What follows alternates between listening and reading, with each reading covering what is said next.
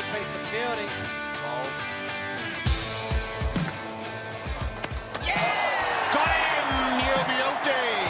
One for the leg spinner. Leg stump finds a gap. Can he hit the stumps? Oh, I reckon he was out, but that'll do.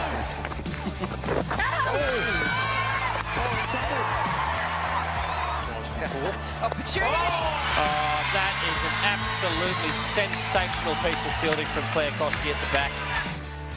Left indoor cricket, here he is. And there it is! He's entered the stats straight away! Fraser McGurk cuts and he's away with a boundary. Nice start to his domestic 50-over career.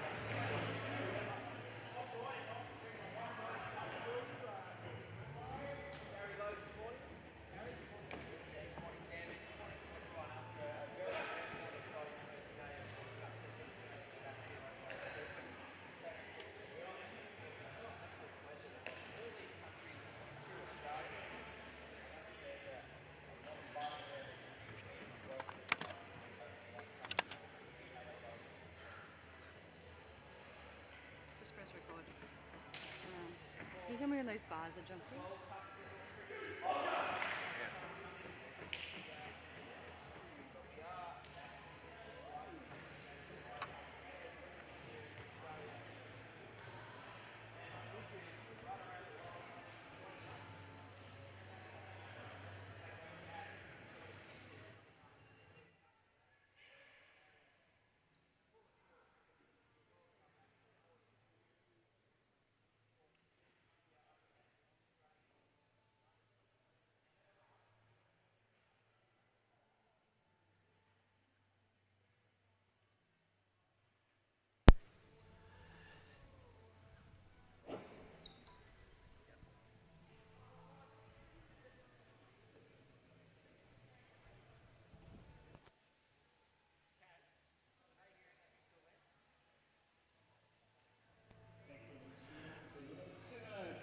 Ladies and gentlemen, good morning and welcome back to Casey Stadium for day 2 of the Indoor Cricket World Cup.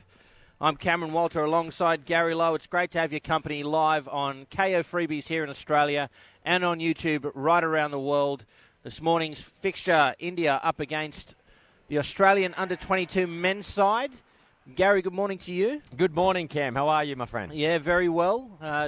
It's always interesting at a World Cup to see the nations come together and take on one another after years of preparation. But an interesting facet to this tournament, the under-22 men's competing against the men's sides throughout the week. So here we have the first such example of that with India up against the Australian under-22 men's. Yeah, it's something that I really enjoy, and to be able to see the 22s test themselves up against the men's squad's really good and quite competitive. You know, you look at these 22 men out there, and they're certainly not boys, they are men, and it's going to be a really interesting game today. The 22s from Australia have already played a game. They played against South Africa, and they came up goods 142-93. So it'll be very interesting to see how they go against this open Indian side today. Gary, why don't you take us through the two lineups? Yeah, certainly. We can see Australia out on court, and we'll commence with them, led by captain Jonathan Di Rosario, Jaden Teskey, Jacob Vestigan, Daniel Van Hees, Lachlan Campbell, Daniel Ost, Jake Langdon, and Brock Lawrence. And the Indian lineup, their captain Girish, number 7 Kizar, number 4 Davik, number 33 Vijay, number 24 Suraj, number 8 Afroz, number 10 Yatish, and number 5 Yeriz. And at the request of Indian team management, They have asked us to call them by those specific names. They do have longer names, but they have asked us to use them by those specific pronunciations, and we thank them very much for providing that guidance to the commentary team today. Absolutely. The umpire for the match, Andrew Hall-Villiers from Australia. Australia did win the toss and elected to bowl, so they've sent the Indian side in. It's always interesting when you win the toss and send the other side in. That's an unusual call in indoor cricket, but it has been made. Here's Brock Lawrence, and we're underway. Full delivery. A little bit of traffic there. Get through for the single.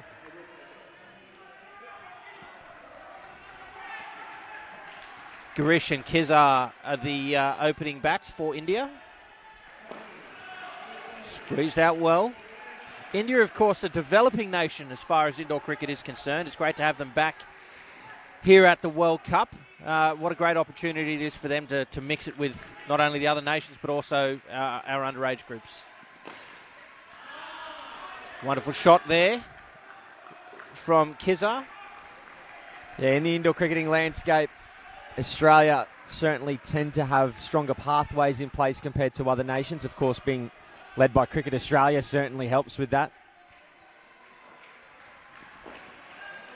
Chance at the top end to throw. It had to hit, but Girish, he was on his bike, wasn't he? He got there really quick. Very quick down the other end. Very, very quick. And it's wonderful for other countries to be able to see how other nations do it so they can get better and get a bit stronger as well. So, India, watch out for them.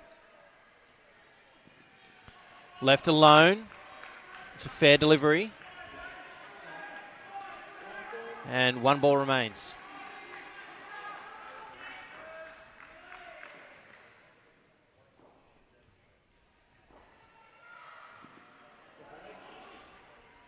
Cut back into the body. And Kizar unable to get it away, but not a bad start for India here in this first over. 5 runs from it. They will start the second over on third ball, though, in indoor cricket.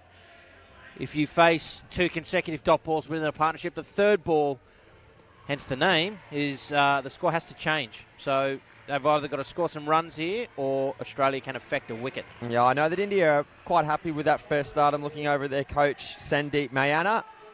Quite happy with how things are going. And from an Australian perspective, Rob Boyston, the coach of that side. Third ball opportunity here.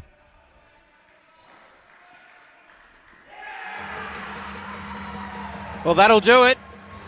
Australia capitalise and claim the first wicket of the innings straight through Girish. And they look pretty happy with that, Gary. Yeah, it's wonderful when you can, as you said, Cam, capitalise on that third ball opportunity, and they've done it straight through the gate. Clean bowled India, back down to 0.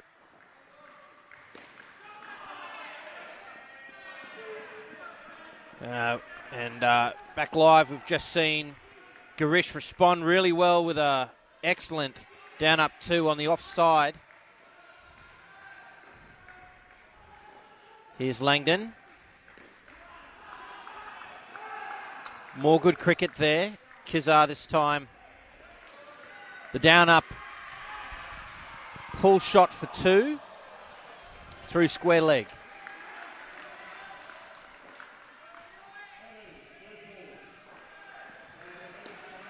Yeah, another great shot there from the India captain. One of the hallmarks of a good indoor cricketer is the ability to get into position to play the shot that you want to play, and that's 2 examples in a row from the Indian skipper. I think Kizar there attempting the same shot he faced on the previous ball, but that one had a little bit more pace behind it, Gary. There was a bit of pepper in that one. Bending the back here. Brock Lawrence is only early days in this World Cup, but the leading wicket taker, Brock Langdon, sorry, my apologies. Jake Langdon. Like Jake Langdon. Gosh. Oh, a little opportunity there at the keeper's end, but again, the big dive. I'm impressed with the running between wickets of the India opening batsmen. They've run hard. They've committed. We're seeing a couple of dives. They're desperate. They're here to compete. Yeah, look, an 8 is a good start. I know they've already lost that wicket, but they'll be happy with that. If they can be aiming to get 20 a partnership, massive win for India. Huge win. I think if they can get to 15, that's nice as well. So 8, in my judgment at least, is a really, really good start as Daniel Van Hees comes in. And Apologies to Brock Lawrence. Of course, he wasn't bowling just then, and I was throwing his name around. Bowled the first over. Bowled well. Jake Langdon also bowled a great second over there. Now it's up to Daniel Van Hees and Kizar on strike. Straight back to the receiver. Great communication again from the India batsman. The dot ball to begin the over. Dan Van Hees not playing in the first game for the 22, so this is the commencement of his World Cup campaign, the number 19. Just a little shape away, beats the bat, and it's another third ball opportunity here for Australia.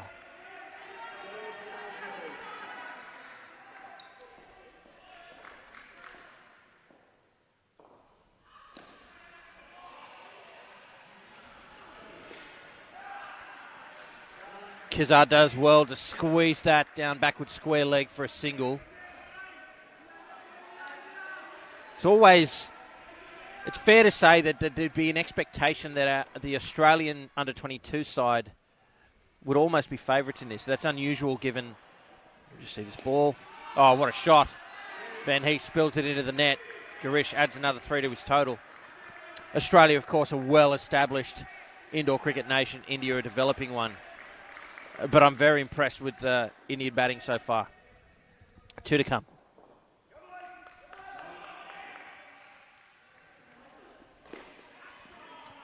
Oh, and it's through to the back net.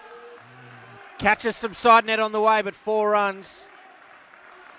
Big runs for India in the third over of the opening partnership. And it's only missed the back net by an absolute whisker too.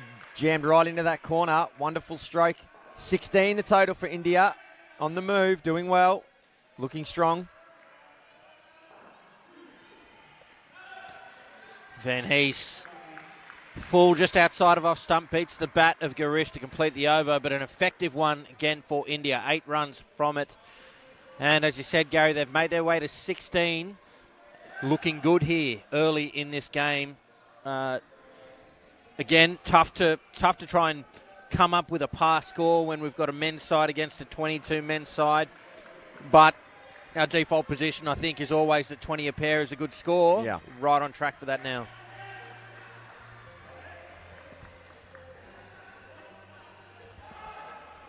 Jaden Teskey with ball in hand.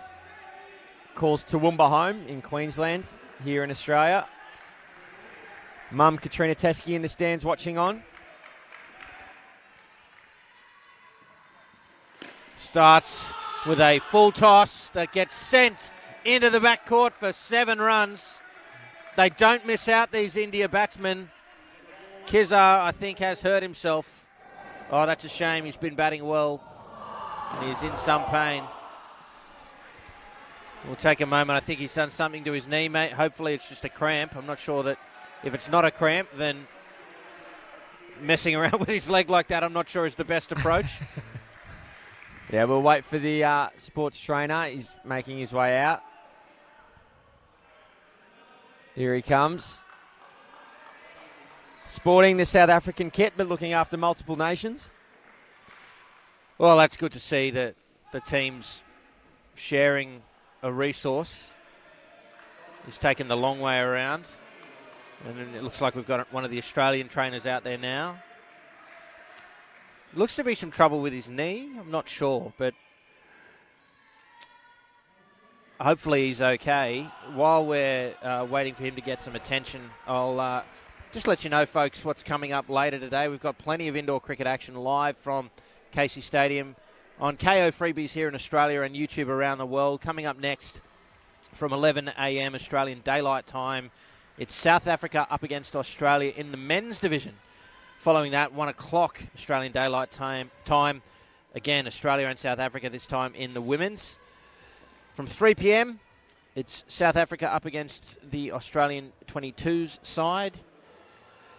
Then 2 men's games to finish the day. From 5 p.m, India versus England, and 7 p.m, Sri Lanka versus Singapore. So we'll see just about every nation competing here at the World Cup on KO Freebies and YouTube right around the world. What a great day of indoor cricket we have in store for you folks. And Gary, with that in mind, just how good is it to have the World Cup back? Oh, it's absolutely fantastic, and the whole city and town is abuzz. They know that indoor cricket's coming to town, and I know that people are setting up their weekends here in Australia with the popcorn out, ready to go, feet up, and watching an entire day's worth of World Cup action. And looks like Kizar's on his feet, and whether he'll continue seems likely. He's staying out there, and the other players are going. He's been in the Indian squad for quite some time. Started off back in 2017, being a part of their World Cup outfit. Made the way to an Asia Cup in 2018, an Australasia Cup in 2018. He also has gone across to New Zealand a couple of times, so he's one of the more senior players of the Indian squad, and he's doing well out there, and he's going to soldier on at the moment. Yeah, he still looks pretty ginger, so that's certainly courage, but I've got to tell you, if I just zacked a 7, I'd want to stay out there too. Take the glory for a bit. Yeah. So 23 here, India, for this batting partnership. It's a wonderful score against a highly fancied Australian 22 men's side. Great start at this stage with 5 deliveries remaining. So Kizar is okay. We're almost back ready to get underway. There's 5 balls remaining, as you say. 23 on the board for India, and here is Jaden Teskey. Great movement again from Girish. Helps himself to 2 through cover point.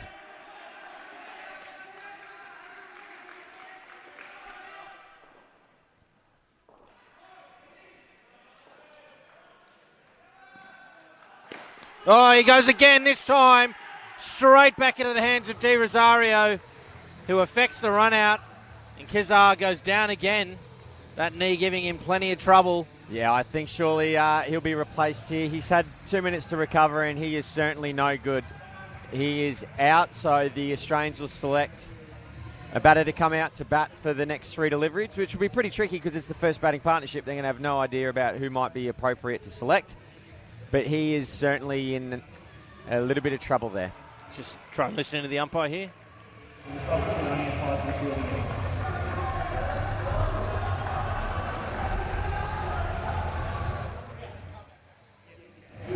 Yes, because the substitute only applies to the fielding innings. So we will still need to pick a replacement. So, Gary, we just heard there that this is technically not a substitution. So, Kizar, although he is limping off quite badly, can field and bowl. Correct. Yeah, without getting too heavily into the indoor cricket rule book, but there is a difference between a replacement and a substitution. So he is still able to come back in at a later stage. I would say, I mean, I'm no medical practitioner, but he looks to be not in the best of shape. And I think even at the commencement of a very, very long week, it would be probably unwise. Even if he is okay to come back, you'd probably rest and let him recuperate and recover. Now, the challenge for India, and I guess the advantage for Australia, is if Kizar is unable to take the field, and that means they're 1 bowler short. Of course, they'll be able to substitute him with a fielder. Yes. But they'll be 1 bowler short, which gives Australia the opportunity to pick 2 bowlers. Correct. So just trying to get a sense of who's come out to replace him. That looks like it's Suraj. Suraj, number 24 for India. And 3 balls remain, so a stop-start over here with the injury to Kizar. And it's a shame because he really zacked that 7 pretty strongly. Smashed it. Hit it too well. Yeah, absolutely. Hit it too well. 2 straight as well. Yeah. Yeah. That ball certainly went the journey. But in the end, a wicket for Australia. India still on 20 runs, though, with 3 balls remaining. It's been an impressive opening partnership for the India side. And we're now ready to get back underway, courtesy of Jaden Teskey to the India captain. Gives himself some room again and sets off. Sent back, and rightly so, by Suraj. And 2 balls now remain.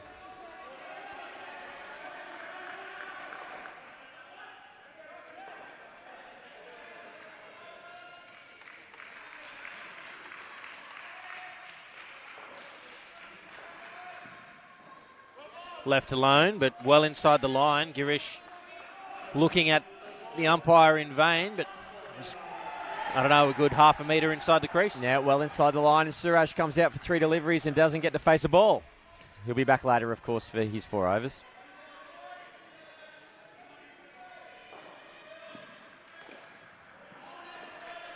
And the stats man in me is very grateful that he didn't face the ball, because that does mean that all the runs are correctly attributed to Kizar. But that brings the partnership to a close. 21 runs on the board for India. What a great start that is for them in this clash against the Australian under-22 men's side. Thanks for your company, folks. It's the Indoor Cricket World Cup live on KO Freebies and YouTube around the world. Gary Lowe, how'd you see that? Yeah, very good. Very, very good. Unfortunate that 7 didn't come off as well, and that is a 12-run turnaround. Massive, yeah. That 7, lands somewhere or hits something and goes away. You can turn 21, make that 33, and gee willikers, that would be something serious. 21, again, I think, is a fantastic start for India here. If they can continue along that vein, quite impressive. And that first batting partnership, really good from a technical perspective. Really Absolutely. good indoor cricket shots. Yeah, couldn't agree more, Gary. As we see, Afroz and Vijay are out at the crease now. They're tasked with trying to build this score, following on from an excellent 21. Interesting to me now is Coach Rob Boyston having a long discussion down there with the Australian 22 men's side. Be interested to know what that was about. Just discussing some tactics, how they're going to approach this partnership, whether they're going to make a change to the field at all. Always good to have the likes of Rob Boyston as your brains trust. And Lachlan Campbell's going to get us back underway. He's bowling the 5th over, the first over to this partnership. And here we go. That is a great start off the legs for Vijay. Helps himself to 2 on the onside. Talk about technically impressive. How about that one? Yeah, they're off to a flyer. Let's see what Afroz can do on strike here. See if he can follow suit. Squirted away into the corner for 1. And they're both away. Afroz plays for his local centre back home, the Spartans.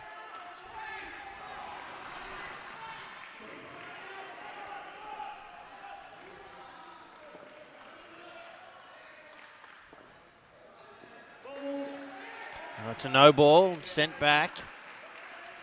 Looks like a fielder's come into the front court. So in indoor cricket, you can have 4 players in either side of the court, no more.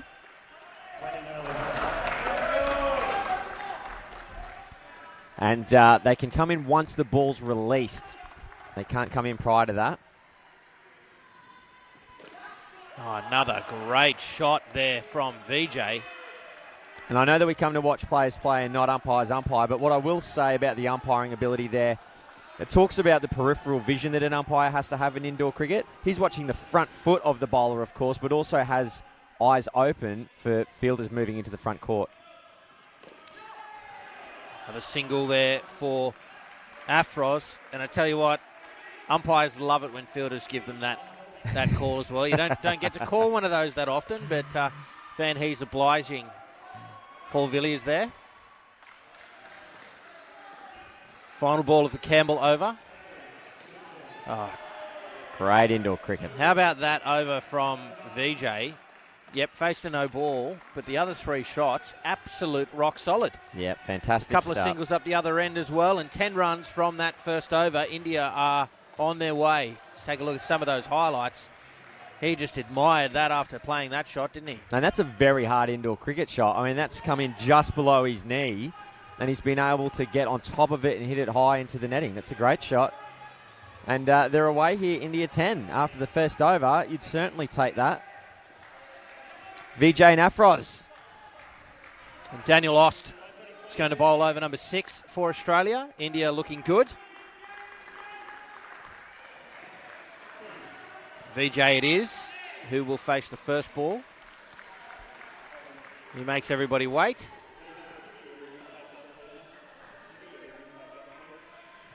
We're just going to have a delay here again. The umpire spotting that Vijay's earring is not taped.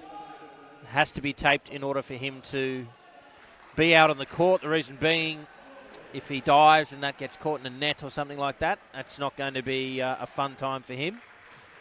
No, obviously the official's up there to make decisions on the play, but the first and most important part of the umpire's job is to ensure that all the players are safe out on court. So the bling's either been removed or taped up, and we're ready to roll again. We've just got to wait for the gate to be zipped up.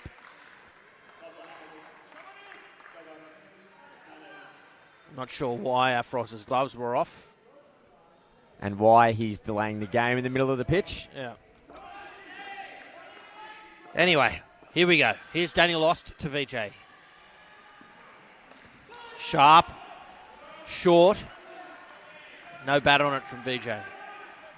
And the reason why it's somewhat indecorous for the batter to be doing that is there's a time limit that's applied to each of the innings. And if the batter wants to remove his or her gloves, well, that's it. Their discretion. VJ adjusts well. A little bit more width that time, but just guides it into the offside net. Very impressive batting.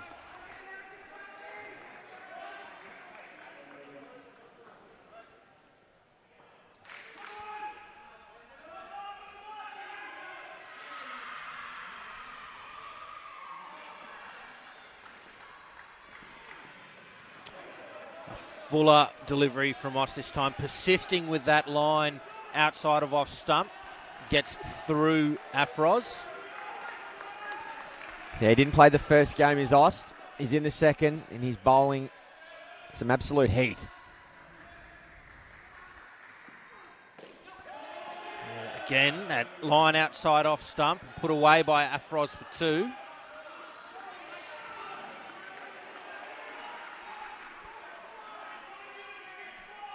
Looks like the zip over in the corner is going to come down. Another good pick up by the official there. If the ball rolls through, that'd be a 5 taken away from India. Gee, he doesn't miss a trick, Paul Villiers, does he? 2 balls remain. I've talked a few times, Gary, about India as a developing nation in indoor cricket.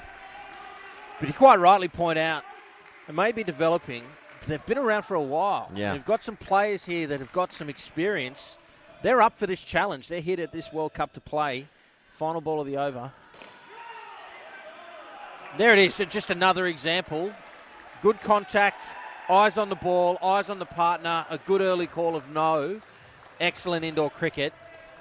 A watchful over with 5 runs from it. They move to 15 for the partnership. You know, we're talking about how long they've been in the squad, and you're quite right. You know, VJ commenced his international debut in a World Cup in 2014, and Afros has been in the squad since 2018, playing in an Australasia Cup. So, although developing, we've got players out here that have been in the international program for 4 or 5 years.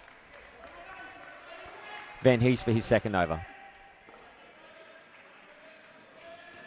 Down leg side, called so by the official. 2 runs added to the total. India moved to 38. Yeah, India were in the plate final in 2017 in Dubai. Van Hees continues. Went down on that occasion to England in a tight game, 85-81. Close.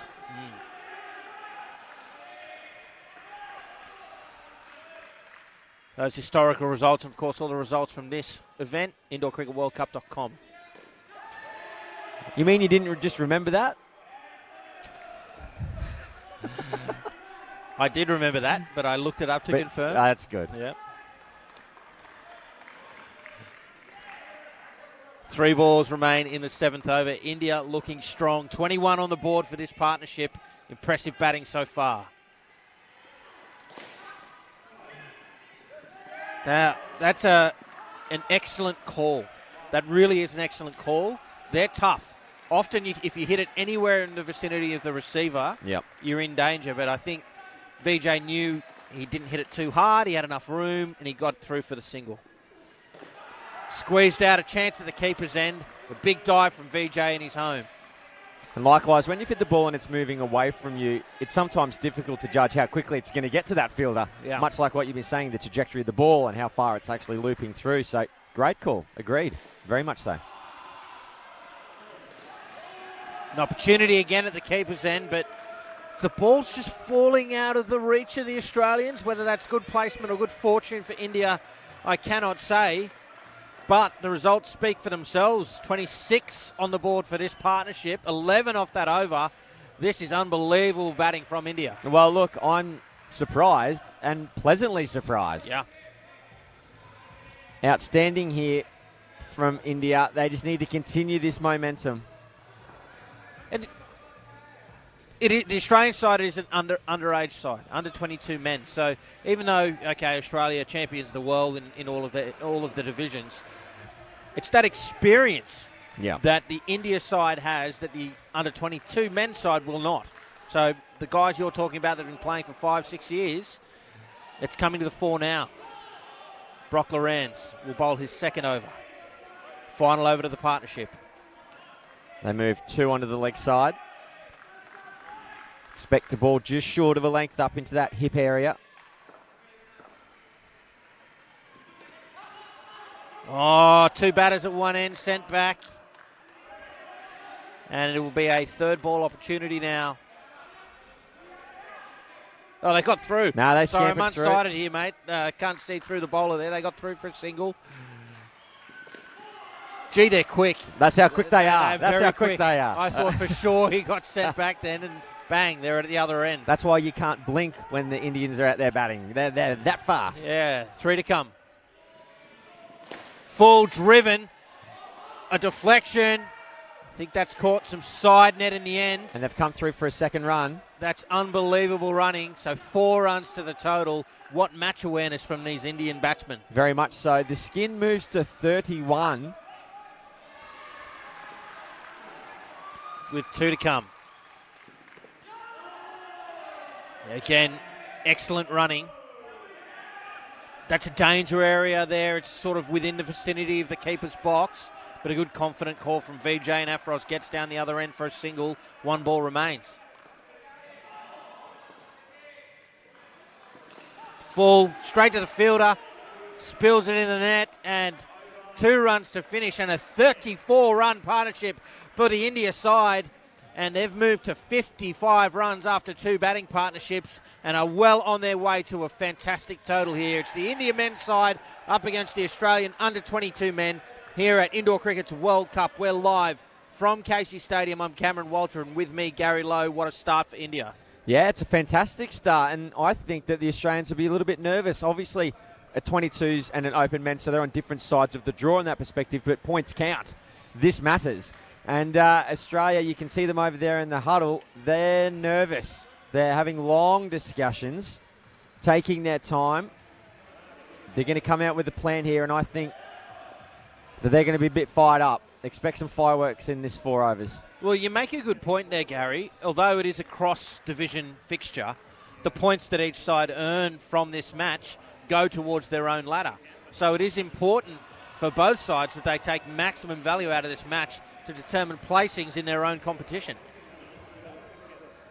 Australia currently sitting second in the 22 men's. It's going to be Jacob Verstegen. Davik and Yatish are at the crease for India, and the umpire gets us back underway over number 9.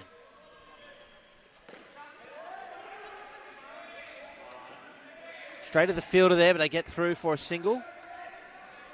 Got a pet hate of mine, someone in the stand taking flash photography. That flash isn't doing a lot. Turn it off. Fairly straightish 2-man onside field. See the area Verstegen's targeting. That's why. 2 singles so far.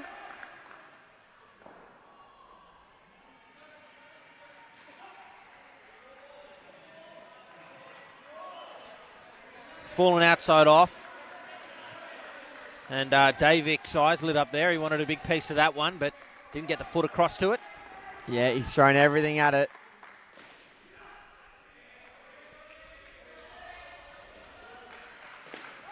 Much better indoor cricket shot, that one. Weighted on it.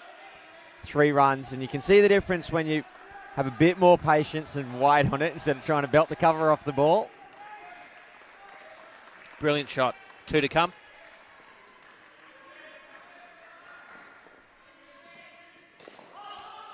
Oh, that almost gets through.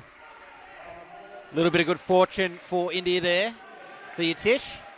1 ball remains.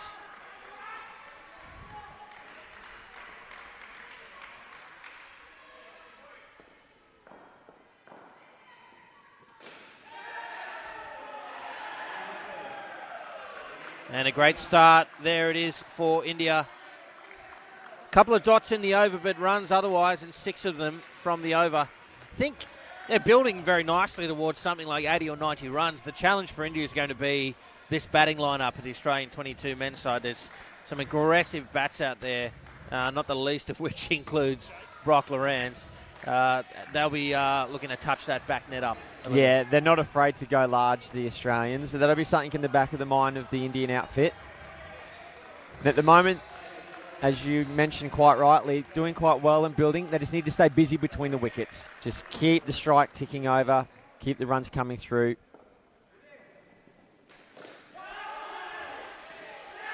Oh, that's out. A great piece of fielding. The diving effort there from Yatish. Not good enough to make his ground. Australia too good that time.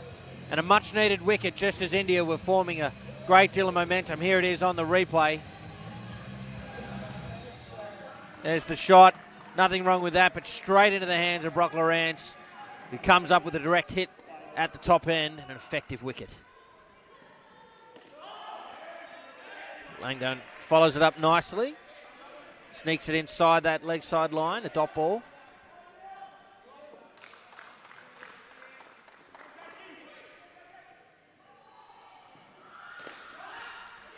Another opportunity. The throw this time is wild.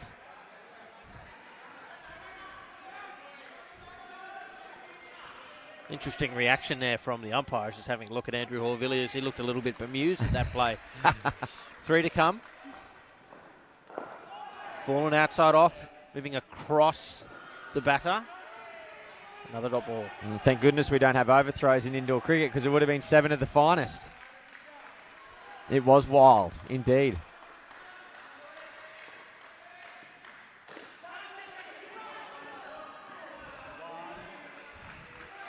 Get through for a single. The extra movement's not. When you do that, I understand what you're trying to tell me. That's not how I saw it. Thank you. Players ready. What do you think of that, Gary? Yeah, it's interesting, and I do agree with the official. So the player's gone to get the ball legally, which is completely fine. But you can see he's also made an extra little shimmy across to his right into the middle of the pitch, which has obstructed the batsman coming through. So it's a good call. It's the right call. He's tried to be slightly a little bit sneaky there, has Van Hees.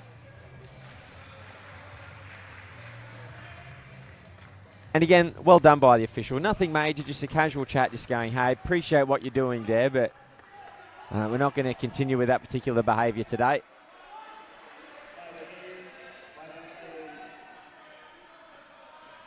Campbell right into the kneecap.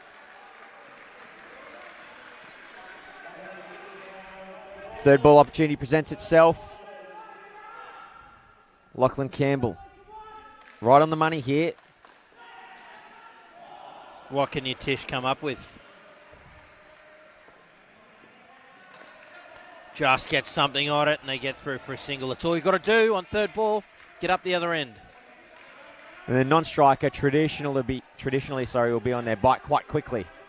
They know that it's highly likely they're going to have to run, so they get down there very fast.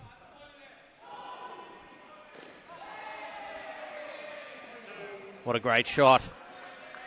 Short of a length, enough width to put it away on the offside for 2.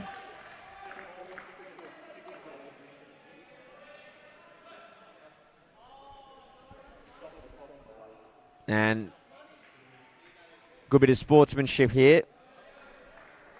Looks like Jaden Teskey tying the shoelaces of Yatish down the other end. I don't know if he tied his shoelaces together properly or tied them together. He's away, looking good.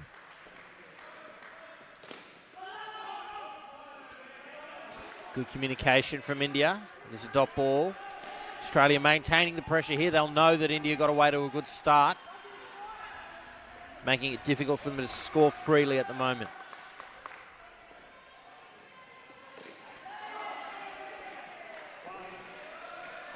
There was always going to be an expectation that Australia was going to come out quite strongly in this 4-over stanza, this third batting partnership.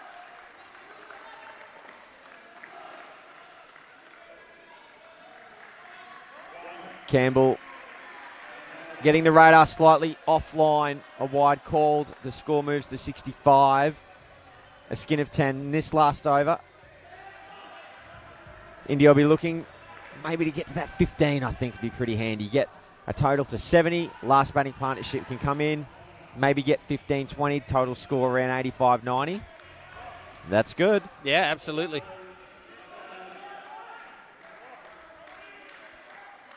De Rosario with ball in hand. He is a superstar. Enjoy the next 6 deliveries. A lethal player.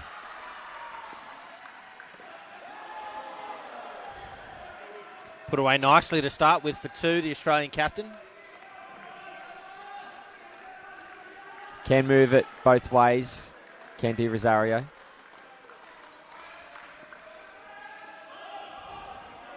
Gee, it's good. I love how it comes through and it dips late. Dips, grips, turns sharply, aggressively. It's got great control over an indoor cricket ball. Dragging that one down slightly. Hitting the roof, 1 run. Australian front court, up and about, encouraging each other.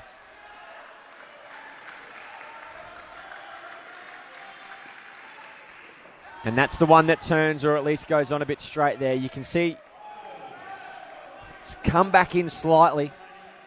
Top spinner, slight wrong and perhaps, but it wasn't a traditional leg spin delivery. 2 to come. And again, he's done it again. Lots of variation here from De Rosario. Last ball, 14, the batting partnership. And they scamper through for 2. Again, a wild throw, 71 the total, Cameron Walter. Well, yeah, it's a good fight back there from India. They were under the pump with that wicket early in the second over. Again, Australia were keeping the pressure on, making it difficult for them to score, but India would be quite happy to take 16 runs off that pair and 71 for the total. Looking good to post 80 or 90 runs against the Australian 22 men. Yeah, I say it quite regularly. You know, if you said, before we go there, if you had this total, would you take it? India I think, would take 80 for sure. So if they can get to 85, 90 would be a dream. Suraj and Yeres. Suraj making his way onto the court for the second time, having sat at the non-strikers end for 3 deliveries. Yeah, he had the best seat in the house as a spectator, didn't he? Come down the non-strikers end and sat there and watched for a while.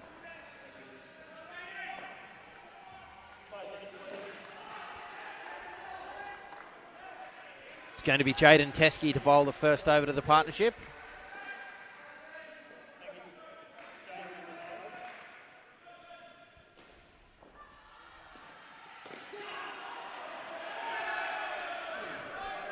Pretty reasonable start.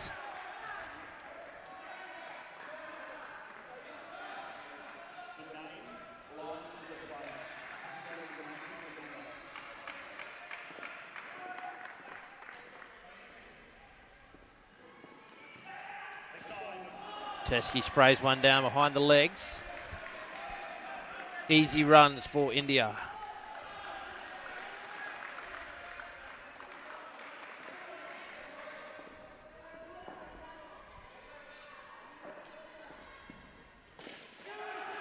Oh, no.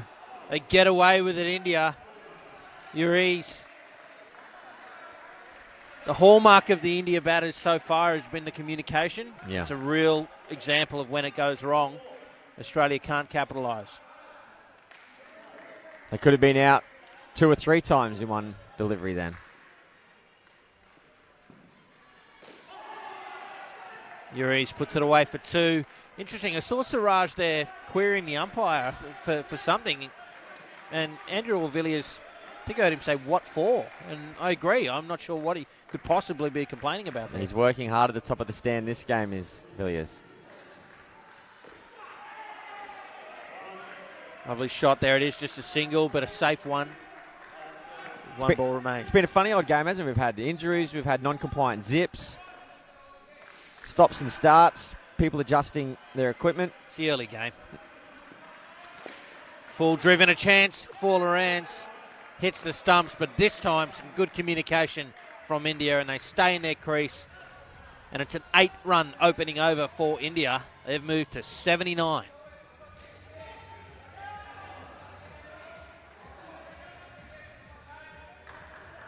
Yeah, it's a wonderful start. Making good the ground. Quickly getting the bat over the line. Verstegen. Ready to go. 79 the total. Australia keen to get a wicket somewhere. 2 on the leg side. Both forward of square. You've got to be on the money with your bowling when you have fielders in that position. You're looking to try and avoid any runs being leaked backward of square on either side.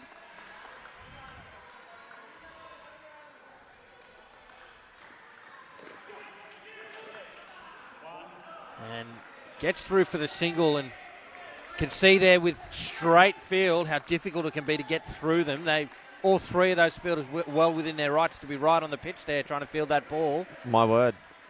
Siraj able to get through handily. 3 on the leg side. I love this kind of stuff, Cameron Walter. I'd be bowling this full and outside off now. Right on the top of off stump, not where you want to be. Nah, that's a shocker when you've got 3 on the leg side. I just love the courage, the confidence, the boldness, which is quickly evaporated as one comes back on the offside. I just have to clarify, the top of off is where you want to be, but not with 3 on the legs. Here it is. Another 2. Batting well.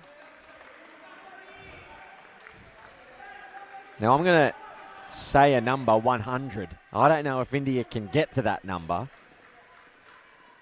but they might. I think it's probably fair to say that if Australia don't take a wicket, then India are posting 3 figures here. No question. Which would be a fantastic outcome.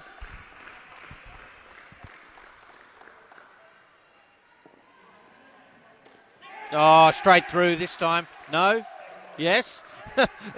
Andrew Villiers took some time to give that out. Well, I think it was that obvious. That's how I've seen it. You can go and check it if you like, but that's how I've seen it. So Siraj, I think, is claiming that the ball didn't hit the stumps, that it's come off the keeper. And you heard there from the umpire. You don't have to be happy about it. That's just how I've seen it. Check it. Go check it. Ooh. Well, the official's saying go check it, and I can tell you that it was out. The Australians looking at the commentary box, looking for a bit of reassurance. Certainly was out. All good. All good. Thank you. Players ready, please. I think well handled by the umpire there. I mean, to quote him, you don't have to be happy about it, but it's out. Absolutely. You know, the decision's been made. The feedback is almost irrelevant. But an important wicket there to finish the over from Verstegen, and here's Daniel Ost. I think the important thing is you don't always have to agree with the umpire's decision, but you have to respect the decision. Absolutely. And that's the important thing. Once the umpire makes a decision, then you move on, and you don't carry that baggage with you for the remaining overs too. Oh, it should be out, and it is out. Sharp fielding from Australia, fighting back late in this innings. We were talking about maybe 3 figures looking good for India. I think that's done and dusted, Gary. Australia, they stay at you, and they capitalise when they can. Here it is on the replay.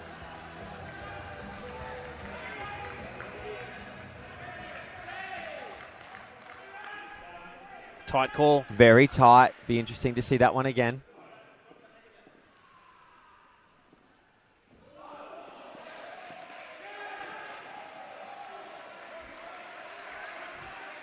India, having learned from the previous discussion about the dismissal, to know not to question the decision, just move on. 74 on the board, 9 balls remain in the innings. And that'll be a no ball, way over the head of Uriz. Yeah, he just got his run up a bit wrong then. He stuttered quite a number of times before he came in for that delivery. And I think that stutters there all the time, Gary. is it? Yeah. It must have been more pronounced this time because I could hear his scuff marks at the back of the court.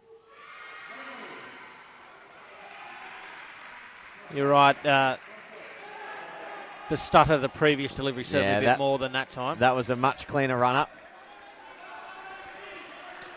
1 ball remains.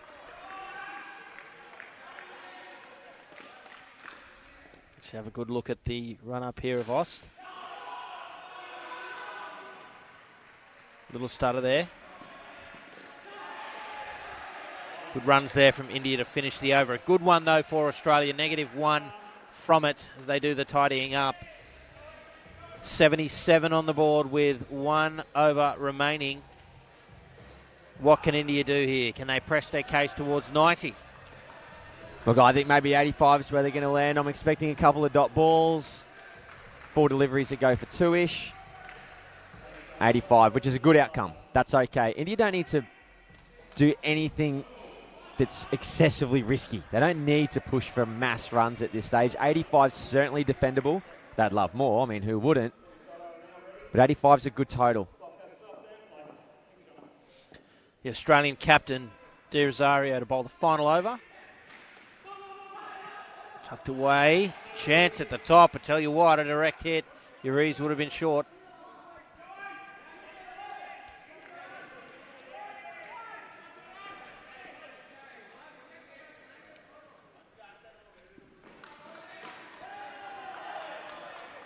Both looked reasonably comfortable on the break. It's the wrong, and I think is going to, the toppy, that's going to create some opportunities here for Australia. He usually bowls at least 1 or 2 and over. Oh, well read that time. Fortunate to have the width. I think it's that one that's going to be pitched on the stumps and go straight on. Yeah. Kick up as well. Causes a bit of chaos.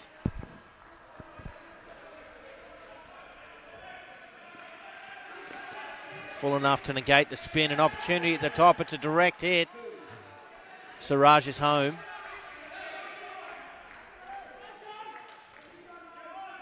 The official getting right down low. Yeah, what have a look at that one. Yeah.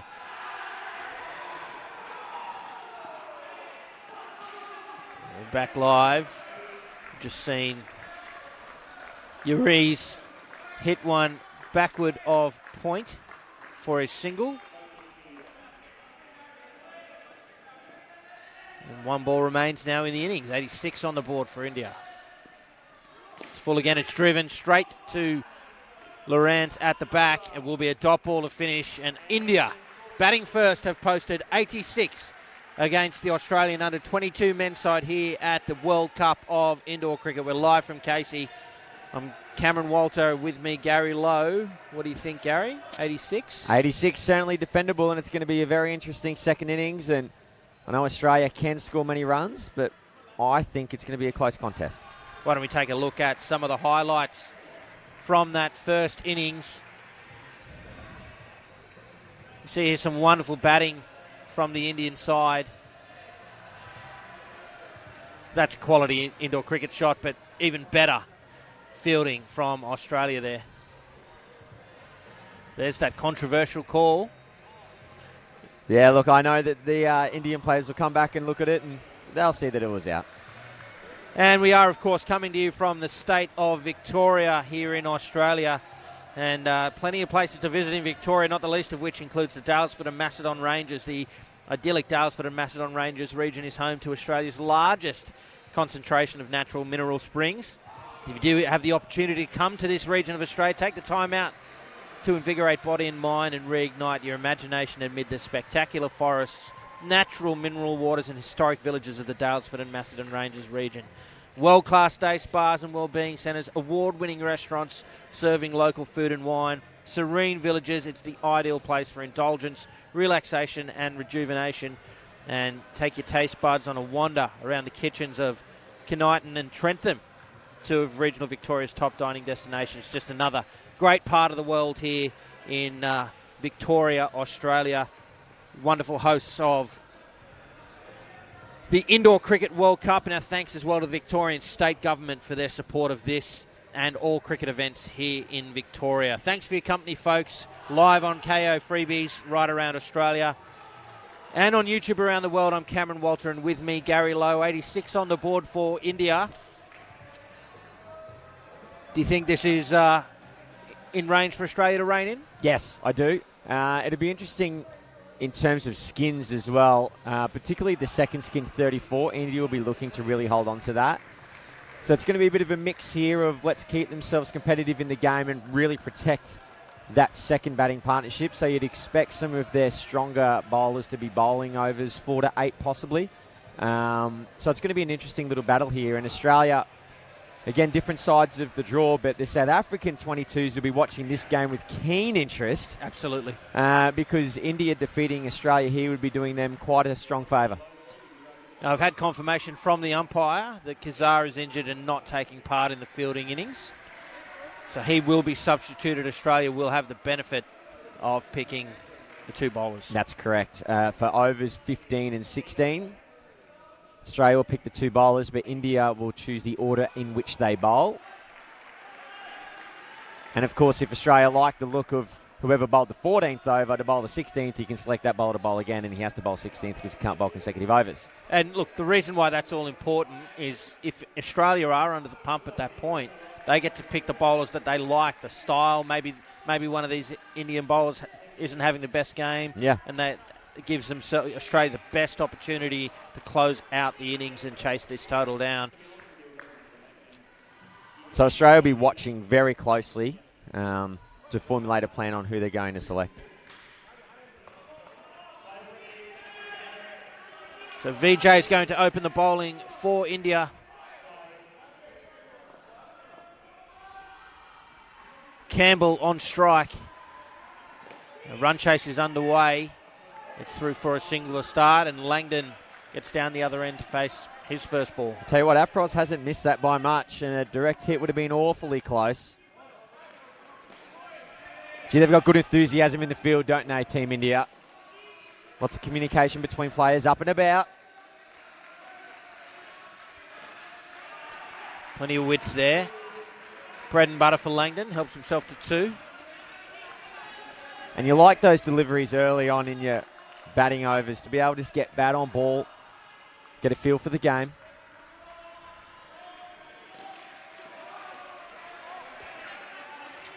Well, there's another one. Quality shot from Campbell. Looking comfortable early.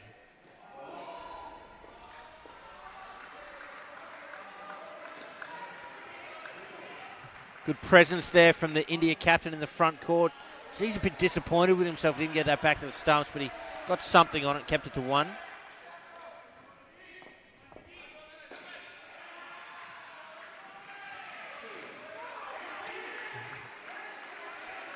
It's a dot ball. Very active fielding here from India. Final ball of the opening over. Slower delivery. Finds a leading edge and another dot ball. And Australia will start the second over on third ball with a score must change, having claimed 6 off the first. Not a bad start for them. An opportunity, though, for India on the first ball of the second over. Davick to bowl the second. They've changed it on me. It's going to be Atish.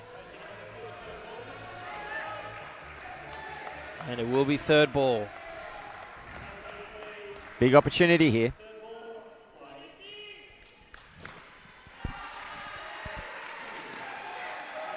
Oh, India can't keep it off the net. It's tied in at the legs there of Langdon. And Australia take 2.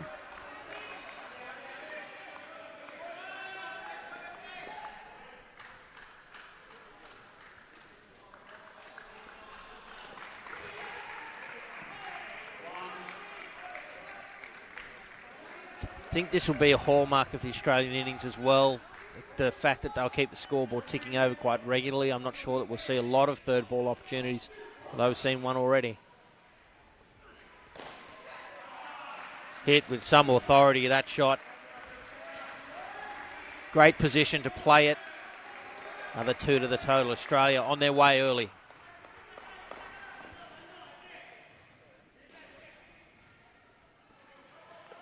Oh, finds the edge, and India take their first wicket. They are pumped. That's the start they need. Australia were looking to get away already, and India, they strike back at the right time. Yeah, very classy catch behind the stumps there. You could hear the feather and the nick from all around the indoor sports stadium here. That's got to be a no ball, yeah, over waist height.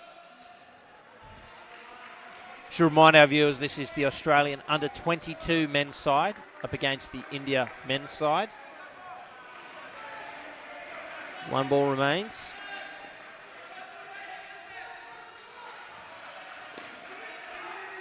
Oh, a little chance there. Lots of deflections there in the front court for India. Sooner or later one of those is going to go to hand or even deflect straight back to the keeper. It's a good movement from them. 3 runs from that second over, 1 wicket in it.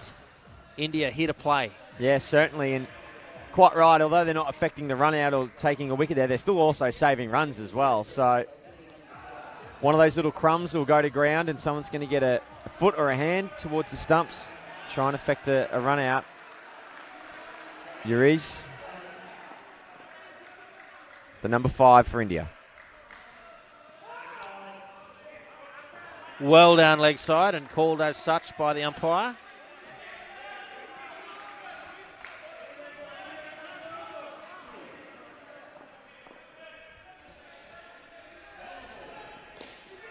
Targeting those legs. That was what he was attempting to do on the first delivery, but Campbell just helps himself to 2, easy as you like. Yeah, they've been very strong, these two. As the field gets readjusted. Wide, played flat, straight through cover point. And a safe run for Langdon. 2 of them, in fact.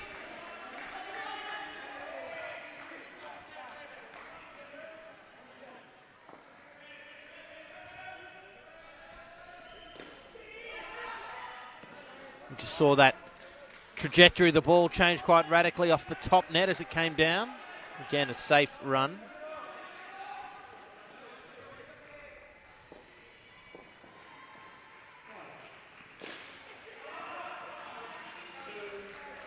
A little too easy so far this over for the Australian 22s. Yeah, if India are going to be a chance of winning this skin, they must take a wicket.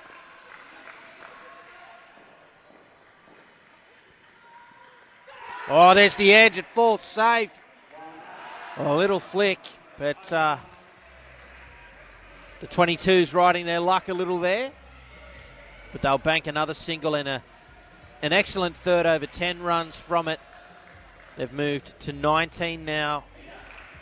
Looking good to take this first skin and get this run chase off to the perfect start, the Australian 22 side. Siraj will bowl the 4th over.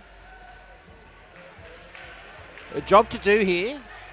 India not only wanting to peg back the run chase, but also will be eager to take this first skin.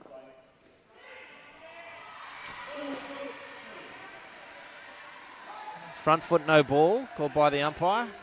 Absolute sin in indoor cricket. Well, it's one of the things you can control. Yeah. We shouldn't be seeing any of those at the World Cup level.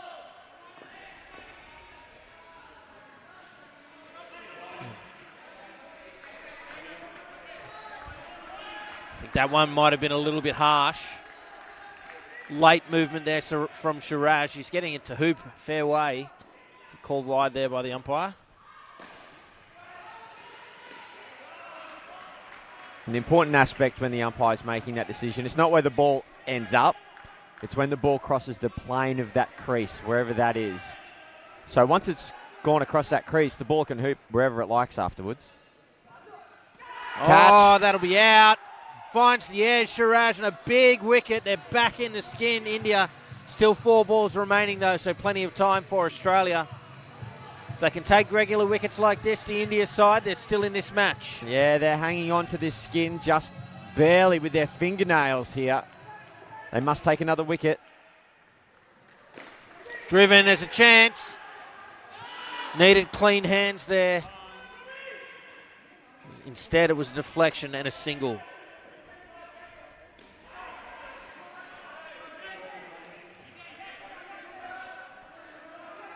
That's the replacement player out there. Fair delivery.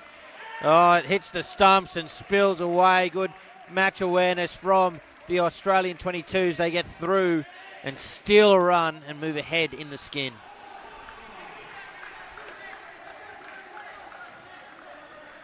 Ruman, the substitute fielder.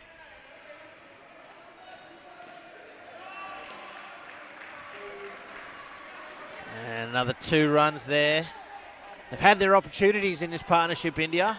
They've let the foot off the gas a couple of times, and Australia taken full advantage. The Australian 22s, I should say. And they finish with a single.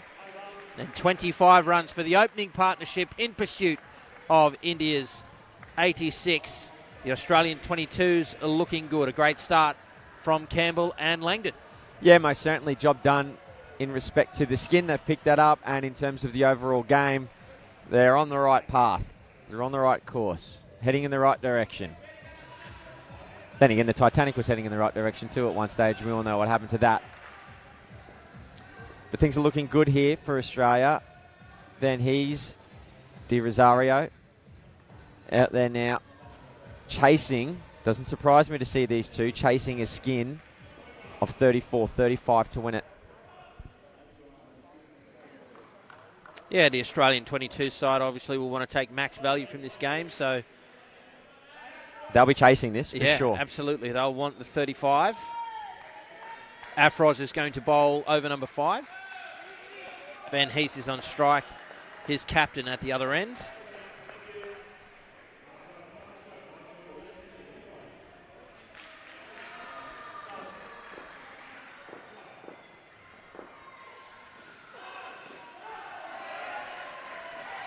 Shaping back in to the left-hander. Van Hees gets across, opens his account with a 2 on his offside. And Van Hees will be very familiar with these conditions. His local club or centre is the Cranbourne Kings. Would have played many a game in this facility. Oh, it's up. It falls safe. A big yak at that one. The Australia 22's captain. Likewise, the man on strike, playing for Cranbourne as well. When they come here in their local competition to play the Casey Stars. Chance at the top. The flick had to be on the money. Almost could have had a zing at the keeper's end as well. Single for Australia in the end.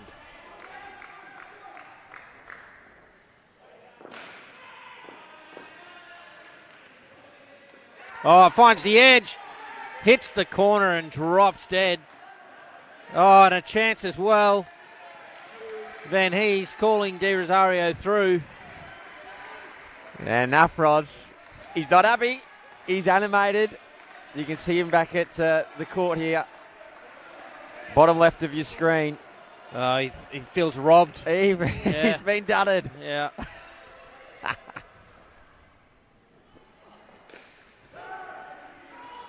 You got to love a bit of passion in indoor cricket. We expect nothing less here at the World Cup. We now see 2 fielders on the legs of De Rosario. Straight to those fielders. Great piece of fielding. A desperate dive from De Rosario back in his crease. The bail's still on the wicket anyway, but it will be third ball to start the second over of this partnership. They've claimed 5 off the first. That's well bowled from India in the context of the skin. And a couple of opportunities there for Avaros. Yeah, the front court fielding in particular has been quite good from India. Girish, the captain, they're coming to the attack now. They just need to remain patient here, India. That's the key for them. Opportunities are presenting themselves. If they can just remain patient, not burn unnecessary energy, they could be in with a sniff here. Third ball opportunity. It's going to be a no ball off the pitch. And you could see from a long way away that was going to be a no ball off the pitch. So Van Hees, the decision-making process was very simple and very easy.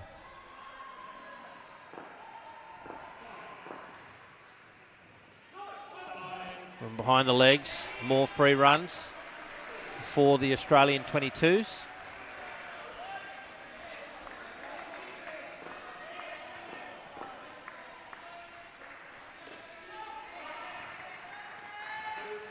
Two runs through cover, Van Hees.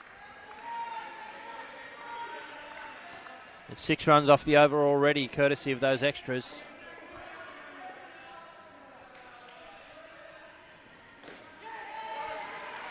It's always interesting to see other nations as well, keeping a keen eye on the games taking place. The coach of the South African men's squad, Dino Baradelli, over to our left. Just seeing what's happening here with Team India. Keeping a watchful eye on proceedings. Dino, a world champion in his own right with the South African 35 side. They beat the team I was involved with, I'm sorry to say, but it's a great final over there at home for them in South Africa back in, what was that? 2013. I can still hear a bit of a sting in your voice there, Cam. Does it keep you up a couple of nights throughout the year, does it still?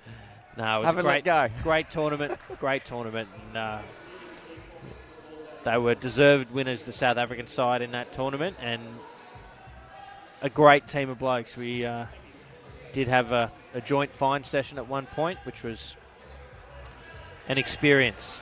Now, that's the wonderful thing about indoor cricket. It does bring nations together. It's a wonderful community, and if you haven't been involved in indoor cricket before, wonderful opportunity now viewing the World Cup to see where you could go one day, possibly. Get involved. Find your nearest centre. Here's VJ to De Rosario. Advances and sends it into the backcourt for 5.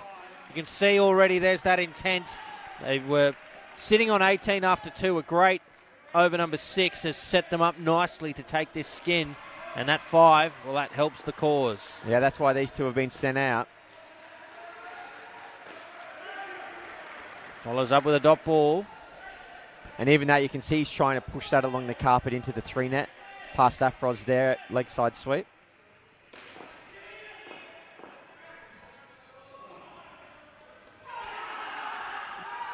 Oh, that is a great delivery.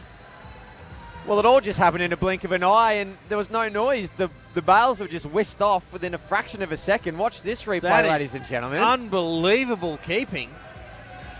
He did that in no time at all. Gone. Absolutely gone. Wow. That took us all a bit by surprise, didn't it? It did. Silky smooth. And a crucial wicket, both in the context of the skin and in the match. India hanging in there. 2 balls remain in over number 7.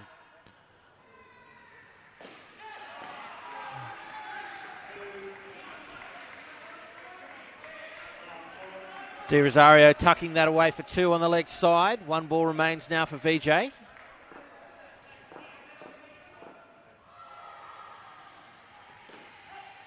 Oh, an opportunity goes begging.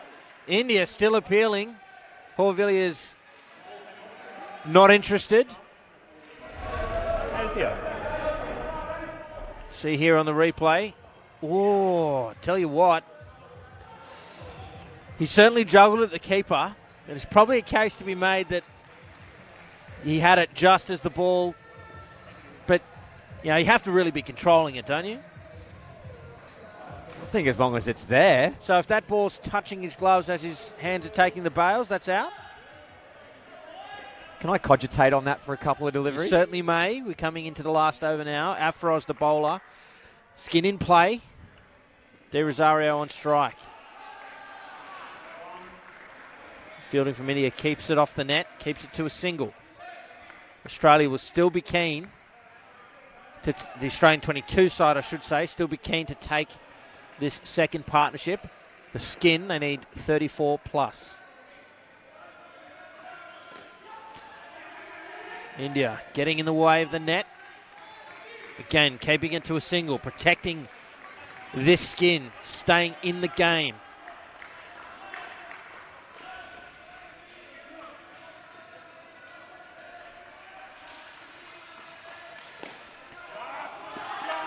Driven into the back court, De Rosario banks 4 runs. And they're still within striking distance of this Skin, the Australian 22s.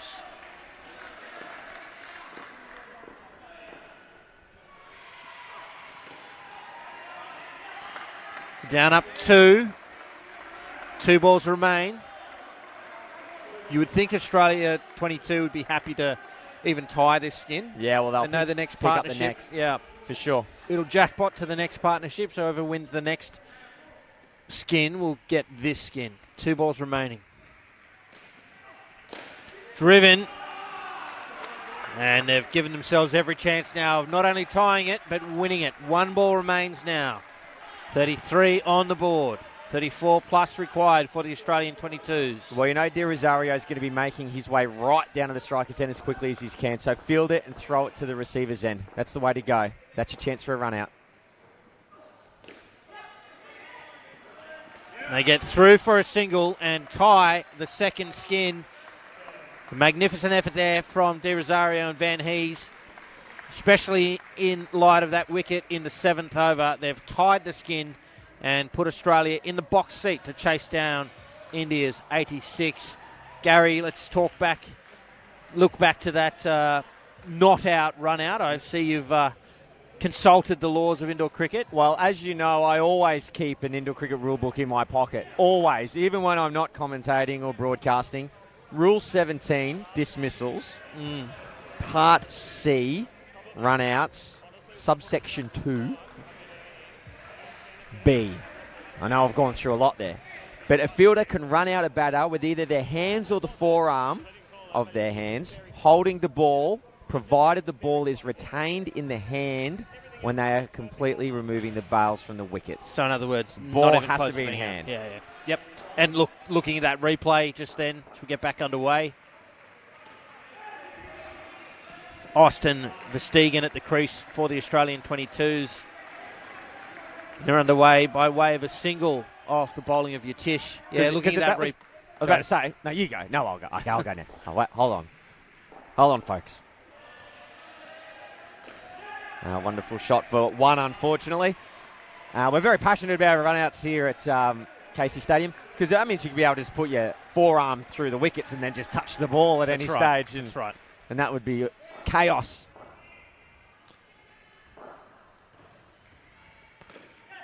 And the replay, to me, suggests it probably wasn't even touching at the same time anyway. Yeah. So, and as you know, although it's not really in the rule book that a batter gets benefit of the doubt all the time, if there's no evidence to give something out or insufficient evidence to give something out, and that deflection stings, it goes back for 4 runs for Aust, then how can you give it out? Correct. So, and although not in the rule book to give the benefit of the doubt, what that actually does is allow consistency in decisions, which is why it's a bit of an unwritten rule that that's the way it goes, because it allows that consistency to flow throughout the game.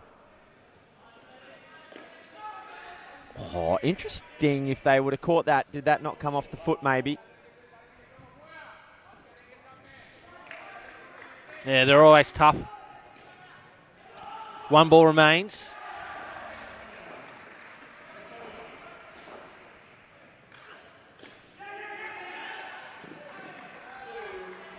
2 runs off the final ball of the over gives them 9 from the 9th. A great start again for the Australian 22s here at Indoor Cricket's World Cup. The 22 men's from Australia up against the India men's side. India aiming to defend 86. Australia looking in the box seat at the moment, Gary. Yeah, looking the goods at this stage. Davic to come into the attack now. Jacob Verstegen on strike. He's the vice captain. He plays at Action Indoor Sports in Wynnum.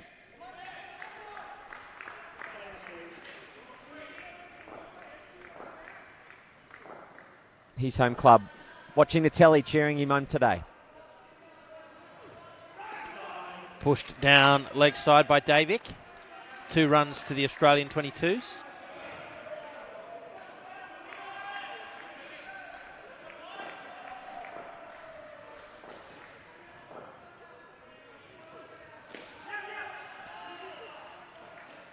Kept off the net by India. It'll be a single. Of course, in indoor cricket, if you've just joined us, all the nets are worth bonus runs except the one behind the keeper. So the aim is to hit the net.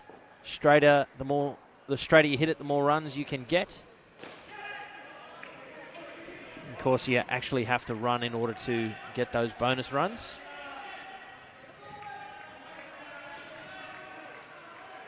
Wasn't always the case, though, was it, Cam? No, it wasn't. Long, long time ago. Yeah, the old form of indoor cricket, very different game. Davic continues.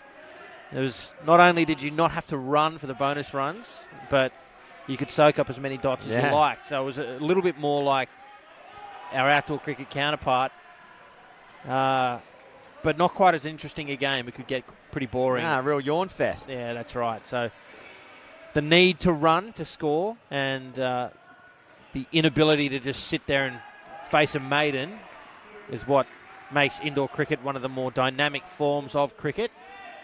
And to your point earlier, something that people from all around the world can participate in, to encourage you to find your local centre and get out there and get involved in indoor cricket. A great way to start playing cricket or return to the game. Sent back there by Verstegen. A dot to finish, but 7 runs from the over. They're on 16, have equalled this skin, and it's worth 2 points. So they're in a great position to bank this and the previous skin and get as much value out of this game as possible.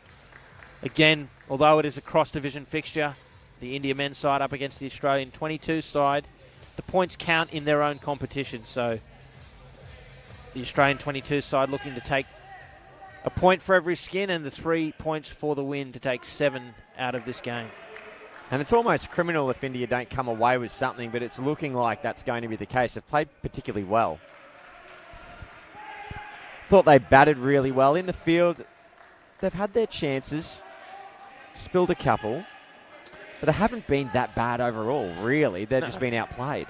I think, for me, a key turning point, Siraj continues, left alone by Verstegen. The key turning point is over number 14 and 15, a wicket in each of those 2 overs in the India innings. Sent into the backcourt, well fielded by Davic, a diving effort from him. Wonderful effort. But those 2 wickets were the difference between 100 runs and what they ended up scoring, 86. And make no mistake, Australia looking good to score well in advance of 100. But it puts a totally different complexion on the game if India are defending 3 figures.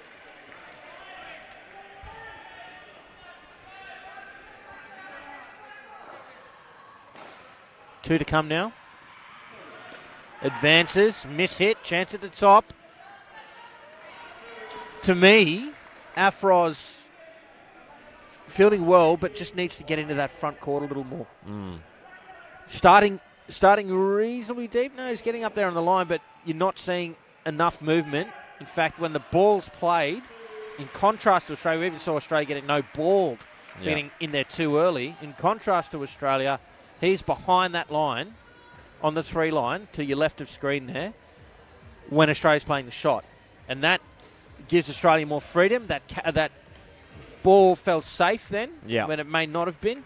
It's a key difference. We've talked in earlier games, Gary, about how important that position is.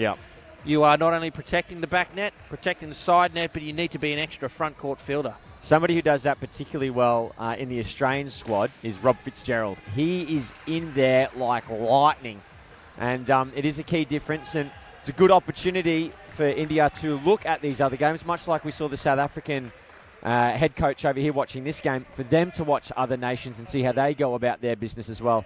Could be something that they could implement into their game to make them stronger. 84 on the board for the Australian 22s. Here's Davick. Well bowled to start. And both those sweepers on the 3 line, quite right, Kem, and a good pickup. Neither of them actually moving into the front court. Yeah. Really good catch there.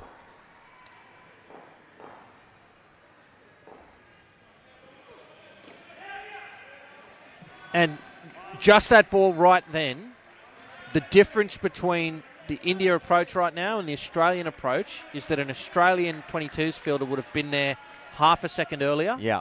And that, therefore, the ball would be back at the sticks half a second earlier. It's a totally different approach. One's effective, one is not. Man, Verstegen finds the back net for 5. And that's the go-ahead shot. Australia now in front of India. And that half a second is a metre and a half. Yeah. When it comes to run-outs. It's an eternity.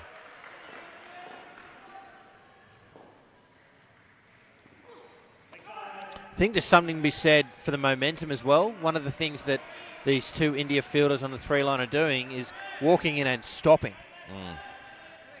Now, I wouldn't mind it so much if they were still moving and not quite as front end, but they're walking in and stopping. Which, yeah, I'm not sure is the right approach for that position. But again, maybe something they can take out of this match and indeed the World Cup. 2 balls remain. The Australian 22 side on fire.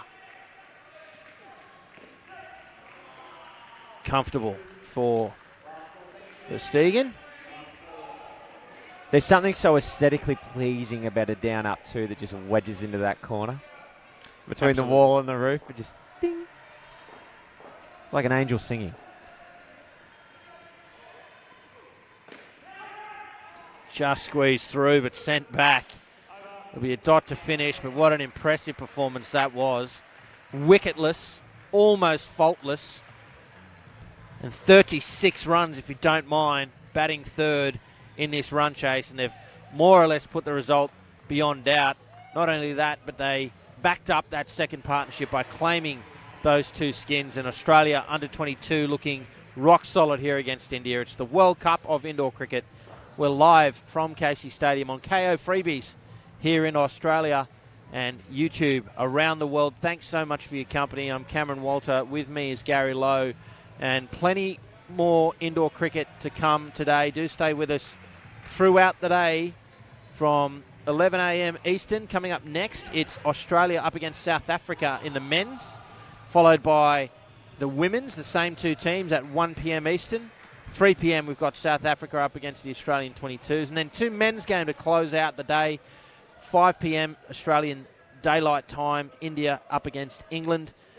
And 7 p.m. Sri Lanka up against Singapore. Some fantastic indoor cricket to come. I hope you can stay with us. Jaden Teskey and Brock Loranz at the crease for Australia. The India captain Girish gets us back underway. Fended through to the onside net for 2. Loranz will probably look to send a few on a journey here. Yeah, I think he's going to have a bit of fun out here in this 4. Good opportunity to get some match time in. It's a great delivery. But he's certainly, and they're going to go for an extra sneaky run here. They get through. How tall is Jaden Teskey getting? Look at the size of him. They must feed him quite well back there in Toowoomba, out in the west of Queensland. It's Jaden Teskey from good indoor cricket stock. His mum Katrina, a former Australian women's player. His father is the current Australian captain. Neither of them that tall. So, yeah, something to do with the food, but Loran's plays for New South Wales in the national competition in Australia, and Garish continues well wide. And it's the only player I've ever seen. They're in front in a semi, I believe it was, by a couple of runs, and the coach, Will Badger, gave him the signal, no, don't run, we're in front, just bank it. And he ran down the pitch and hit it for 7. Look, I wish I could say I was surprised to hear that.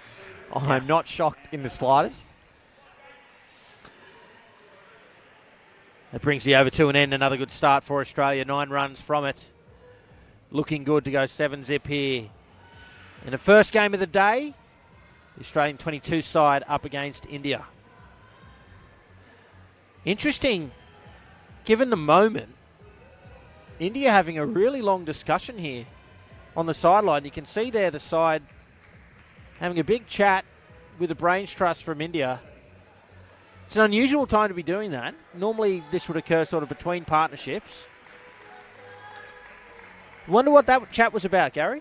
Maybe words to the effect of, let's not have all the wheels fall off the billy cart. We don't want to get done 7-zip or lose the match and lose all 4 skins. So let's continue to work hard.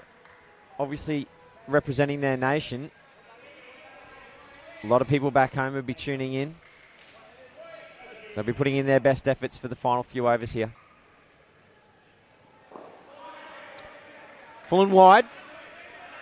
Now, of course, earlier on there was an injury to a player, so Australia will be selecting 2 bowlers to bowl the 15th and 16th overs. It'll be interesting to see who they select.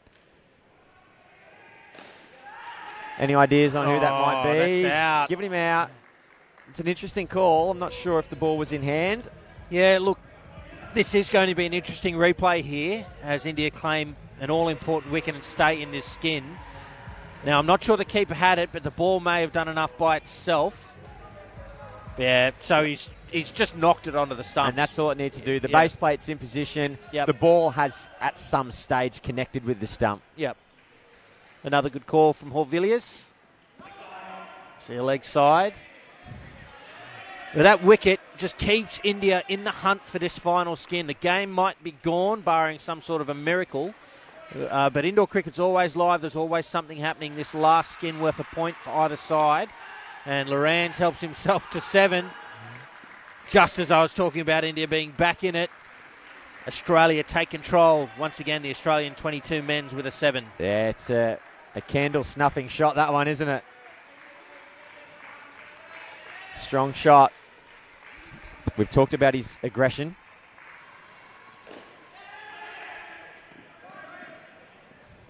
Good running between the wickets for the Australians. In the box seat here to pick up this skin with a couple of overs to come. And, of course, they get the luxury of selecting 2 bowlers they particularly fancy. Play, I'm not sure what is. He had no business playing that straight, but brought the bat around and still tried to guide it down the pitch. Yeah. There's that 7 again from Loran's.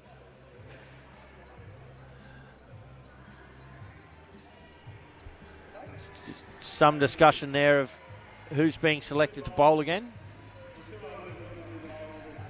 We'll be bowling one of them and Vijay will be bowling the others. So you choose the order. Just explaining to the India side that the Australian 22s have selected 2 bowlers and that India, as you pointed out earlier, Gary, get to decide the order in which they bowl. I assume from that Uriz has not been picked as he just bowled the previous over.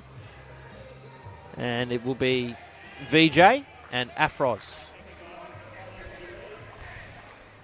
So Vijay will bowl the 15th, Afroz will bowl the last. India will need a wicket, perhaps 2, to win this last skin. And another sign of how straight Australia wants to play. Teskey turning himself inside out to try and hit a 7. It falls safe for a single.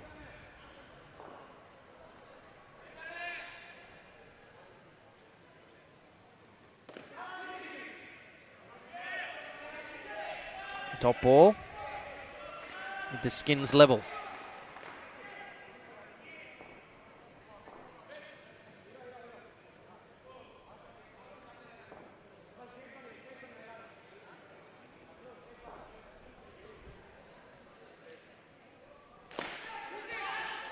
Oh, diving effort from David. Can't get to that. And Lawrence adds 4 runs to the total. I tell you what, you're in danger in the front court there with Lawrence freeing his arms like that. Is this the instruction from the senior leadership team or the coaching staff to be this aggressive, I wonder? Like, is this the shot selection that's appropriate for this stage? I mean, I'm happy with it because I just want to see the entertainment flow. I want to see sevens left, right and centre. But the boring traditional indoor cricketer in me suggests maybe not so much. Well, look, I think... Like, that's a good shot. Yeah, I'm not sure that it's necessarily an instruction, but I think certainly in the case of Lawrence, it's a known quantity. This is his natural game, and he's going to come out and see ball, hit ball. Yeah. And as a coach, you would understand that and know when to put him and know what you're going to get as he finds the back net again for 4. Probably not necessarily the case with Teskey, but that previous shot where he turned himself inside out, maybe you just got a little bit of bloodlust and thought, hey, I'll have a go at that one. What you can do, I can do better. Yeah. Yeah, whack. Don't want to be fielding in the front court there when that happens. At Australia, the 22 side, they've taken control of this match. They've taken control of the final partnership. It's been a great batting display. And look, I can't say that we're surprised. We did talk about India looking to get 100 runs. We know that the Australian 22 side has got some firepower and capable of putting on big runs here at the World Cup. Afros to bowl the last over. Chance there in the front court. Look, the things that I have liked from India is their front court's been pretty good. They've got a lot of deflections, a lot of touches, maybe not affecting that many run-outs, but they're getting in the way, which is good. What I also liked is Teskey plays an expert shot for 3 runs. Their batting again wasn't that bad. You look at their skins, 21, 34, 16, 15. You would have maybe like an extra 5 or 6 runs in each batting partnership for the 3rd and the 4th. Oh, straight through. Afros gets through Lawrence, who wanted a big piece of that one. And he's not happy with himself. Take a look at this on the replay. If he hits it, it was going to be stayed hit for a long time. Look at him. Yeah. Gives himself plenty of space. Just absolutely the wrong shot for that delivery. But Afros says, you miss, I hit. He's gone for a big time. So, you know, India haven't done that bad in terms of those bits. And the response from Lawrence guides that up into the top corner of the back net for another 7. And somehow he's not happy with the 7, Lawrence. He looked at his bat and wasn't pleased. Not sure why. It's a good shot. And Teskey joins in the fun. A drive on the onside for 7.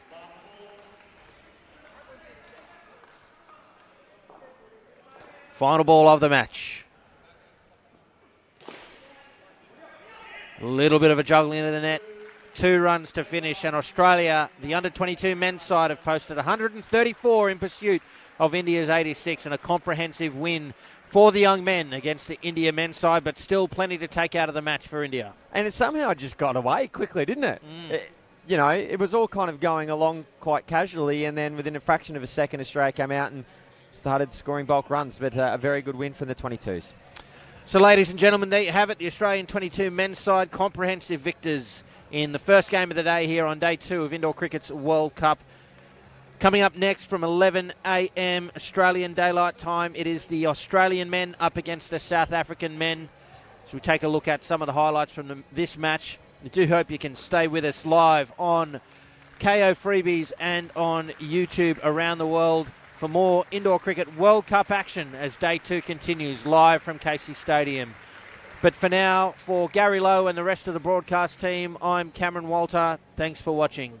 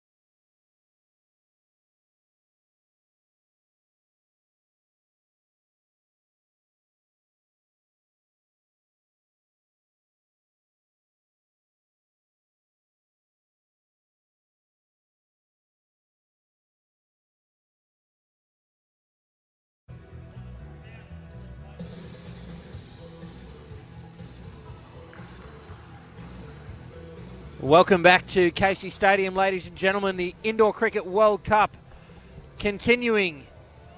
Here it is the Australian men up against the South African men in a must-win clash for both sides. Have come off day one without a win. So a big clash for you this morning here at Casey Stadium. We're live on KO here in Australia and on YouTube around the world. Thank you for joining us. My name's Cameron Walter alongside Gary Lowe and Paul Botterill. And welcome to the World Cup. Gary, a big clash this morning? This is going to be very entertaining. Some of the biggest heavyweights that we've got in the men's competition, and they're going to come here, and Australia will be smarting from a first-round loss to New Zealand. They wouldn't have been expecting that, and I think they're going to come out with all guns blazing. Yeah, 100%, as I said. Yesterday saw South Africa go down to England by, I think it was 11 runs. And Australia went down to New Zealand by 17 runs. So both looking to get their first win on the board. Why don't we take a look at the lineups for the two sides? Yeah, we will. We'll start with the Australians as they're closest to screen at the moment, led by their captain, Lyle Teskey, Matthew Flores, Robert Fitzgerald, Greg Connor, Josh Drever, Joshua Fontana, Reece Dearness and Clive Rose. Three players coming into today's squad from yesterday's loss, being Josh Fontana, Reece Dearness and Clive Rose. So a little bit of a change there from their coach, Brenton Bryan. As we look at this South African squad, their captain, Van der Linde, and then Labar, Viviers, Alafria, Venter, Grayling, Brink and Erasmus, coach by Dino Baradelli. Yeah, two fantastic lineups here again. It's a clash that both sides will want to win. We're joined by Paul Botterill. Paul, an interesting day one result-wise, and puts an interesting spin on this match. Yeah, fascinating day one side. Interesting to see South Africa here appear to have gone to their top eight, and well, close to their top eight. Perhaps just a couple of players against England and lost. Seems a puzzling decision because that's a really important game for them, and it's made this a really important game for them. I'm expecting these two sides to go pretty hard at each other here.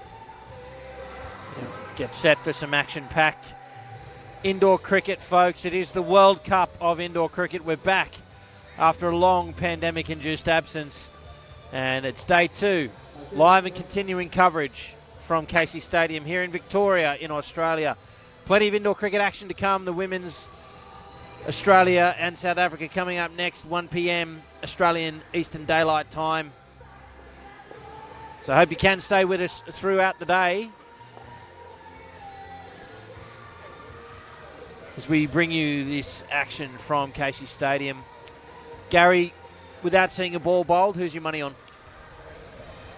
Look, my money's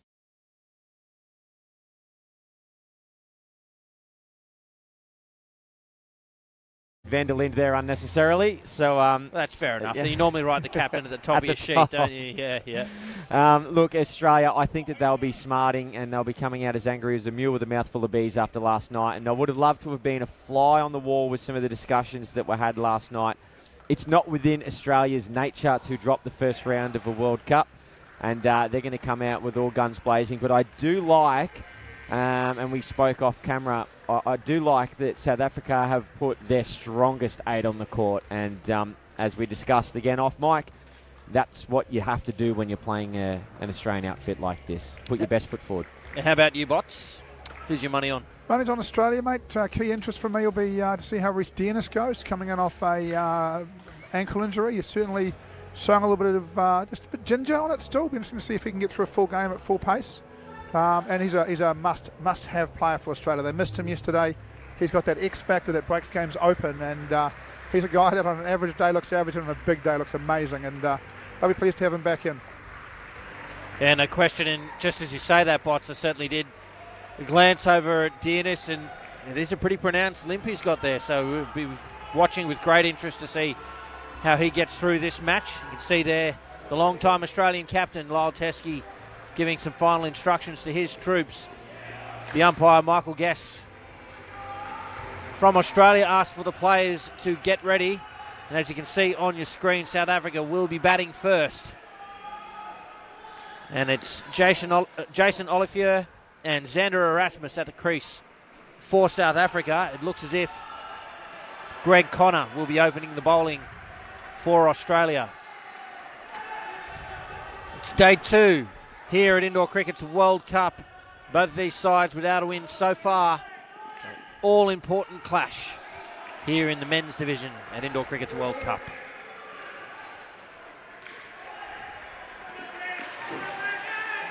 Let's get set, ladies and gentlemen. Ready to bring you some brilliant indoor cricket action live from Casey. Umpire guest signals play and Greg Connor gets us underway. Starts top of off, dot ball.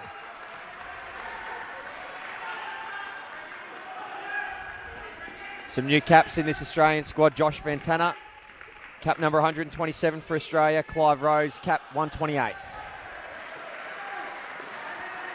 Oh, chance there. That's fallen right near the bails, and a chance goes begging there for Australia.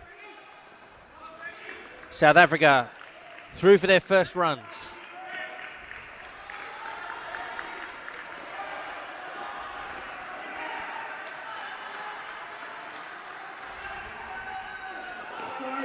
Connor pushes it down behind the legs of Erasmus.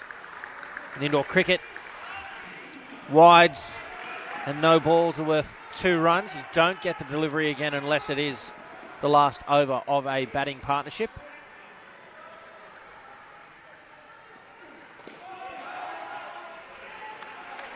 Follows it up with a better line and a dot ball.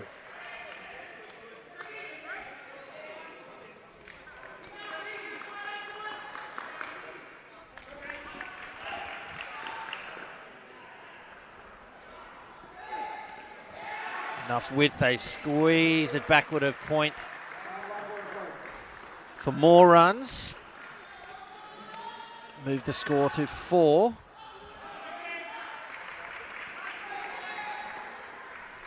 Will be the final ball of the over.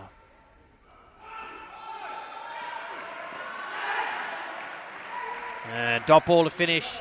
A tight over there, very watchful from South Africa. Fairly even in the end, 4 runs from it. Gary, we saw England defeat South Africa by scoring 80 runs last night. New Zealand defeated Australia by scoring 75 last night. That gives us some idea of what we expect to be par. You thinking that still 70, 80 runs is the place to be? Yeah, you'd think so. And look, if South Africa are putting 69 runs against England, you would think Australia are a slightly stronger side than England in itself, so that may rein South Africa in slightly. So maybe around that 60. And Australia's scoring 60 against New Zealand, so maybe that's where it's sitting, I think. The Australian captain has the ball in hand. Lyle Teskey will get us back underway. Full and driven well by Olivier. 2 runs to the total.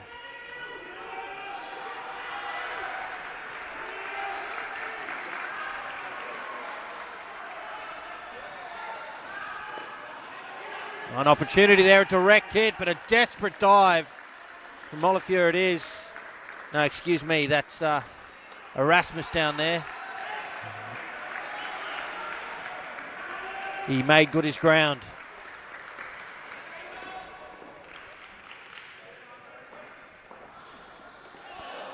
Beaten outside off. And of course it was Erasmus that faced that first ball.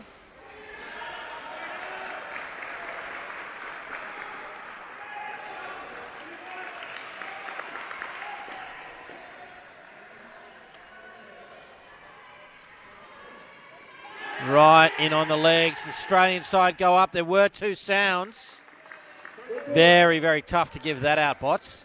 Yeah, I got both sounds. I didn't think it was bat ball. Have a look on the replay, eh? Oh. And I see it from the other end.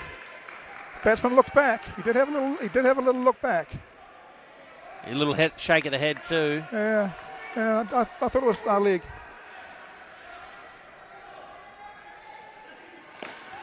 Driven into the backcourt for 3.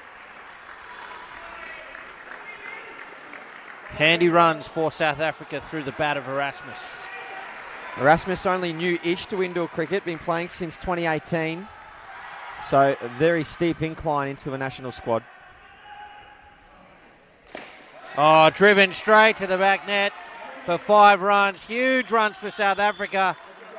They were on third ball a second ago, and they've taken 8 off the last 2 deliveries to post 11 from the over and move to 15. A great start for the South African men. Yep, they're off to a flyer. A couple 15. of really, Very strong start. couple of really interesting techniques here. We've got the one, Oliver, who faced the second ball, the last ball there, quite open and looking to access the leg side. I think he's looking to bounce it through there, and he wants guys bowling straight at him, and Australia need to get a bit fuller and wider at him, where his partner Erasmus, very good technique, looks like a really good outdoor bat to me.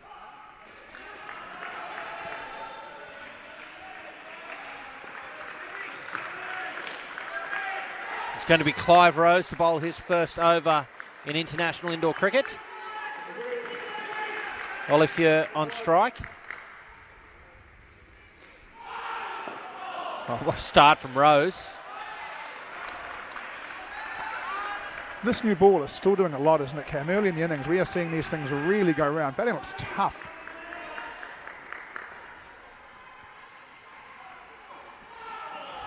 Right in on the legs there. Tough to get away. It's going to be third ball. Again, the score has to change.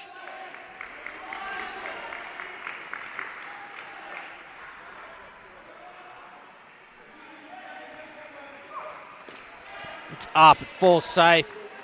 Diving effort from both fielder and bat. And 2 runs safely negotiates third ball. Yeah, it's interesting to see Clive Rose has changed his bowling over the years as well. In years gone by, a bit more slower, a bit more spin. Now hooping and swinging it around corners. Deflection off into the corner. His favourite cricketer is Wasim Akram. So maybe he's channeling his inner Wasim there. I'm not too sure. Played in the Australia under-19s outdoor squad, and of course Melbourne Stars, Hobart Hurricanes in the Big Bash League here. He's bowling some sort of an over. That's the 4th dot he's bowled so far, and he put Olivier on third ball, and now he's done the same to Erasmus. Can Australia convert? Can South Africa safely negotiate another third ball? We see Fontana move across to backward square leg. Right into the hips. That's why he was there. A great effort from Fontana. Needed to hit. Gee, that's a well bowled over. 3 runs from it without a wicket. That is tight bowling, folks. Yeah, interesting, Rose. The others have swung the ball early and far. Rose has swung it a little bit less, but he has swung it late. And late swing is hard to play for any player. They've both struggled.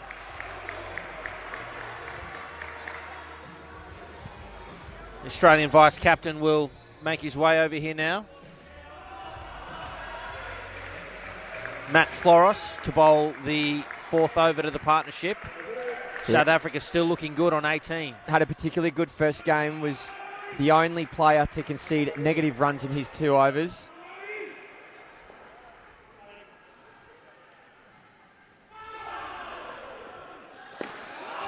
Straight back to Floros. It is a dot.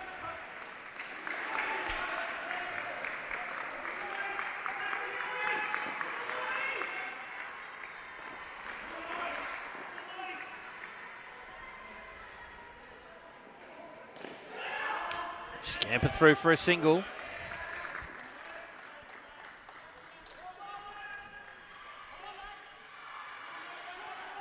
Matthew Floris also having the strongest contribution in game 1. Conceding -2 and scoring 20 with the bat. Comes in this time. It's a fuller delivery and it's punched to the back of the court. 5 runs scored for South Africa. Olivier not afraid to plant that front foot and drive through the ball. 24 the total here for South Africa. 3 deliveries remain in this last over of the batting partnership. Gee, they're big runs, Gary. Vital. Sent back. Chance at the top. The throw uncharacteristically high from Fitzgerald. And 2 balls remain.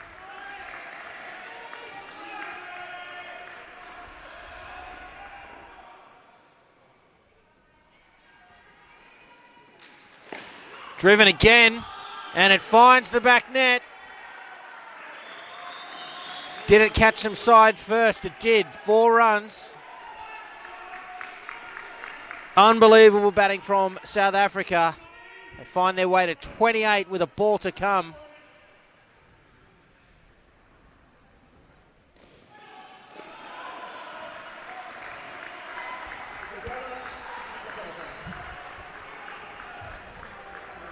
What an opening partnership that is from South Africa. 28 runs. And a huge start for them. And while we wait for the next skin to start, we'll throw to Paul Botterill, who has with him Tony Watkins, the president of the World Indoor Cricket Federation. Hi, Tony. Firstly, congratulations on your reappointment as president of the WICF. Thank you. Tony, what's the WICF looking to achieve from this World Cup? First one in 5 years, big event. Australia, the home of indoor cricket. What are we trying to get out of the event? Look, we've this event's always been important to hold in Australia with a lead up to the T20 World Cup for the outdoor cricket. So it's a really important tournament for us. We're certainly in talks with the ICC and wanting to become part of the ICC. So for us, having it just before the T20 was really important. Unfortunately, it's taken 5 years to get here, but we're here now and we're really excited. Is there some interest from the ICC in including indoor cricket in the future? Yeah, look, some of the home countries like New Zealand, Australia have had those talks, and we're certainly working with them and hope to supply a paper with them in the next 6 to 8 weeks. Fantastic, Tony. Thank you very much for joining us, and may this event continue to go the way it's gone. Off to a great start, may it continue to impress. Thanks, Paul. Thank you, Paul and Tony. And we see Fitzgerald getting us back underway here with Viviers and Van der Linde at the crease for South Africa. 1 runner on the board so far.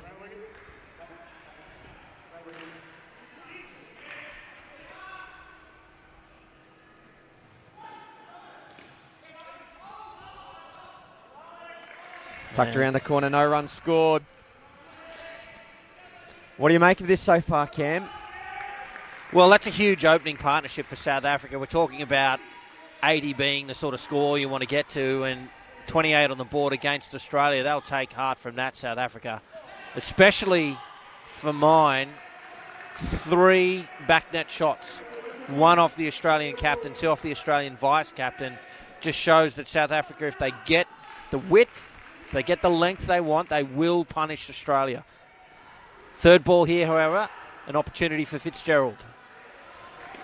A chance for Matt Floris. He doesn't miss. That was out all day. You can't hit it there. That is bread and butter for the best leg side fielder in the world. And a massive wicket for Australia after a strong start from South Africa. Well, that is just the most neatly wrapped present you can ever give anybody. Watch the replay here. Gone by a country mile. So simple for someone like Matthew Floris. Rarely misses the stumps, trains for hundreds of hours doing that exact same thing when it comes time for the big moment in the game. Puts it away nicely. Another chance. No run. The over comes to an end. 1 wicket, a -4 from it. A fight back from Australia. Look, it's one of the things, right? Australia have been dominant for a long time, Cam, and they've been a really good side, but it doesn't mean they haven't been in pressure situations. A 28-run opening partnership following a loss. Now this Australian side will show some character. They'll show some bounce. They're not going to be phased by this or worried, but this is a chance to show the cricket team they are. I expect them to come running back into this partnership, continue to do it, and they're going to attack again. Following Floris, back on the attack.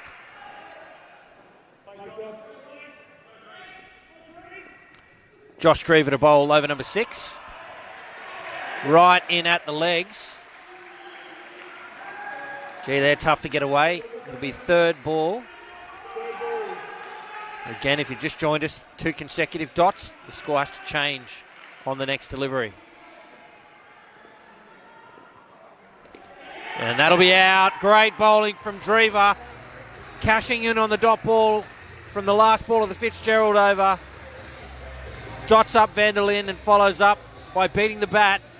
And the Australian captain behind the stumps makes no mistake. Some of the cleanest gloves in the game. And that's out all day. Good indoor cricket. Drever's got some pace, Gary. He is extraordinarily fast. Don't blink at home, folks. Back live. Chance. Needed to hit. Dennis it is there in the front court. I tell you what, Van der Linde almost made that anyway. He was very quick. big dive, even with a direct hit, may well have been safe. Excuse me, that's Viviers. Viviers.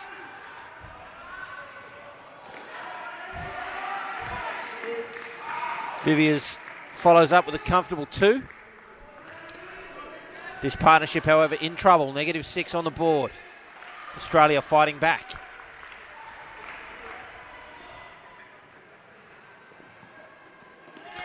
Change up.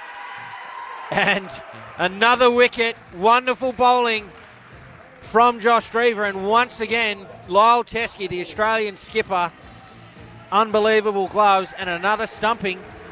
South Africa in trouble. Yeah, he's putting his stamp on the game as the Australian captain. Fantastic bit of glovemanship. That's unreal keeping, folks. Super. Final ball of the over is a leg side, so a little bit of that pressure let off. But otherwise, 2 for -5 from the over. 2 stumpings, 2 brilliant pieces of keeping from Lyle Teskey in this partnership on -9. An impressive fight back from Australia. It'll be really interesting to see how South Africa approach the final 2 overs of this partnership. Whether they don't undo that great start. Conversely, fascinating to see how Australia approach it now that they're on top.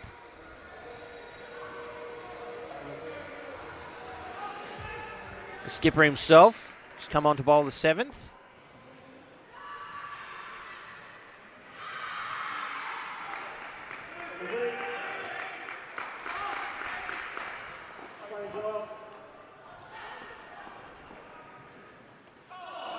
Beats the bat. Feet aren't there for Viviers. Hung that one out there a little bit, I think.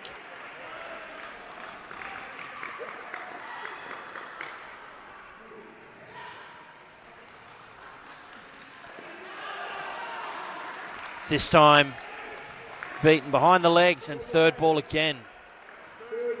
The third time this partnership has been in this situation. Both previous occasions has resulted in a wicket.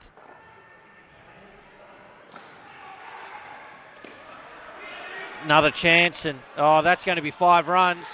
It is, in fact, 6. That's a little bit untidy there from Australia, and they've handed what probably should have been a single, if not an out. They've turned it into 6 runs for South Africa, and what awareness for them to turn around and turn it into 6. Followed up with the leg side.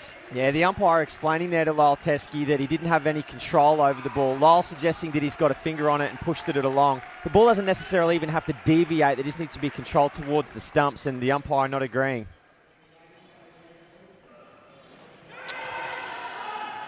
Yeah, look, no question in my mind that there was no control there. No. So you can't be claiming control. Look, he may have touched it, but control's key word that you've used there, Cameron. Absolutely right. No question that he touched it, but you can't be arguing control there. Final ball. Finds an edge, it falls safe. A diving Greg Connor catches it on the half volley. But a great over in the end from South Africa, in particular off that third delivery that went for 6. They fight their way back to 0. Interesting change from the Australians, Cam. Teskey, the swing bowler, bowling too early. Apparently keeping potentially Fontana to bowl 2 in the back over. Here he comes now. Fontana's going to bowl 8 by the look of it. And they're going to keep our man with a sore ankle, Dennis, for 2 towards the end. What do you think on Dennis, Cam? Is he okay? Well, he certainly looks ginger on that leg. But the Australian camp wouldn't be chancing him this early, you would think, if they didn't feel he was fit, and Dennis would know himself. I don't think we'd see him playing if they thought he was a genuine chance of exacerbating any injury. I agree. Here's Fontana. Driven straight to Fitzgerald. And they'll be on third ball. This is Fontana's first over in men's international indoor cricket.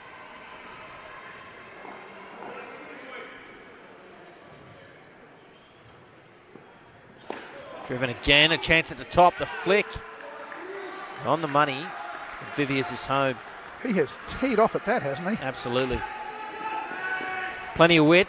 And that's what we'll see all the time if South Africa can free their arms. They'll absolutely throw hands at it.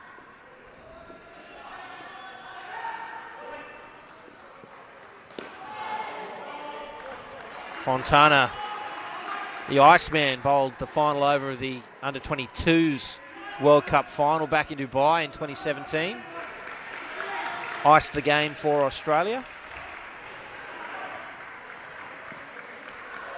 Beats the bat of Van der Linde. And again, third ball. The fifth time this pair have faced it. It's a lot of pressure to be under for a long time.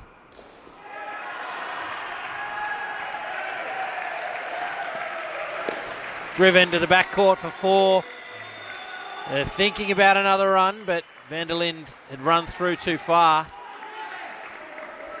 It's the second time of the 5 third ball situations where they've sent the ball into the backcourt. They've fought back well, South Africa. 15 off the last 2 overs so far, 1 to come. And it'll be a dot ball to finish. Exciting indoor cricket here. I think we're back on even keel, folks. It's Australia up against South Africa here at Indoor Cricket's World Cup. We're live on KO here in Australia and YouTube right around the world. Thank you for your company. I'm Cameron Walter, with me, Gary Lowe and Paul Botterill. And we're back on even keel. Gary Lowe. Yeah, I mean, it's a good fight back from South Africa as well, because things could have gone really diabolical for them quite quickly. But they composed themselves and dug in and got back to 6, which you look at 6 and think, oh, gee whiz, it's only 1.5 runs and over on average, but it's actually a fantastic outcome because things could have got pretty nasty pretty quick. So well done to the second partnership. Now, this third batting pair really need to be up around that 20 mark just to keep things moving. Yeah, and the second pair had the luxury of following on from 28. So even though they were in trouble, even though they've only posted 6, the team total sitting on 34 after 2 pairs is not a bad place to be in for South Africa. So still a very even contest here with Venter and Grayling at the crease. Greg Connor has the ball for his second over. Oh. It's a dot ball.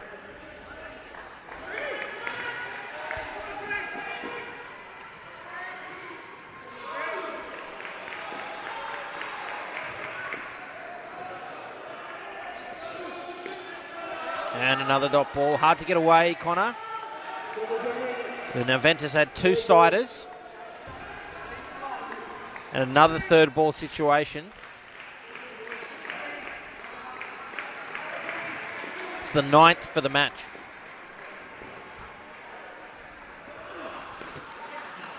Just gets it into a vacant area of the court to get through for a single. Yeah, 9 third ball situations for the match. Oh, that's particularly high, seeing as though that we're only over 9 as well. I mean, that could get extended to a bit more.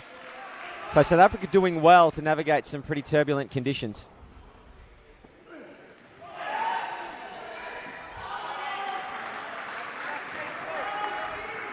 Another dot ball.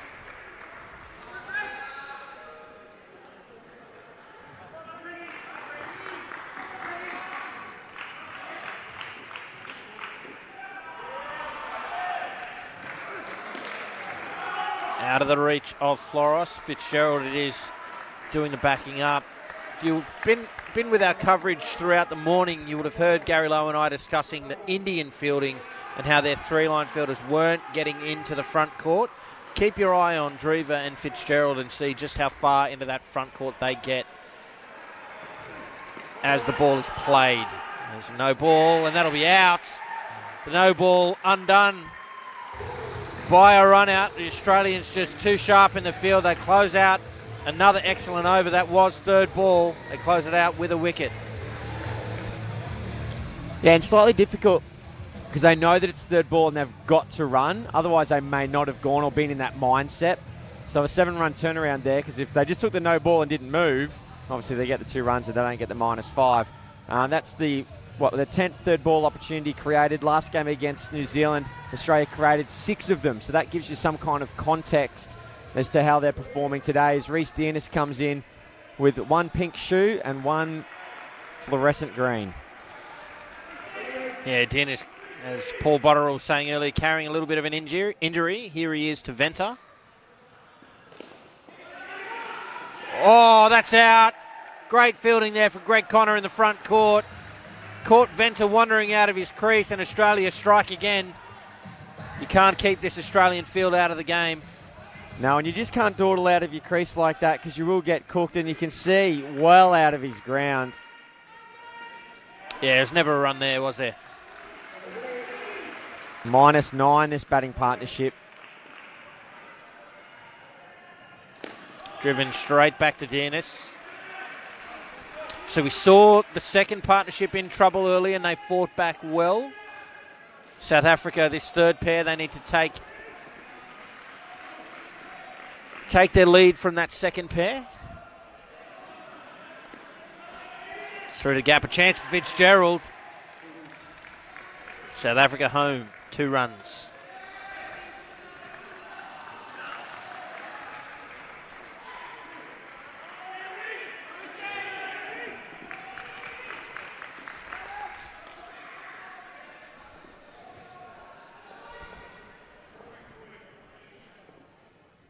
Here's Dearness.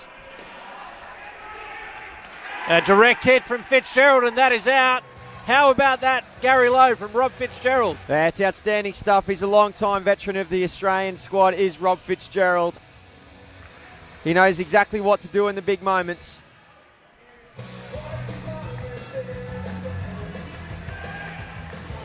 This batting partnership now, -12. They're in some hot water. We watch this replay. Beautiful position of the feet. Technically, you don't get any better than that. 22 the total for South Africa. 2 to come. Straight to the fielder. And another point there, Venter, not only did his bat bounce when he dived, but he was also about 1 metre to the right of the crease. Yeah. To the pitch, I should say. Yep. Yeah.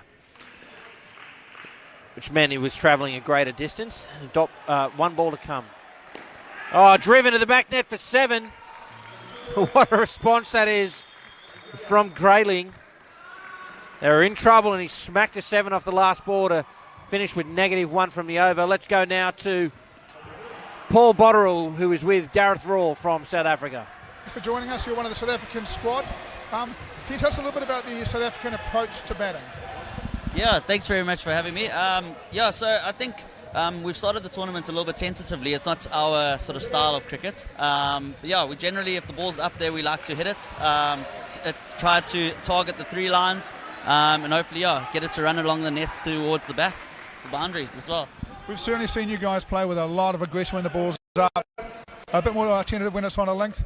What kind of target are you looking for from here, and do you think you can we started off very nicely, 28 on the board in the first skin. I'd probably say Australia fought back nicely, so we're probably looking at around 55, 60. Anything above that will be a bonus, just with how it's gone in the third skin from Oz. Yeah. If you get 55, 60, can you defend it? Definitely. I think we've got the bowling attack and a few surprises that didn't play last night that can defend it. Yeah, so very confident that we can. Thank you for joining us, Gareth Rawle. Appreciate it very much. Thank you so much. Appreciate it. Thank you, Paul and Gareth, of course. We're on third ball here in the Clive Rose over. Full and wide. And they get away for runs, so safely negotiate another third ball situation. South Africa, 30 runs on the board. They were 28 after 4 overs. 30 midway through the 11th.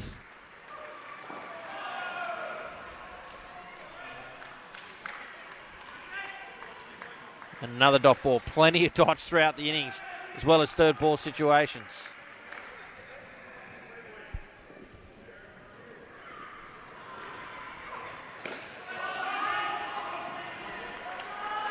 There's another and another third ball situation. Clive Rose has bowled ... 2, ...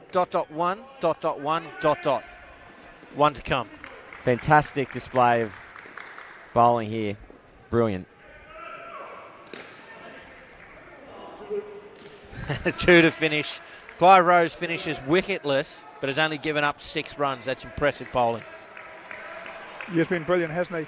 Interesting, Cam. You don't see it very often. I would suggest South Africa have probably scored more runs in the back half than they've scored in the innings. And in men's indoor cricket, that's quite an unusual thing. They really are good, clean hitters when it's up in the area, but boy, length and short of a length, they're not quite as organised. Yeah, quite right. I think, just having a look at the score sheet now.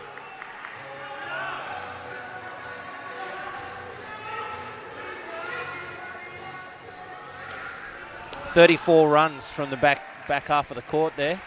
Bots on the money, more than the 32 they have on the board, courtesy of those wickets. So Rob Fitzgerald to bowl the final over to the partnership. 2 men on the legs. And that's why, that's the area he's targeting. And it's a dot ball. Yet another one.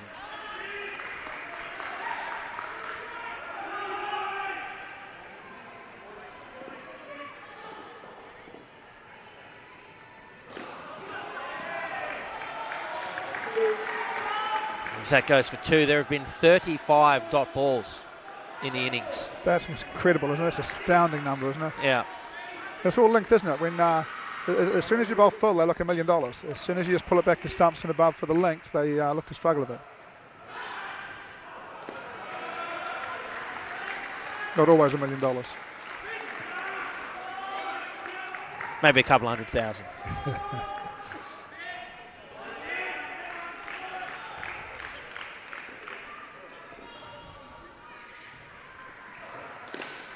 Chance at the top. Matt Flores is so good in that position.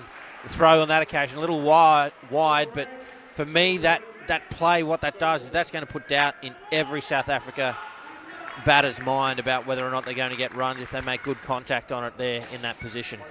2 balls remain. It is again 3rd ball. South Africa have to change the score. Oh, is that out? It is. Little bat there and a diving effort from Fontana, a backward square leg. And another wicket falls. Australia right on top here. Wonderful bowling from Fitzgerald. Fantastic fielding there. See some appreciation there from the coach, and Brent Bryan. It's a good bit of field placement too, because he's really in that what we'd call, a backward square leg in outdoor. So it's quite a unique position to be in, and it's bowled perfectly to his field. Because look where he is. He's right in that far corner. So brilliant field placement. And executed this skill brilliantly. Final ball. Be a dot to finish and a negative partnership for South Africa. -5 from it. And how about this, folks? South Africa, after 4 overs, were on 28 runs.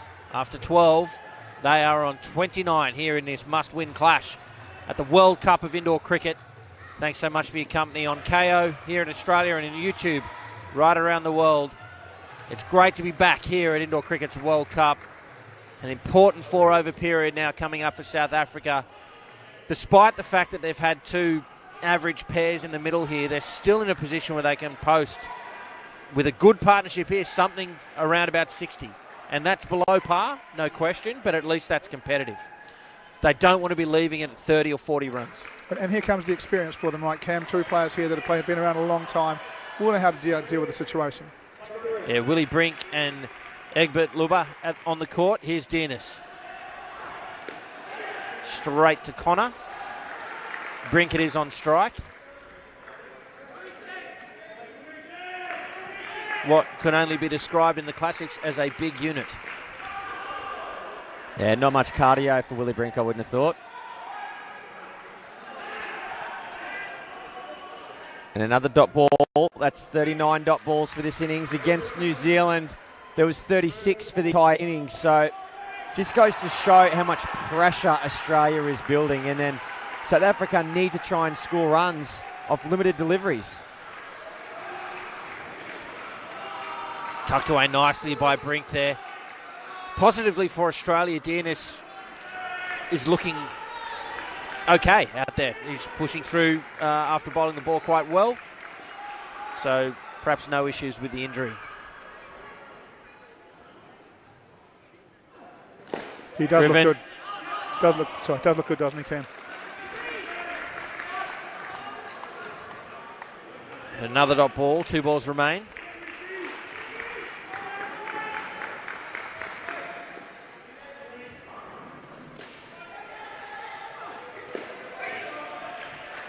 A bit of shape away. Played straight to Fitzgerald. And again, this is another over with 2 dots. 2 runs, 2 dots.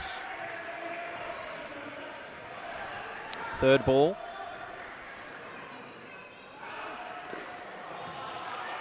Down up, sweep shot there for a single to close out the over. Just 3 runs from it. We've talked about it a few times, but one of the things that's proving so effective here for Australia is the fact that they've taken regular wickets, no question, but they're not giving South Africa lots of opportunities to score. So 32 runs on the board. That first pair got away with some runs. That second pair got out of trouble with some back net shots. But since then, it's been all Australia. Plenty of dots, the occasional wicket, and South Africa behind the 8 ball at this point with 3 overs remaining in the innings. And they'll have to contend with Josh Drever, who is bowling at pace. 2 stumpings in his first over. What can he produce here for Australia? Well, the thing is, Cam, you get 96 deliveries in innings, relying upon no rebowls, of course. South Africa trying to score all their runs off about a third of that because they get so many dot balls along the way. So this has come from about 20 deliveries in realistic thought process because they just can't free themselves. And it's been such disciplined bowling here from the Australians. South Africa, I think if they can push above 50, would be a great win for them at this stage of the game. Drever pushes it behind the legs to leg side.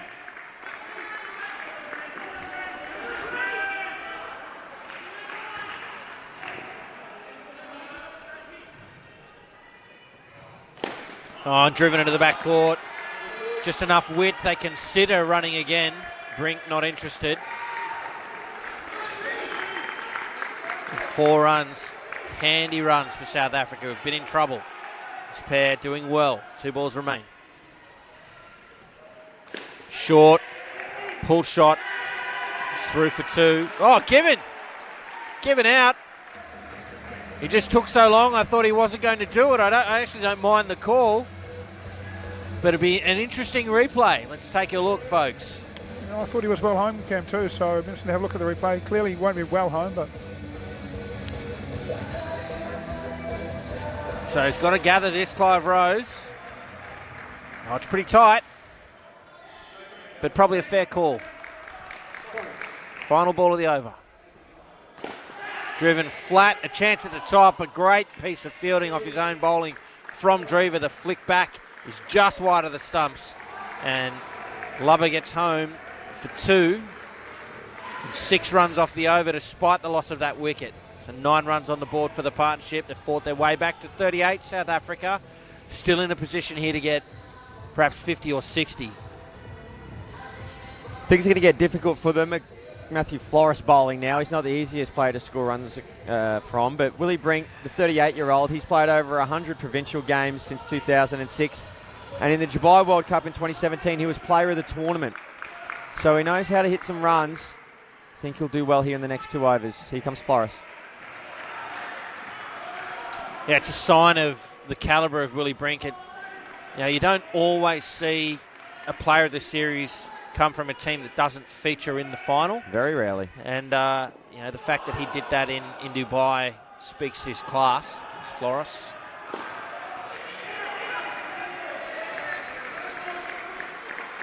Away with 2. I don't mind that kind of shot going for it. There's no point sitting on 40 and trying to defend that. Why not try and get 50, 55, 60? Go the Nets.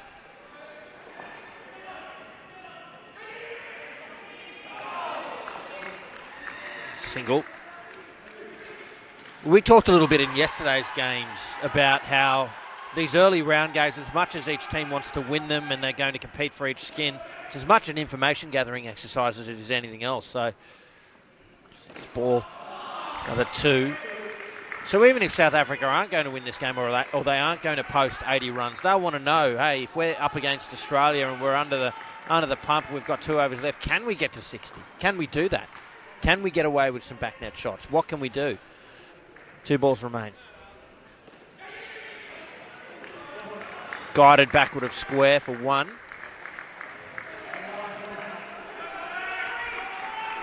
One ball remains.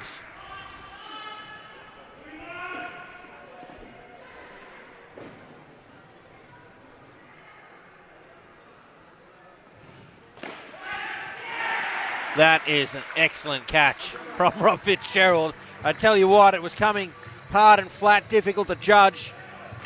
He was moving forward, and just some of the cleanest hands in that position in the world. I think you'll find he had to smother it. Here it is on the replay.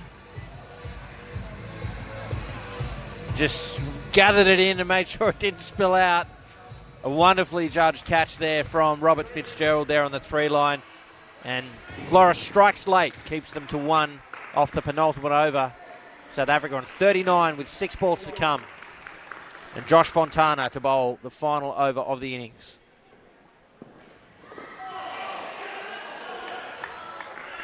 Starts well. Well, he likes it. He comes into the back corner of the net, has a chat to Tony Panicasio, part of the leadership team of the Australian squad. He enjoyed it. It's a very similar delivery, perhaps a little straighter. Brink adjusted well, and classy shot for 3.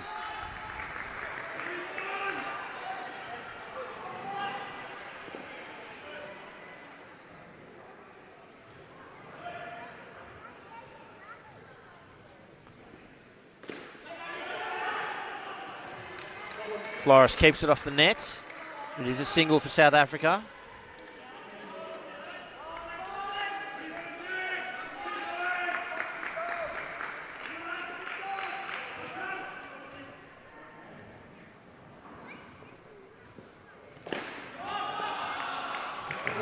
It's just class batting from Willie Brink.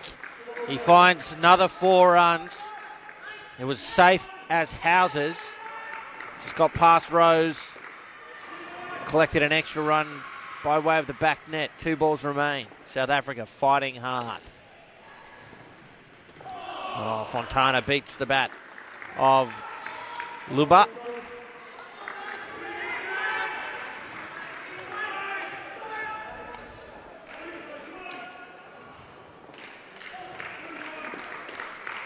One to come now in the innings. Driven again. They're going to run again here. Yeah, stop start, and they've given a wicket up. Willie Brink, he moved, he stopped, he kept going, but I think it wouldn't have made any difference in the end. Rob Fitzgerald doing what a sweeper fielder needs to, cleaning up at the back court and flick down the stumps to take a wicket off the last ball. And heaped some pain on South Africa. They finish on 42 runs here in this must-win clash for South Africa and Australia in the men's division at Indoor Cricket's World Cup.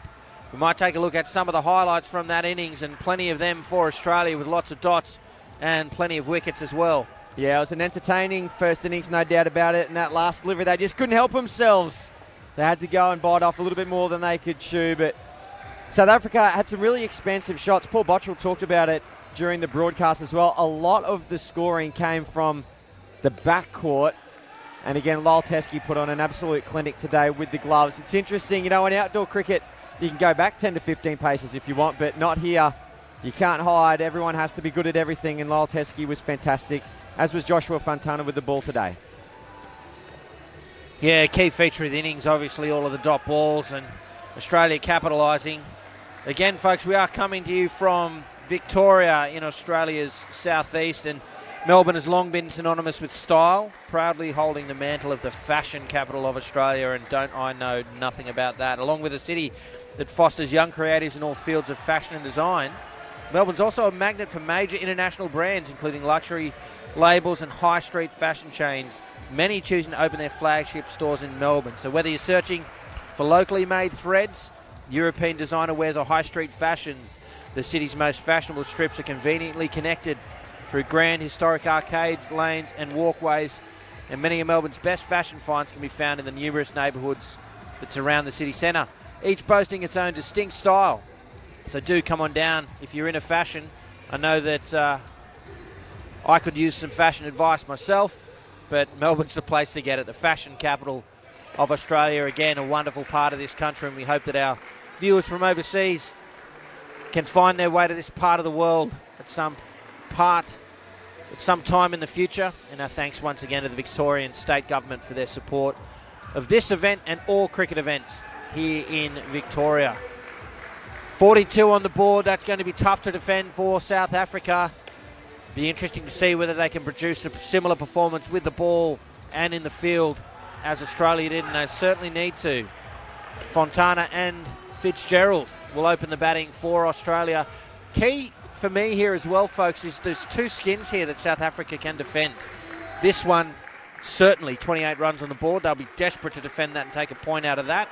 And the final skin as well. So if South Africa do end up losing this game, they may be in a position where they can at the very least take 2 points from it. Yeah, certainly send in the tanks, Cam. That's my advice. Get your best 4 and rip in. Not only just to keep you in the game, but you got to win this skin.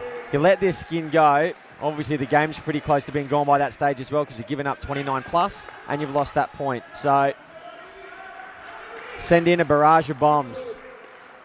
Here's Viviers. Fitzgerald to face the first ball. Sharp put away back with a square, a direct hit flip. South Africa are interested. The umpire not so much. Very interested. Very, very interested they were. Let's have a look. Judge at home. Oh, I'll tell you what, very tight. Let's have a look. Fontana gets his first runs in men's international cricket. I want you to keep your eye on the non-striker here, Fontana. Somewhat unusually, he keeps his bat in the crease across his body. I can't see him in that shot, but when we do see the wider shot, it means he has to turn. See there, he has to turn to advance. You often see the non-striker take an open position as they're keeping their ground and advancing. I wonder if that just buys the field an extra half a second. He doesn't go far either, Cam. Not only is he there, but he only takes a step. He's not far at all. It should give them another step. See, there's another opportunity at the keeper's end. Another dive from Fontana that runs for Australia. Really interesting part of the game for me, Cam. The South African state final was won 17-12. The team batting first scored 17 and defended it, so they might consider 42 to not be out of play for them. It doesn't look amazing yet, but we've got to believe these guys can bowl and field.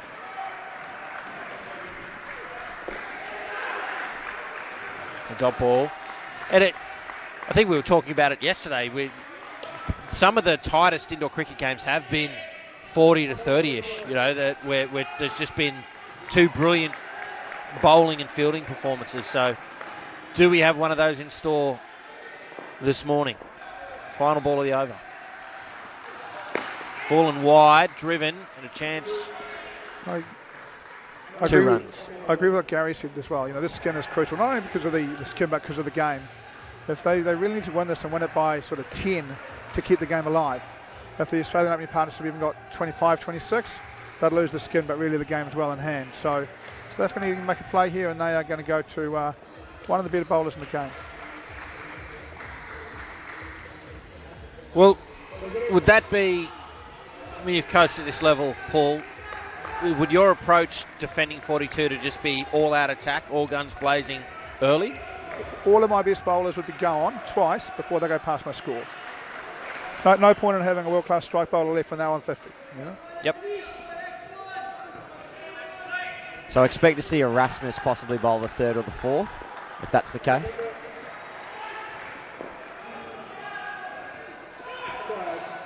Libba starts with the leg side.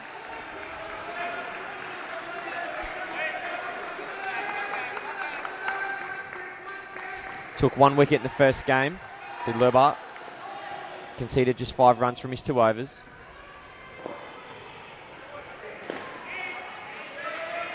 Full and a single on the offside.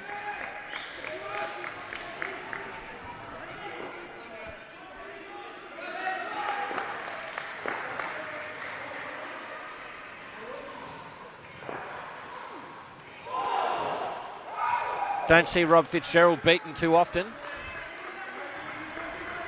We just did then.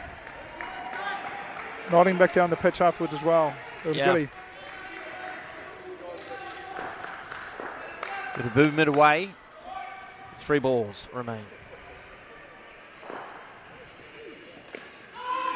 Sent back by Fontana. Sharp fielding from South Africa. It'll be 3rd ball now. The first time the Australians have found themselves in this situation. They did it to South Africa with regular abandon. Can Australia safely negotiate it? The score has to change. It should be out, and it is. South Africa convert. They take their first wicket, and aren't they pumped? Fantastic bowling from Lubber. And Fitzgerald run out at the top end. Yeah, usually the wicket keeper can affect the run out from their end, but you can see the striker stay in the ground, so then has to affect it at the top sticks or at the non-striker's end. I think that's brilliant keeping there from Willie Brink. We'll talk about that at the conclusion of this over. Last ball. Leg side to finish. That ball, he took that ball almost at a head height from crouching, so he had to jump up to take it. Did the exact right thing and held it there at the stumps waiting for the striker to leave. Knew that the non-striker had made it. Didn't try and throw the stumps down at the top, just got it back to his receiver and they were able to affect the run out. That is a brilliant take and perfect 3rd ball strategy. And these are also the little things that Australia do really well, right? The striker has waited and he's made the out be completed. There's no giving it away here. They've made them earn it, and you know, it's one of the things that separates the Australians out over time is the fact they don't give you easy stuff. They make you earn everything you get. And earn it, South Africa did. No runs from that over, 6 runs on the board. Olivier is going to bowl the 3rd over.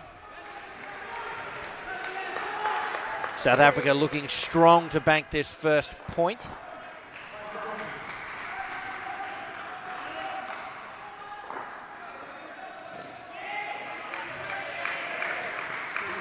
Olivier traditionally bowling the last over of the batting pairs, the 4, 8, 12s and 16s, so they've brought him on slightly early. Again, adhering to the Paul Bottrell school of thought with getting those good bowlers in early. Smell some blood in the water, you think? I think so.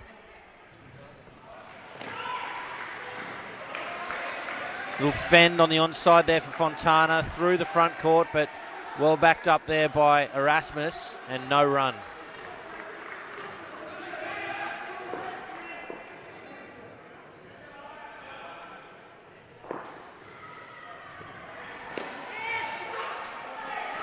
Bit more force this time. South Africa are interested, but Fontana well home for 2. Yeah, just not able to get enough power in that throw. I mean, it was fantastic athleticism to get to the ball in the first place, but the feet weren't planted, so he couldn't generate that speed to get the ball to the stumps. Fantastic fielding, nevertheless, but just not quick enough to affect that run out.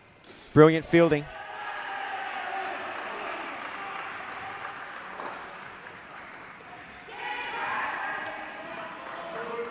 Scamper through for 2.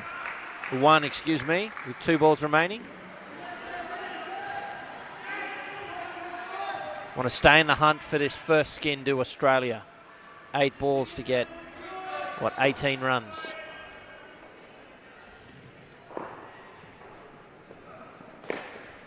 There's 3 of them. Plenty of width for Fontana, he takes full advantage.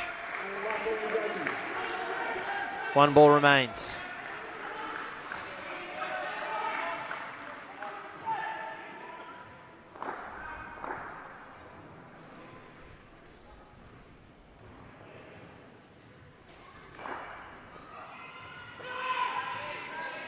Right in at the legs of Fitzgerald.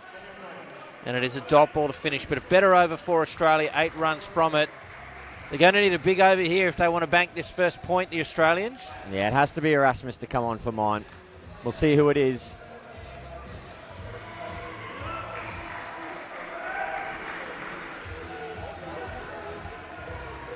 Certainly is, Gary. Well called. Yeah, this is the man to save the skin. Take a wicket or 2. Stay in the fight. Here's Erasmus. get through for a single, called through by Fitzgerald. Just saw that shot of the crowd there. See a couple of legends of the game. I saw former Australian men's coach Ross Gregory, and alongside him the former Australian captain Troy Gursky.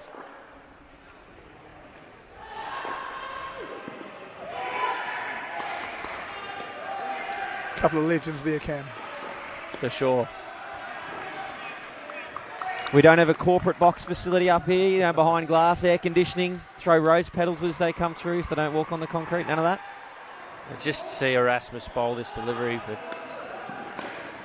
some waist shape and dealt with well by Fitzgerald.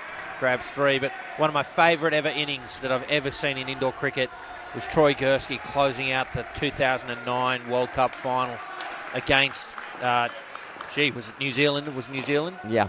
And, it was New Zealand. And under pressure, a low-scoring game, and just iced it. Him and Jay Otto, one of my favourite ever innings as a spectator. Also here in Australia, that World Cup. Yeah, Brisbane, Darra. And, something I do encourage you to go and check out. I think that's available on YouTube. An amazing game.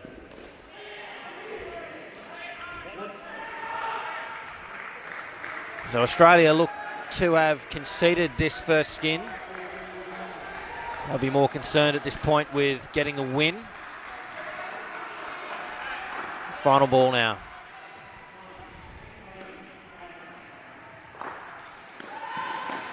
Another wonderful shot from Fitzgerald to finish. 22 runs on the board for Australia in the first partnership. They don't take the first skin, but they've set themselves up nicely to take the win here at the World Cup of Indoor Cricket, live on KO here in Australia. YouTube around the world. We're coming here from Casey Stadium. I'm Cameron Walter alongside Gary Lowe and Paul Botterill. Australia looking good at this point. Bit of feeling in the game, bit of chat between Fontana and Oliver on the line. I think the South Africans are quite physical and quite in the middle of the pitch, but not really to the liking of Fontana towards the end of that partnership. We'll see how that develops during the game. That's Fontana Senior there on screen that you just saw the right-hand side. Watching his son play, and Josh Fontana is particularly loquacious. Doesn't mind a bit of chat. Loquacious means talkative. For those playing the home game, I had a bit of a look of question. I don't think that was what does that mean. It was just wow, you pulled out the thesaurus today. Oh, no. Well, there's a little bit of intellectual dexterity within the commentary box today. 22 the total, and look, it's job done from a perspective is let's win this game for Australia. I mean, 22 is a really good score. They didn't pick up the skin, but you're not going to win every skin in every game, so that's completely fine. You'd expect them to win 6, -5 and 13, though. Absolutely. Josh Drever and Lyle Teskey, the Australian captain, at the crease. Here's Venter. Drever starts with a single.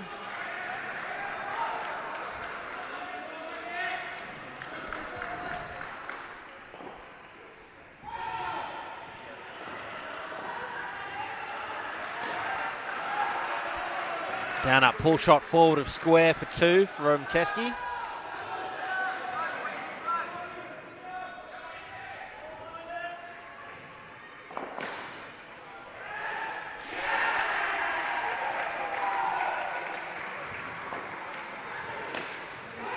Oh, called through. This surely should have been out. South Africa went without the ball, did everything right except gather it. Yeah, they caused a lot of traffic for the Australians. All very legal. The ball's right in the middle of the pitch. People are entitled to go in and run for it. But you just got to pick up the yellow ball.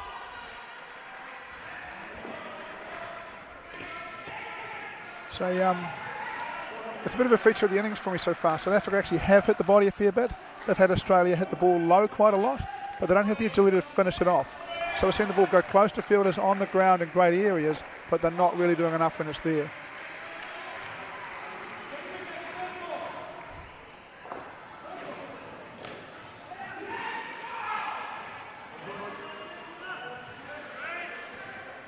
Quick.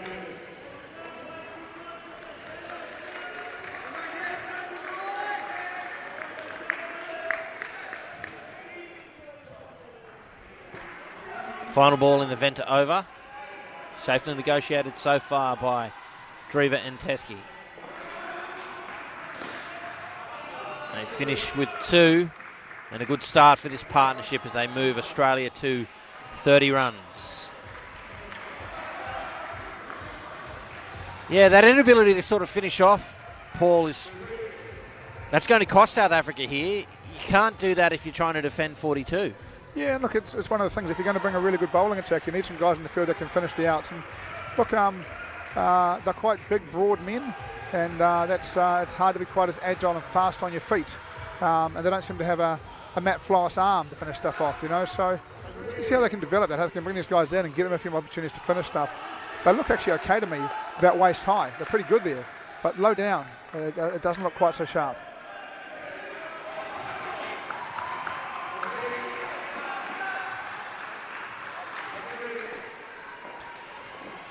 Grayling to bowl over number 6. Australian captain on strike.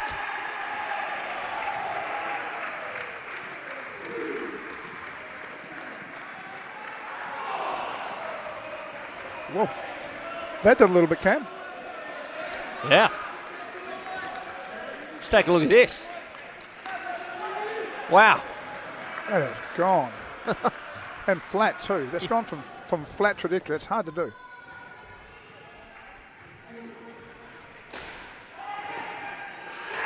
Grayling makes them wait. Here he is. Chance at the top. The throw is high.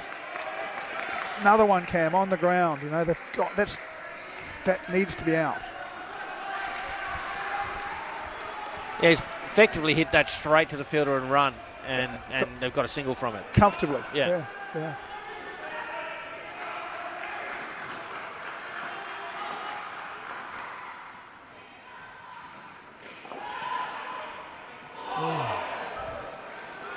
Played all around that as Josh Drever, troubling them, Rudy Grayling. Wonder if he's got one that goes straight through, Cam, or comes back a little bit, because that leggy is going enough to make you pretty worried about it. Yeah. He's been playing indoor cricket since the age of 16 as Grayling, so he's had many years to perfect his craft.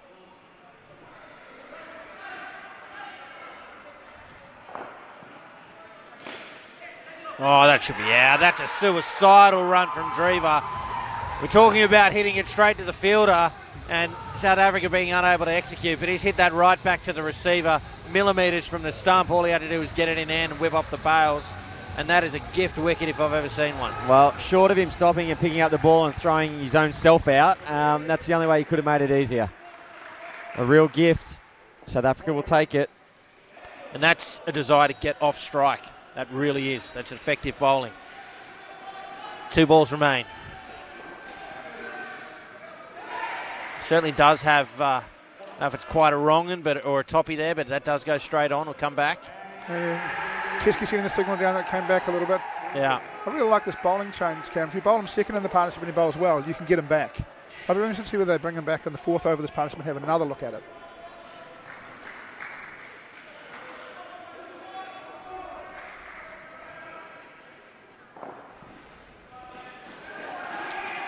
And that's an impressive over there from Rudy Grayling. 1 for -3 from it, 3 dots.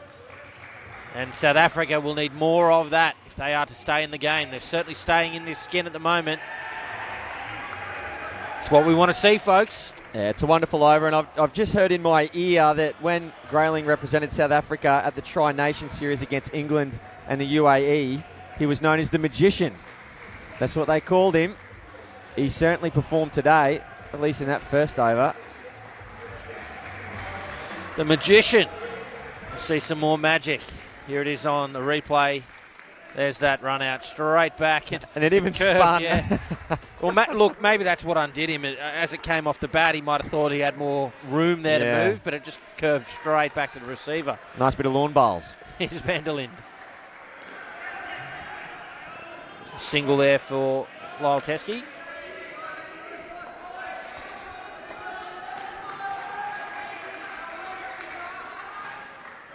Six all for this batting partnership in terms of the skin.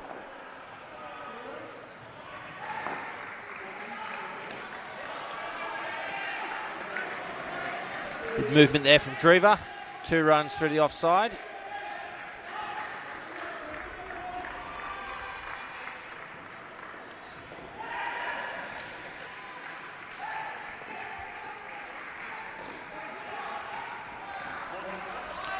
Another single for the skipper. Keep the scoreboard ticking over.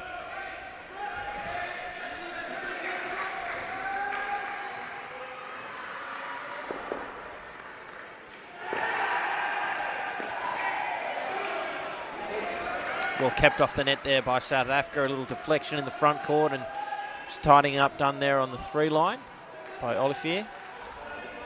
2 balls to come.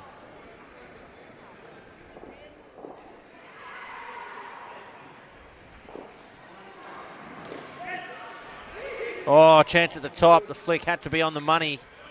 And a diving Teskey would have been short. Yeah, good movement into the front court to get the hands on the ball. Flick just missing. Need to take every opportunity here, South Africa. It's flat, sent back.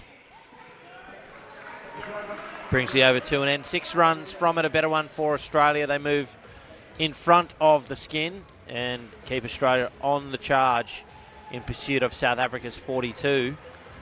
Be really interesting to see what they do here. The South Africans. Looks like it's going to be Willie Brink. Need probably 2 wickets in the over if they're going to take this skin, the South Africans. What do you make of this move, fellas? Look, I think the skin in their mind's probably gone. But again, I think they need a negative over here just to keep the game alive. They need to really see if they can bowl a little -2, -3 here just to keep the target in double figures.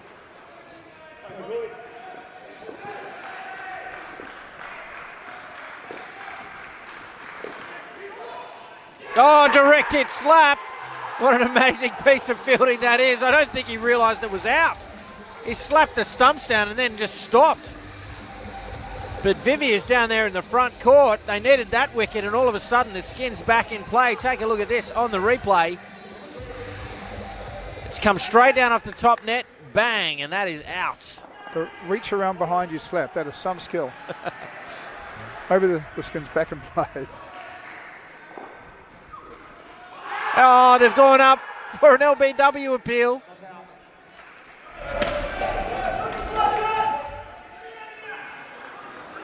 Just take a look at this delivery. 6 going on at the stumps. Oh, that's debatable. Look, if it's close enough, give it, I reckon, in indoor cricket. Yeah. Play a shot. Don't think you can argue that he played a shot. Oh, it's a great response from Drever. They've lost a wicket. He had a good look at the next delivery, and then he bangs it for 3.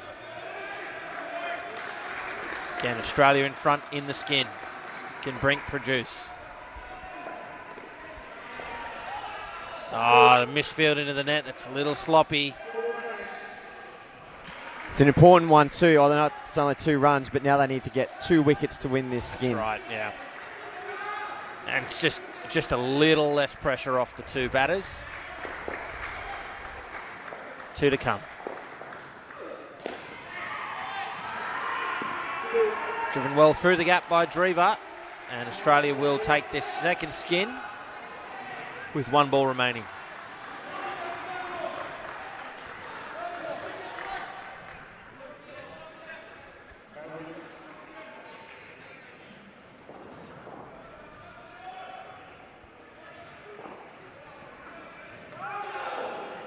Finishes with a dot ball.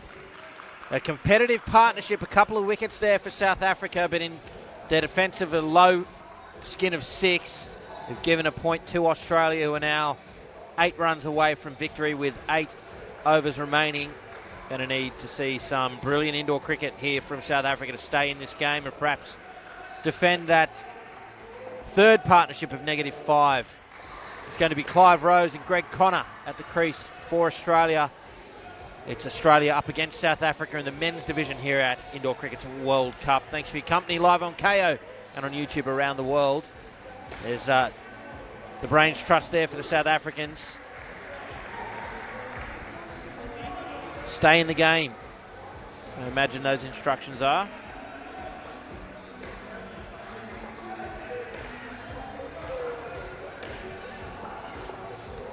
This will be a rough start to the tournament for South Africa if they do lose this game. It went down to England last night. A loss today will make life very difficult. So, yeah, they're one of the indoor cricketing heavyweights, South Africa. A bit uncharacteristic to drop the first two. Venter will get us back underway. Clive Rose is on strike.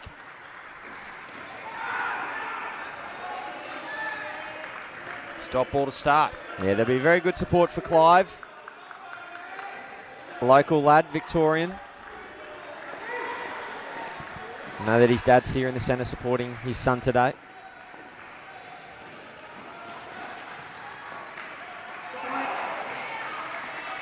Just caught some of that leg side line there. Called wide by the umpire. Fair enough.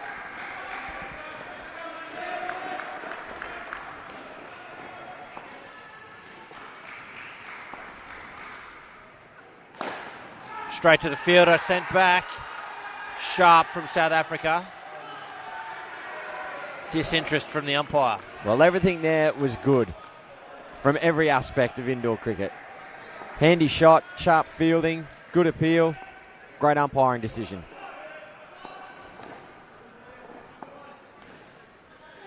Confirmation. Back live. Oh, leaves it alone, but certainly no chance of that ball going on to hit the stumps. It will, however, be third ball, so the score must change.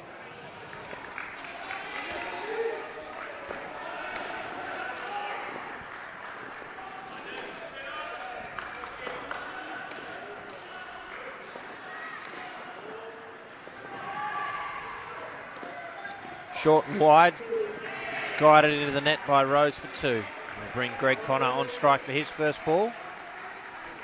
Yeah, you've got to be able to just do a little bit more, Olafia, with that. The ball's come through at waist height. It was a nice little bounce off the net. Might not always get a run out every time off it, but need to do a little bit more.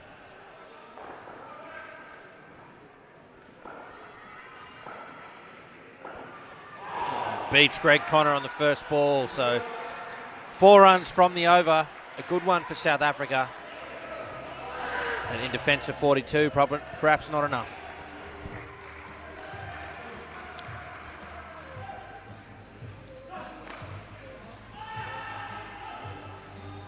Yeah, it'll be interesting to see their selections for the next 3.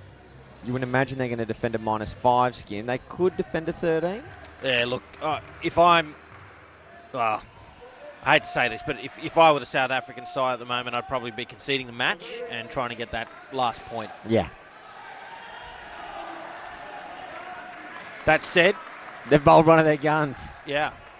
And, you know, that's good to see. Well, they want to stay in the game. They feel like they're in it, yeah. Yep. Shot from Clive Rose for 2.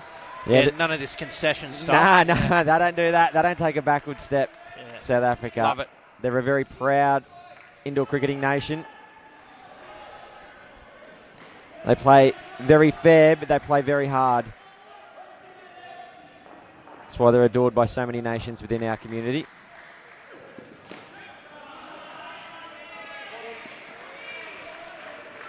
And speaking of community, this is a reunion of sorts. There has been some international indoor cricket played of late, but certainly the first time there's been a World Cup since 2017. So a lot of members of the community coming together for the first time in a while. And to see Clive Rose, a new member of that community, having made his debut today. Fantastic community to be a part of. Indoor cricket and the wider cricket community.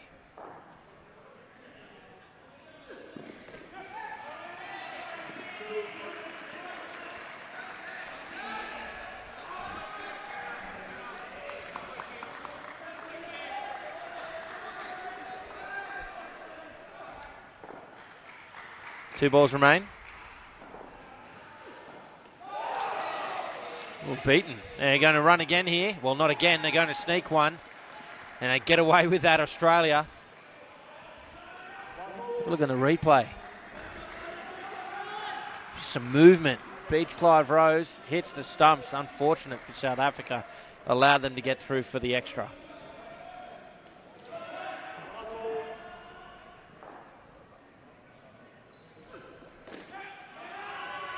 Easy 2 for Connor.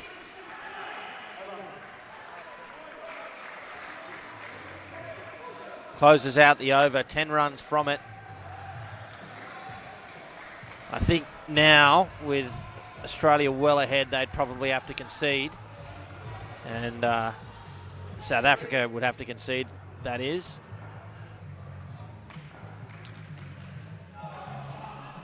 And we might go now to Paul Botterill, who is with Rob Fitzgerald.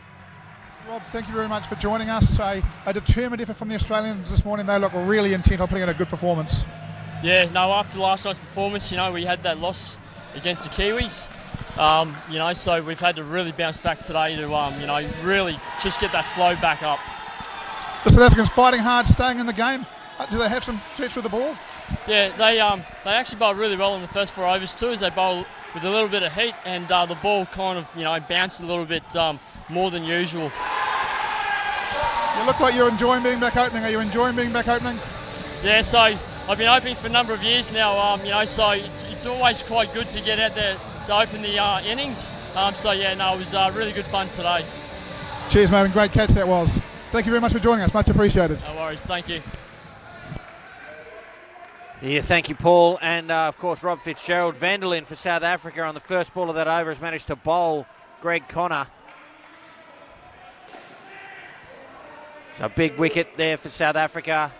Just clinging on in this match. Yeah. To use that poker term, all you need is a chip in a chair. You're never out of it in indoor cricket. South Africa refusing to die. And that's what you'd expect from this South African outfit. Long way to go this week. They're going to fight and scrap for every single point.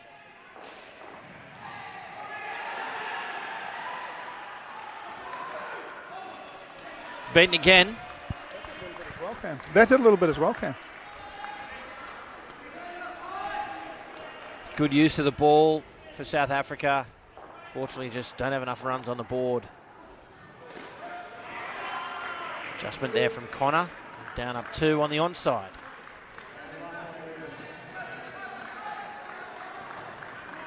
One ball remains now.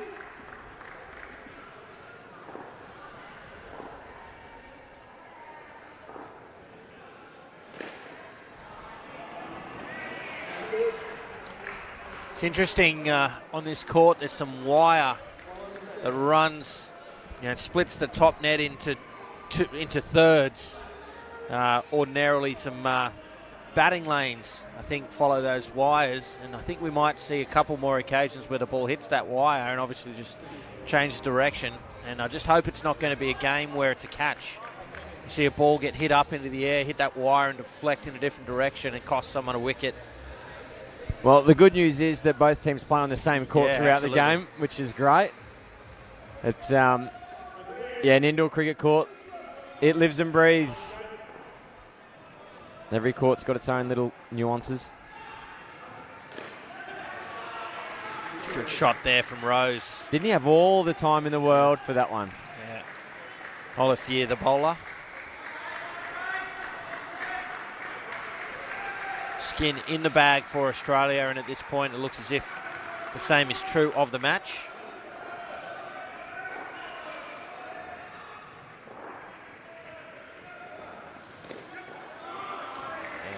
Great shot there from Connor. Short and on the hip, adjusted well, got the bat on the right angle. Down up 2.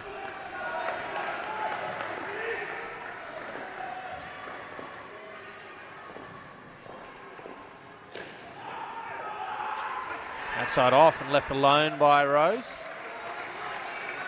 Fair delivery.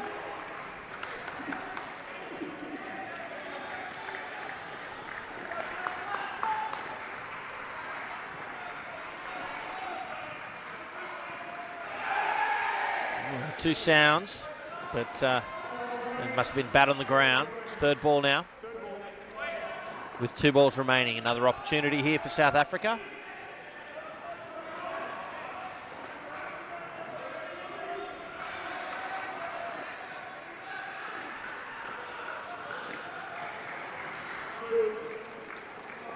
Safely negotiated short and wide. Bread and butter for Clive Rose.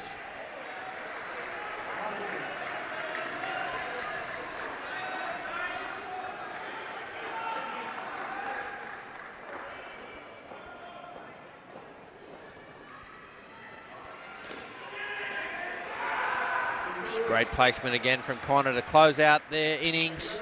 8 runs from the over and 24 runs for the partnership. Another point for Australia, and they're well and truly home today here at the World Cup, live from Casey Stadium.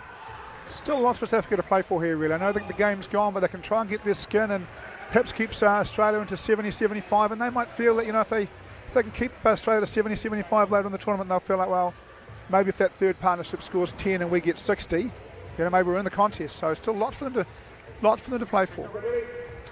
Yeah, and I think, to your point, for keeping Australia to somewhere in the 70s, I don't know that Australia would be concerned by that, but it does give us an idea of what is at the top end of what Australia is going to score. They didn't get past 60 last night. If they're only quote unquote going to score sort of 70 or thereabouts, I mean, any winning score is a great score, but other teams will take heart from that. They know what they can keep Australia to. Luba the bowler, Dennis and Floros at the crease, and we're back underway. Not a lot of feet there from Dennis. Beaten outside off as a result.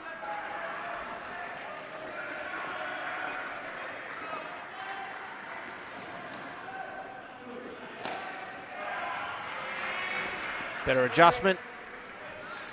And bangs a 3.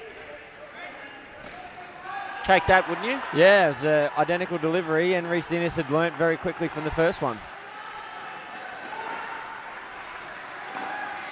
And it's interesting in his second over that he's bowling completely different to the way that he did in his first. He was quite successful in his first over with his action, and he's changing things up a little bit here with this one.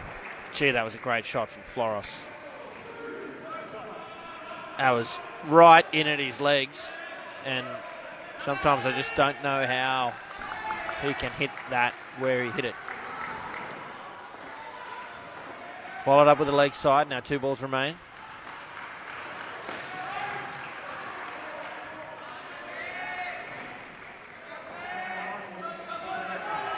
South Africa desperate for a wicket here. If they're any chance at winning this final skin, they need wickets, and they need them now. Finds the edge. Unlucky there from Lubber. I think he let Dearness know it too. I don't think Dearness will be too fussed by that. Really only need to point at the scoreboard. 8 runs from the over. Yeah, that was a big over for South Africa. They just needed 1 wicket and then to really stay in the skin. And that just makes this one as big. It's going to be Willie Brink. They have to do nothing other than attack, attack, attack. Just see there some of the fans in the crowd looking at indoorcricketworldcup.com on their phone for all the latest fixtures, stats and results.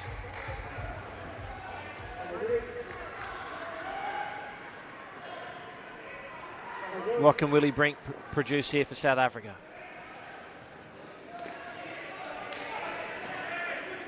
Short of a length, enough width for Dennis. Get a comfortable 2.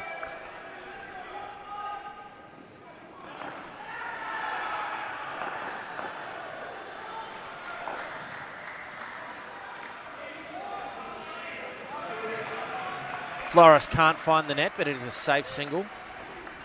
Boy, he looks composed when he bats, doesn't he? Absolutely.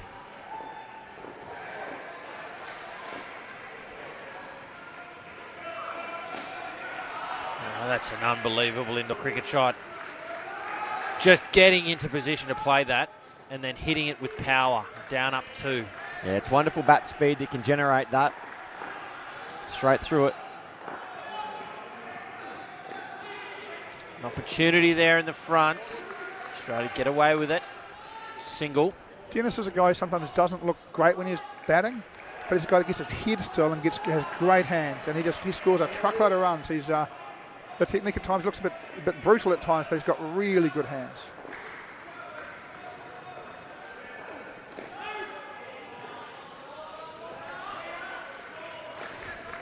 Been a clutch player for Australia for a period of time. Dearness. Dominated that World Cup in your final in New Zealand. Wellington 2014, yeah. Player of the final. Oh, unbelievable. Bowled an absolutely superb over early to put Australia in control of that First game. over the game, 3 for -10. Yeah, brilliant. Game over. Yeah. So 16 on the board for these two now. Not going the way that South Africa need it to if they're going to take this last skin. I've got to tell you, I'm surprised that we haven't seen the Magician. Yeah, I was going to ask you when I was away to get the interview. Yeah, I'm also surprised we haven't seen him. I'd be bowling him now.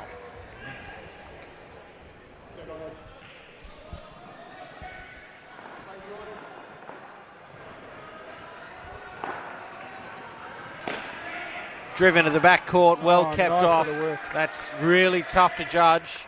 Body on the line there from Venter. Save 4. Yeah, you can see the teammates come and get around him. Little plays like that. 3 or 4 runs here or there. If you can save them every single game, that can be 35, 40 points in the points differential at the end of the week. It's Viviers again. Late adjustment from Dearness. It's a single. The key thing for me about that piece of fielding, the body on the line, the skin's pretty much gone, the game's certainly gone, and yet he's still doing that for his country. And he's a big guy, and when he lands, it's going to hurt, right? Absolutely. Interesting now here. Australia looking for 3 skins. India looking to take 3 skins off New Zealand. They've lost the game. It's a decent effort, that Indian side. It's a decent effort from the Indian side. We'll keep you up to date with that score as this game continues. 3 balls remain in Viviers over.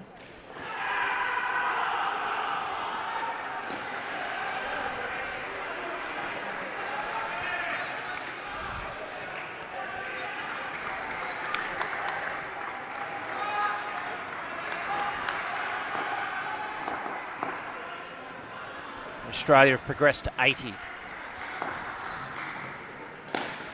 Oh, that's a wonderful shot from the Australian vice-captain. He grabs 4. And we were talking about South Africa maybe keeping Australia in the 70s and them and other teams taking heart from that. Australia are dominating the latter stages of this game. Flores, the Australian player who seems most likely to go to the back. If you bowl a half volley at him, he's going to put you away. 10 runs from that over.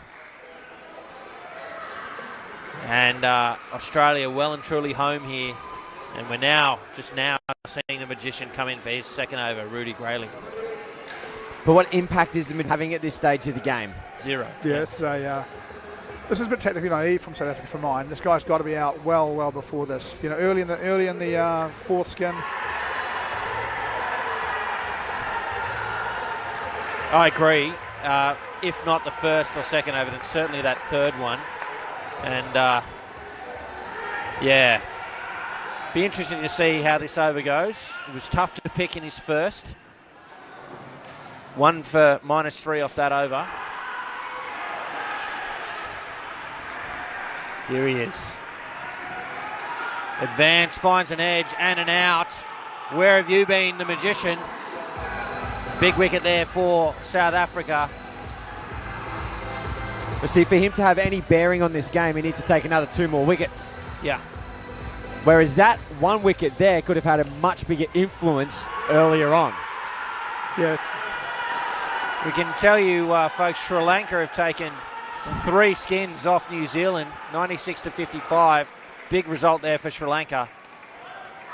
They've had a -20 partnership in that game and won the other 3 skins, so they have played some good cricket over there.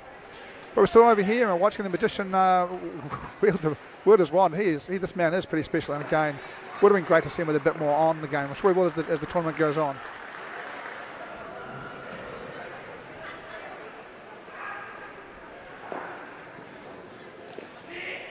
Chance at the top, needs to hit. Again, Australia getting away with some aggressive calling. They just don't seem clear to me when they're going to flick and when they're going to throw, Cam. And as a consequence, that's tough for the receiver as well. They don't know which angle the ball's going to come from, what pace. Oh, again. Yeah, well may you be pumped, Grayling. Brilliant bowling, his third wicket for the match. But he's come in bowling the 16th over, and the game's well and truly beyond doubt. Tell you what, though, he has given them a small chance at this final partnership. Another wicket here will be very, very interesting. Mate, if he saves this skin, he really is the magician. Absolutely. And Australia back in the 70s. He's got Dennis twice.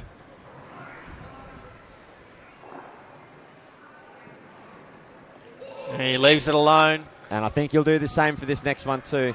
Tell you what, he'd better pick it. I have a feeling the next one won't be turning away. He'll be putting his legs in front of those stumps and just moving that bat an inch, and that'll be it. Time to see this wrong, and let's see how hard it is to pick it. Here comes the night watchman, folks. Playing till stumps. Final ball of the match. Skin on the line. And he leaves it alone. It's a dot ball, and Australia convincing victors here. 34 runs the margin. 3 partnerships to 1 here in this amazing contest. It's Indoor Cricket's World Cup. Australia up against South Africa.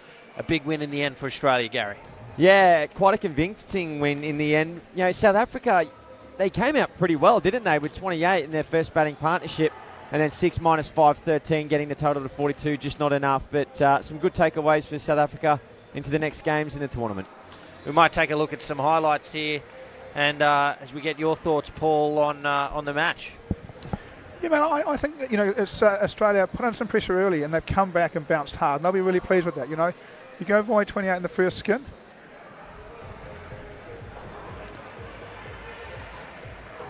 South Africans early, Australia early. Matt Floss. That arm causes a lot of trouble for teams from both the striker and the non-striker. Yeah, another example of some great keeping there from Lyle Teskey, the Australian captain. And a key, we obviously dive and catch there from Fontana. We obviously won't see this in the highlight reel, but so many dot balls bowled by Australia that created all of these opportunities.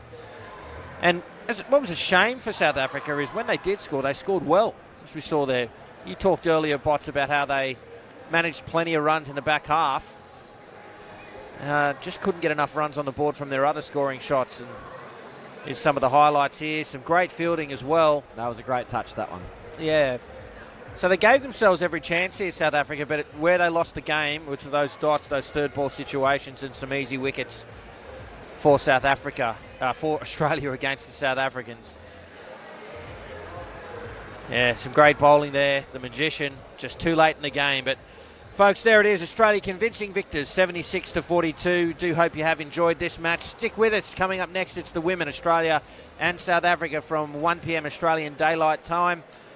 But for now, I'm Cameron Walter, and for Paul Botterill and Gary Lowe, thanks for your company, and we'll see you next time.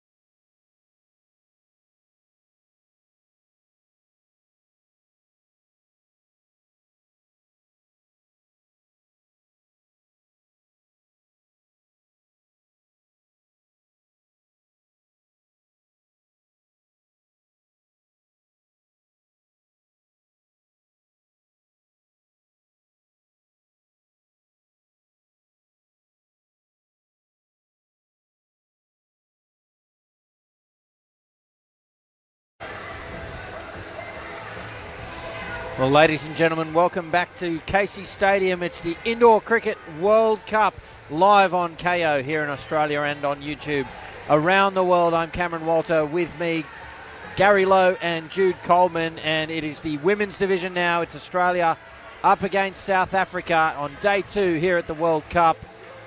What an interesting clash it's going to be. Gary, talk to us. Yeah, look, hello Cameron, hello Jude, and hello everyone right around the world for tuning in. It's great to see you all, or at least you can hear us. We can't see you, of course. This is going to be a wonderful contest, which I'm very much looking forward to, and a big test for South Africa, because in terms of games they've played, they've had a match against Singapore, which they won quite convincingly, 188 to -45, and then a game against the New Zealand under-22s, which they only just got across the line with 86 to 70. So this is going to be a really good understanding of where they sit in this competition against a very strong Australian outfit. So, yeah, I'm more interested from a South African perspective to see how they are. And Australia, of course, probably going in as favourites, you'd think. Jude Coleman, would you say? Yeah, definitely. And it's a rematch of the 2017 World Cup final. So I'm sure it's still going to be a challenge for the Aussies, but you would definitely think the Australians are favourites. Well, let's take a look at the lineups competing in this match today. Yeah, we'll start with the Australian squad. They are closest to your screen or at the bottom of your screen, starting with Nicole Martin, their captain, Samantha Dixon, Alexandra Weeks, getting her first game in the tournament thus far, Dulaine Carlson, Laura Shaw, Adelaide Campion, Ashley Doble, and Ali Maxwell, rounding out the number 42 for Australia. Moving on to the South Australian side. South Australia. Whoops. South Australia. They won the toss and they have elected to bat. Becker, their vice-captain, Von Wyk, Gita, Woman, Von de Pfeiffer, Styles, Wheeler, and Tapp. Kaylee Tapp, the South African captain. We have with us, as you heard, the former Australian captain in Jude Coleman. Jude, it's a different position for you to be in at a World Cup, sitting here with us. How are you feeling watching the Australian ladies out there? Yeah, it is. It's a very different position, but I quite like it. Looking forward to what will hopefully be a really good game. Unfortunately, it's the only day I can get across to watch it live, so I'm going to enjoy it. Of course, assistant coach of the Australian outdoor women's team. That job must be keeping you fairly busy. It was only a secondment position, so my job with them is done. I went to the Commonwealth Games and gold medal. Got the gold medal, yeah, back in August. So I'm back with my full-time job over in South Australia with the SA Scorpions and Adelaide Strikers. Looking forward to the WBBL.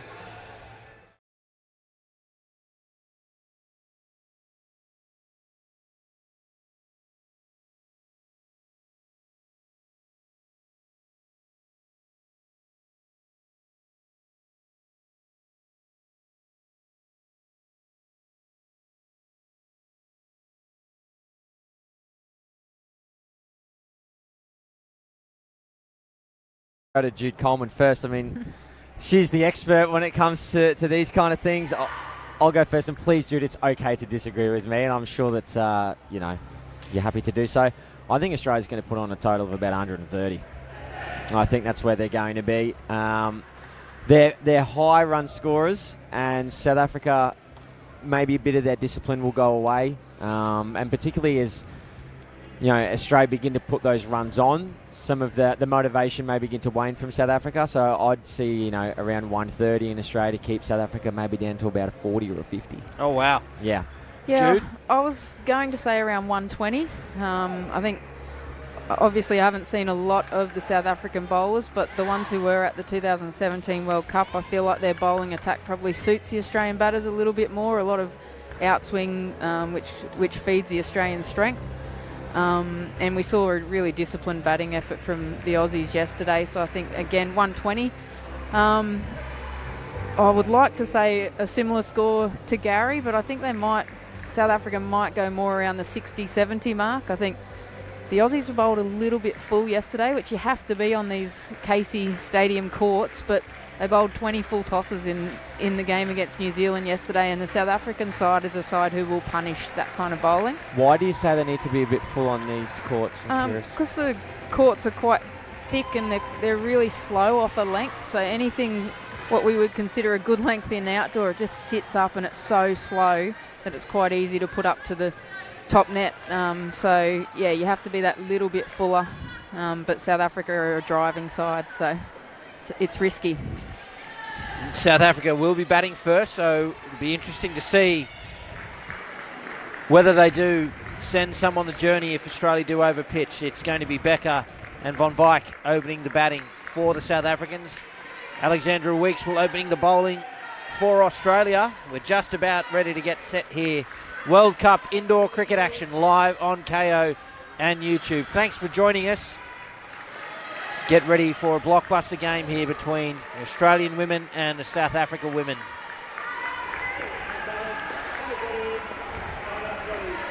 Here's Weeks. Starts with the leg side.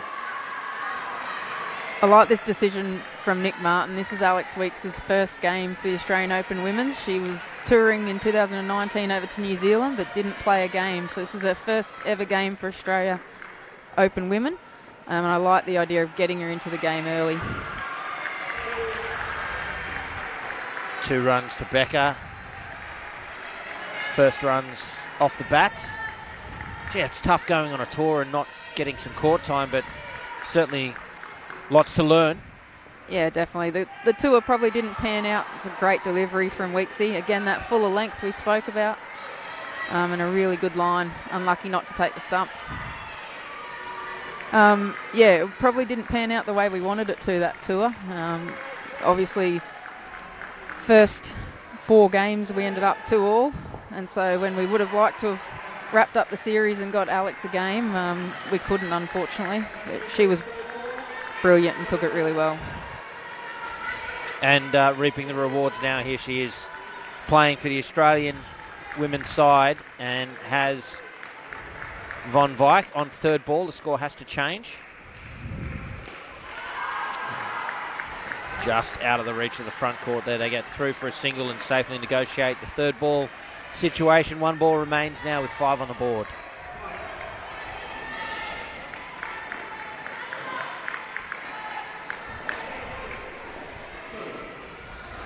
There's a full toss.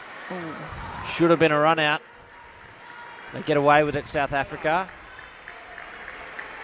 Brings the over to an end with 7 runs from it. Not a bad start, especially considering they were on third ball. Yeah, most certainly. I'm interested to know as well from Jude Coleman, who took captaincy of the national indoor side in 2005. What would have been said in that huddle at the end of the first over?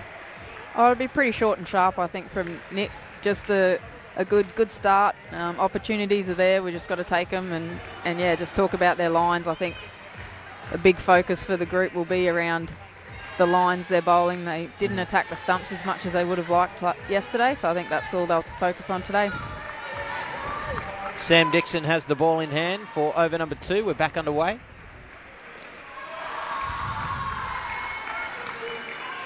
Any width there for Becker to help herself to 2. Nicole Martin, your successor as captain, but not her debut as captain, has captained a couple of other series. Must be reassuring for you to hand over the reins to someone of her calibre and experience. Yeah, absolutely. She's led her Victorian side for years and has done an exceptional job and has been my vice captain and captained a couple of times when I couldn't attend tours. But yeah, she leads the girls really well.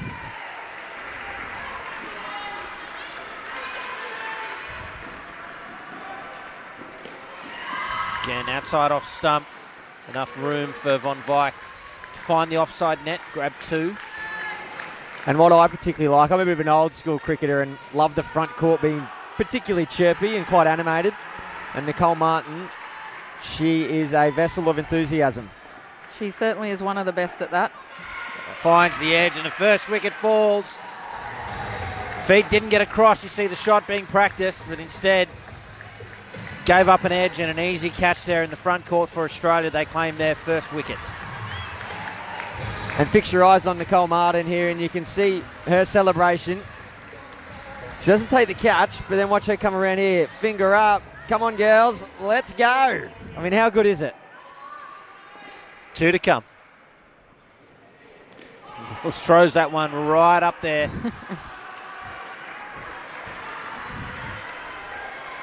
Becker having a bit of a giggle. Yeah, it was Sam's change of pace. It's a difficult ball to play. She gets a little bit of dip with the off-cutter action, and it's cut nicely off the wicket here.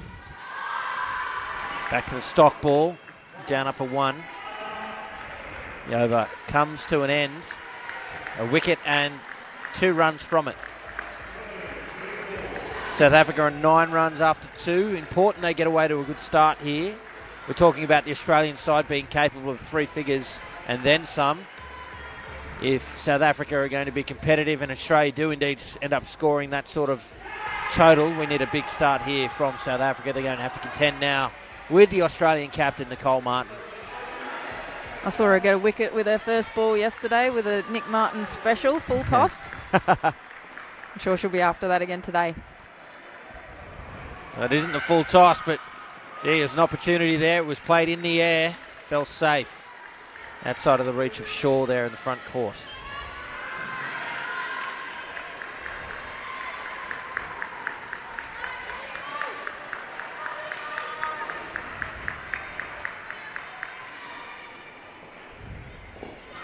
Oh, beaten. Feet went the wrong way. Lucky not to get an edge on that. Here's a dot ball. Yeah, just cleared that front foot there, trying to guide it through cover. Can't get bat on ball.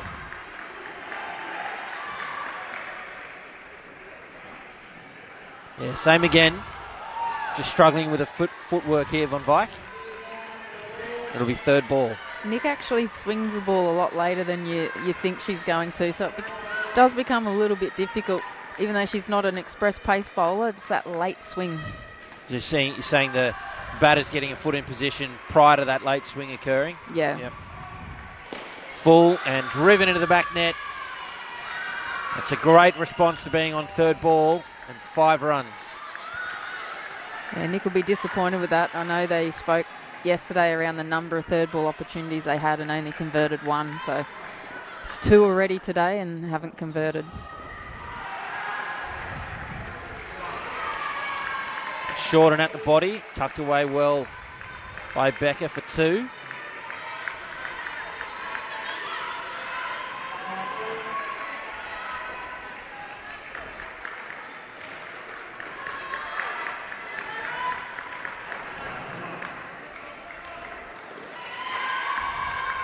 It's a better shot there from Von Wyk for an offside delivery. 2 runs, 11 off the over, a big one in the end for South Africa, and that's exactly what they needed. They find themselves on 20 runs with an over to come. It's a perfect start so far, but 4th over specialist Ash Doble coming to the crease now. They'll have to contend with her. Yeah, the 2 South African batters actually having a hug in the middle of the pitch. So that's they're very excited so far, 20 after 3 overs, and Jude Coleman, maybe at the end of this over you can tell us a bit about, this is the first time you've probably been on the mic since you were inducted into the Australian Indoor Cricket Hall of Fame most recently. I'd love to hear your thoughts on that at the conclusion of this batting partnership.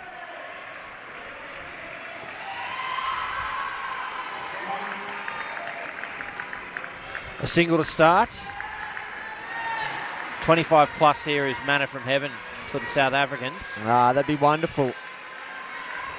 They just need to negotiate these next 5 deliveries. Try not to concede a wicket.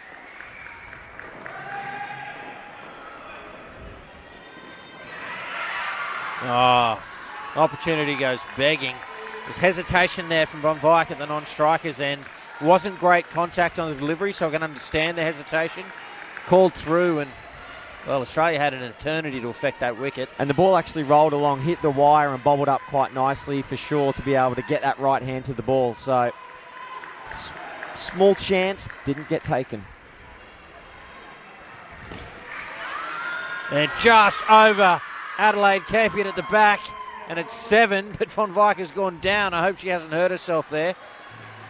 Must be those new courts. Yeah, just wrong-footed herself. I thought, oh no, she hasn't done an ankle, but gee, 7 runs.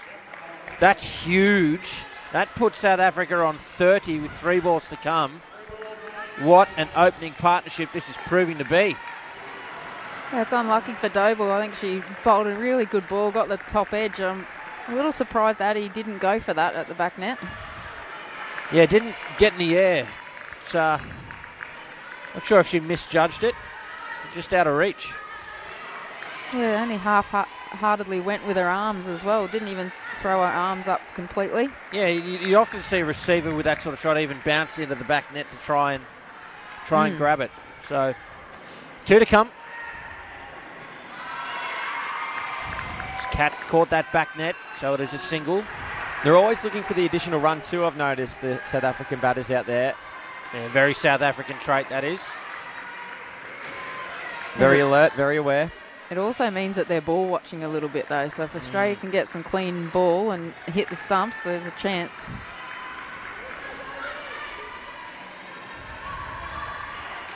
Final ball.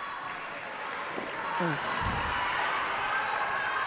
Quicker delivery and a dot ball to finish, but damage done. 31 on the board for South Africa. The perfect start here in this clash at the Women's Indoor Cricket World Cup. Australia up against South Africa. We're live on KO and on YouTube. Thank you very much for your company. Take a look at some of the highlights here from that batting partnership. 31 on the board. Couple of opportunities missed for Australia. Critical one at the back there that could have been, well, that's a 12-run turnaround. They've turned a catch into 7. But not too bad batting from South Africa. They saw off third ball on 2 occasions. You made the point earlier, Jude, how Australia were ruining the missed opportunities there in the game last night. And perhaps we're seeing that again. But a great start for South Africa. Yeah, they should be really happy with that start. The girls batted well. I wouldn't say that Australia were particularly poor with the ball. I thought they bowled quite well, and the South Africans were up for it. I think key as well is there's those 2 back net shots.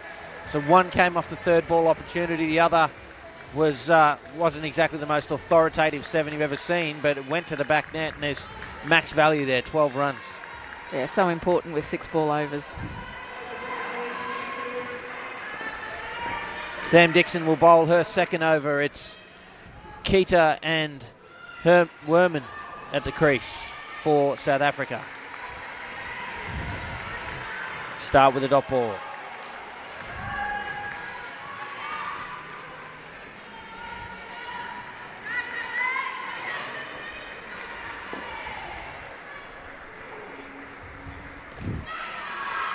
It's a great shot there from Keita.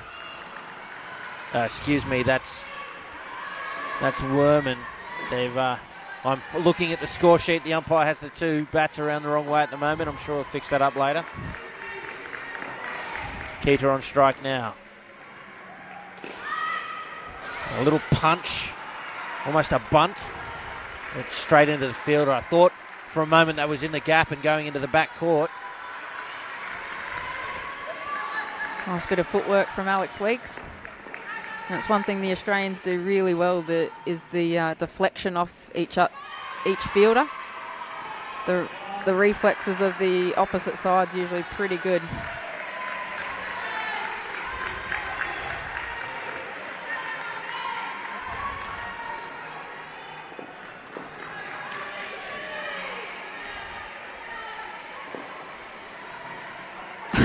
Wow.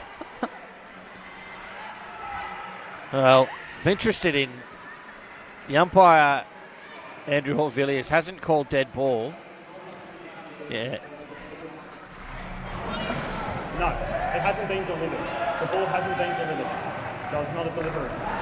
There you go. Straight from the horse's mouth. She didn't deliver the ball, so the ball's still live. Back live. Just missed a down up 2 there from Werman.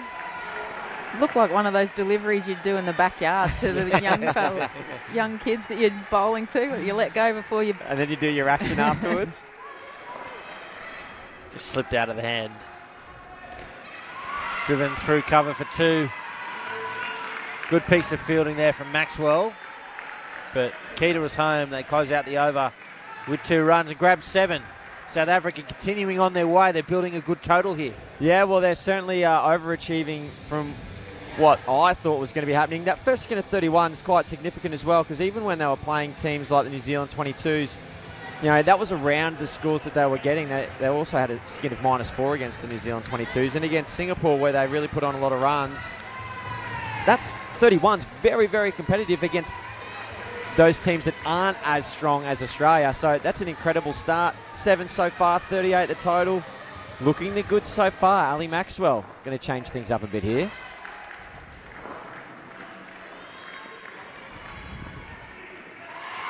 It's really good positioning there from Keita to get into position to play that shot. 2 runs, well read, well weighted.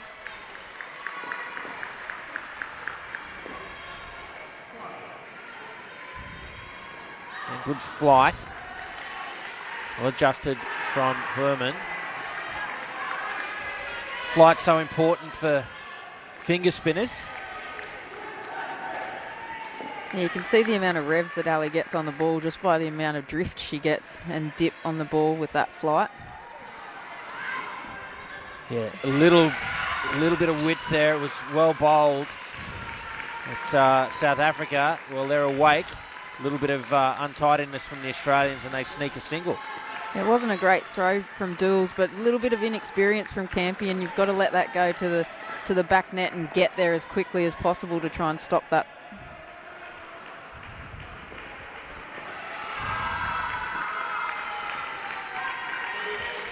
So Keita just quite happy to rock back. I think be interested to see if Maxwell tries to really throw it right up there now in response to that and try and invite a drive. Yeah, or even a quicker ball at the stumps.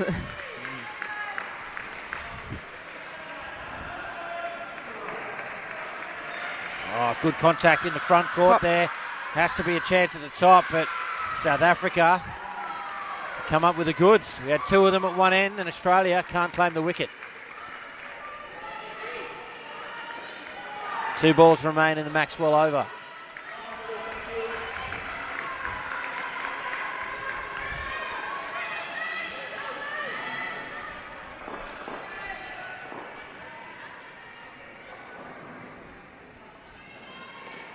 Again, rocks back.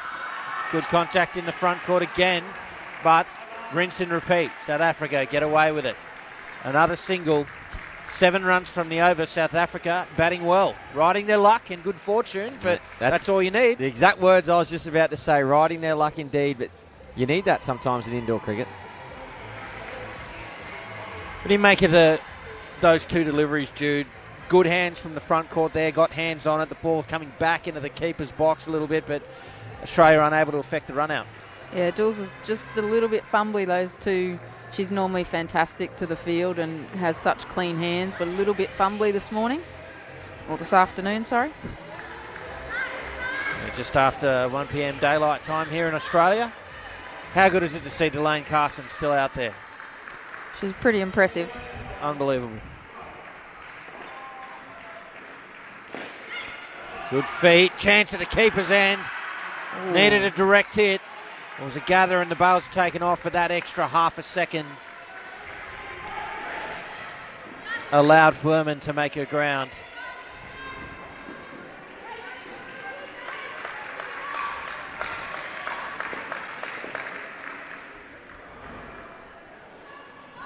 Beaten outside off.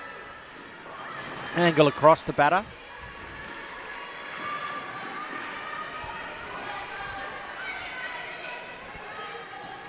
Yeah, she bowled this angle last night and had 2 on the legs, and I think it just doesn't allow her to use the angle. Oh, again, little chance goes begging for Australia.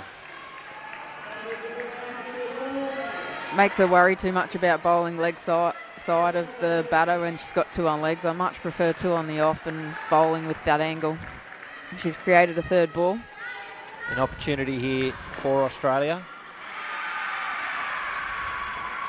Striven upish, but into the vacant backcourt for 4 runs. Another 3rd ball opportunity seen off with a back net shot. Talking about Delane Carson, debuted for Australia in 1999. Yep, that was a while ago. Driven to the back. 7 runs, max value for Keita. South Africa batting the house down at the moment, moved to 57 with a ball to come. Yeah, they're not going to die wondering today. South Africa, they're going for everything. Absolutely everything. And spray down leg side. 14 runs from the over. You see that last back net shot just came at such pace. And Campion did stick the hand out this time, but it was just too quick. It was almost through her before she got her hand up. And huge runs for South Africa. 59 on the board, still with 9 overs to come.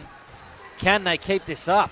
Well, the thing is, South Africa scored 86 against New Zealand under 22s. That's under 22s New Zealand. This is the Australian Open women's team.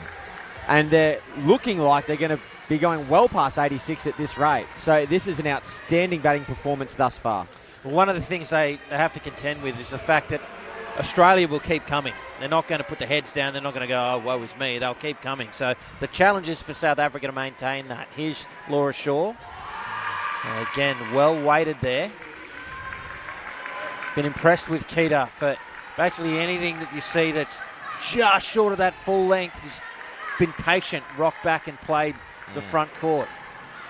Yeah, I'd like to see Laura go over the wicket to Keita, and I'm okay with her bowling around the wicket to Werman, but I think to Keita I'd come over the wicket just to create a little bit more angle to not allow her to do that.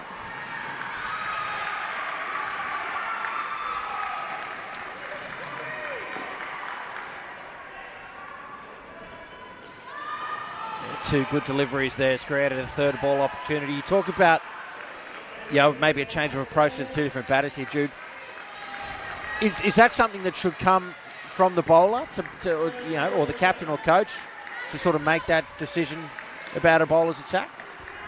I would hope that it would come from the bowler, because they're the ones who know what's sort of happening and what they're trying to do. But I would always, as a captain, I would always go and suggest those things if I saw that. But and at the end of the day, leave it to the bowler to make the decision? Yeah. We just saw one of the classic up-downs there. There was a great contact, but 2 runs. Well bowled.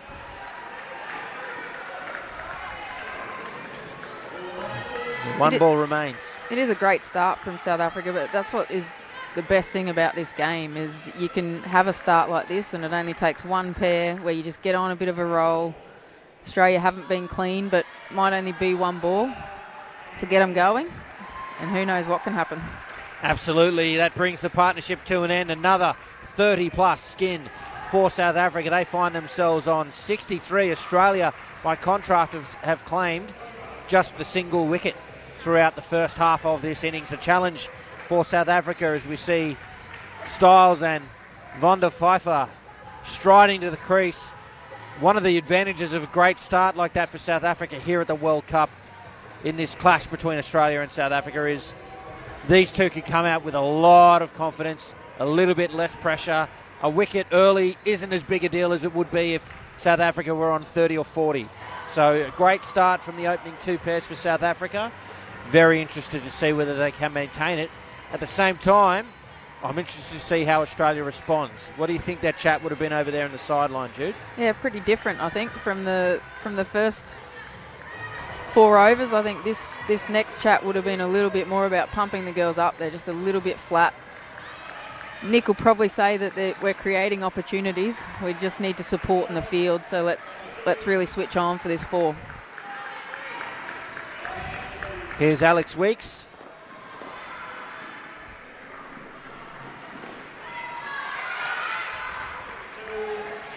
Two runs to start. Styles, that is, she's away.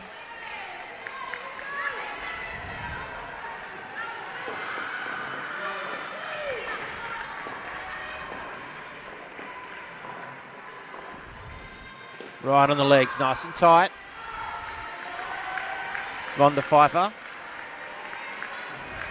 starts with a dot.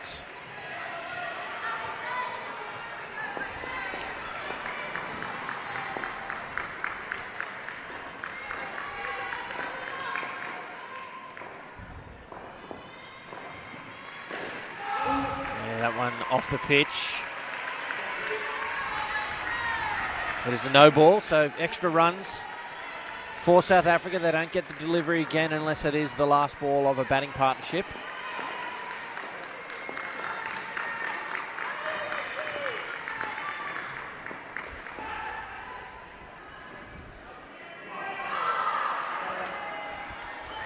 Beaten, and they're going to sneak a run here. Disappointing for Australia, just letting the pressure off. An extra and then a stolen run. Yeah, well, it's happened twice now, hasn't it? In South Africa, very vigilant, ready to go.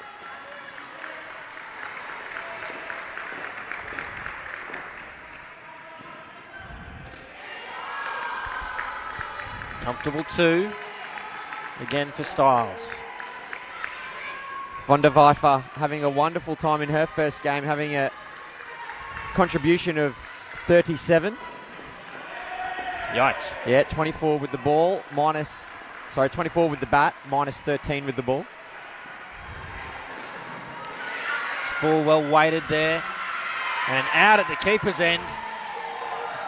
Gee, I thought she'd be home all day there, Styles, but just too clean from Australia. Well, Take a look on the replay. She hasn't complained too much as Styles, which is interesting. She's kind of just accepted it. So either very, very good sport or thinks maybe she was gone too. Oh, that's interesting. It'd be good to see that one frame by frame. An advantage we have, the umpire does not, but it's a rough call for mine. It looked also that throw might have actually come off the, I think it would have been Nicole Martin, I think. So the throw from Maxwell, I think a little deflection off Martin and then into Carson's hands. But hey, it's a run out in the book and Australia needed that. Here's the skipper, Nicole Martin. Full toss into the back court for 4. Left alone by Martin.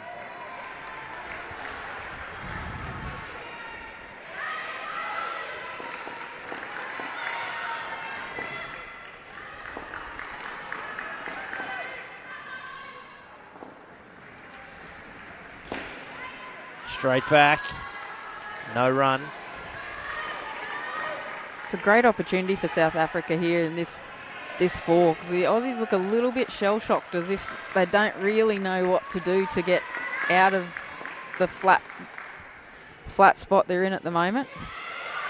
Just need a couple of that'll do it. Pieces of fielding like that. A diving style, still short of the ground. Sharp cricket there from the Aussies and clean hands behind the stumps from Delane Carson. Let's take a look at that on the replay. Nothing wrong with a shot, maybe a little flatter than she would have liked, but Sam Dixon too good. And how's the service too? Right over the bails. All you have to do is just grab it in the mitts. A bit of height there from Sam Dixon at that cover position as well. Always useful. Look at this, folks. 3 on the offside. Oh, you know, it's one of my fave, Cam. Love it. Full toss into the field. That's why they're there. And what it does when you're the batter as well, you're just thinking, I know there's a whole other court that's completely free and available. And sometimes they check their shot or they try and do something that they wouldn't usually do with the ball. I love the little games of cat and mouse. I also love Nicole Martin just throwing it up there. You know, here you go, have a go at this. Just short of that one. Did she catch the edge? There's plenty of interest from the front court. Yeah, I think there was a little edge there. And it's 3rd ball. Big over here from the skipper.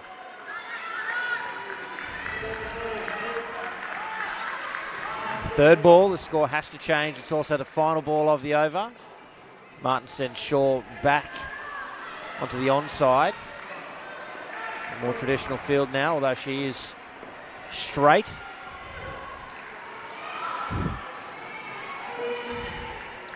Two runs, they safely negotiate 3rd ball. It brings the over to an end, 1 run from it. We'll go now to Paul Botterill, who has with him Dorothy van Wyk. Hi, Dorothy van Wyk. Thanks for joining us. You opened the batting for South Africa, got 31, hit a big 7. What did it feel like to hit a 7 against Australia? It was awesome. It's always stressful to go and bat. The 7 was a lucky shot, but it was on.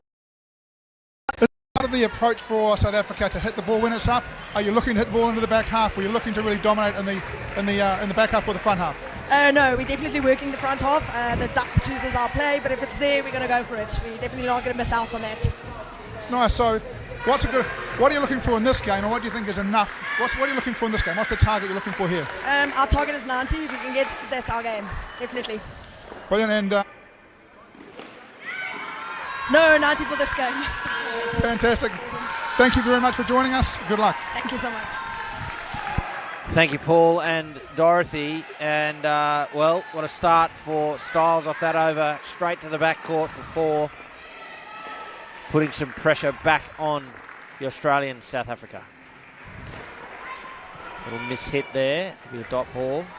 Yeah, the runs just continue to flow. Pre-game, I said 50. Jude Coleman said 60, 70. And they're at 70 and a trajectory on an upward direction. I'm still sticking with 70. Still sticking with 70. We will see. Carson comes in. 2. Oh, Ashley Doble was very quick on that. Umpire Andrew Hall-Villiers says not on this occasion. They've been very sharp today in the front court. Good little touches here and there.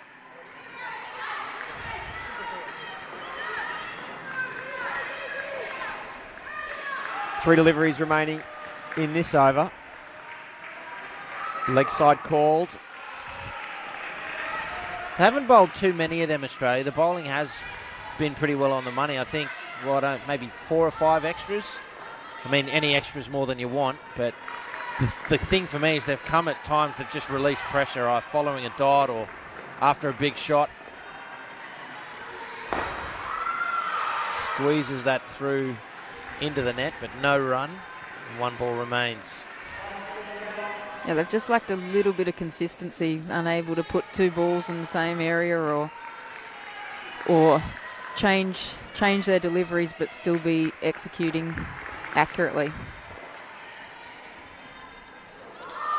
Beaten, wrong-footed there is Styles. 8 runs off the over, however. They will start the final over of the partnership on 3rd ball. So an opportunity here for Australia. We talk about their consistency, their ability to convert. In particular in 3rd ball situations, they've not done it yet in the game. They've had 1, 2, 3, 4, 5. This will be the 6th 3rd ball situation. And it's going to be Laura Shaw with the opportunity to convert one here for Australia, with South Africa on 74 with 5 overs to come here in this World Cup clash. 2 fielders on the legs of Von der Pfeiffer. 3rd ball. Full driven back. Is that out? It's dropped either way. I don't know. Was that a bump ball? No, that was up out. in the air. Yep. I think that was a catch. Put down by Campion. Again, Australia can't convert. South Africa get a single. Am I correct in saying that Addie Campion hasn't bowled an over either? You are. She'll bowl twice to the last pair.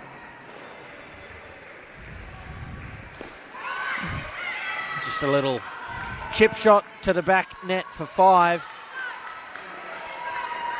Even when it hasn't looked the most convincing for South Africa, whether it's riding luck or whatever it is, they've found gaps like that with shots like that, and they're getting huge value for it.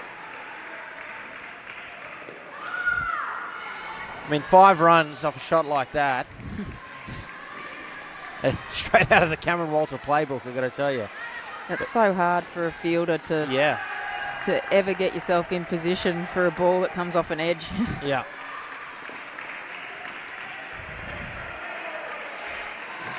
Backward point. Does find the side net for 2. And 2 balls remain.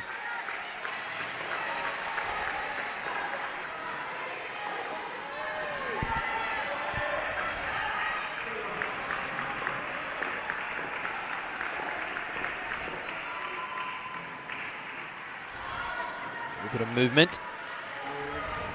And it is a dot. 1 ball remains now for this pair. They've lost 2 wickets, but have fought their way back to 19.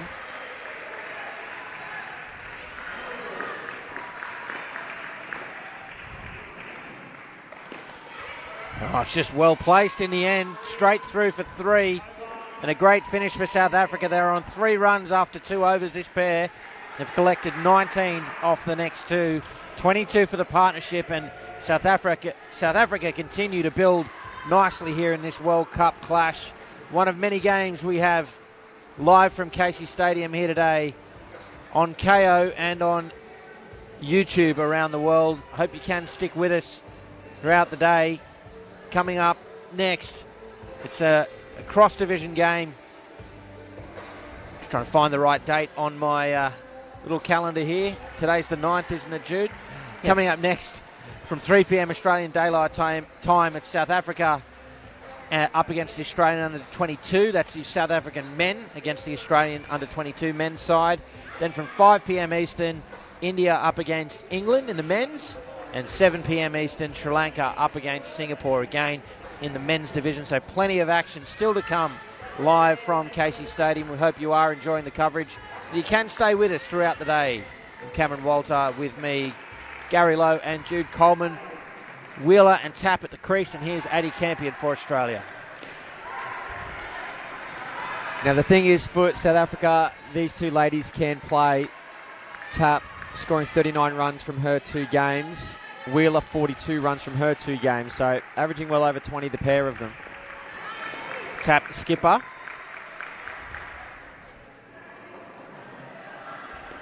Oh, this should be out surely, and just another uncharacteristic lack of finish there from the Australians. They had the batter in the middle of the pitch, plenty of time, and the throw was wide.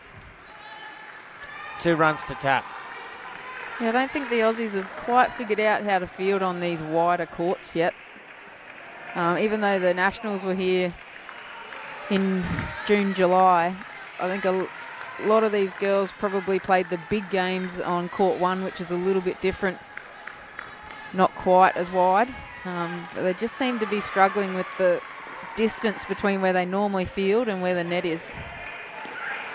That's a perfect illustration of how the width makes that difficult. Is you look at someone like Ali Maxwell there fielding on the 3 line, fairly straight even on a normal sort of width court, but that leaves a huge gap to her left.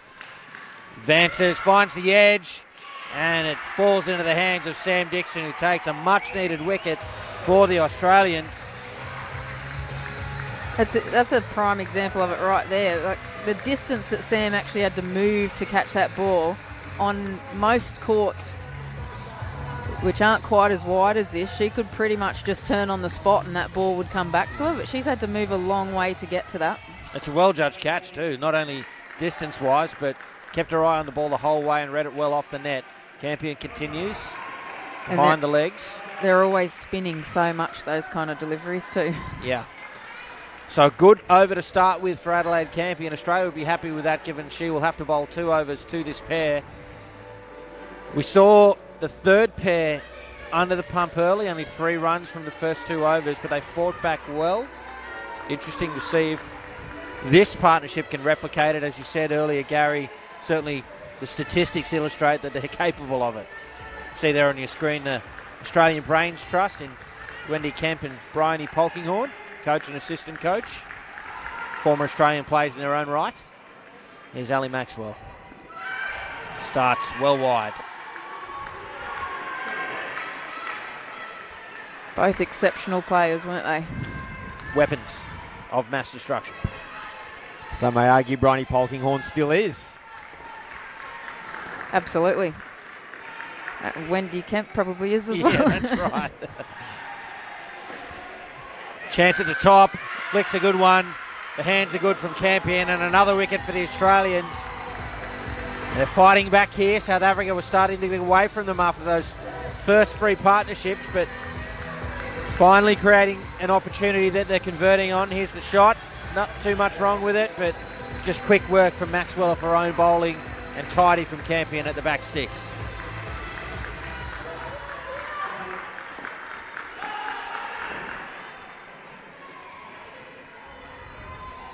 Throws that one right up there.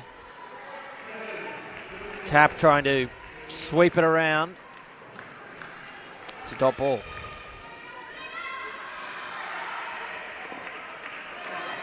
It's a nice matchup for Ali to bowl to a left-hander. She'll be just looking to drift the ball back into her and then move it away. Up and full safe. And just another illustration of something you don't see that often from an Australian side is that ball went to the wrong end. So the call to go to the keeper's end was late. The reaction from Campion was late.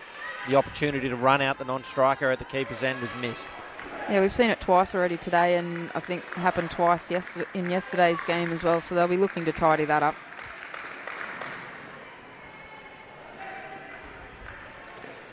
Well weighted from Wheeler. Grabs 2 through the cover region.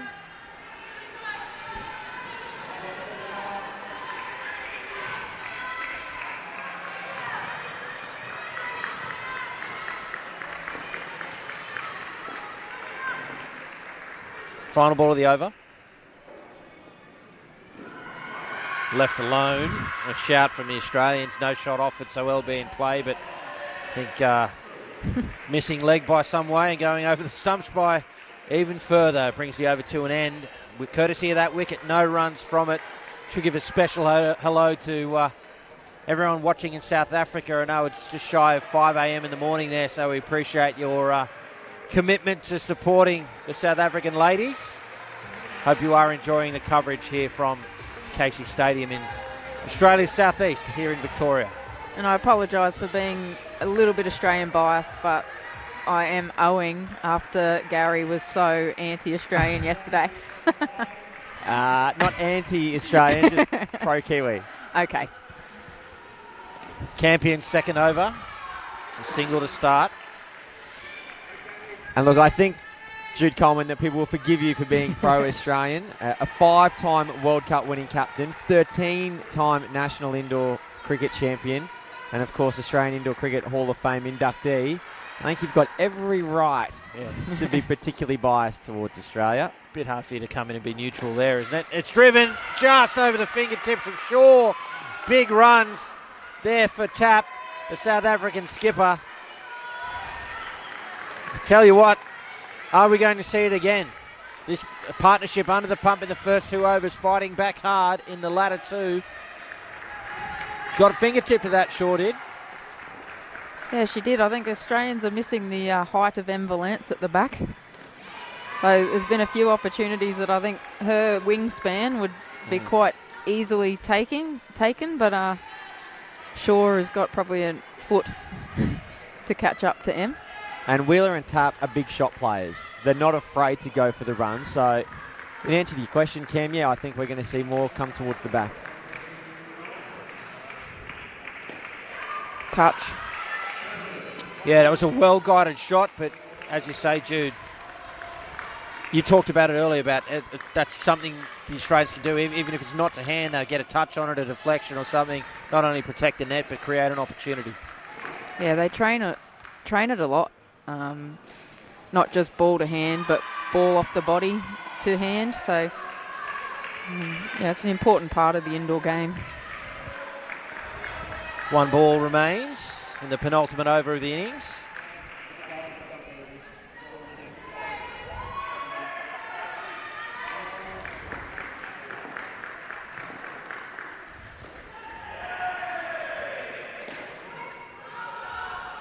Well watched by the South Africans there. It's a dot ball to finish, but 13 runs from the over again. It's a great fight back from South Africa. And how important is this final over? We think that Australia are capable of a big score, 110, 120. South Africa on 97 will be desperate to push this towards that 110 mark and put all the pressure they can on the Australian side. Ash Doble is going to bowl the final over. A critical one at that. Yeah, it's a great score for the South Africans. The Aussies will be hoping to get a couple of wickets this over to get some momentum into their batting innings, but if the South Africans can... Oh, that's incredible from Ali Maxwell. In position to go to either end. That's the key there. Getting into that front court early. Now take a look at this on the replay. The perfect job from a sweeper fielder. The shot is flat and flush into the net. She's in position, just outside of the frame, but was in position there to throw either to the top or flick to the keeper. Made the right decision and a crucial wicket for the Australians. Yeah, really important, and good hands from Dools as well at the back.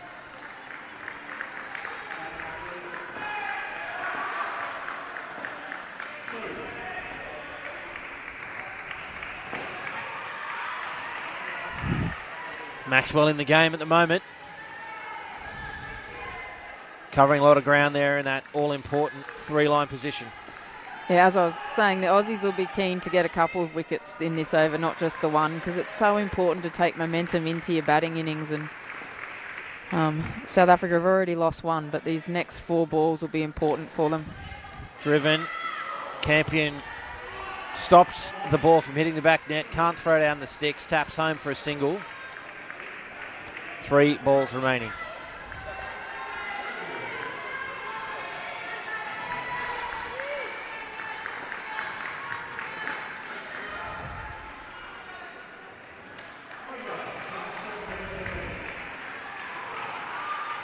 Beaton. Change up. Missed opportunity there. I think Dools had a chance at the back top stumps there to hit, the top stumps to hit the non-striker. Taken a few too many steps.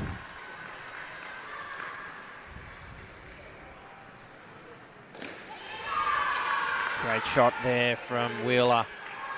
Adds 2 to the total.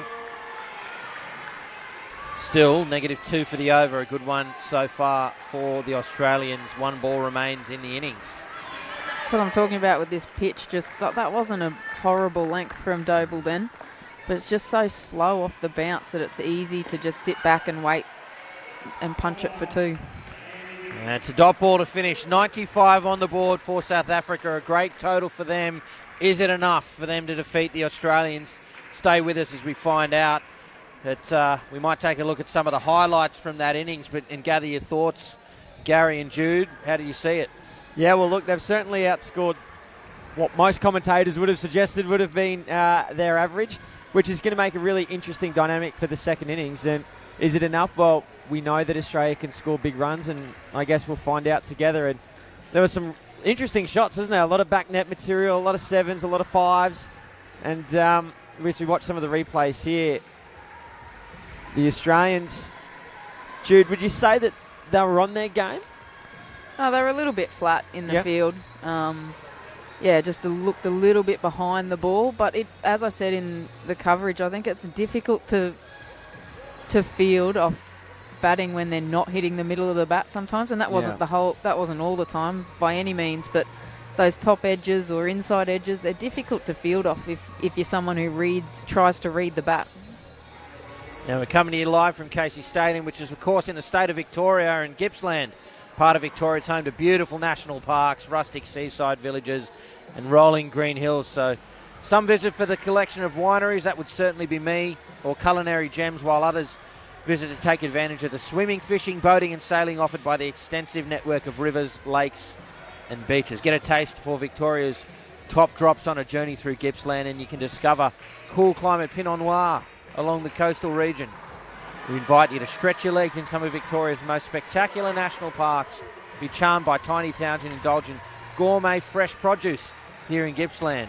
What a sensational part of the world down here in Victoria. And for those that are you watching live on KO in Australia, if you haven't been to Gippsland, a beautiful part of the world, I do suggest you come and see that part of your own country. But those overseas, get on down to Australia when you can. And Gippsland's a great place to visit. And thanks to the Victorian State Government for their support of the Indoor Cricket World Cup. South Africa, 95 on the board here in this clash between South Africa and Australia. It's the 2022 Indoor Cricket World Cup live on KO here in Australia, on YouTube, around the world. I'm Cameron Walter with Gary Lowe and the former Australian captain and Hall of Famer Jude Coleman. 95 on the board for South Africa. Who's your money on, Gary? Australia. Jude? Australia, but I think it's going to be a very good game. It's going to take a very good chase. Doble and Weeks at the crease for Australia. Here's the South African skipper. Doble starts with a single and just caught some of that keeper's net there. Jude Coleman, Alex Weeks commencing the bowling and also coming out with the batting. Is that interesting to you as well, or is that something that you would have done? I don't think it's for the same reason as opening the bowling. I think she and Doble open the batting for Queensland, so it's probably where she's most comfortable, and she's certainly very comfortable batting with Ash Doble. So I'd say that's probably more the reason. Sorry. No, you're all right. I cut you off. How about Doble bowling the last over and then straight out to bat? Yeah, she's used to that. She's done it many times before.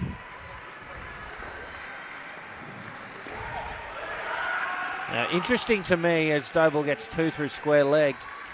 I was just going to comment on the fact that the South African leg side fielder there's quite straight, quite deep, so there's lots of room down there at that square leg position, and Doble found it straight away. Yeah, but what it will mean is she will probably get more off the net than the Australian fielders did. But South Africa are usually a very hit the stumps kind of team. You see the Australians, they tend to look to feed the keeper or the receiver, and you spoke about service before. They do a lot of work on service, whereas South Africa are just let's hit the stumps, but they're very good at it. So we'll probably see some direct hit run-outs here. Well, it's high risk, high reward, isn't it? You think that it's probably the percentage play to go for the service rather than trying to hit the stumps, but if that radar's on and you're hitting the stumps all the time, you're taking that extra half second out of the game, and it can make the difference. Yeah, definitely. Just probably doesn't allow you to get those dismissals where you have a bit of a mix-up and 2 batters at one end. It's third ball. Hits the legs. Australia will get away with one here. It's well bowled from the South African captain, but Australia takes 6 runs from the over in pursuit of South Africa's 95.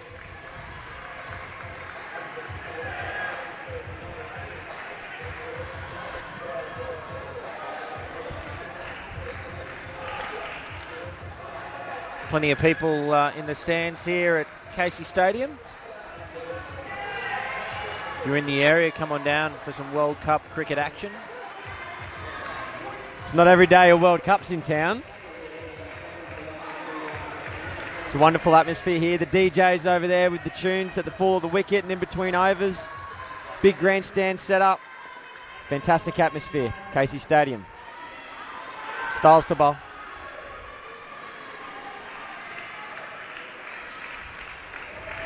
It's very slingy.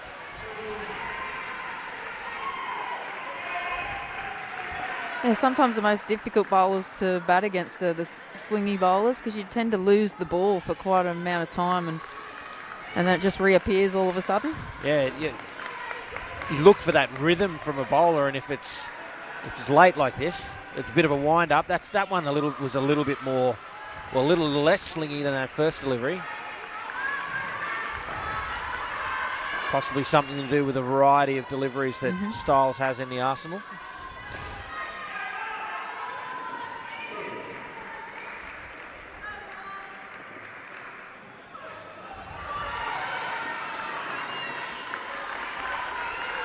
Getting through at pace for these cutters. And a little stare down. I was about to say, same here, I like it too. You see her at the top of her mark, she gets the ball in both hands, settles herself, and then comes in. Here she goes, composed, ready, off she goes. Oh, an opportunity there. Doesn't fall within reach. Some of the width of the court coming into play again there. I like to see competitors in indoor cricket. We talked about Nick Martin being one for Australia. Styles one for South Africa. Might not have the captain next to your name, but you're still a leader in your team. She actually reminds me of a old South African player. I shouldn't say old, but she played years ago, Alta Kutsa. Similar kind of slinging action. She was certainly a competitor.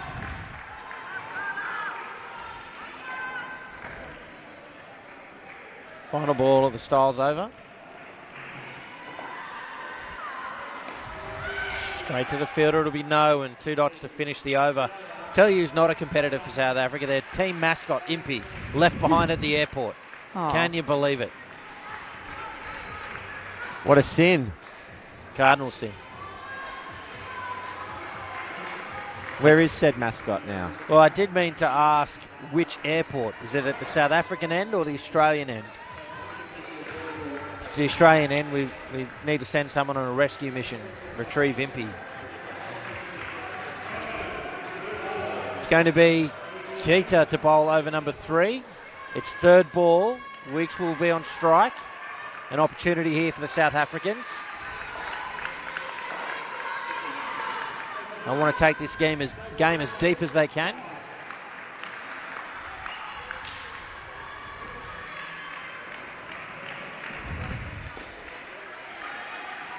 Full on the legs.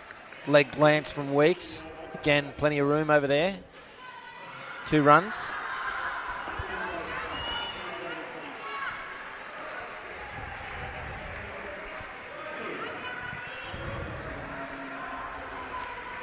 Wow, this, don't know if she's going to run in, but the leg side fielder is meters deep. Yeah, moved in a little bit tighter, but just interesting that she's starting that deep. Yeah, and what's also interesting is her foot can be in the other half of the court as long as it's not planted on the ground. So when the ball's released, her foot is actually on the other side of the court, which is okay because it's not on the ground. Watch again. She didn't do it that time. Sorry, I'm talking about the leg side fielder. No, I'm talking about the other one. Fielder, yeah. No, I'm talking about Jessica von der Pfeiffer. Just fix your eyes on her with this one. She gets real close, puts that right foot over. Well, she did the first 2, didn't do it on the third. Number 66 on the right-hand side of screen on the 3 line. See if she does it again. Well, I'm not saying anything ever again. She might have heard you, just messing with you. A little chance there for South Africa again, but Australia good enough, and they're built well to 19 here. That not only is this a good start for Australia, but they've brought this skin into play. Of course, each batting pair fighting against the corresponding pair. The high score takes a point. The bread and butter there for Doble. Yeah, the last 2 shots from Ash Doble have been absolute class. Down up 3 and then followed by that one.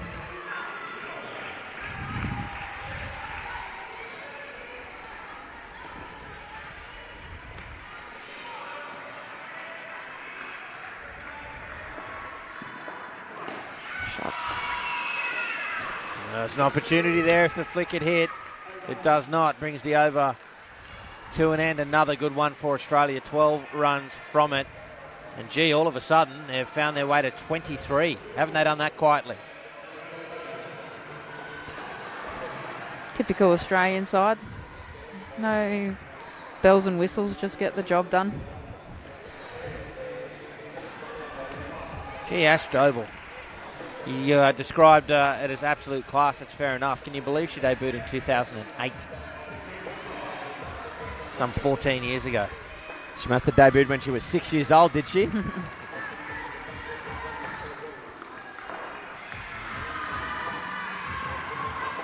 She's a very important player in the scheme of the Australian World Cup defence. Didn't tour in the last tour in 2019, so it's been 5 years for her since she's played for Australia. Wheeler, the bowler for the final over of the partnership. The skin in play here. How are the Australians going for this skin, or is it out of their mind? Oh, I'm sure they'd like the skin if they got into a position, but I don't think they'd risk the overall game or risk a wicket in order to get it. I think, it does become really important with first place going straight through to the final. They're playing a lot of games in this tournament, and I'm sure it's been said before, and it'll be said again through the week, they're a little bit of an older, experienced side, so I think finishing first is really important for them, to have a day off or a break, so I certainly think skins will become important. Well, there's 4 balls remaining in this partnership. They're 6 runs away from tying the skin. Finds the net, chance at the top. Oh, is that a direct hit? And it's out. A huge wicket for the South Africans. They've still been batting so well. You talked about them being a direct hit team, Jude. And there it is. There's one of them. Great piece of fielding for South Africa. Yeah, excellent piece of fielding. Weeks was a little bit slow to take off, but direct hits are usually out no matter what. Tight one. 1-1. Back live, and Doble helps herself to 2. I think probably fair to say, barring some aggression here from Australia, that the skin is gone. So more important that they do finish without losing another wicket. Yeah, I think they'll just look to win the game now. And oh, it's in the air. Oh, 2 opportunities. Oh. And the ball has left the court. It's just a dead ball that's come off the fielder, so we don't lose any of the play that happened. But I tell you what, there was a chance at a catch, as sharp as it may be, and a chance for the keeper to flick down the keeper's stumps as well. It got away with both, Australia. There was a lot happening there. Yeah. And some running repairs on Alexandra Weeks down there. The big dive, I think she might have taken some skin off. Body's on the line. She's got 1 ball to deal with. No, that was the last ball. No, one to come. There's still one to come? You're right. Go with your gut, Cam. You're right the first time. Oh, yeah. Yeah, it sounded like you said, oh, yeah, sorry, dead ball. But no. It's always the way, isn't it? There's 1 ball to come and, yeah, something happens. Yeah, delay and we get some attention. The net also getting attention here from Josh Sadler. Under the YMCA staff that runs this venue. It's a beautiful facility here at Casey Stadium.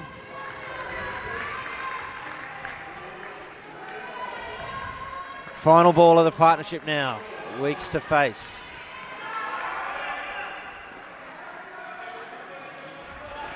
Shot. Yeah, tucks it around well for 2. It's a solid opening partnership for Australia, 24. That's right about par. So, in fact, it's right on par. Yeah, that's exactly where they want to be. That's exactly where they want to be. So, a great start. They haven't banked the skin. South Africa will take that and be happy with that. It's a fascinating contest unfolding for you here, ladies and gentlemen. It's going to be a real belter of a game. Love to see it go as deep as possible as we see the Australian captain, Nicole Martin, at the crease with her batting partner, Sam Dixon. Would you, Jude, if you were the South African camp, just try and attack at this point and just try and get ahead in the game, or do you just stick to your game plan? I'm not 100% sure of what their bowling attack's like as to whether or not, I was lucky enough to captain sides where I had very, very good bowling attacks, so I could literally just attack the whole time. Yeah. So it kind of depends on what they have. But I generally would look to attack early in a partnership, and if I had bowlers I needed to, I'd hope that we'd start well in a partnership that I could then sneak an over in here and there. Rhonda Pfeiffer, the bowler. Martin starts well with a 2. But I think against an Australian side, you've got to hit them early. You've got to put some doubt in their mind. If you don't hit them early, they'll just get their confidence up, and Australian side with confidence is a scary thought.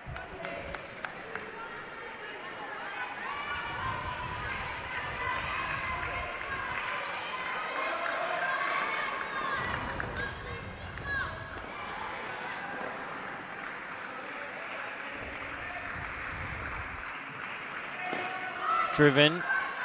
Fielder gets hands on it. It spills free, but Australia uninterested in the run. A dot ball. It looked like that was New Zealand's plan yesterday. They bowled a lot of their stronger bowlers first in the first 2 pairs.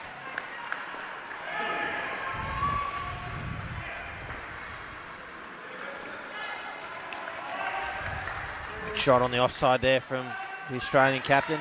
Yeah, that's another high risk, high reward approach, isn't it? If it comes off, you've achieved what you're after. You've got a great start, put pressure on the other team. If it doesn't, well, you got very little left in the bowling arsenal. Driven well into the back court by Dixon for 3. 1 ball remains. And New Zealand's bowling side is actually quite strong, so it wasn't like they wasted everything. It just looked like the 8 overs of probably their strongest bowlers. Bread and butter for Nicole Martin. A great start for Australia, 10 runs from it. Again, this is another big skin, so if we're thinking about the importance of the additional point, this is 32, so Australia will be really keen to bank that, having lost the second, and if they do win this skin, they'll be well on their way to chasing down 95. Yeah, South Africa need to be asking some more questions of this batting partnership. I know that they're very strong, being Martin and Dixon. But that was a little bit too easy. A very, very simple 10 runs from the first over. You don't want to be dropping a skin of 32. That's the last thing you want to be doing. And infinitely more important, you want to be winning the game.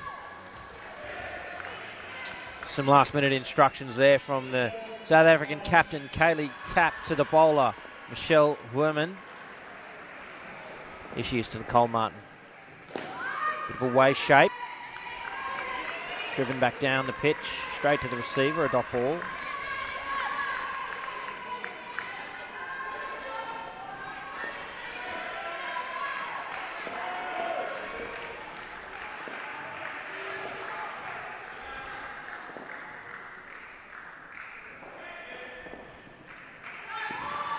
Same shape but different angle, and sneaking in behind the legs there of Nicole Martin. Left alone, but again, a dot ball. Important opportunity here for South Africa. You can just see there on your screen, well and truly inside the line. It's a good late swing. Martin's had a good look at it now. Third ball.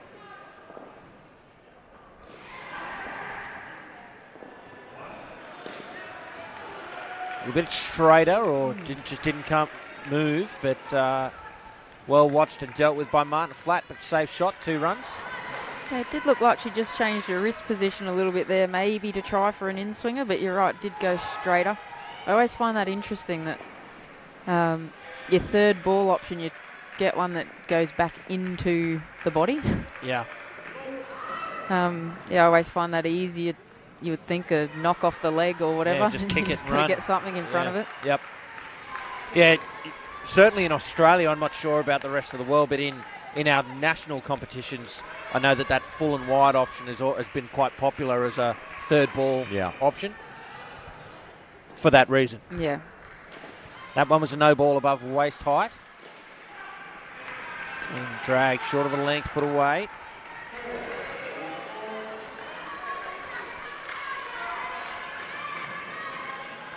One ball remains. Such a small margin of error when you bowl outswing to an Australian side. See the start of this over, really good lines that troubled Nick Martin, but as soon as you get outside off, it becomes their bread and butter. One on the Great legs. shot. Flat again, but finding the gaps. Australia, another good over for them, 18 runs from it. Well on their way to chasing down this skin, and indeed the total. What we saw in the South African innings, two excellent partnerships to open the innings. The next 2 pairs got under the pump early. The first one recovered well. The second one lost another wicket late. Just shows how difficult it is to maintain that high scoring, that and get through an innings. So we know that Australia are quite well versed at it, as Becker gets us back underway. It's a no ball. And they're running again. Good awareness there and some untidiness from South Africa, and that's a 4-run delivery. Yeah, a bit of a disaster delivery, that one. Yep. Overthrows plus the no ball. A front foot no ball as well. Unforgivable. Follows up with the leg side.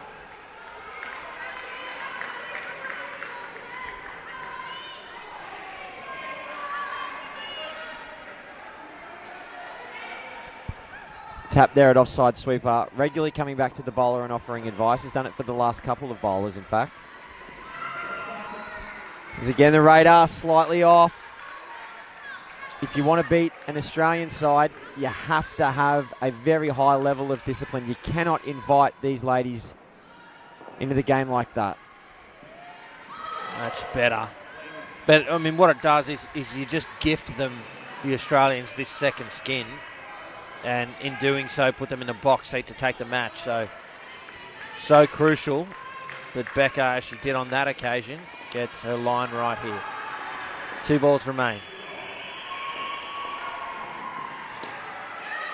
An opportunity.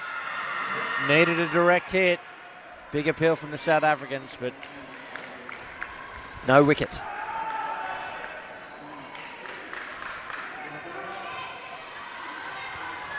That looked like a get me out of here call from Nick Martin then.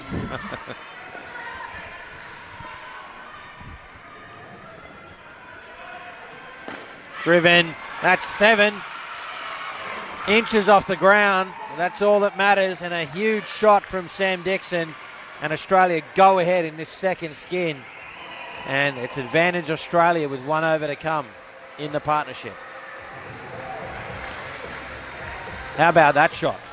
That was a very, very good shot from Sam Dixon. I think that's what makes her, I believe, one of the best players in this Australian side. Is we know an Australian side is so clinical, hitting down ups in the front court, but Sam can put away a full ball better than anyone in that side, and she's a really key player for them. Back live, here's Tap. South African captain, a big over needed here from her. Yeah, well bowled. She started off really nicely in the first over of this innings and has followed it up with her first ball here.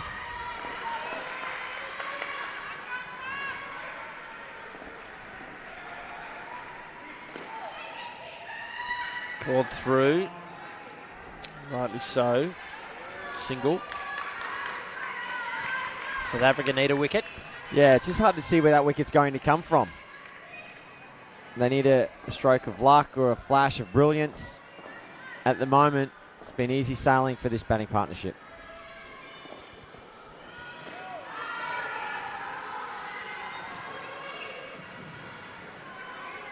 You can see the difference in the South African sweepers. When they both walk in, they both sort of head towards the net, which just opens up that middle area of the court, and it's so much easier as a batter when that looks open.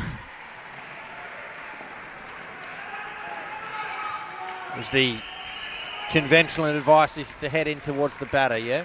Yeah, you just want to get in their eye line and make sure they can see you. And both of them, it's not much, but it's just that slight little fade away to the net, which just opens up that area. 2 balls remain. Oh, Sam Dixon is having a field day out there. A second 7 for the innings. And that is a big moment in the game. Not only does that put the skin beyond doubt, but Australia find themselves on 67 in pursuit of South Africa's 95. Yeah, well, she's got some pretty big levers. She's strong, she's powerful, and just perfect timing of the ball. When all that comes together, it makes for a pretty amazing cricket shot. Final ball, back live. Misfield into the net for 2 to finish, and this partnership for Australia, 45 runs, if you don't mind. They bank that second skin and put Australia in pole position here. Still plenty of work for them to do, but, gee, they'll feel comfortable having just watched these two put on a clinic. Yeah, we know that Australia can score runs. We did project a 120 to a 130 total for them. But 45, I mean, that's out of this world. Sam Dixon going a long way to being best on ground today with some of those strokes. Yeah, and really it's all you need. If you've got a rock-solid partnership, they've absorbed the odd dot, hit their nets, and then the occasional big shot when it's there to hit. That's what creates that 30, 35, 45-run partnership. And in the context of a 95-run chase, that's huge runs. Yeah, it just takes the pressure off this next pair.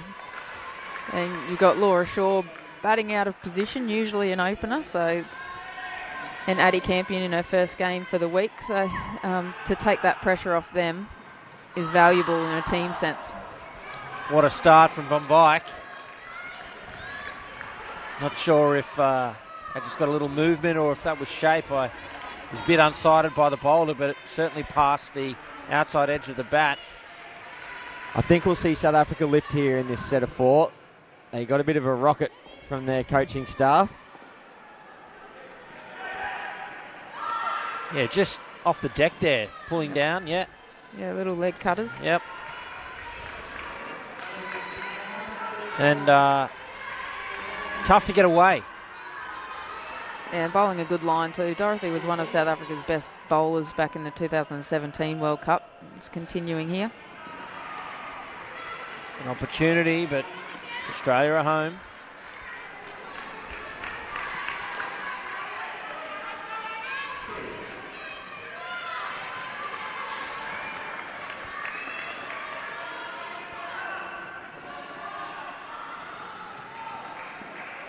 Change up. Read well by Shaw. That was a lot slower, that one, wasn't it?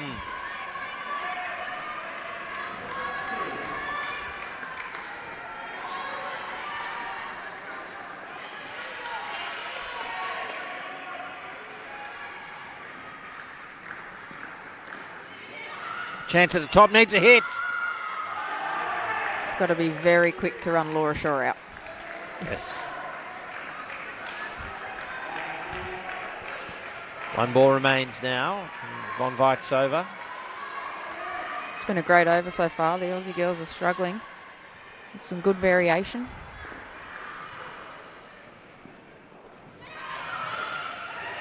Oh, chance goes begging for South Africa. I thought there was a run out on there, but they weren't clean. In the end, the Australians get, I'm not sure if it was a 1 or a 2, waiting for the umpire to put it in the book, but safely, it's a single, safely negotiated what was a good over, as you say, from Von Wyk. Remember, Skin's in play here as well, so 22-run Skin, so another point on offer for both sides, and fairly even after that first over. Yeah, it was a good first over. As mentioned, the Brains Trust for South Africa had a few words to say at the change of batting partnership, so I'm not surprised to see them really rip in here.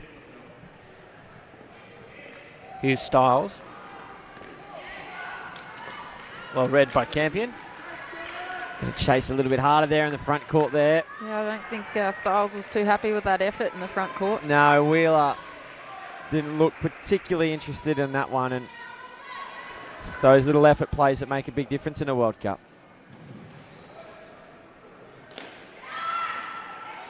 Good bit of fielding there, very sharp. Good calling though between striker and non-striker. Addie Campion giving a thumbs up. I like this call from the South African skipper to bowl Styles here. She bowled really well in her first over, and I think it recognised the time. Just as commentators curse, she bowls probably her worst ball of the game. But it was a really important time to build some more pressure after a good first over. Yeah.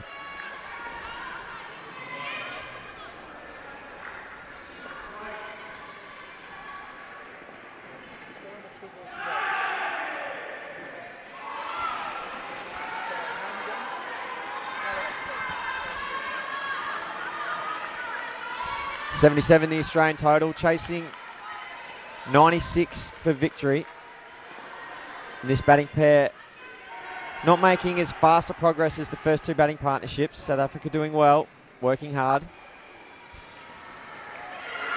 They've gone up. There it is, the edge. Von Wyk is pumped. Didn't she let Campion know it? That's a huge wicket. Just piles a little bit more pressure on the Australian run chase. And that's come at the right time for South Africa. Well, it had to come from somewhere, and it's been a long time since there's been a wicket. And now there's a lift and a buzz in the South African outfit. Really well deserved for Styles. Like I said, she bowled really well, so she deserved that wicket. And Von Wyk is absolutely pumped. That's what you need from your keeper. So 1 ball remains and the style's over.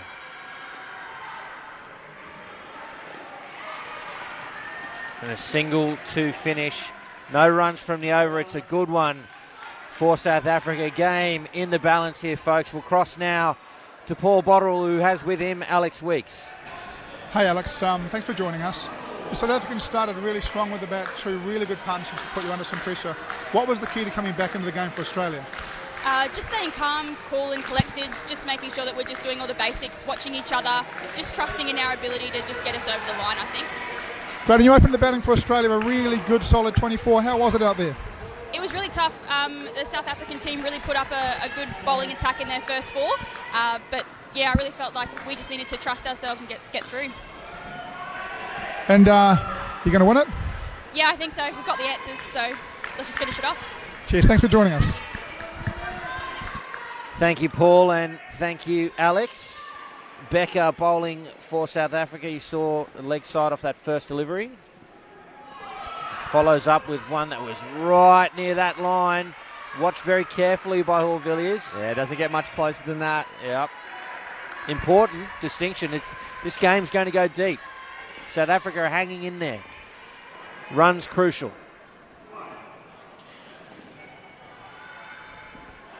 That's going to be a no ball, yeah. Too full. Not only do they get the no ball, but they get 2 runs as well. Can't afford to be doing that, South Africa. Yeah, it's a big turnaround. Yeah. Well, it just negates that previous dot.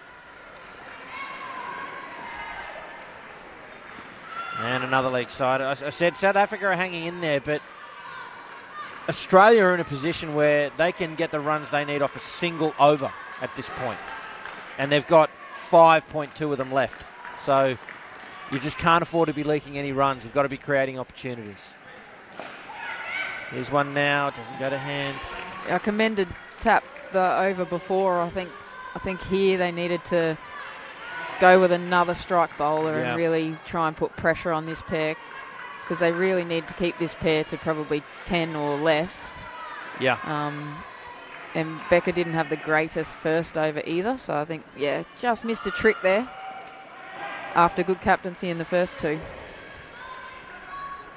Brings you over to an end. 9 runs from it on 13. So very interesting little period of the game here. The final over of the 3rd pair in the 2nd innings. The skin's in play. Australia need 10 runs to win the skin. 9 runs will tie it and send it to the final skin to determine who gets the point in the 3rd partnership. But probably more importantly, the game is on the line here. Australia well and truly in the box seat, just 14 runs away from victory, but a wicket or 2 will change that quite quickly. Here's Wheeler to Shaw. Short, just outside of off stump, and bread and butter for Laura Shaw. Yeah, probably chasing 3, possibly 4 wickets for victory here, South Africa. That would be their target. That's what they're going to need if they're going to be a chance to win this one.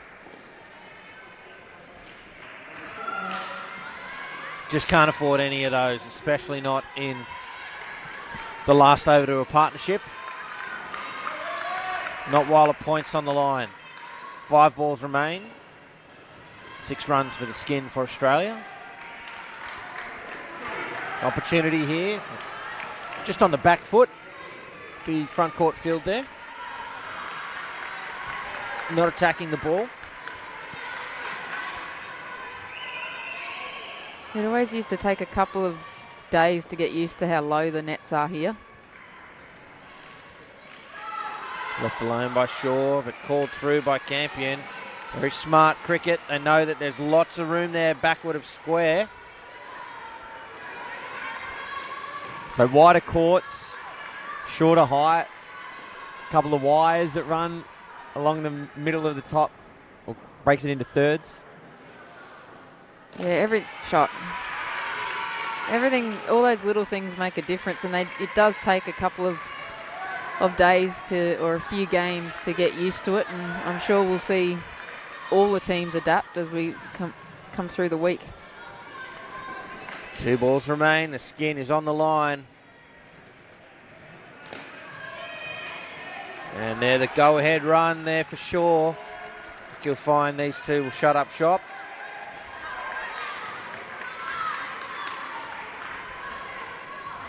Well, maybe the signal is no, we keep going.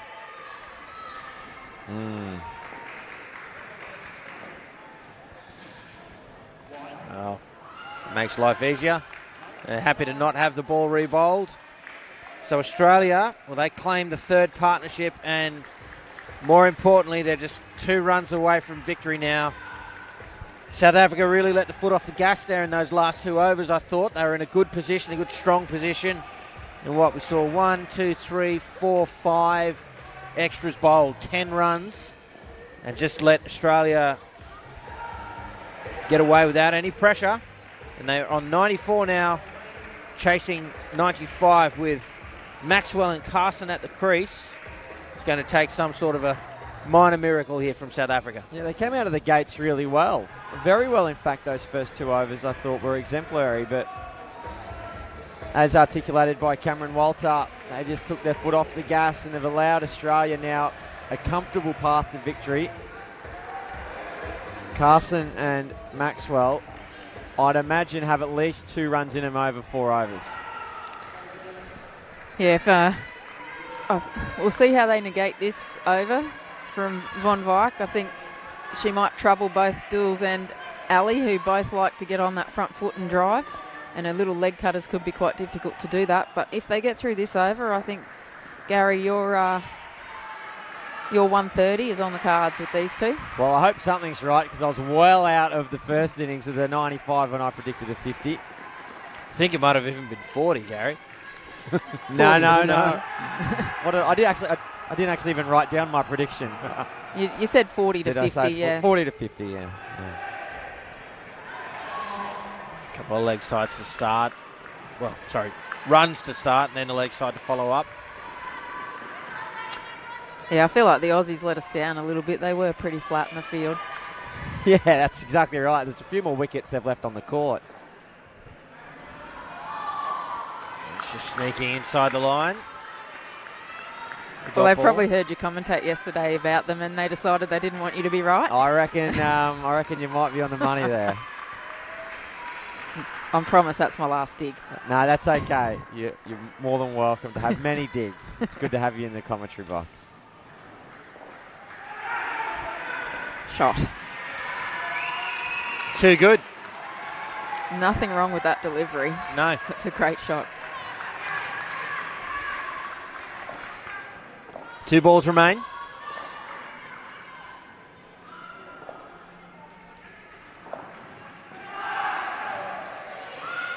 Well, and add insult to injury, Australia steal a single on top of the wide. Not sure it was the best call, but got away with it. And the bowler caught one in the back of the calf, or in the calf, to for troubles.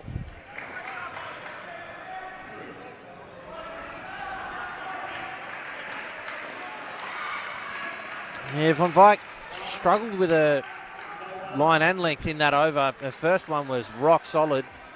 Second one goes for 11, finishes with figures of none for 15. Yeah, and Australia in front. She looked like she was going a stock ball more than her variation like she did in the first over, and looked like she struggled to go between the two. And the runs will begin to flow a little bit now because Australia have got past that skin within the first over. They're obviously in the box seat to win. They'll be a bit more relaxed. The shots will come. I think the runs will begin to flow.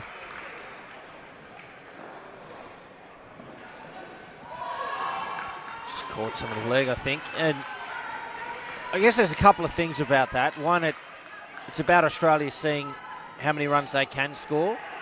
So if they're batting first, or if they did need to chase a higher total, they know what they're capable of. But some of it's also to just dominate South Africa and score a mental victory as much as a scoreboard one. Oh, absolutely. You play the teams a few times each, and there's a very good chance you could be playing South Africa in the finals. So yeah, you've got to inflict those mental scars early. You want to break them spiritually, hey? Pretty much. It's a savage game, indoor cricket, isn't it? Well, that's the World Cup, right? And what will be telling for South Africa is, okay, if that does happen, how do they respond to that over the course of the week? Okay, they've had a comprehensive loss here after batting reasonably well. Are they mentally fit to deal with that and come back and still be competitive against the defending champions? And do they have the answers? Yeah. Not sure they could bat much better than what they did today.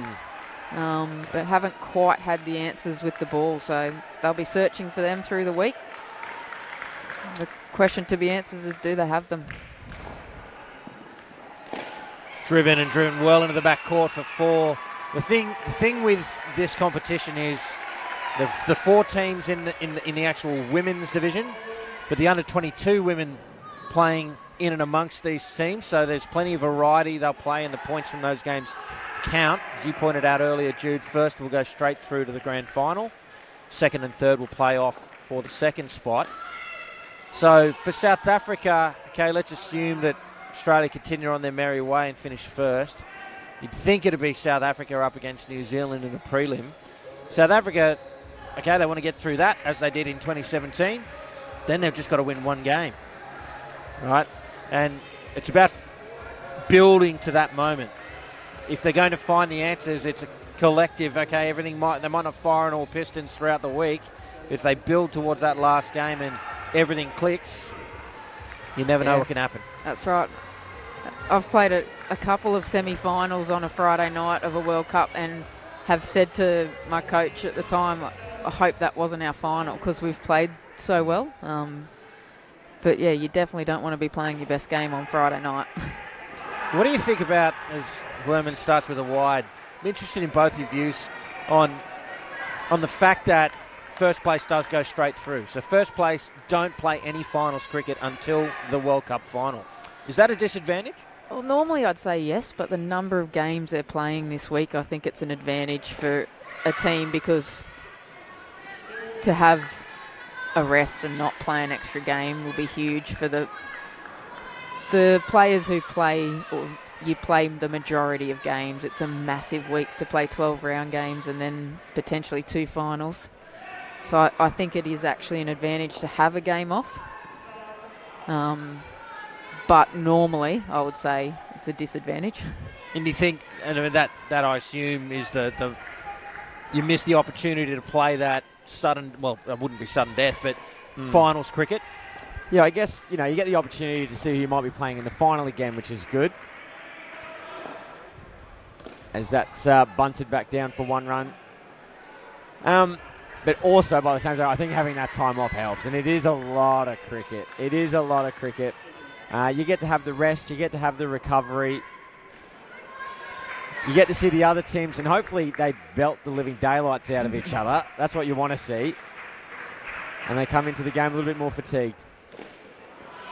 Yeah, and I think, to me, at this level, even though it's not sudden death through the round games, you're playing for your country. So I think every single game should matter like it's a final. But I know there'd be a few girls, particularly in the Aussie side, who would be praying for a game's rest. Yeah, league side to finish that over. And while each game is a component of the wider tournament, the World Cup, they are each individually a test match. So fair point you make there, Jude. With 1 over remaining, Australia certainly are home and hosed. I hope you are enjoying our coverage. Nonetheless, live on KO here in Australia and YouTube around the world. Do stay with us throughout the day. Coming up next at 3 p.m. Australian Daylight Time, it's the South African men up against the Australian under-22 men. That will be a fascinating game with implications for both their separate divisions. And then from 5 p.m. it's India and England, and 7 p.m. Sri Lanka and Singapore, again both in the men's division. I hope you can stay with us as we come to you live from Casey Stadium. But 1 over remains in this match. Australia in a dominant position here. Here's Van der Pfeiffer. Straight to the field or a misfield. It is a dot.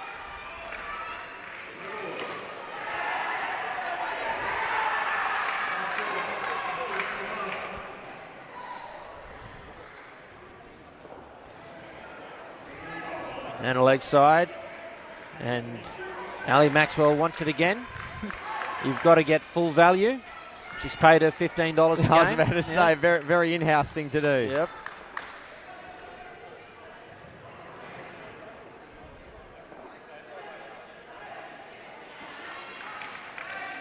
Through square leg for 2. Interesting after this game for the Australians, the batting has been pretty much as expected. Both of you were suggesting that 130-ish or somewhere thereabouts is what we would expect of an Australian side. Delane Carson, not interested in the extra delivery. But the fielding and bowling, not so much. So, yes, South Africa batted well, but you pointed out a few times Australia were a little flat. A couple of opportunities that didn't come off. Let South Africa get away with a few extras. So, although it's been a dominant victory, no doubt Coach Wendy Kemp will be wanting that tidied up pronto. Yeah, definitely. I think their bowling was fractionally better than yesterday against New Zealand, but they'll definitely be talking about their energy in the field and just how to field on these wider courts.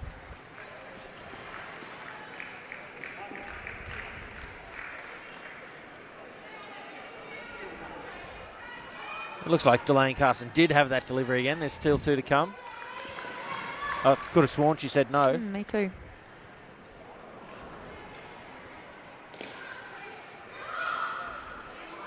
Punch through the gap for 2. 1 ball remains.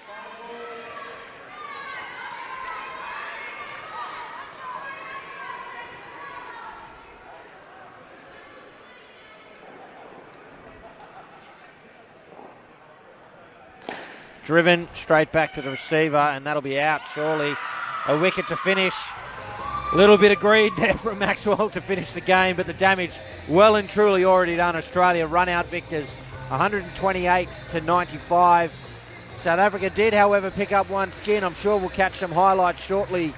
And as we do that, we might reflect on this game. Gary Lowe, your thoughts? Yeah, well, it's a strong message to the rest of the competition, isn't it? That you don't muck around with Australia. South Africa coming in with 2 wins, and again, prior to the game commencing, we said this is going to be a good opportunity for them to get a feel for where they're at in the competition, and I think they've received their answer as we watch through some of the replays today. And Australia, such a strong batting performance, and South Africa will have to try and find some ways to do a bit better with the ball. And again, I can't see them scoring too many more runs than that, much to what Jude Coleman said earlier on. So it'd be interesting to see how the week goes. And do you think, Jude, that's something South Africa can change? Okay, if they're not going to score 130 runs, that where they can lift is in the field with the ball, maybe a slight change in tactics in terms of who they bowl and when they bowl them? Yeah, I think so. I mean, I think that's probably the only area they can. Difficult, as I said at the start of the game, where they've got a lot of outswing bowlers, and Australians really enjoy that line that an outswing bowler tends, which is in the replay that just there. But they really need to consider changing their tactics with how they actually look to what type of bowling they use, I think. So lots of lessons to be learned from both sides here in this clash here in the women's division. We hope you have enjoyed our coverage. Australia running out victors 128 to 95. Do stay with us. As I said, South African men up against the Australian under-22 men coming up next. But until then, for Gary Lowe and Jude Coleman and the rest of the broadcast team, I'm Cameron Walter. Thanks for watching.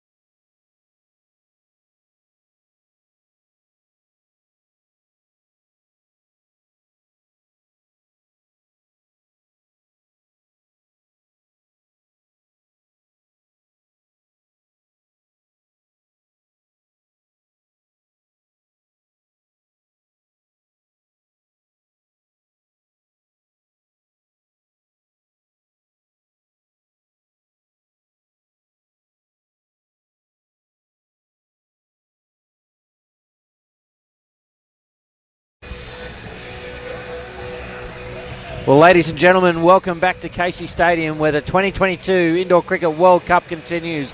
It's day 2. We're right in the middle of some fantastic action.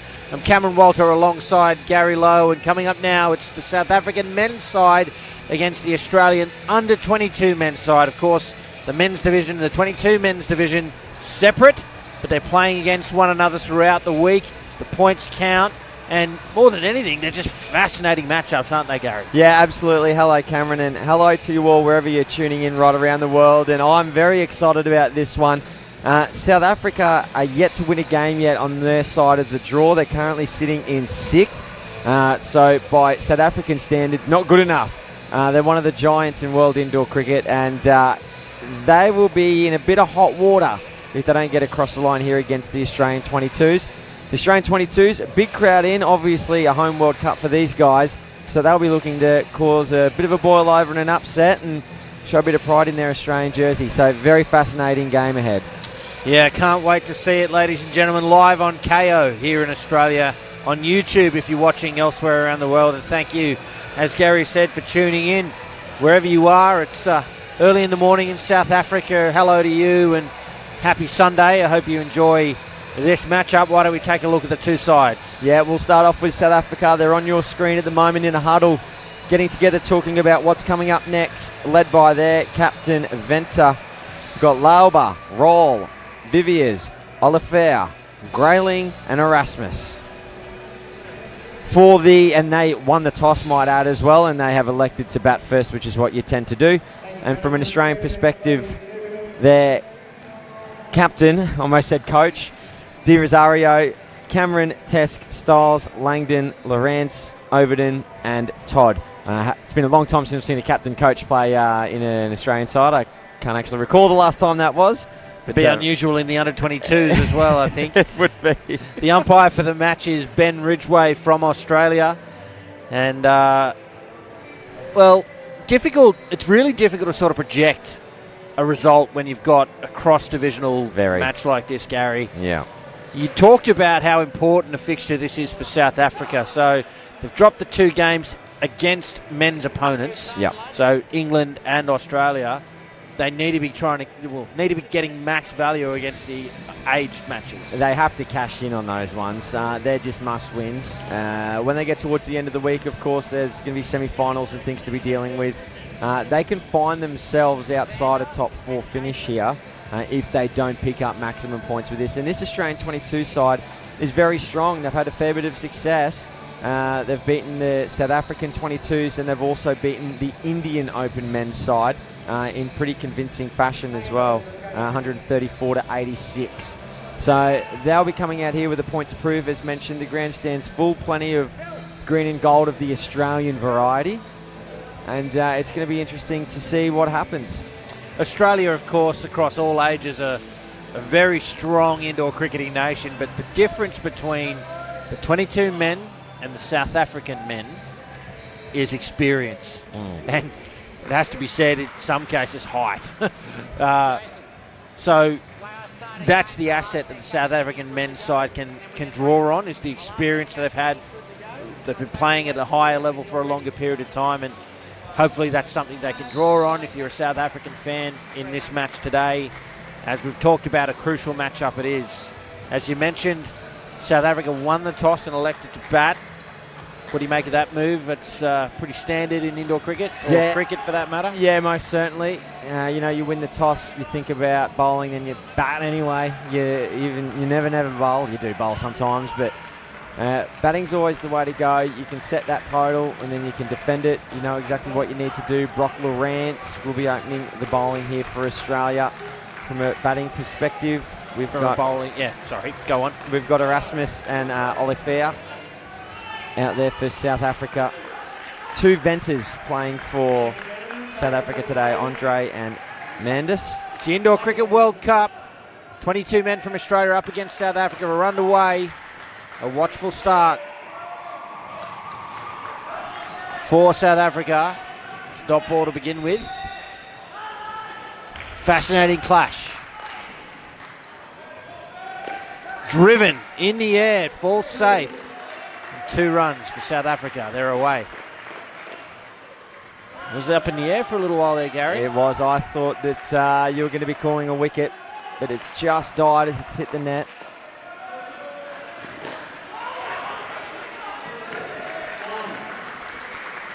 Single there as Erasmus gets his first runs for the match. No, it's difficult to project, as I said. What do you think South Africa need here, runs-wise?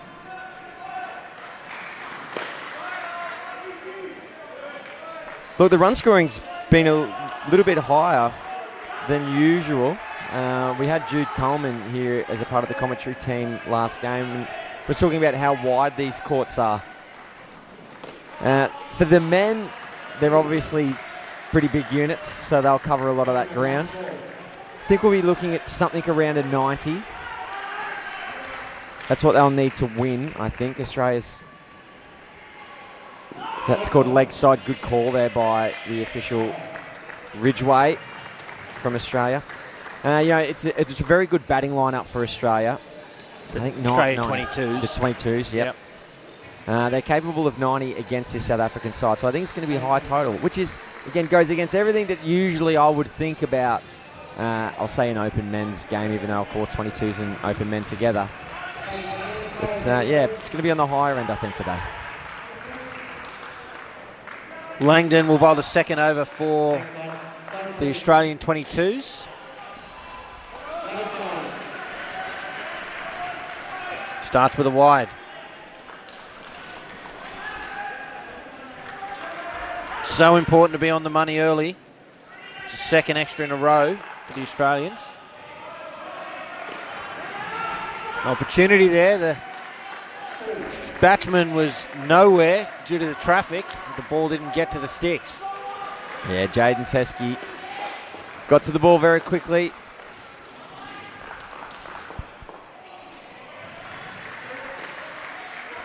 My apologies, Styles. That was, I'm looking at the wrong side of the court.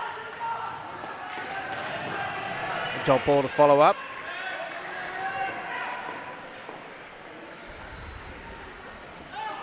Right on the legs. Great delivery there from Langdon. Erasmus trying to get him away through the onside. It'll be third ball now, so the score must change on this delivery. It's a leg side, so they're able to turn back and stay where they are, the South Africans. Get out of jail free. Yeah, Langdon's been particularly successful with the ball in hand. Just the one game coming into this, but has taken 2 wickets. And using the pace of the ball quite nicely there. Brings the over to an end. 8 runs from it. Another good one for South Africa. They're on their way. 15 on the board.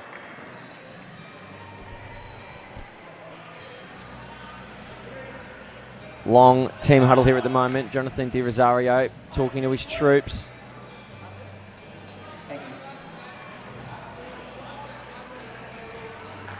We'll wait and see who the bowler is going to be. It looks like it's going to be... Well, it says Cameron Todd, but it's certainly not Cameron Todd. Riley Cameron, same. That must be what the umpire's seen. Yeah. The umpire's been fooled by the Cameron.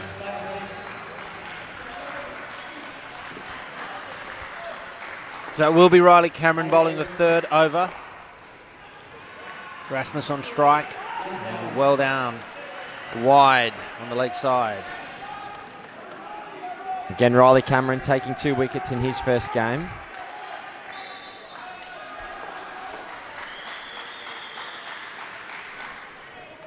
Oh, a little tickle. It's good delivery. Caught napping there. I think that surprised Erasmus. The first ball wasn't on the money.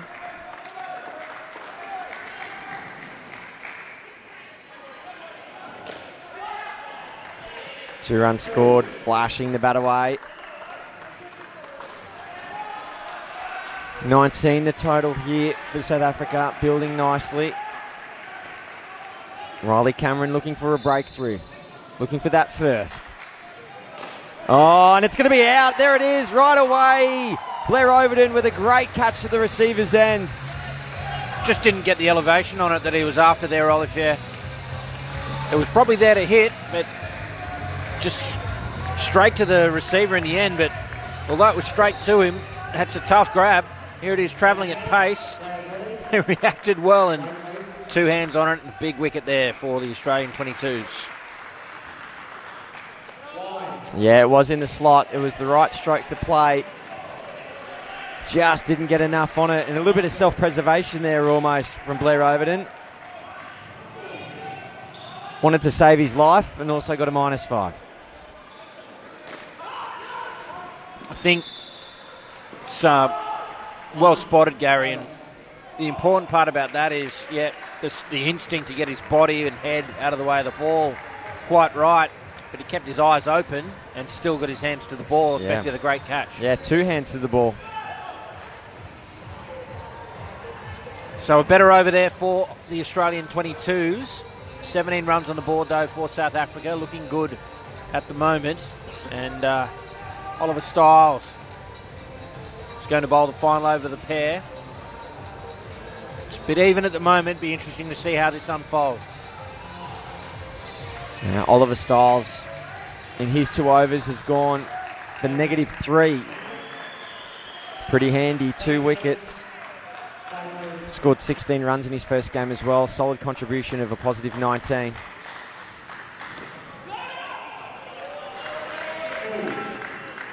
Well guided there from Olivier to start the over, 2 runs.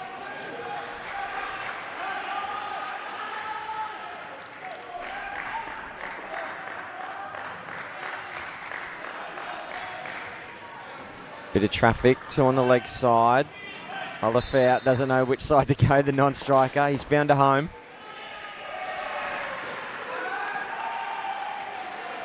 And that's why they had the 2 fielders on the leg side there. Created some doubt in the mind of the batsman. No run.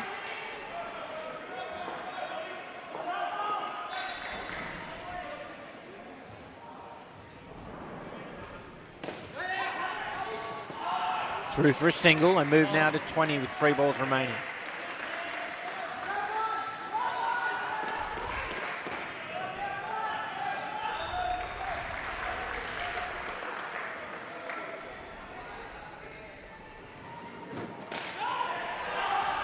Beaten.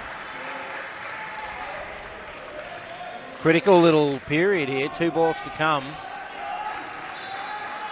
Again, it's fairly even at this point. Oh, well bowled from Styles, just rolling his fingers over that one. It'll be 3rd ball to finish the pair. Critical moment for both sides. Last ball of the batting partnership. Next batting pair wanting to come in on a good note. And a good note it shall be. Safely negotiated, 2 runs to the total. South Africa 22 at the end of the first batting partnership. You'd have to say that not a bad start. They'd be happy with that. Yeah, absolutely. I think one of the dangers for South Africa here is with youth for the 22 comes a lack of expectation and a high degree of risk-taking, I think.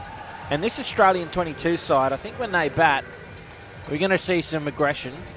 And I really do think they're going to, despite coming up against an attack, the quality of the South African attack, push towards something like 100 runs. They're going to try. And even if they need something like 40 off the last pair or something, it's game on. So 22 is a good start, but probably not enough. Yeah, the thing is, and I agree, the 22s, they're brash, they're bold, they're ambitious, they're confident, and they'll go after it. They play with no fear, very courageous. Watch this guy bowl. It's Cameron Todd, Gareth Rawle and Mandis Venter are at the crease. Venter on strikes. Cameron Todd starts with the leg side.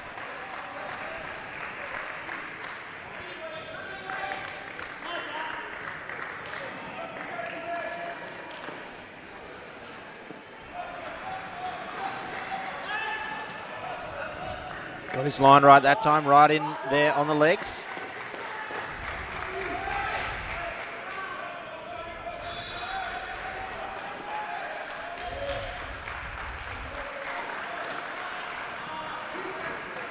Well read, well adjusted. An easy 2 for Venter.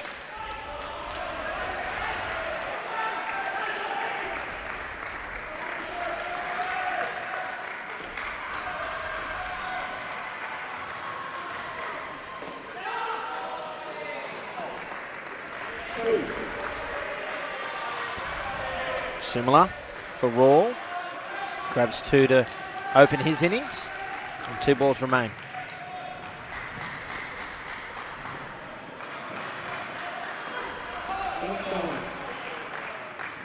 Cameron Todd not impressed with the call, but didn't see too much wrong with that. Perhaps.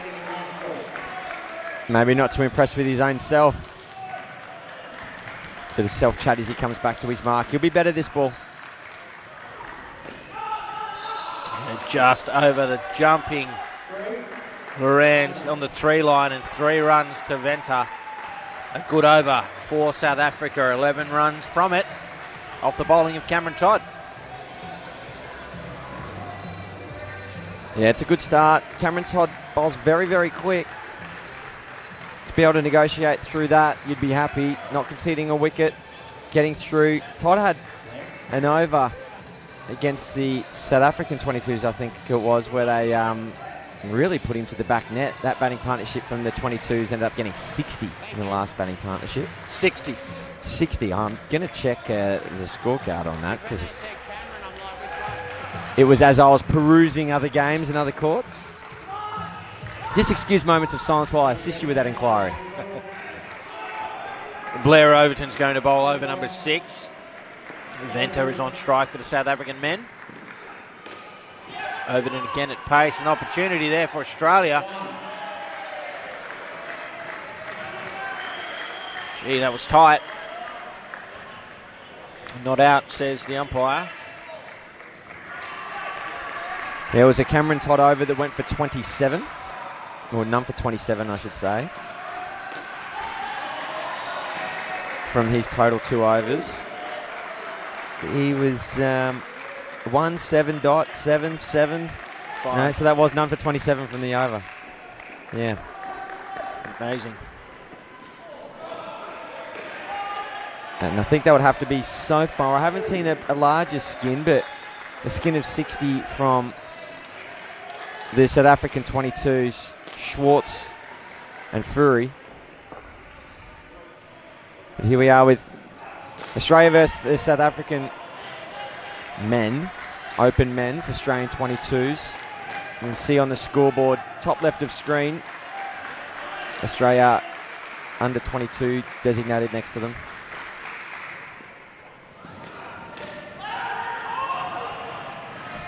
Gee, Overton's a pretty handy little competitor here, isn't he? Absolutely. He's put Gareth Rawle on 3rd ball to close out the over.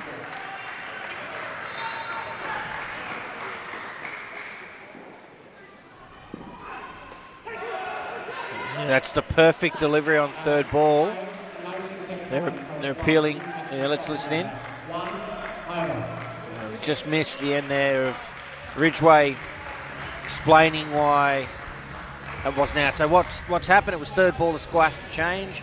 Once the non-striker leaves their crease, they have to, well, they can't stop and turn around, basically. They've more or less got to continue with momentum towards the other end, and Australia appealing for the fact that it didn't happen.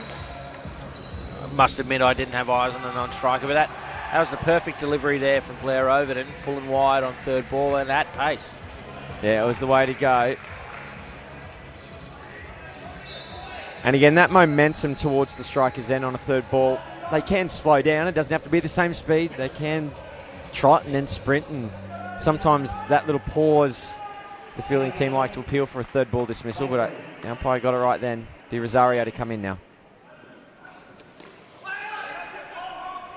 Starts with a dot. South Africans will have a good look here.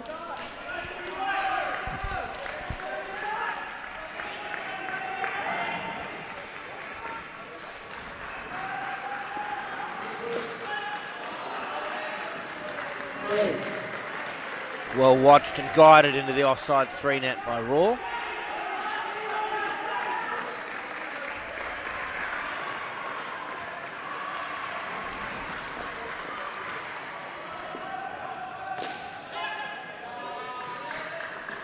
Picked. There's a single. Yeah, picked it very nicely. Gave himself plenty of room, as long as he can pick the one that comes the other way. So far, doing a good job here, the South Africans.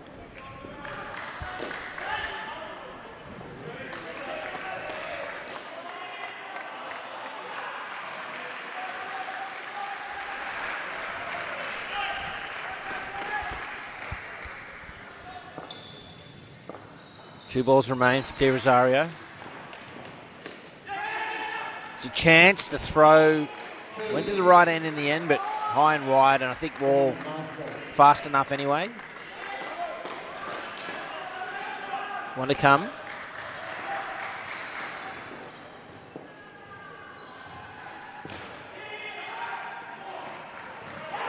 Beaten, the big appeal for the edge. Riley Cameron interested, but Ben Ridgway not so much.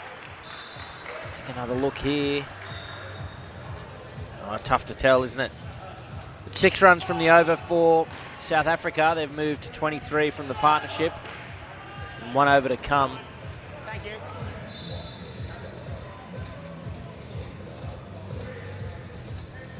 It's going to be Jaden Teskey to bowl the final over to the partnership. No, change to that. It's going to be Blair over to, excuse me. It's going to be Oliver Styles for the third attempt there. Oliver Styles is going to bowl the final over. Went for 5 off his first. Did create a third ball opportunity. Royals on strike. We're back underway.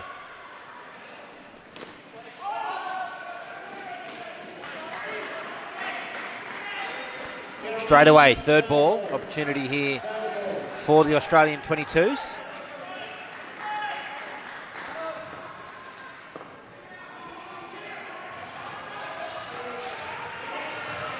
Two men on the legs, that doesn't faze Rawle, who tucks it around behind square and grabs 2, safely negotiating third ball.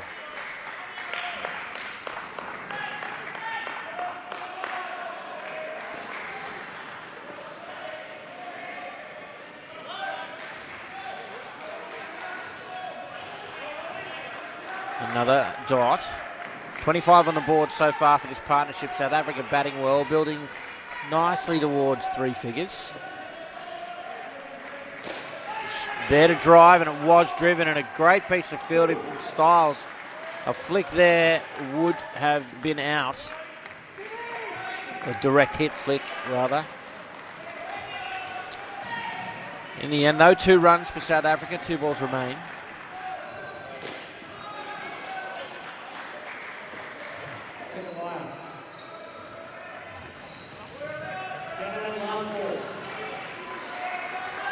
One ball remains.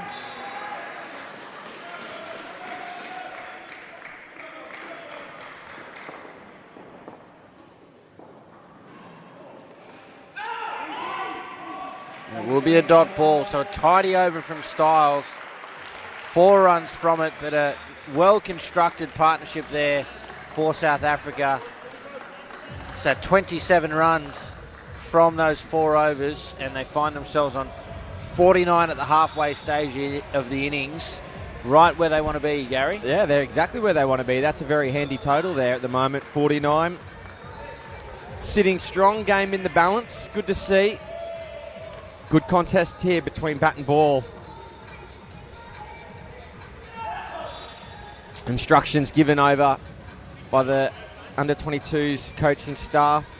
Grayling coming in now with Viviers. Grayling the magician. Block Lawrence is going to get us started. We're back underway at least.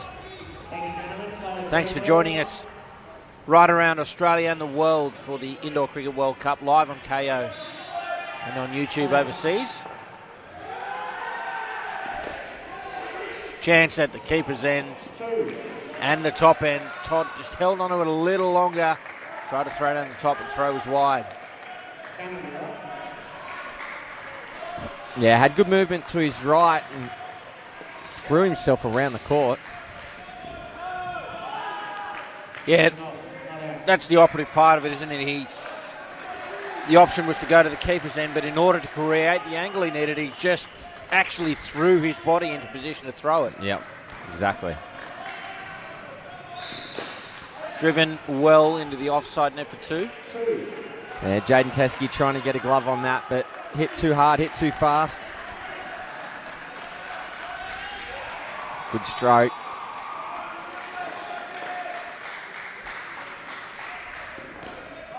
Watchfully played, it'll be a dot ball.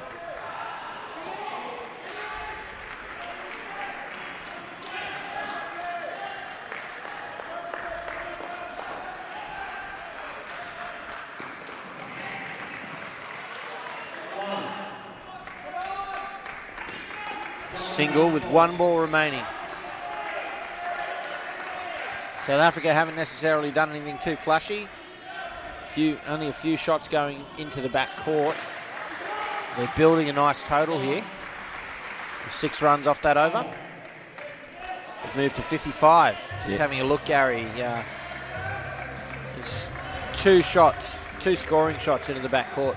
Yeah, I was about to say it's sensible, mature cricket. Going off the ethos, 2 runs every ball. Keeping the scoreboard ticking. Not plateauing out. Not getting bogged down with too many dot balls. Jaden Teskey to bowl next. Well thought out battle plan here from South Africa. Enjoying what I'm seeing. Australia will be looking to disrupt that, of course. It'll be interesting to see how they approach the bowling of Teskey. It'll be a fascinating over.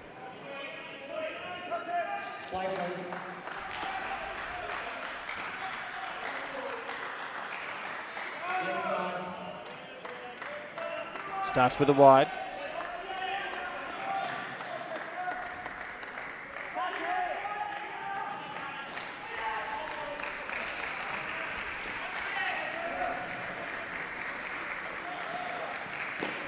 Driven straight back to the receiver. No interest in a run.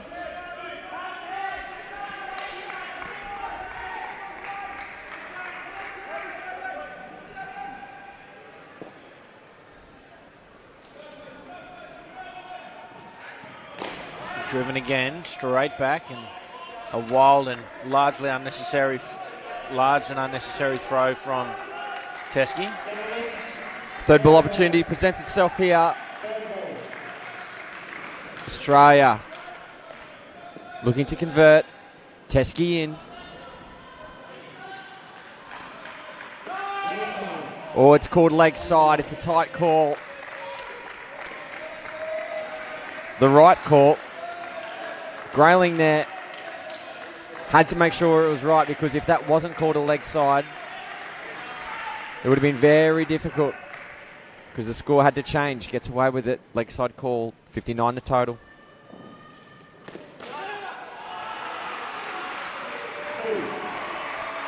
And again, the scoreboard continues to shift. It continues to move. This is good from South Africa. Where's the next wicket coming from?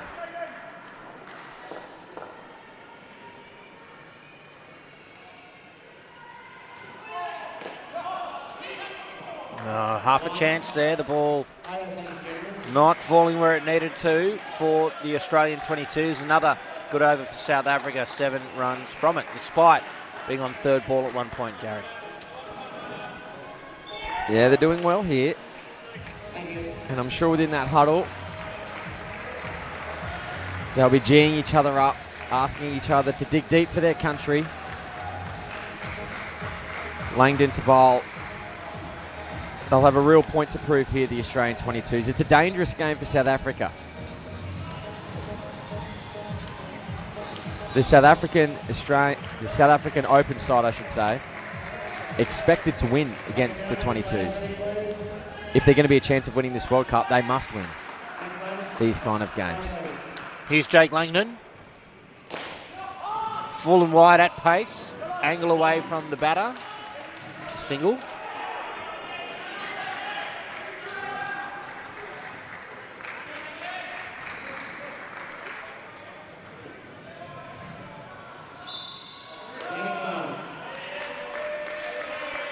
Another wide. A few of these creeping into the Australian innings. Australian bowling innings.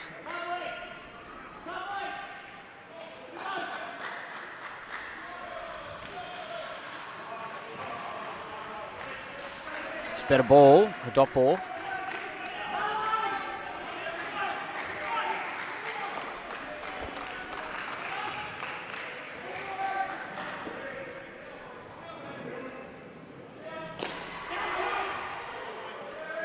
Gee, the calling from the South Africans has been rock solid, hasn't it? Every time there's been a half chance like that, haven't moved. Well, that calling has to be that good because the fielding's that good. Wonderful cricket. Third ball.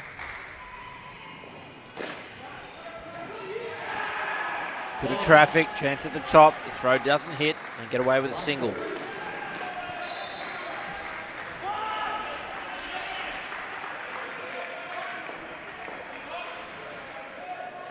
Final ball of the Langdon over. Right in at the legs. Again, that angle bowling around the wicket. And it's a dot to finish. 4 runs from it. A good over for the Australians. But still, 17 on the board for South Africa for this partnership. And 66 is the total. Looking good to post 100 here if South Africa can continue on their merry way. The Australians having taken a solitary wicket for 22s. And that was back in the 3rd over. Yeah, they're not getting rattled here, South Africa. They're just going through their process, which is great. Sticking with it. Sensible cricket.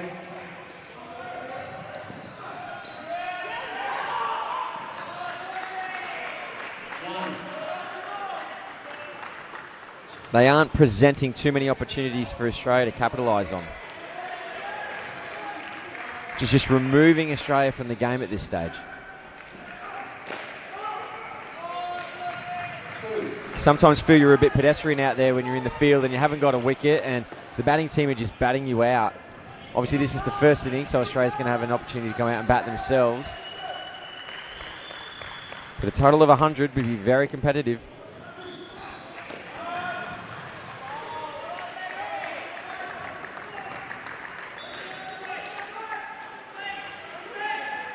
Three balls remain in the partnership.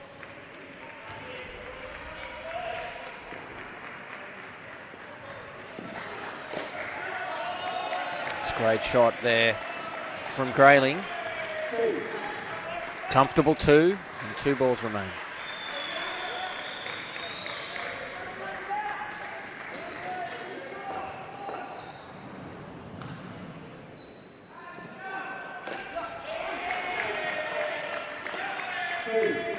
Good chase there by Jaden Teskey. Jumping high, getting the ball, making the South Africans run. Make them earn everything. Bowler changing approach. And change to the field. There's 2 on the leg side now, 1 at square leg. And it's on and outside off and driven into the back court for 4 runs. From Grayling, a good finish for South Africa. The plan not working for the Australian 22s. And another excellent partnership. 28 runs. And South Africa looking strong here. It's the 2022 Indoor Cricket World Cup. We're live on KO here in Australia, YouTube overseas. And it's our pleasure bringing you this and all of the indoor cricket action live from Casey Stadium at this wonderful facility here in the city of Casey in the state of Victoria. And Cameron Walter with me, Gary Lowe, 77 on the board for South Africa here in this clash against the Australian under-22s. They'd be feeling pretty comfortable at this point. Yeah, certainly, as we've got Laba that's coming out now and Venter of the Andre variety. There's 2 Venters playing in this game for South Africa. Number 54 and number 77. Cameron Todd looking to rip in here, looking to bowl a bit of spice. Bending his back. Thought his first over was quick but wayward. Another leg side here. I'm still not happy with the call. I don't if it's the umpire, well, he needs to have a good hard look at himself because the call's the right one. If it's himself, he might need to be a bit more positive about his own bowling. He bowls a effort ball that time and put away for 2. And he's still not impressed. That's one of the characteristics of younger teams. You just see some, I guess, almost unnecessary aggression. You contrast that with the experience of the South African men who are cool as a cucumber. Yep. It's not through a lack of effort from Todd. He's bowling his heart out. There's no doubt about that. He is putting everything into each delivery, steaming in, bowling as fast as he can. Just needs to focus that that's energy. Right, exactly. That's where all of that passion and energy has to be at. And at the moment, it's coming out as just unnecessary anger. He's a young man, I get that. It's not helpful at the moment, I think, for the Australian 22's cause. 1 ball remains. What can he do? Change up and dealt with by South Africa again. Cool and easy as you like. 8 runs off the over. Another good one for South Africa. That's important experience there for the 22 men to be able to play against the men's side who do have that experience, who are a little bit calmer about the way they go about things. It's a good way for these young men to learn about what it takes to play at a men's level. Yeah, I mean, you look at some of the mentors in the Australian side from the open men's perspective, you know, your Fitzgeralds, your Bennetts, your Teskis. Yeah. See the way that they conduct themselves, and obviously they'd be strong mentors and guides for the 22s, and that's the direction that I'm sure they'll be heading in, the 22s, but at the moment, of course, and that's something that comes with experience. 100%. Jaden Teskey, the bowler. 2 men on the legs of Venter. Well down leg side from Teskey. Started his first over the same way.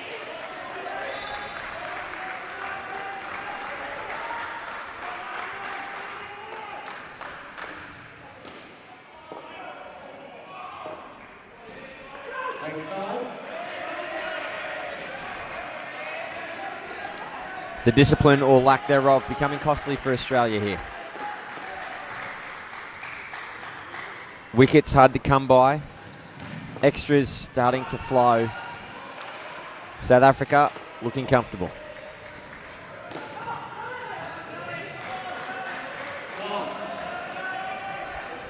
Todd moving across quickly to get into that, causing some traffic for Andre Venter. I was a little bit critical of some of the anger, but there's no question, you pointed it out, and it's in both the bowling, we just see this ball beaten. But there's no question that everything Todd's doing, he's giving 120%. Oh, he is. Yeah. He is invested in absolutely, it. Absolutely. And that's, I think that investment is why we're seeing some of that emotion. You know, fair enough too. 2 balls remain.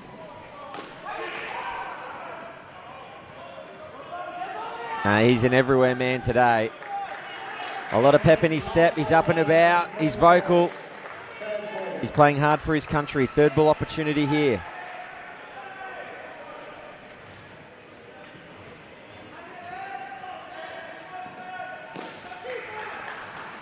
Oh, that should be out. No, not out, says Ridgeway. I have to admit, I'm literally right behind the receiver, so I couldn't see the stumps, but this is going to be an interesting one to look at, Gary. Yeah, it's tight. Yeah, because the striker obviously has to play the stroke and then get on the bike and go, where the non-striker's always on the move. So a clean pick-up like that and a nice set of hands out the back. It's generally out. I'm not suggesting this is until we see the replay. Happy with that call. Yeah, looks totally. in. Totally. I have to say I thought it was more of a direct hit. You can see that was over the bails, and Rosario had to bring it. Rosario had to bring it back down. And that's a great call from the official, because a lot of the times that is out when you see that. And it's an expectation from the fielding side that the finger's going to come up. And it's instinctive as well. Sometimes as an umpire, like, oh, yeah, that's happened. Got to be out. This equals that. Yep. Yeah.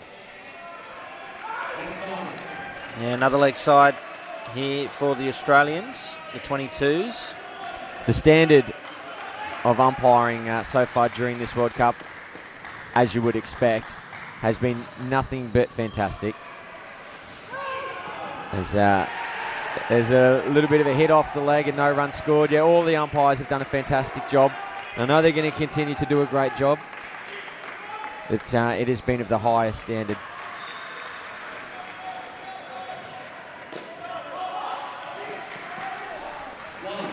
Single there. 28 runs in extras during this innings. That's another partnership. It's a fifth pair. Yeah. For free. Just have these runs. Yeah.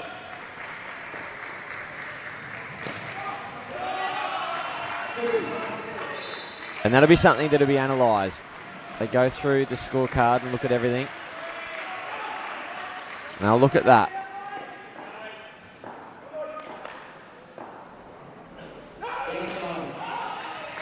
Yeah, you just wonder how much of those extras, as you see another bowled there, is coming from the Australian side just trying a little bit too hard to bowl that little bit quicker, with a bit more aggression. Well done from De Rosario, a valiant effort. And keeps it off the net. Great fielding, including a second and third effort there. Yeah, he had a few bites at the cherry. Got the job done in the end. 8 runs from the over, however. But yeah, you see just a few unforced errors in terms of the extras from the Australian 22s. I just wonder if we'd see them if they were playing another 22s side. Maybe, maybe not.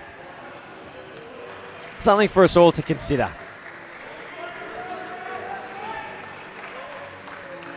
$99 the total.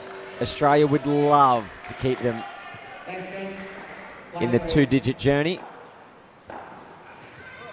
Away they go. 101 now. Just a mental thing, isn't it? There it goes, 101. It just looks so much harder to get than 99.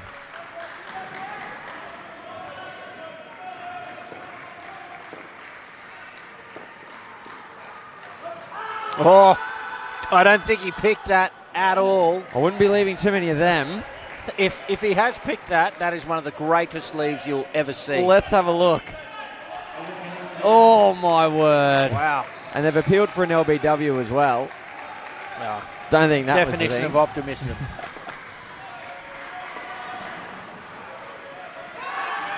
Well, he's just not picking him. De Rosario spinning a web here today. Yeah, it's a big wicket, isn't it? We're just talking about that psychological barrier of the 3 figures. That sends him back below it. It's the first wicket, since the 3rd over. It's just the 2nd wicket of the innings. And Venter's just not sure what to do here. He's read that one well. He'll be happy to be off strike, I think you'll find, because he left one that probably shouldn't have been left and he got out off the next. 2 deliveries to come. He'll probably be happy if Laba does a dot and then sees off the last. 97 the total. Maybe he gets his wish there, Venter. Final ball of the innings. Australia keen to keep this to 2 or less.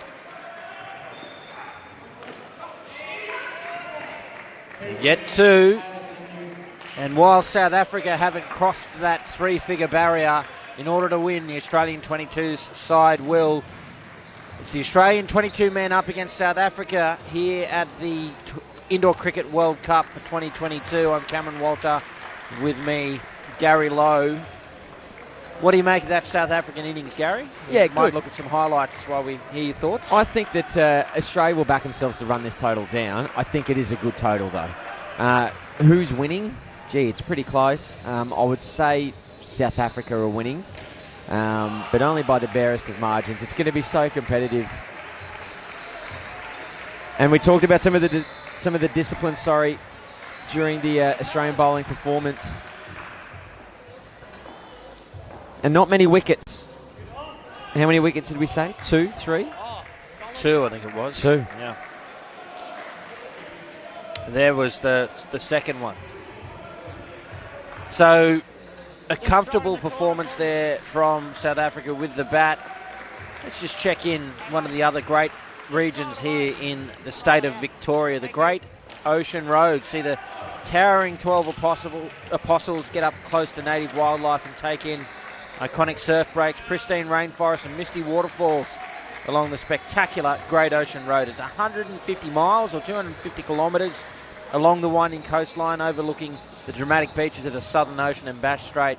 Trust me, I've driven this road before. It's renowned as one of the world's most breathtaking routes by car, plane or foot. Great Ocean Road takes panoramic views to a new level. There are also plenty of great places to stop along the way. Cosmopolitan villages, surf beaches, even lush rainforests, waterfalls and natural wonders dotted along the road. This coastal escape is endlessly inspiring. The hinterland region adjacent delivers lush rainforest, waterfalls and wildlife. It also passes Bells Beach, home to the iconic Rip Curl Pro of the World Surf League. If you get the opportunity, folks, whether you're here in Australia or around the world, to visit the Great Ocean Road, I cannot recommend it enough. An absolutely beautiful part of this wonderful country here in Australia. Thank you once again for your company live on KO or on YouTube if you're overseas. It is the Australian 22 men up against South Africa. South Africa posting 99 batting first, and Australia, the 22 men, well, they'll need three figures to rein this in. And we were talking about it earlier, Gary.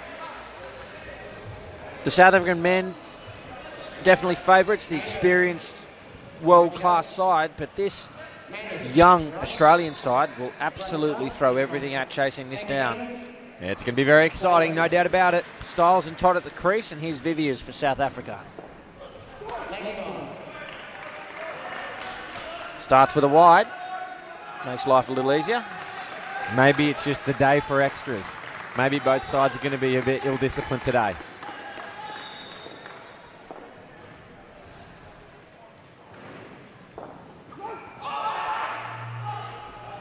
Just hit on the legs.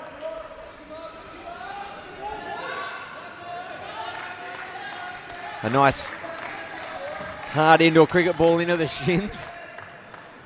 Yeah, welcome to the crease. Now, have this. Get that in here.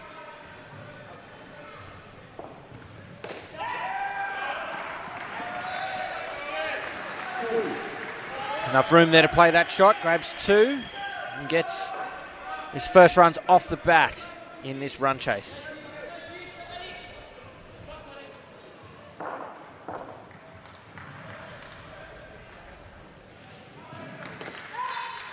Good call through. There was no risk associated with that. Went high into the sky. Didn't actually hit the roof either, which is good because sometimes when you hit into the ground, hits the roof, it comes down at a great rate of knots. But that one hit the deck, ballooned up safely through for one. 2 balls to come. Oh, chance. The flick back was rapid but not on target. And it is a single. It was an ambitious little play, wasn't it? Got his hands on the ball quickly. Released it. Didn't get to the stumps. Short, that'll be a no ball. And a down-up pull shot for 2. Gets max value from that as well. 4 runs from the delivery. And a 10-run opening over for the Australian 22 men. Not a bad start. A very good start. Todd knew that it was going to be too high, so he's thrown the kitchen sink at it. He knew no matter what happened after that, he wouldn't get out unless he was run out. Good play, good cricket. And a good shot too, because it was coming through pretty fast. Picked it up nicely. 10 off the first over. That's interesting little quirk here of the nature of this competition. It's a World Cup match with points on the line for both sides, but it's not a test match. Yeah. Alba.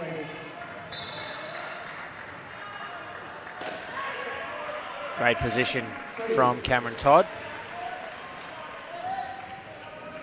Be interesting to see the contrast between his approach to the batting, his approach in the field. There was a bit of aggression, a bit of emotion, whether or not he'll be Mr. Cool, Calm and Collected in the way he goes about his batting innings. A little bit untidy in the field, but no interest in a run from the Australian 22s. Called a dead ball. he takes up the position, mate, just hold your position.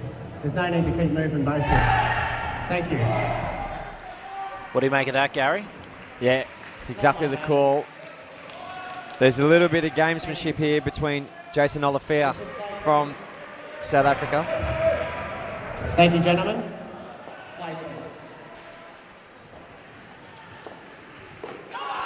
And that has got him right in the middle bit. And he let him know too, didn't he, Lava? Got straight down there to inquire as to whether or not Styles is wearing a protector. The entire stadium here knew that he is. It's going to be third ball now. And a little bit of that interaction continues. We'll come back to that. And straight through the gap there, and he lets him know too. Okay, we better listen in here.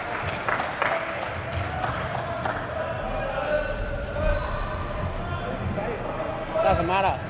You've gone at him. Leave it out of the game. We're here to play good, hard cricket. We don't need that. You hit a nice shot, you don't need to tail at the bowler and have a go, okay? Let's just get back to playing cricket. That's fine. I can't hear it though. If I can hear it, I understand. Let's just play the game. Well, there you have it from umpire Ridgway. Let's just play the game. Fair enough. So there's a couple of things to unpack there. We'll have to get to it after the at the conclusion of the over. Lava has 2 balls remaining. Skin well and truly in play here. It's good batting from these two. Lava certainly no slouch. There's a couple of games within a game here, isn't there? Oh, it's exciting. 1 ball remains.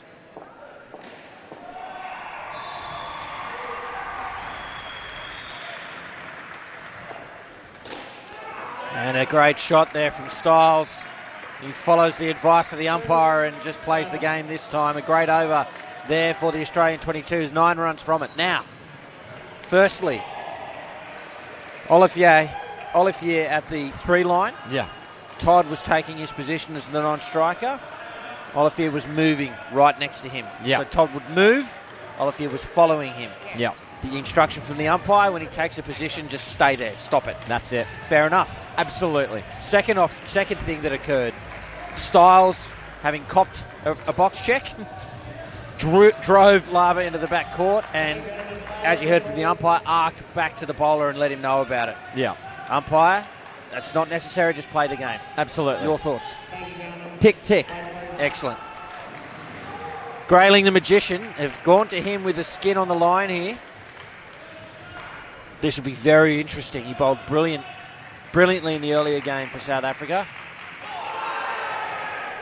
Wow. Starts well. And really interesting that South Africa have gone to him now. They didn't bowl him this early in the game earlier today against the Australian men. They sensed that the Australian 22s are on top early and were using the pace quite well. Smart change for mine. Good adjustment there from Styles. It's still a dot. Yeah, in the previous game, for those who weren't watching, they almost wasted him to a certain degree. They brought him in when the game was done and he couldn't have any strong effect or influence on it. But now he's having a massive influence on it. 3rd ball. Australia 19 chasing a skin of 22.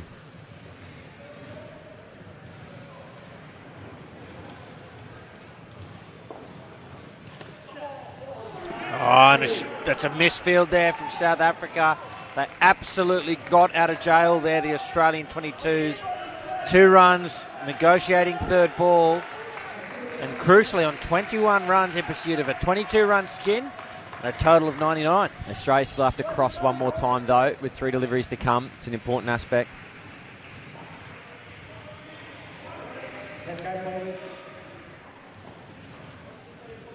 Todd just walking away and directed to take strike by the umpire.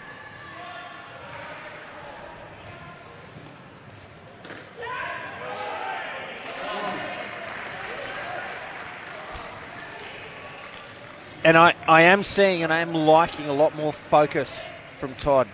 as a bat Yeah. than we saw with the ball. Seeing some discomfort here? Or no, it's just a shoelace. Just a shoelace. Just a shoelace. We can worry about that. I'm getting the feeling that these two teams... Yeah, I know it's all in the spirit of things, but I tell you what, I don't reckon they like each other that much, Cameron. Can I say that? Can you say that in 2022? Is that all right to say? I mean, I've just said it, so it's too late. They're really at each other, aren't they? You don't have to be everybody's best friend. As long as you can play hard competitive cricket, Yeah. it is a World Cup match. But, to umpire Ridgway's point, you're still just here to play the game, right? Yeah. 2 balls remain in the Grayling over.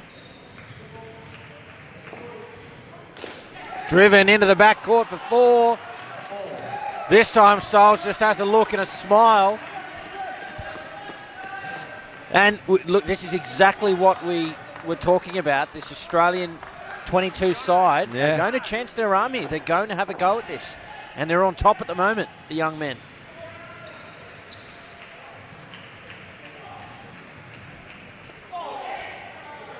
Beaten that time. But still 7 runs from the over. 3 dot balls within it. A back net shot there from Styles. And 26 on the board. The Australian 22s, they're in front of the first partnership.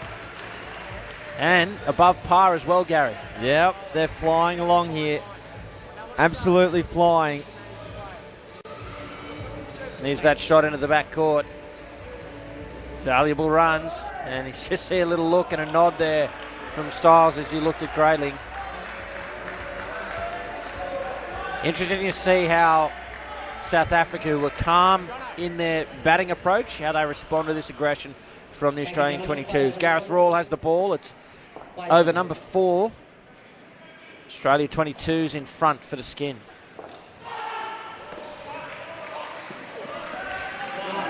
A single. Good bit of anticipation there in the front court. Again, it's our man, Joseph Olafia.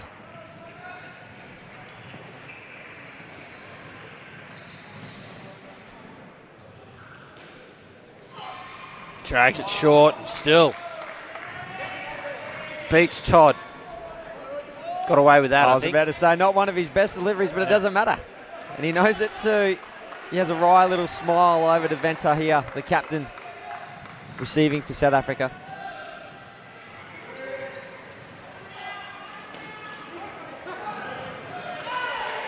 An opportunity there needed, a direct hit. Might have caught Styles napping. And seeing contrast to some of the aggression between the two, a little bit of a laugh share between Rawle and Styles there. So, maybe there are individuals with no love lost, but the others playing in a good spirit. 3rd ball, big moment now. Early in this run chase.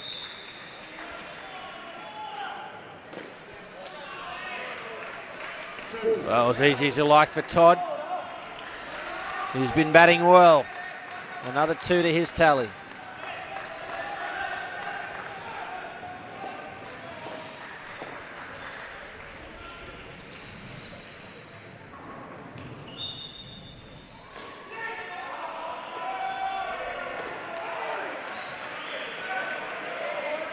Top ball there, watchfully played. And the Australian 22s, they're going to claim this first skin, Gary. Yeah, and they're going to try and get the additional runs. There's no real loss if they get out because the skin's still available.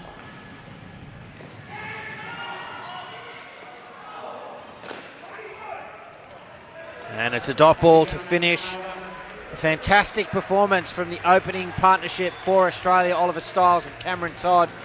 The Australian 22 side, 29 on the board. They claim the first skin, and they're looking good to chase down South Africa's 99 here at the Indoor Cricket World Cup. It's South Africa up against the Australian 22 men. Live from KC Stadium on KO Sports and on YouTube. You see Riley Cameron and Jake Langdon take the court for the Australian 22s. Do you think that the 22s, the Australian side, have just nudged themselves into favouritism with that opening performance? Yeah, look, I think so, but I also feel there's going to be a skin here that I don't see the Australian side winning this game 7-zip. I can't see them winning all the skins. So there's going to have to be one where they don't, and I think it's going to be a big skin. In one of these 3, South Africa are going to really turn it on and keep them down to maybe like a 10 or a 15. Could be this one. Here's the South African captain, Mandus Venter. He'll bowl over number 5. Straight through on ball 1. Riley Cameron cleared that front foot. He's had his castle knocked over. A big wicket. South Africa needed that. He's talking about the Australian 22s moving into favouritism. It just shows how quickly the match can turn. Here it is on the replay.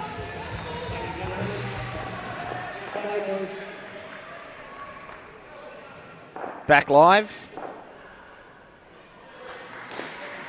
Short and wide and put away by Cameron. Responds well to the loss of the wicket. And that's the great thing about indoor cricket. Outdoor cricket, you can have someone go out there and score a triple century and you can't get him out. He stays out there forever and keeps scoring runs. Every 4 overs is a new opportunity to hit the reset button and start again. This is South Africa's opportunity right now.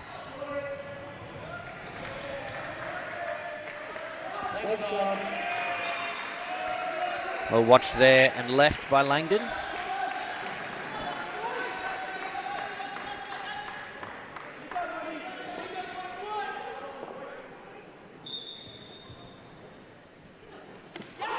Oh, the South African skipper does it again. This time it's Langdon. He goes straight through and 2 wickets in 4 balls. South Africa, well, they won't go away. The captain leading from the front. Straight through. Well, I suggested that this could be the skin where they keep him down to a 10 or 15. They haven't done it yet, but it's a good start.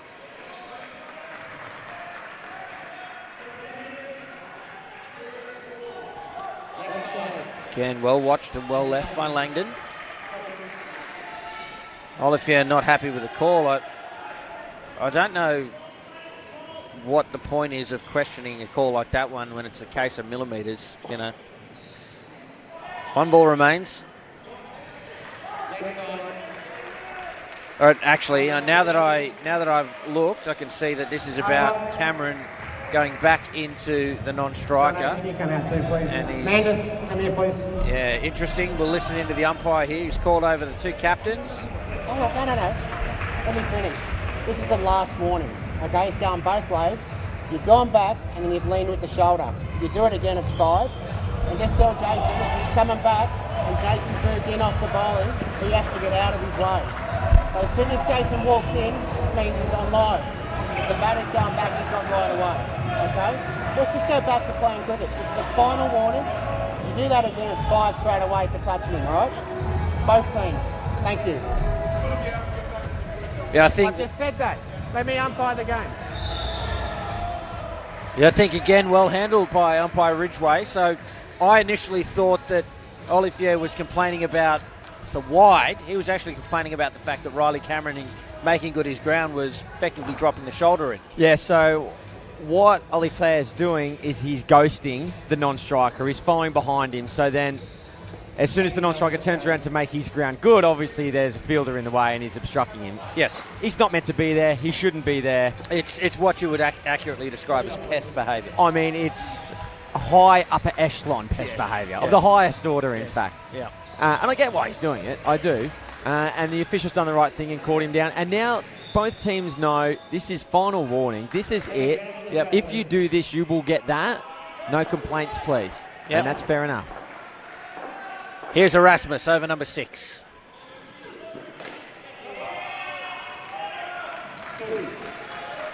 Confident 2 there from Cameron. And so now you watch the behaviour change of the player because the official has done that. If the official doesn't actually take that step, that's when things get out of control and get out of hand. Yeah. Finds the edge. It'll be a dot.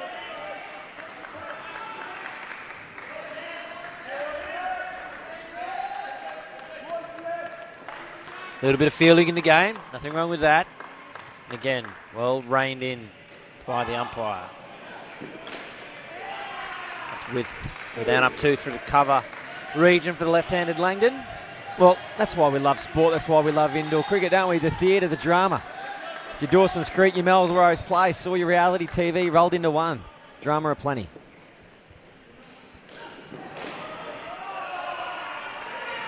You would have been into your Melrose Place, surely, Cam. You look like a Melrose Place kind of a guy. Gee, we're talking the 90s, aren't we? Wow. It's a long time ago, but yes, I did used to watch Melrose Place. Wonderful stuff. We'll talk about it off air. 2 balls remain.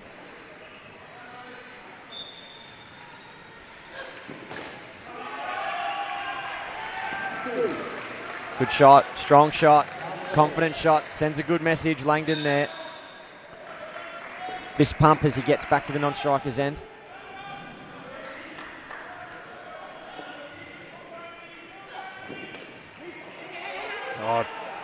Off hands, they get through for a single to complete the over 9 runs from it. It's interesting that the end of that first over had a little bit of niggle. 2 wickets in it, a big over for South Africa. But I'm really impressed with the response from these 2 young men, the Australian under-22 batters. They've not let that niggle affect them at all. Their mind is on the job of batting. And look, to the same extent, same with South Africa. What's done is done. The match is still on the line, and they're all showing it. Yeah, there's nothing wrong with playing hard cricket. There's nothing wrong with that at all. Going to be Andre Venter now.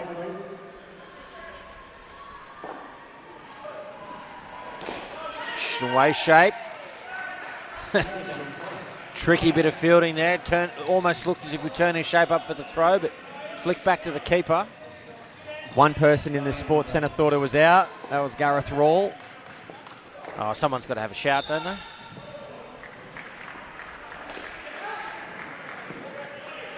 There's a couple of little half chances here that the 22s are getting away with. The South African side not capitalising. We saw the same in their clash against the Australian men. Going to need to start converting some opportunities here, South Africa. Shape into the left-hander. Yeah, if you keep hitting those shots at ankle height, knee height, into that front court, eventually you're going to come unstuck. The last one before that was hit particularly hard, which might have saved him there, but you keep doing that, you're inviting the opposition in.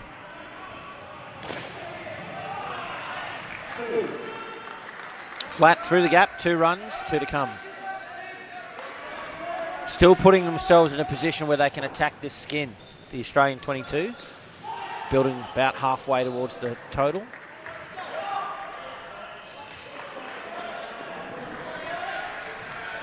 A little bit of a tangle there, Cameron.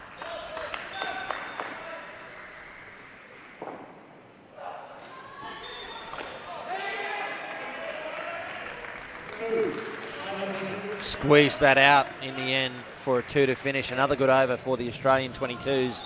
8 runs from it. They're on 15 for the partnership, chasing 27. So they've given themselves an opportunity here to take another point, but I think it's probably more important that they do at least get past 50, and they definitely do not lose a wicket here. And isn't this interesting? Mandis Venter. Well, they understand that this is a pivotal moment in the game. He bowled the first over to this pair, knocked them over twice. There's a bit of niggle as a consequence. Here he is bowling the final over to the partnership. Oh, he does it again! The South African skipper. Can you believe that? 3 castles in 7 deliveries. Great bowling. Yeah, -5 for the dismissal. They should give him an extra -2 for the celebration as well.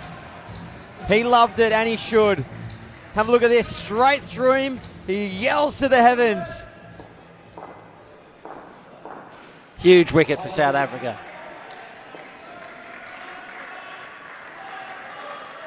Oh, he follows it up with a wide. Don't you hate that?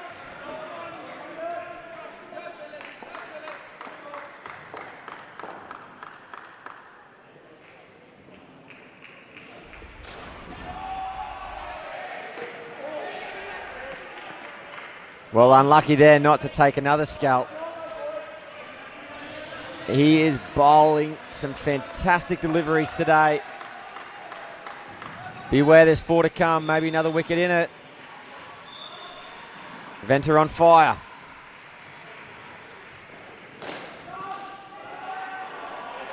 Well bowled. Well kept out there by Langdon. Well fielded.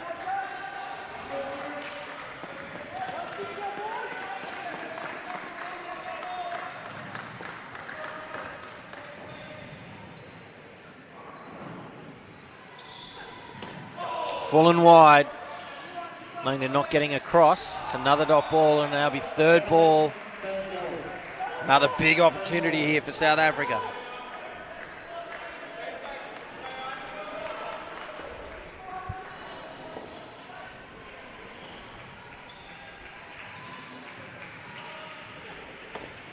Oh, it's a wide, but it's also out. Gee, it was the latest call from the umpire, so they had to go. Important thing here is no ball off the pitch. So if the striker had turned around and tried to make good his ground, he wouldn't have been out because you can't be out stumped off a no ball. However, you can be run out.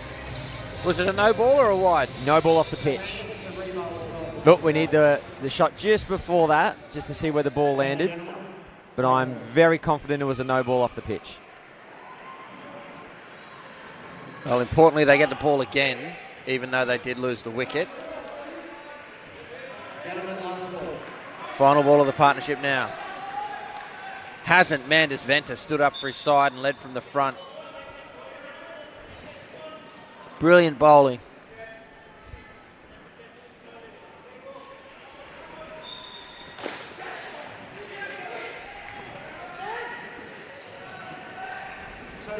Two to finish. Mandis Venter finishes with figures of 4 for -7. And as a consequence of that, helps South Africa to that second skin and put South Africa, well, in the box seat. Australian 22s, they're not out of it. Gee, they've got some big batting to come. This might be the ball you're talking about. Oh, definitely. Well, that's a good one. Hey, the ball's probably good. Yeah. But definitely a wide. Yeah. Definitely the wide call. I'm sure I saw no ball up on the screen, but maybe my eyes deceived me. Or possibly the umpire did call a no ball off the pitch when it wasn't. I'm uncertain. But in any event, it's all academic, isn't it? Because they were certainly outrun out. What I also can't say is that we knew that there was going to be a batting partnership in amongst the three. There were going to be 10 or 15. That's the one that's happened right there. Yeah. It was unlikely that Australia were going to pick up this game 7-0. So now things are in the balance again. Well, they are in the balance. Not only have they got De Rosario out here and Blair Overton and good sticks in their own merit, but Brock Lawrence and Jaden Teskey to bat last, who can chase big runs. And South Africa have burned a few of their good ones. That's right. Here's Olivier. Oh, chance. A good call in the end. Through for 2.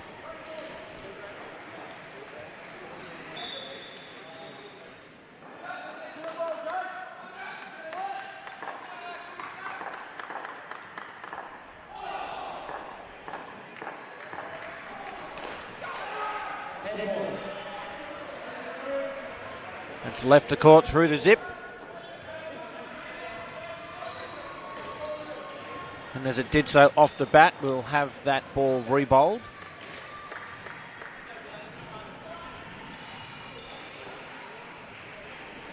Just one of the unavoidable consequences of having nets and indoor centres that can be lifted.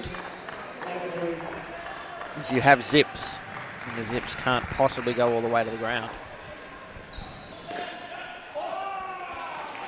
I think Overton quite happy to have that ball again. Nice shot for 2.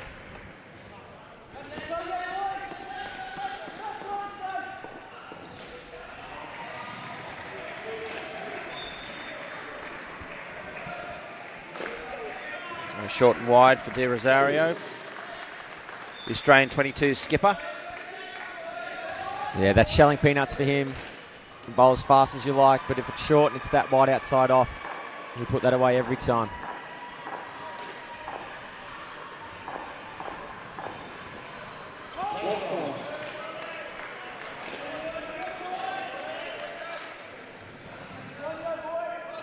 South Africa have got to be careful here. They're on top of that second pair, courtesy of their captain, Mandis Venter. So he just let the Australians cruise for a little while. Chance at the top end, needed a direct hit. If the Australian 22s can cruise for a little while, they'll be in a position where they can bash some runs in the last sort of 2 or 3 overs and get ahead.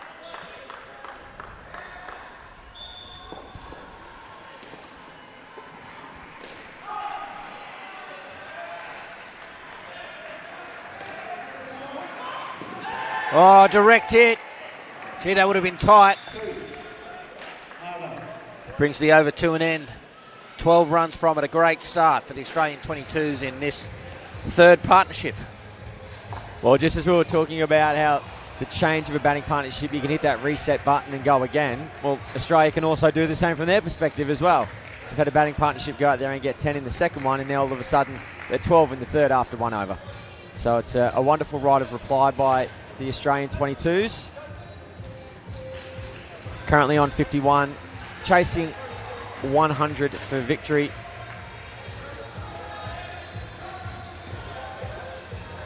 A couple of moves from Van Hees on the sideline there. Oh, he's having a bit of a boogie, is he? Yep. Lovely work from him. Egbert Laub. Laba. My apologies. He bowled an aggressive first over and got away with 9 to the Australian 22s. Full and wide. Well bowled. De Rosario not getting across to that. That's about as wide as you can bowl it without it being a wide.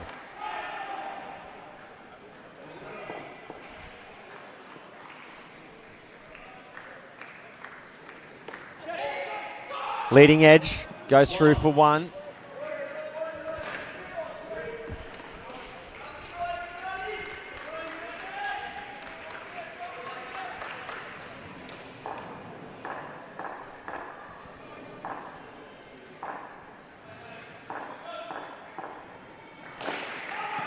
A little chance here. Wow, between the legs, a bouncing bat. Oh, that's got to be out for mine.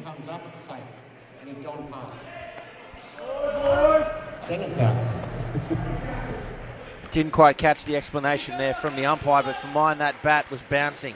Yeah, it'll be an interesting replay.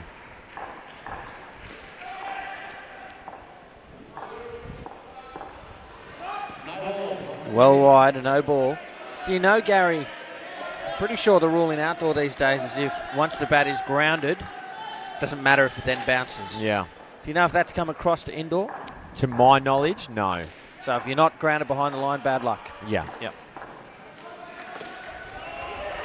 Mind you, that doesn't mean if you got 2 feet behind, you can jump up and then the bail's be taken off. Mind, that's a bit different to what we're talking about. Sure. It's not like an electric fence, but no, that bat needs to be down. Final ball.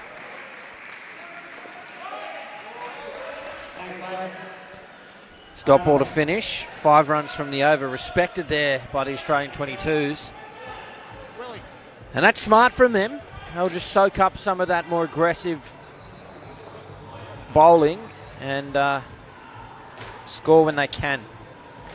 17 for the partnership. Half a chance here to take out the skin. Build towards a position where they can win this game. The Australian 22 side against the South African men. It's the Indoor Cricket World Cup. Finally, after 5 years, we're back. And how good is it? Hope you're enjoying the coverage on KO and on YouTube if you're overseas. Andre Venter. Here he is. It's up, full safe, the flick, that's out. Unbelievable fielding of his own bowling, Andre Venter. A big wicket just as those 22s were sneaking their way, sneaking their nose in front. Venter comes up with the goods. Yeah, it was a good bit of play because he had to stop going for the catch and then go for the run out. It felt just short of him. And then he's adjusted in the flick. And he is gone. The score comes back to 51.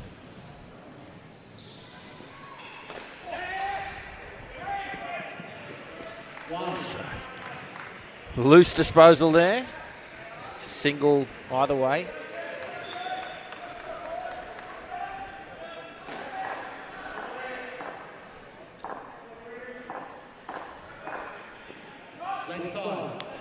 Well wide once again.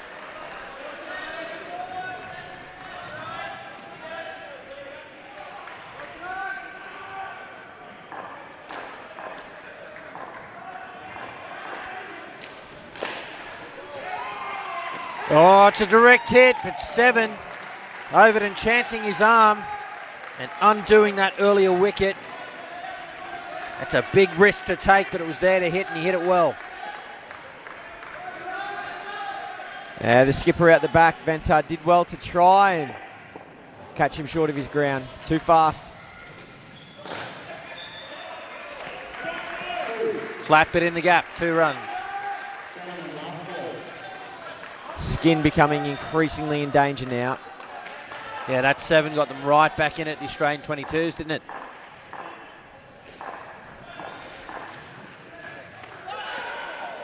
Beaten for the final delivery. 7 runs off the over. Crucial 4th over coming up now.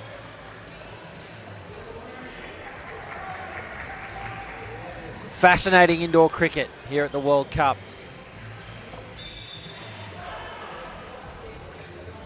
The Australian 22 men standing up in the face of this open men's South African side. Gareth Rawls going to be the man to bowl 57. the final over. He only went for 3 off his first. No wickets, but 4 dot balls in the over. So I don't mind this move. I don't think so. But I might be wrong. We've got some quality bats out here. Thank you, gentlemen. Players, please. How these young men handle the bowling. 6 balls remain. 4 runs separate the sides for the Skin. Drags it short and put away for 2.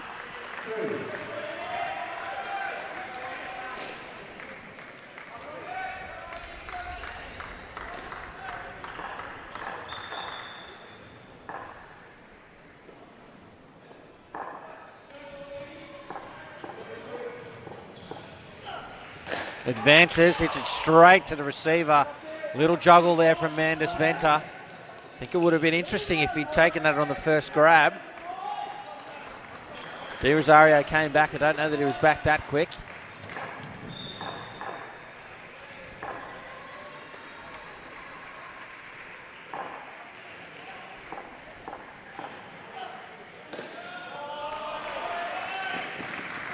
Easy as you like, 2 for Overton. The Skins are level. Hardy Australian 22 is about to take another point off the South African men's side.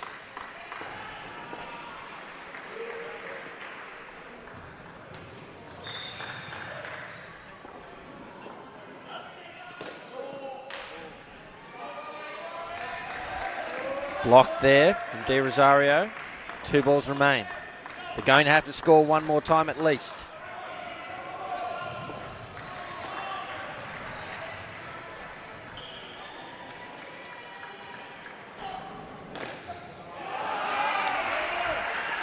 That'll seal the deal for the Skin, you would think. What do they do here, Gary? Do they keep trying to score, or do they lock up the point? I think De Rosario should just stand there. Replace him with a witch's hat. But they're not going to listen to me.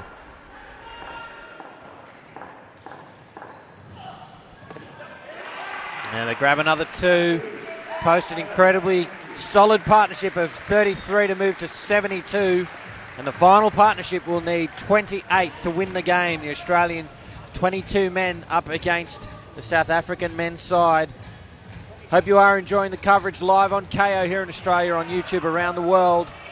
Don't go anywhere. Coming up next from 5 p.m. Australian Daylight Time, it's India up against England in the men's division. And later on tonight, to close out day 2 here at the Indoor Cricket World Cup, it is Sri Lanka up against Singapore from 7 p.m. Australian Daylight Time. Again, that's the men's division, so still plenty of World Cup action coming your way live from Casey Stadium. I'm not Gary, he's Gary Lowe. I'm Cameron Walter. Thank you for joining us. And a fascinating finish before us here, Lowie. This is going to be a ripper, and there's a lot of work to be done. A lot of work to be done here for the Aussie 22s. What's going to be interesting is when they bowl Grayling. Yeah.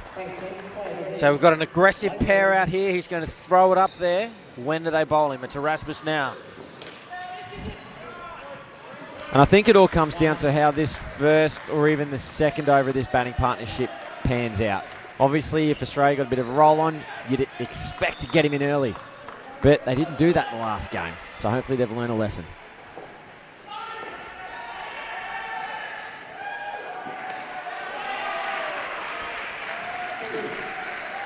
The Australian Open men's side is in the stadium, and they're making their way down to support the Aussie 22s.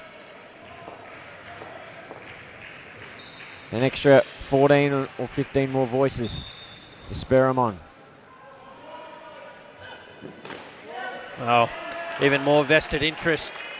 The captain of the men's side, of course, Lyle Teskey, his son, at the crease now for the Australian 22s.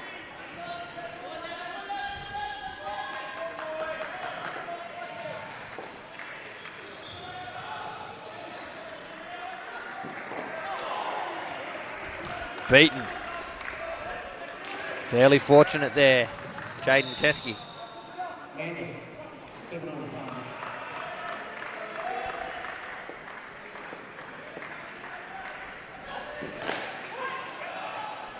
Driven back.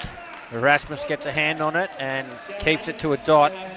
Third ball now to finish the over. Huge moment in this game that's going all the way. Here's Erasmus to Teskey. Full and driven well. Chance at the top. We saw Venter come up with a direct hit flick earlier. Not this time for the South Africans. 7 runs from it, a good start. And exactly what they need. 7 runs and over wins them the game. It's going to be a quick huddle here because time is becoming a bit of a factor. Yeah, and you heard the umpire point that out. Umpire Ridgway said to Mandus Venter, keep an eye on the time. Does he need to say that to him? I don't think he needs to. I think it's a courtesy thing. I don't necessarily want to see a game decided by a time penalty. And it's Olivier now to bowl the 14th. And that's out. A huge wicket for the South Africans. They needed that. Great hands behind the stumps. And they have a knack of coming up with these wickets when they need them, the South Africans. Yeah, and they've found a good one there, making the challenge more complex for the Australian 22s. Goes it right up. Teskey advances again, this time bat on ball and through to the backcourt for 3. To your earlier question, does he need to warn the fielding side about the time? No, I don't think he needs to. Should he have to? No. It should be up to the fielding captain to keep an eye on that. Does he warn a bowler if he's close to bowling the no ball front foot? No, but I think it's a little time. The time rule's a process one, not a match one for mine. I don't mind it. As Lawrence sends the ball into the backcourt again. So lost a wicket off the first ball and grabbed 7 off the next 2. Just shows what these two are capable of. And can I just say, I'm just being difficult for the sake of being difficult here. Got it. We need a contrarian. Sometimes it's me, sometimes it's you. Leg side. Just letting them get back into the game here, the South Africans. 14 balls remain. 17 runs separate Australia's 22 side from victory. Short, put away. They're really going to have to start pushing. You can't see the time clock on your screens at home, but they've got 3 minutes and 20 seconds in which to be in their fielding positions at the commencement of the 16th over. If they're not there in time, there's going to be a 5-run penalty. With for Lawrence, grabs 2. And a great fight back. Now they're even ahead of the ledger. 8 runs from that over, 15 from the first 2. And that means they need 13 runs from the final 2 overs for victory, the Australian 22 side. And if they get that, they'll also win the skin, which would be a huge upset, you would have to say. And it looks like it's going to be Viviers, so they're leaving Grayling, the magician, for the last over. I don't know if I like it. No, I'm not sure either. Thank you, gentlemen. Players ready, please. Thanks, guys. Play, please. Well, that then again, Viviers, you know what? This was a good slouch. idea. No, this was a good idea in hindsight. Upon reflection, I'd like to pivot on my standpoint.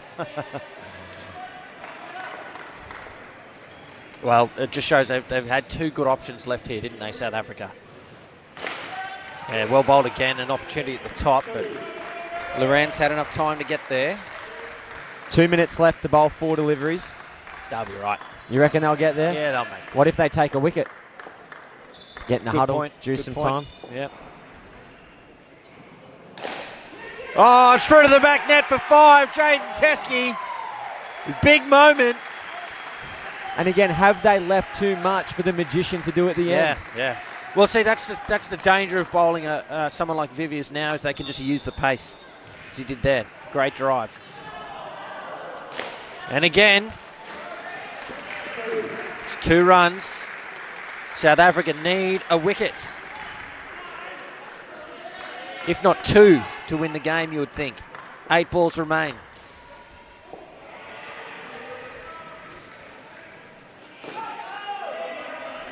Better ball there from Viviers, back in at the body. Final ball of the penultimate over.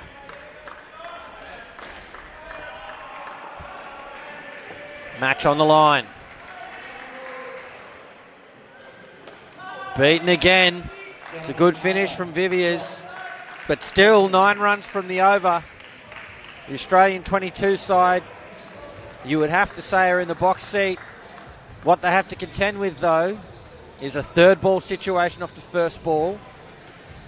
And Grayling, he bowled a brilliant final over in the earlier game today against the Australian men. That was too little too late. But here, not only is the skin on the line, but the match is on the line. Who's your money on? 6 balls left? Has to be Australia, surely. They're in the box spot. 1 wicket, though. Yeah. 1 wicket, particularly in 6 ball overs. With a 3rd ball opportunity with Grayling, who's been best in tournament, arguably, so far. It's set up nicely, folks. Enjoy the last 6 ball overs of this World Cup clash. South Africa up against the Australian 22s. 3rd ball safely seen off by Lawrence. He barely looks like he's 10 minutes out of getting out of bed. He's that calm. 98 on the board, 100 required, 5 balls remain. Grayling now to Teskey.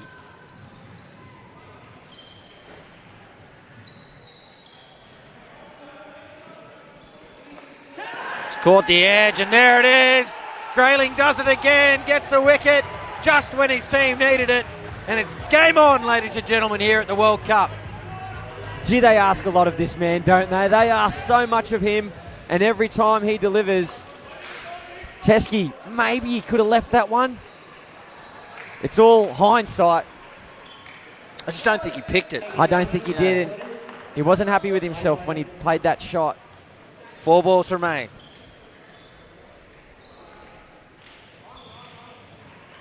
Grayling makes him wait. That's better. That's an adjustment there from Teskey. He gets 3. And 3 balls remain. A draw's possible. 2 dots and a 3. 2-1 dot. All results possible with 3 balls remaining. Will you see Lawrence run at one? Oh, try and win the game. It's within him.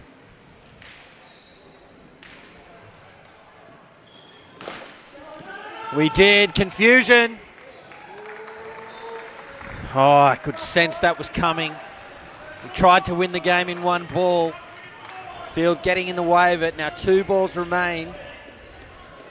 Australian 22s are in front in the skin, behind in the game. Lawrence is on strike. It's anyone's match here at the World Cup.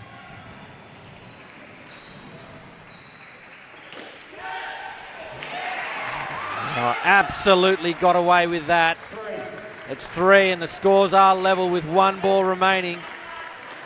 He absolutely got out of jail there, Lawrence. Yeah, high drama here at Casey Stadium here in Melbourne, Australia. The entire stadium fixated, the entire world watching this delivery.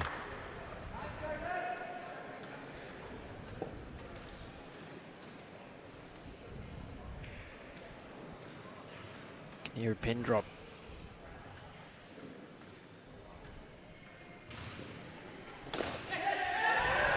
And it falls safe. The Australian 22 men have beaten the South African men's side and taken 3 skins in the process.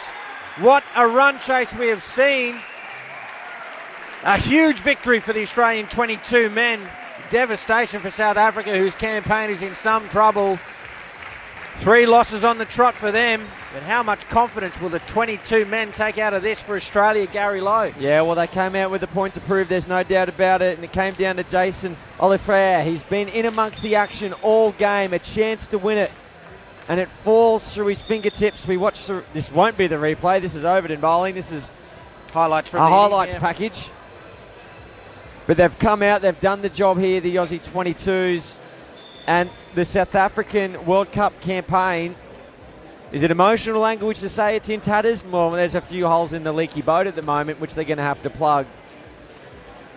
They're going to have to go back and reset. Thanks, mate. Hey, thanks for control. As you look at some of these highlights, Good job. the fielding, the bowling from South Africa, I thought was pretty good. But one of the things we talked about that was an asset to the Australian 22s was they don't have the weight of expectation. They're a little bit more prone to throwing caution to the wind, as we saw from the shot that levelled the scores from Lorans.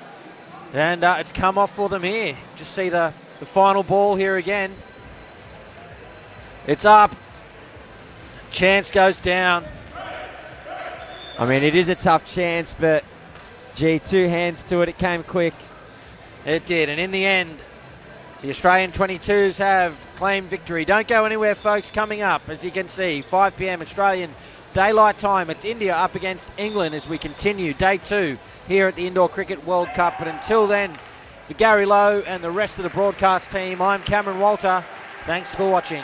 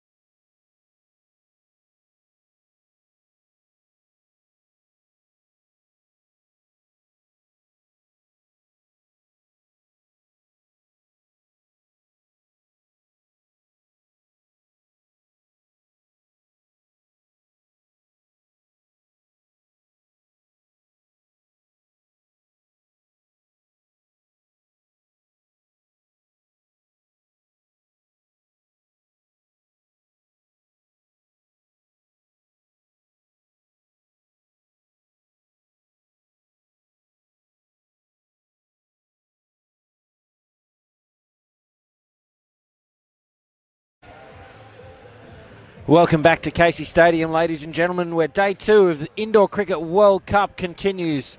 I'm Cameron Walter alongside Paul Botterill. We're live on KO here in Australia and YouTube around the world. Thanks so much for your company. It's time for the clash between England and India in the men's division.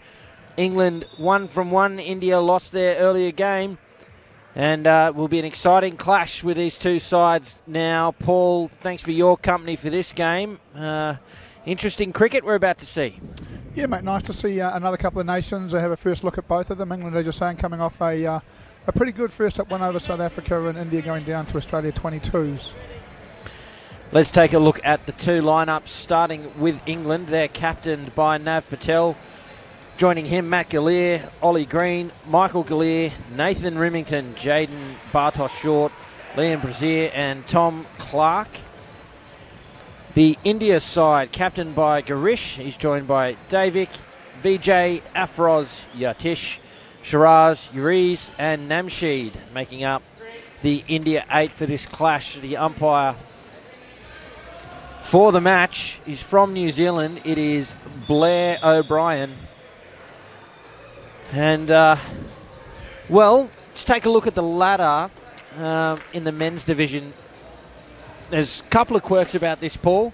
They will split at the end of the competition into the World Cup and the plate division. So teams fighting to get into the top 4, as well as the fact that the under-22s teams, who are, of course, in their separate division, are playing with and amongst the men throughout the week. So it will take some time for the ladder to even out when you factor in all of those games.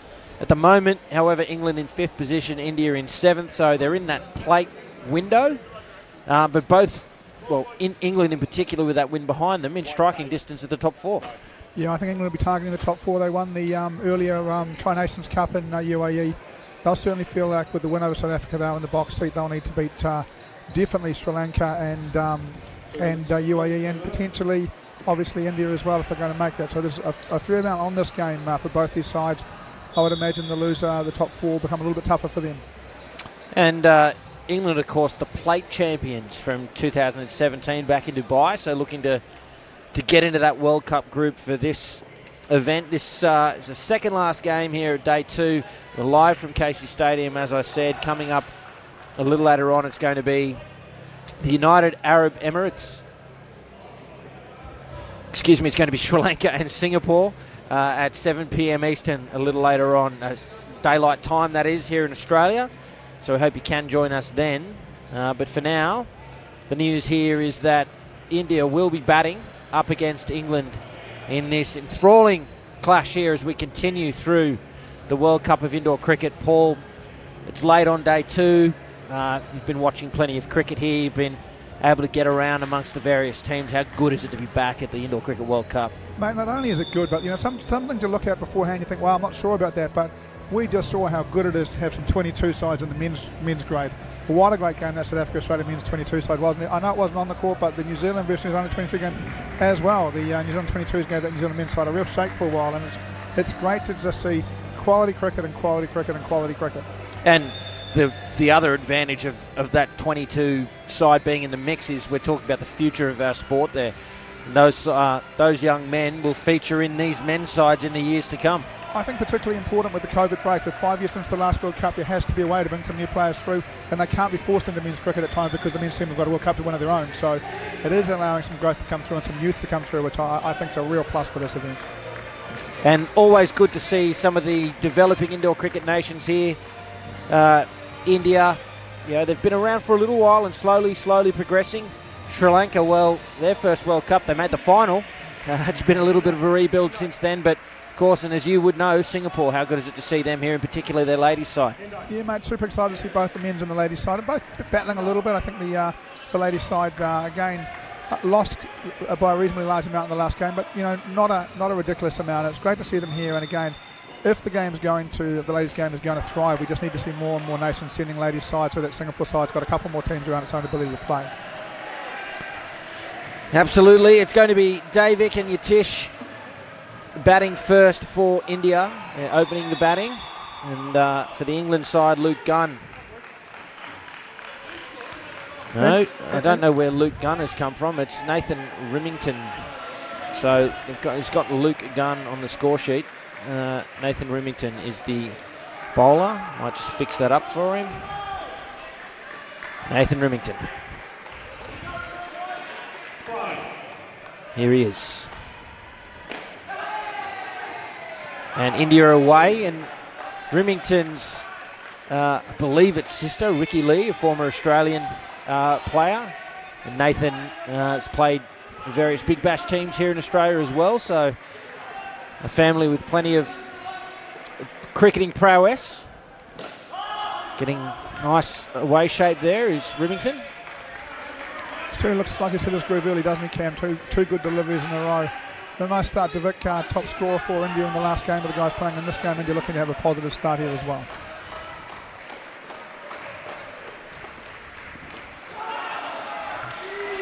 Beats the bat. What's the sort of score do you think India need to be looking at here as we see them face third ball? Yeah, look, again, a little bit of bowling. I think India are looking for 65. I think 65 will probably be enough if they get there. Score has to change. Just gets enough on it. Does Yatish. And they get through for a single. Mate, you can really see the real quality bowlers, right? Not only is Remington, it's not that Remington's making go miles, it's that he's making go late again. And boy, that looks hard to play. 2 balls remain. It's played backward of point. It's caught the side net first, so it is 2 runs. Of course, each net other than the one behind the keeper worth bonus runs when the batters actually run between the wickets. The side net's down there in the front quarter. 1 plus the physical run, so 2 scored. Final ball of the over. Oh, he's hit that and set off. There's definitely no run there, and Davik sends him back. A reasonable start for both sides as they feel their way into this clash here at the World Cup. 5 runs off the over from Nathan Rimington.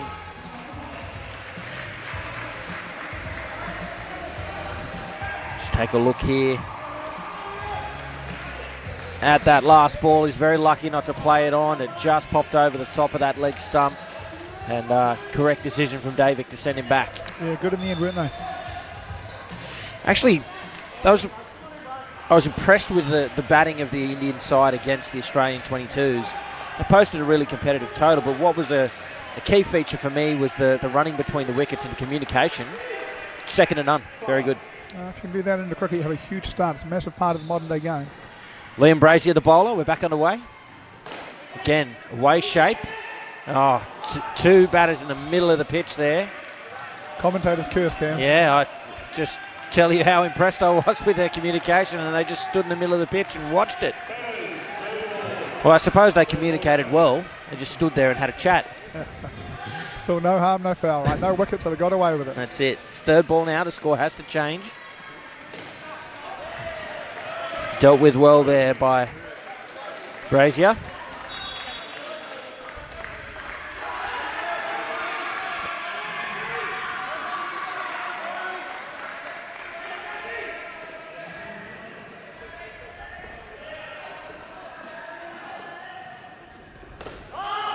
He's almost played that on again. The game of indoor is an interesting one in the United Kingdom and in England. Indoor cricket there describes 2 different games. They play, particularly in a lot of universities, basically outdoor cricket, but inside gymnasiums and things like that. And there's an opportunity there. They go through. It's some good calling. The indoor cricket, the game that we're watching now, the netted version, the international version, is probably more of a minority game over there in England. But with the limited resources and playing base that they have, here they are again competing at a World Cup. It's brilliant to see. Back live. Yeah, it's been great to see England over the last perhaps 2 or 3 years. There's a real culture change inside the group that we can see, Cam. Perhaps in the past, English sides have come to these events and perhaps got a little distracted by other things in indoor cricket, and this side looks like they're here to play and they want to really knuckle down and play great cricket, which is good to see. Beaten.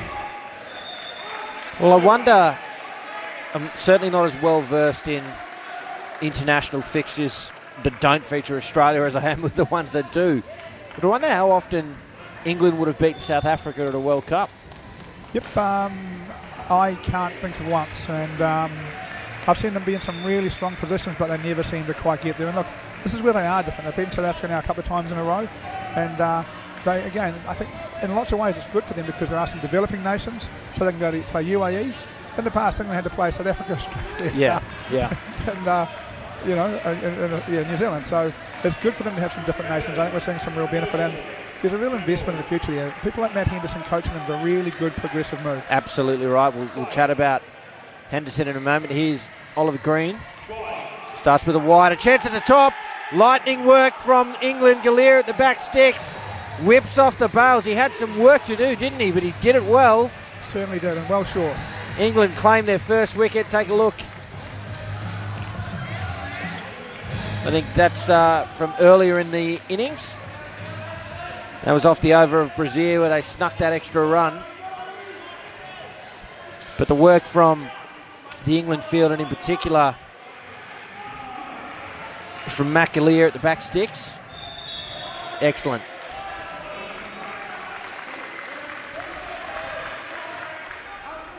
It's only the first wicket, but India on 3. It just shows how restrictive the scoring has been.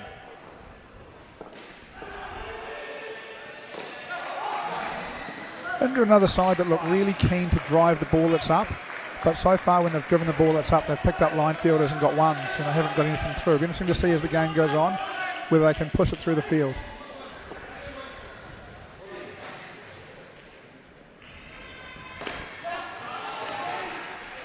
Well, I'll tell you what, how impressive is Galea at the back here? Throws his body around, creates an opportunity even when doesn't really feel like there's one on. That had hit, that was out. Another great athlete, isn't he? He does look like a true athlete. Oh, another opportunity there that throws high and wide.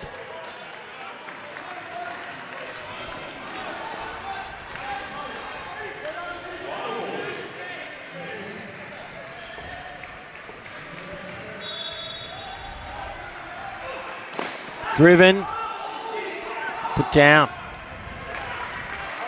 Boy, he's hit that pretty hard again, Cam. They really are, again, looking to be really positive when the ball is up. I really like the approach. So it'd be nice, the placement hasn't been quite right, but we're certainly seeing them show some intent. This is that run out. No, it's that same highlight again. Highlight. Yeah. We appear to be watching the score quite regularly. We like the extra run. Yeah. You made the point, Matt Henderson, the former New Zealand international, coaching this English side. That's fantastic to see. Yeah, mate. Matt coached UAE earlier this year as well, and based out of Tauranga, runs a indoor cricket sort of website, and he runs two actually. He runs a sort of free one and a subscription one for ICA. Here's Nav Patel. Obviously a wealth of experience, and seeing former international like that imparting that wisdom and experience for other countries, as you yourself have done coaching, Singapore. That's another way we see the game grow. Yeah, look, and I think Henderson has a particular skill because he's a physical trainer by nature, so he's able to come along and bring the physical preparation stuff as well as the technical stuff, and I think when you're a visiting coach, it's nice to have the whole package.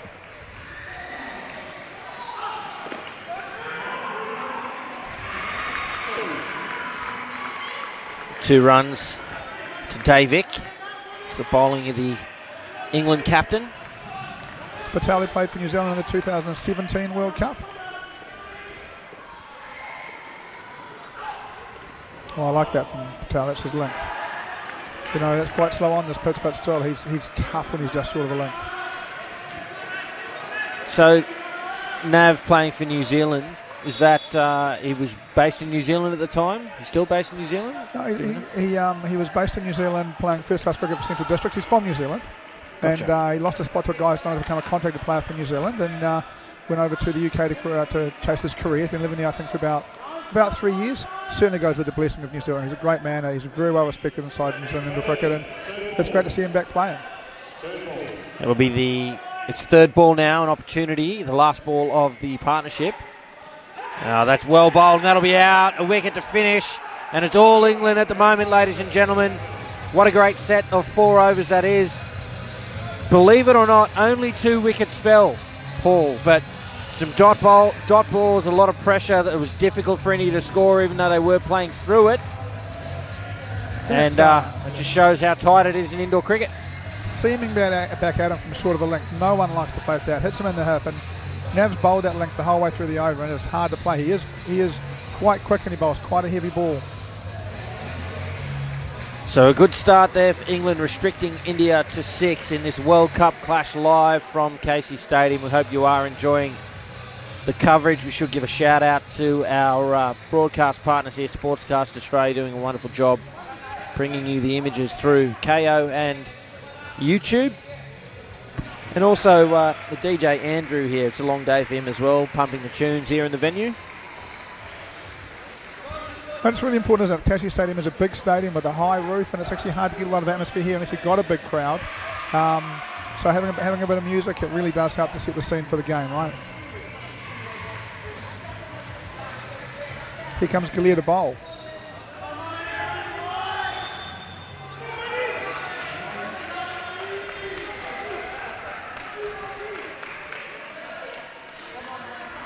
Yeah. Just put the wrong Galea on.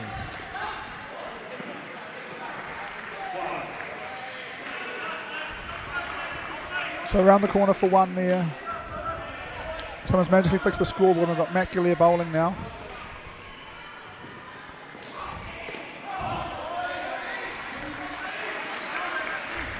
Who are the batters, Cam? We've got Vijay and Afroz here for India. We're very impressed with them in their match against the Australian 22s earlier today. Yeah, we'll see more of this. Happy to drive through the ball, but if they've got the down-up game as well. Happy to play late on the ball and hit a nice down-up shot for 2.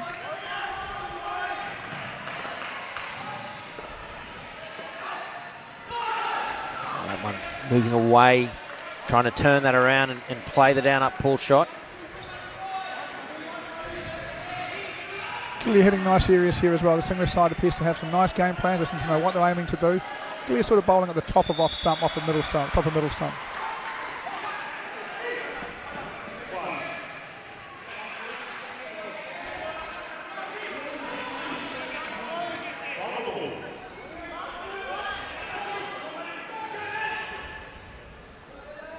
Last ball, driven, little misfield, but tied it up at the back there by Green. 6 runs from the over, fairly even start in this partnership. Really nice to see that when the ball's, it wasn't a bad misfield, but it just spills away a little bit, and they're looking for every run. And I think that's something we want to see inside the game more and more. Yeah, it's an interesting element that it brings when, it's easy to say, it's not quite the indoor cricket way, but aggressive running from flat shots that puts pressure back on the field. It adds another dimension. Yeah, I think as well, scoring runs in the cricket these days is quite tough. And when someone just offers you one, you probably should grab it. Jaden Bartosh short. He's going to bowl the 6th over. Afroz on strike for India. Fairly straight offside field. They move into a little bit more traditional as the ball is bowled.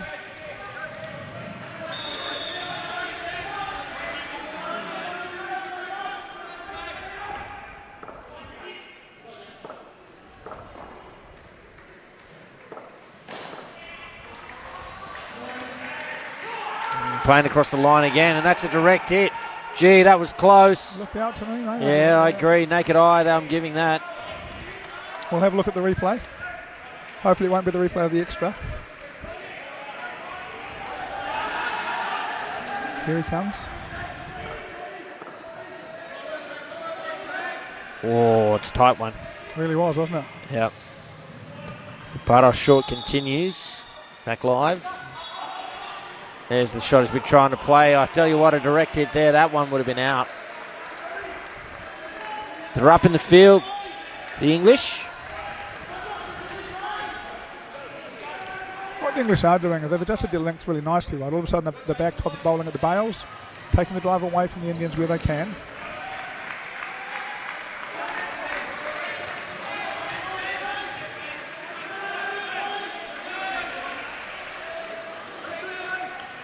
Not quick enough to bowl that sort of Patel length and get into the hip, but just keep them away from getting on the front foot.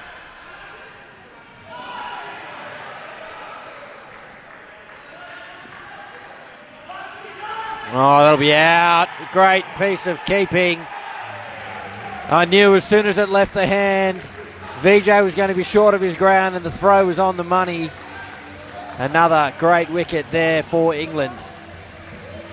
It's the wide delivery moving away, just stuck the right hand out and grabbed it without the glove, threw down the sticks. A great keeper's run out. Yeah, and to be disappointed to lose a bat like that. Teams don't like losing players like that, but again, you know, you don't want your guys to be pushing to the other end, so sometimes it is going to happen. Final ball. Chance at the top. But short, just getting in the way there of Patel, but I think it was going to be safe either way. No runs off that over after that wicket. England right on top here early. Yeah, the Indian pair starting to play with quite hard hands. Probably just need to hold their hands and time the ball into the areas a little bit more than they are. Just whacking it into the areas, coming out of the nets and giving the English some opportunities here.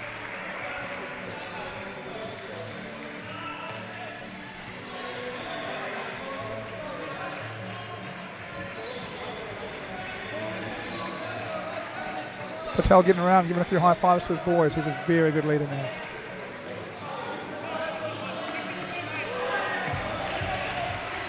Tom Clark, 31, bowl over number 7.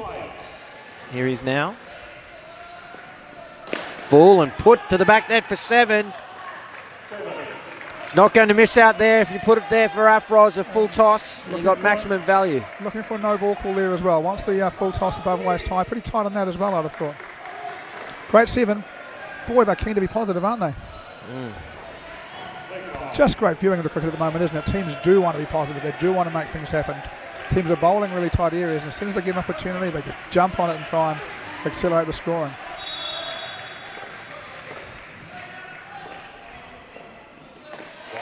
Another leg side. It's not an ideal way to follow up a 7 with 2 leg side wides. Patel comes back for a little chat.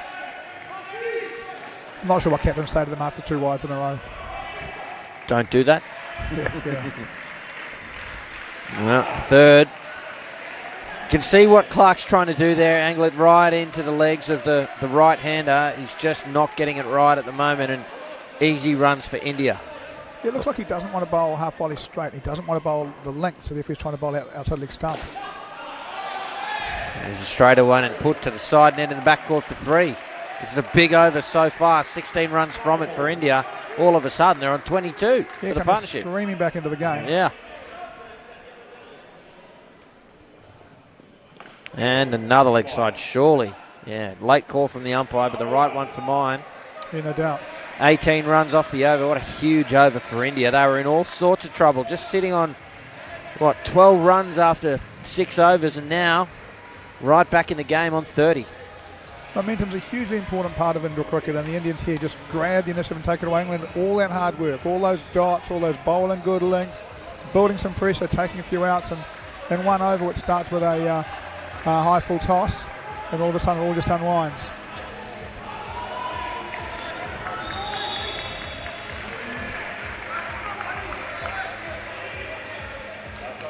Liam Brazier will be bowling the final over to the partnership. 24 on the board. Can England fight back after that big over in the 7th over? Or can India keep it going? Vijay it is. Face the first ball. Enough width for him to play it lovely down up 2 through cover point.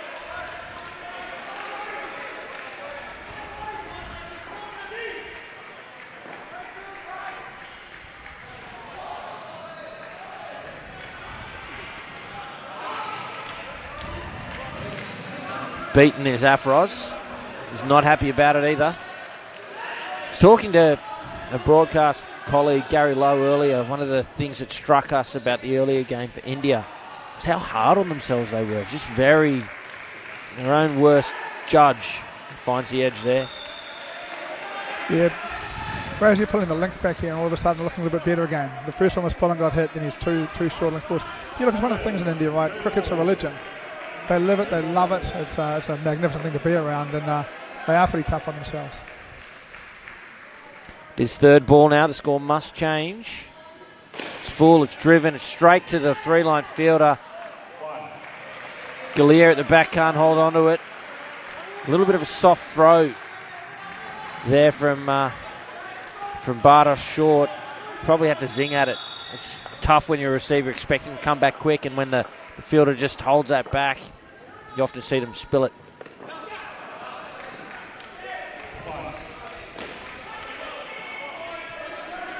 Well, India certainly have turned the momentum here. Cam, I'd say that England really would like a wicket to finish this partnership. Got one opportunity left to do it.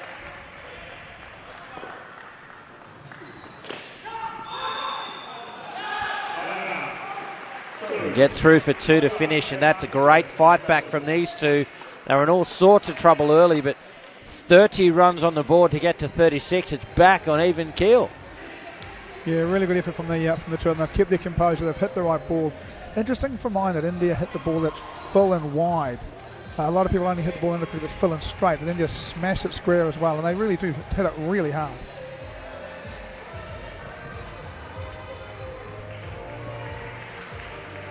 It'll be for England to regroup now under the instruction of coach Matt Henderson. I was having a chat with Matt. He's doing a bit of a tour diary from the English camp. He's really enjoying his time with the English side. Feels like they're right on track. He'll be having some pretty stern words, I think, about getting back into understanding their plans and getting back into their plans.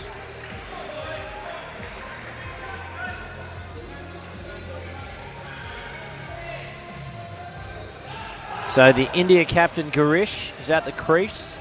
His partner Namsheed.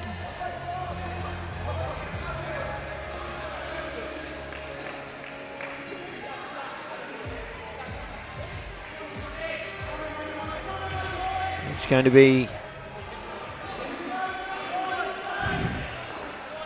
Matt Gallier.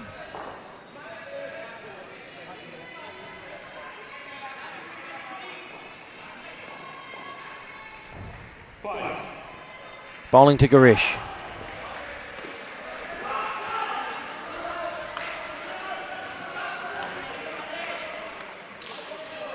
Quite a busy technique.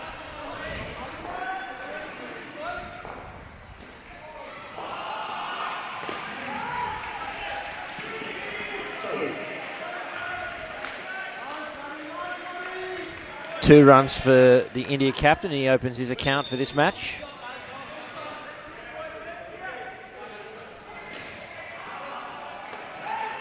Just inside the line there. Plenty of room for the bowler to bowl to that corridor when the batter is on sort of middle and leg. Just opens his stance up a little now. Unbelievably lucky there to not be bowled.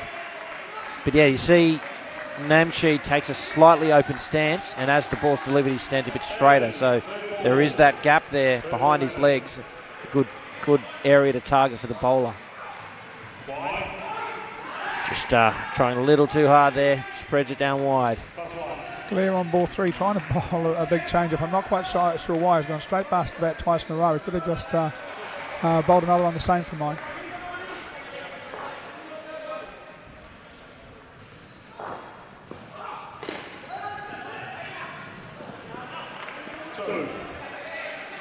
Two runs to Girish, brings the over to an end. 7 runs from it, a good start once again for India. They're building nicely now. They were looking in big trouble earlier, but it all turned in the 7th over of the 7th over of the innings. 18 runs from that. They're huge runs. That's nearly half their runs in 1 over. Yeah, look, it's a really good challenge, isn't it? This is what the cricket's all about, isn't it? Now the challenge with England. How do they get control of the momentum again? How do they build some pressure back up, take a couple of wickets and fight back into the game? Because really right now, in the next 2 or 3 overs, they really do need to create some momentum back their way here. This is going to be Mike Gallier.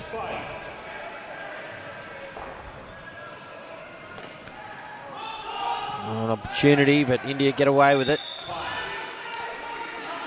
A little bit loose from Garish. He's got a fascinating technique, Cam. He just literally leaves his feet where they are and gets his hands through the arc and does it really well. And that's not necessarily something that you would coach, but if that's what they do and their hands are quick enough and it's effective. Oh, absolutely. You'd be encouraging him to keep doing what he's doing, without doubt.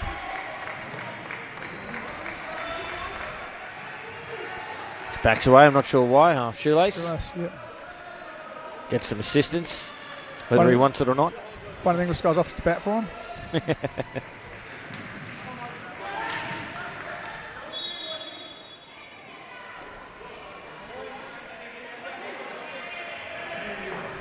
Ready to resume? There he goes again. Just straight through.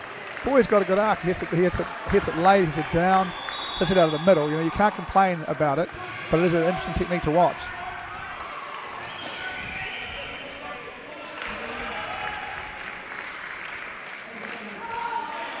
And it is a technique that if you're aware of, you can exploit with your bowling. Yeah, I'd like to see him again. I'd like to see him playing from around the waist to see if he can do it from that sort of length. That's right.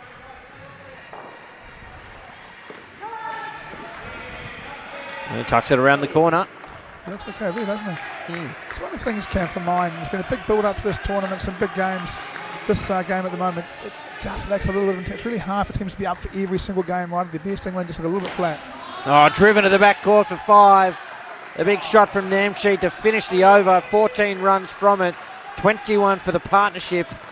And look, I've said it before, I'll say it again. India have come from nowhere here. It was early in the game, those first 6 overs, I thought we really were starting to see a clinic from England. They were bowling good areas, lots of dots, really restricting the flow of runs. And India have just responded in a big way. And they're back up to 57. Yeah, they really have. They've taken 50 runs off the last 4 overs. So in complete control right now, and showing some really good resolve, as you said earlier. Calling's good all of a sudden. They're hitting the ball into the right areas, and great over there. They batted well. The Englishman loses patience, bowls full, bang, they cash in on it. It's a really well constructed over from a batting side. Here's Bartosz short. Driven again. Well fielded from Gallia at the back here. You said it earlier, Paul, a genuine athlete. Yeah, he the really English is. receiver. I think Gary Lowe would say he's a big guy that does some cardio.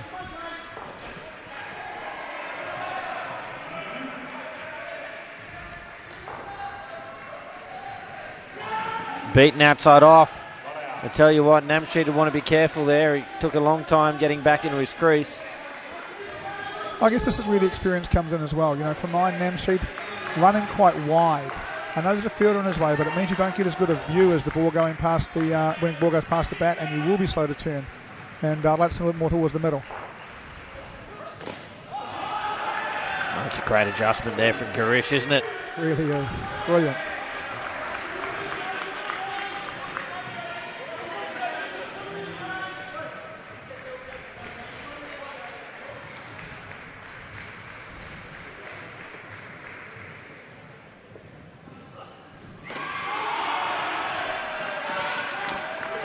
Yeah, he's running pretty wide there, as you say, Namsheed. Making life a little bit easier for England if they have an opportunity to run him out. 2 balls remain now for Bartosz short.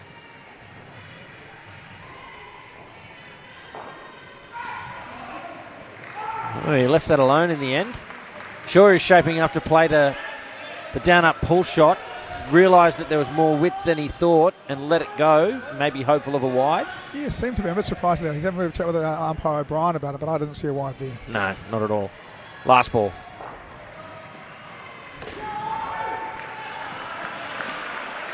Kept off the net for a single, 6 runs off that over. 27 on the board for this partnership as we see India make their way to 63 and on their way to a competitive total here. He's very tight with his hands on that pull. So he's a very interesting guy to watch the battle. I'd like to watch him battle a bit more and see I'd like as a coach to try a few different things to him, but he's very compact on that pull shot as well.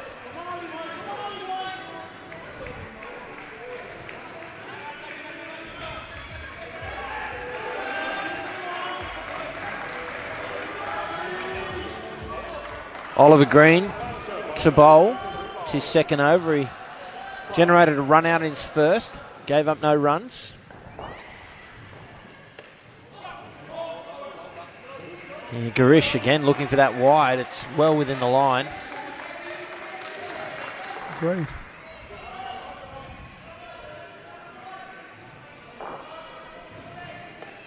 Beaten again. Oh, it was a yes, yes, no. Green, not a particularly tall man. Looks quite skiddy. Seems to be just skidding it past the bat at the moment.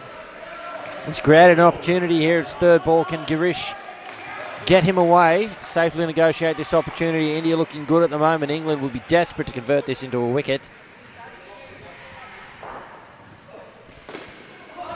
Moves well. Gets it away for a single. Must be approaching 35, 36 balls since we've had a wicket, I would have thought, Cam. That's a long time for a fielding side to battle away. Yeah, right on the money, 35 balls ago. And leg side there, Coach Killer, the last over of the partnership. They get that delivery again.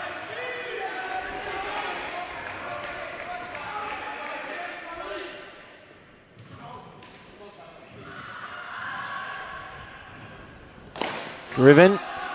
And deflection into the side net in the back court. 3 runs. Riding their luck a little here, India, but again, positive stroke play and another 30-plus partnership in the making.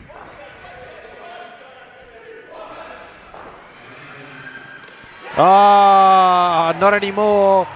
Green comes up with the goods and knocks over middle stump.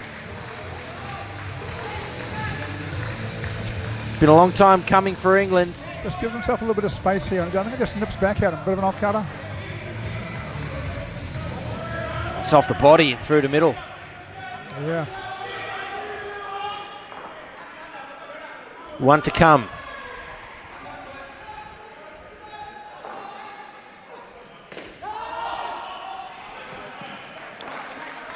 Through for a single to finish, and 29 on the board still.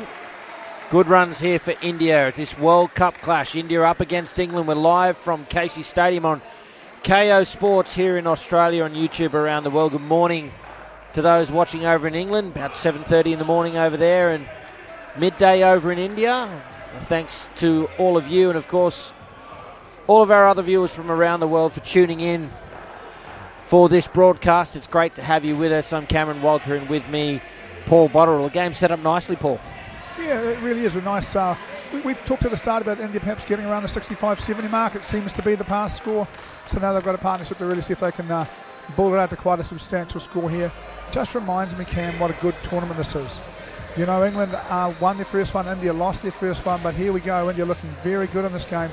Nothing easy in this competition at the moment. We know UAE are a good side. We know Sri Lanka are a good side. We know South Africa are a good side. And these sides are really going to tough out that fight for those minor semi-final placements, I think. Absolutely, and we'll cross now to Gary Lowe. He's with one of the Indian players, Davik. I'm here with Davik from Team India, and wow, look at that, a great comeback from your team here, and things are looking pretty well for Team India at the moment. Yeah, I think we had a slow start at the beginning, but we managed to pick things up, and yeah, we've got 2 good skins now with close to 30 runs in both skins, and we need to build on this and put out a competitive score. Seems to be no fear from the Indian team here. A lot of back neck shots, a lot of big shots. Is that the instruction from coaching staff, or are you just playing your natural game? Yeah, we're just playing a natural game. See the ball, hit the ball as you see it. Don't think too much about it. I think our experiences here have told us that it's a good surface overall, so and we can trust our shots. So just if it's there, to just go for the shots if it's available. Yeah. And the facilities here at Melbourne, what do you think of Casey Stadium? It's world class. I mean, we've all been kind of awed by it. Yep. Not only the Casey Stadium, but also the Casey race. We have been immediately after the matches, we are going there, having a cool down. So we've been amazed by the facility, and kudos to I think the Victorian State and the Cricket Australia for hosting us here. And off mic, we talked about some of the weather. How are you finding it here? Are you okay? Do we need to get you some coats or blankets? What's happening? At the beginning, yeah, but I think by now we have acclimatized and we've seen all weathers, as I said earlier as well. Yeah. I think we'll stick to the sunny weather in Melbourne, and we hope that in the next coming days we also get sunny weather here. Well, look, welcome to the World Cup. It's such a pleasure being able to host you here, and we wish you all the best for the rest of the tournament. And thank you for making yourself available during Gary. the game. Thanks, Gary. No worries. Thank you. Back to you, Cam. Thanks, Gary, and Davik as well. Great to have access to the players and coaches and everyone involved here at the World Cup. We thank them for their time. Nav Patel bowling the first over here with Uriz and Shiraj at the crease, and it's now third ball. Oh, straight back to the keeper off the deflection, but Uriz was quick enough and he got home, safely seeing off third ball there. England didn't do a lot wrong there and still couldn't claim the wicket. You know, and Nav's got a pretty solid over here again without any luck or a breakthrough. Driven with some authority. It'll be a top ball. That wasn't going to bounce to the MCG, Cam. That was gone. It was indeed.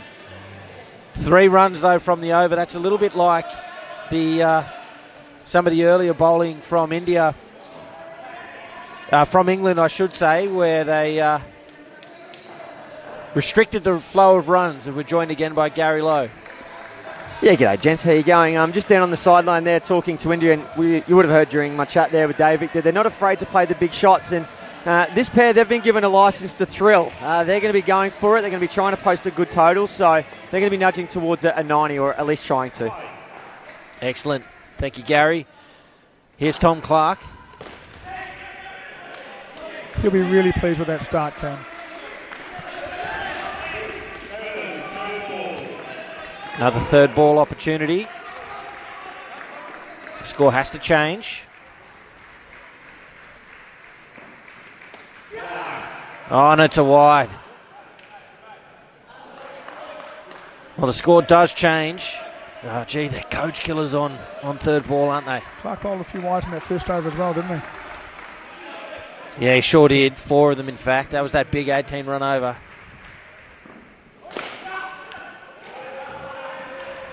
Just low and out of the hands of Patel.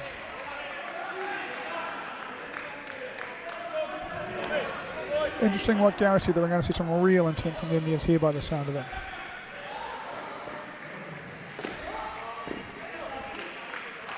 England not really giving them the width to do that at the moment.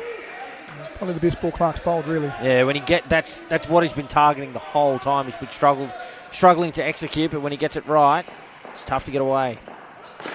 There's another example, but that one wide again. Dive would have been well short if the Galea slap had hit the sticks.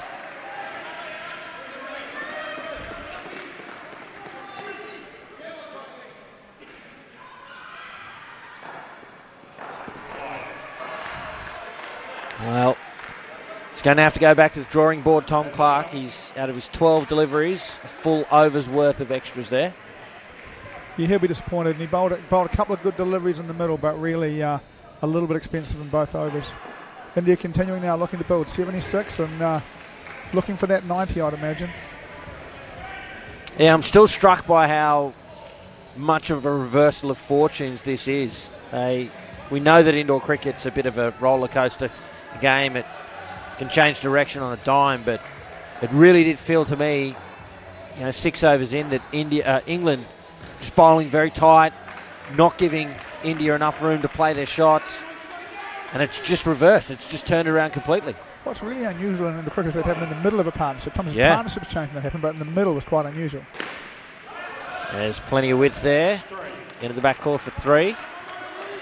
And it's had an impact on England as well. They are bowling a little bit looser. They're a little bit quieter. They're not quite as sharp in the field.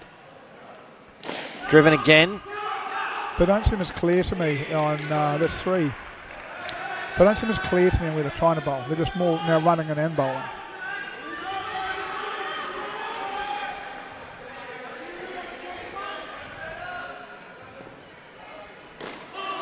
Oh, that's not a bad shot. Matthew Henderson looking a bit stressed over there.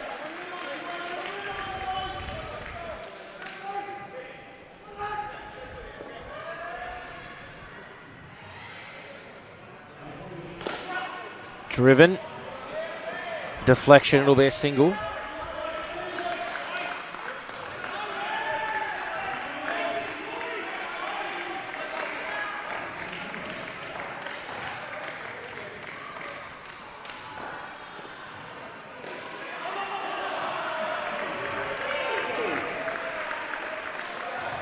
Caught some side net at backward square leg for 2. 1 ball remains in the 15th over.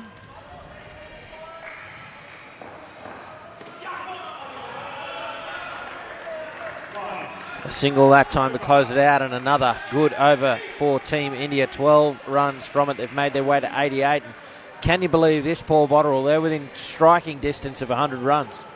Yeah, quite amazing from where they were. That is a lot of runs in the last 9 overs. Galea looks, not great numbers from Galea. I think he was none for 16, but looks okay with the ball too. Gets a little bit of bounce, and another day he might cause some guys a few problems. It's just a look at that deflection you see there.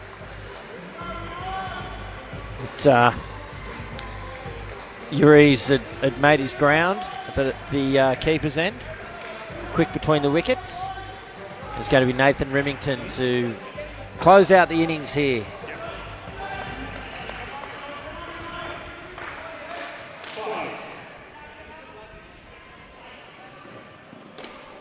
Two men on the legs of Suraj, and that's why. Good area there from Remington, right on the money.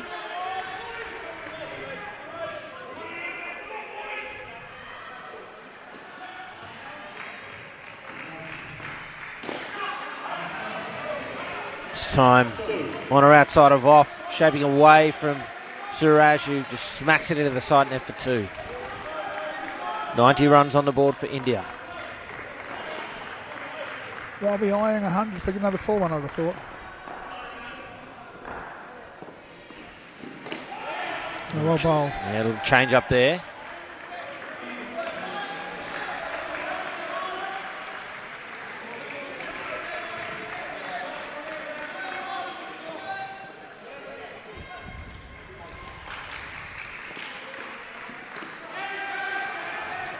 Yeah, squeezed out to square leg, and there was a fielder right there. It's an interesting 2-man leg side field. One right on square leg, and then sort of a straight-ish short mid-on position. Third ball bowling into that. Yeah. Oh, just 2 straight and put away. 5 runs. Huge for India. They were in trouble there. Remington was bowling well. And Uri's chances his arm and hits it to the back net for 5. 1 ball remains in the innings. Oh, and a leg side to follow up. Of course, India will have that again and move to 97. Not going to run. They're going to take 97. Oh, they're talking about it still. We are going to run now. Why would Uri bowl it if you're not going to run? Yeah, good question. Oh, it's up. Oh, just spun off the net. Can you believe that?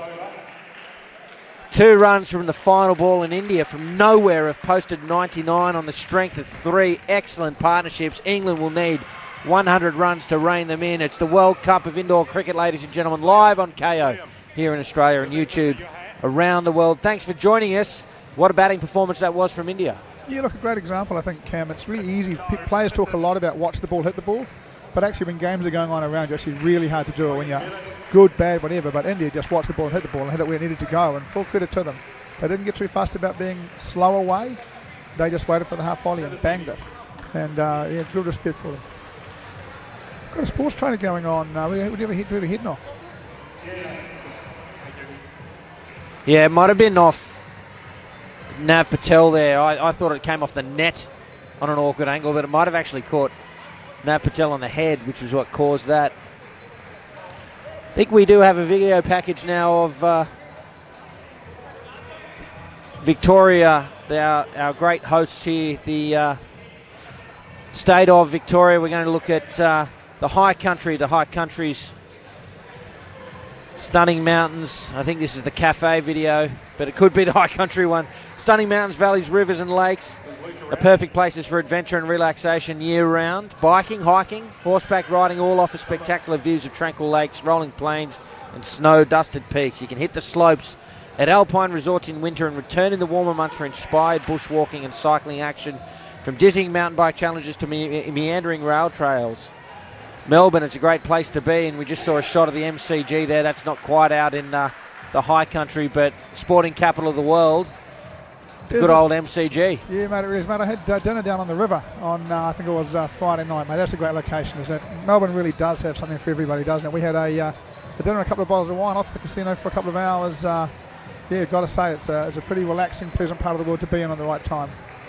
Yeah, so once again, our thanks to the Victorian State Government, and a great part of the world to be in, whether you're here in Australia or from overseas, as we see a shot there of our DJ Andrew, keeping the tunes going.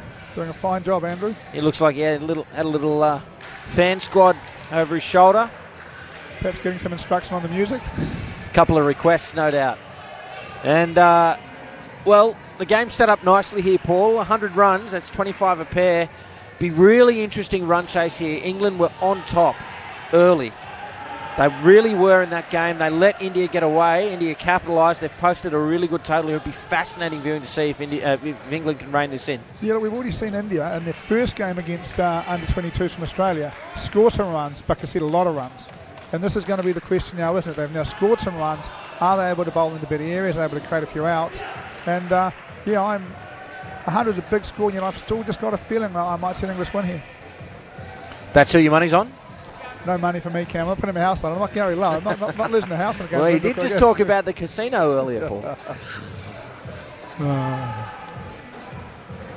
So the challenge as well for England, because of the skew, there's a really low first skin, then 3 high ones. So it's going to, if they are to win this game, it's going to be actually difficult to do it with skins.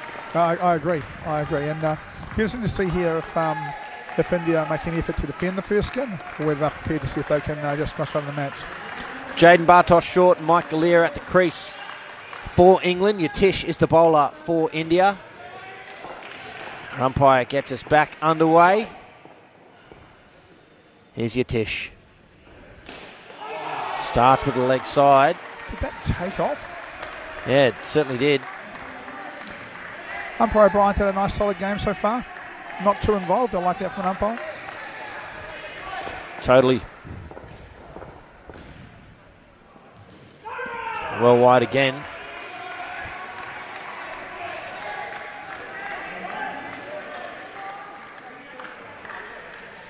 It's a good way to ease your way into the game. Face a couple of leg sides. Yeah. You feel $1 million, don't you?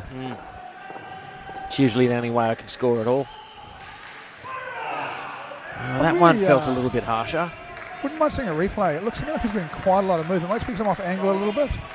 But it looks like it's actually arcing around quite a lot. Here it is. And I'm just following the arm, really. And a reasonable call, too, for the wide for mine. I'm calling it fair. Yep. He's changing sides again here, coming back to right arm over.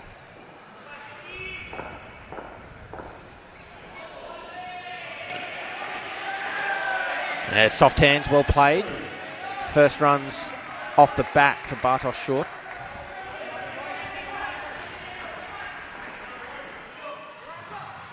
Two balls remain for Yatish.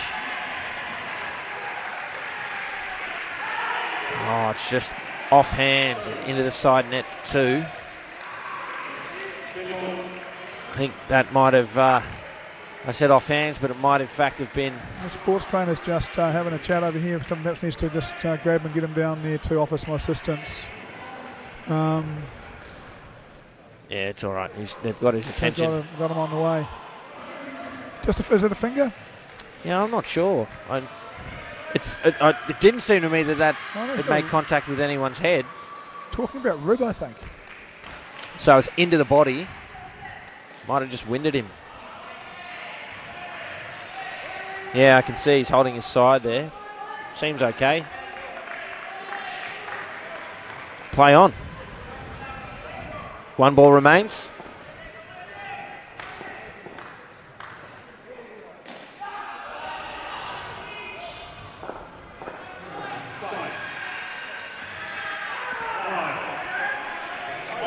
Leg side to finish. 4 of them bowled in that over. That's not a good start for India. 12 runs on the board for England already. I think they'll be particularly disappointed. I think Yatish looks like a good bowler, and he really needs to get that a bit straighter. He could be quite a handful. Now the Australians are already in front of the English already in front of the skin. Already in front of the skin. They've got 3 overs here to see if they can set this match up, perhaps get a 30-run start, and then putting them on the way to this chase. We'll just get our production team to update the scoreboard. 99 was the total for India.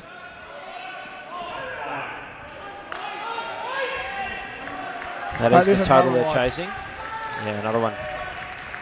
It's one of the things I watched. I thought the New Zealand ladies did this as well, where they scored a few runs and they just get a little bit excited, try and bowl a little bit quick. Spray it round a bit.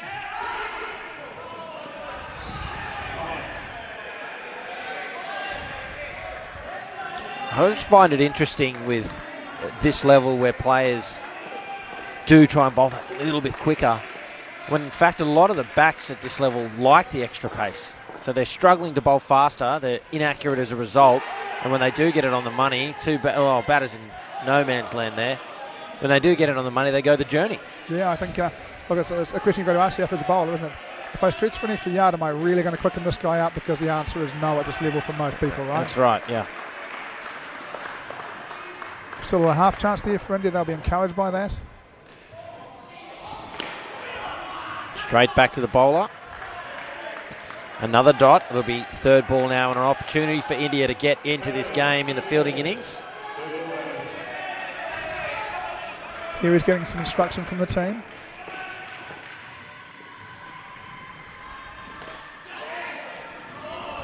Another one, my gosh. He was not looking to bet that for one, was he? No. Just get off strike. He was looking to put that back into orbit.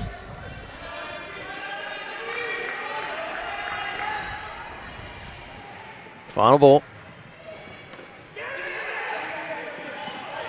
Hit behind, backward point. Through for a single. 5 runs from the over. Not a bad follow-up to the 12 off the first. Looking strong at the moment, England. Yep, off to a really nice start. Very solid technically looking bats, these guys. Look at that. Good opening bats remind me of, we've seen a number of these guys come out in the first partnership. They hit it late, hit it under their eyes. They play. You can see him practicing there, just hitting the ball straight, hitting it late.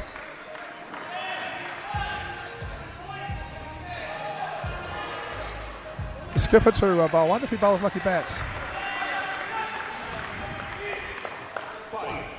Here is Garish. Single to start. See the classics straight bat from the batsman there. Full face, bangs it into the ground, gets through comfortably.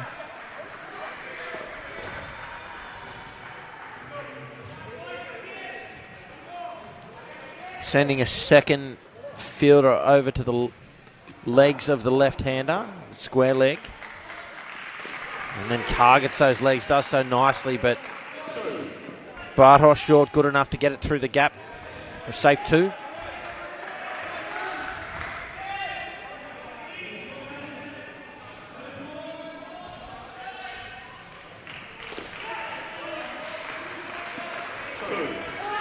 Oh, they're going to steal an extra run here, England.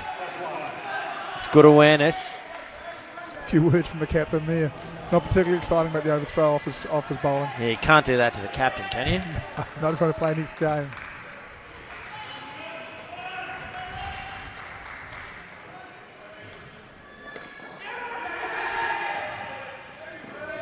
Quick between the wickets, these two, so yeah, that stolen run earlier and even calls like that just illustrate they're going to back themselves to make good their ground.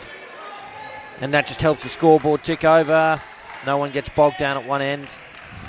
It's great for the confidence of the bat. When you can squeeze through good runs, you feel like you're going to be okay.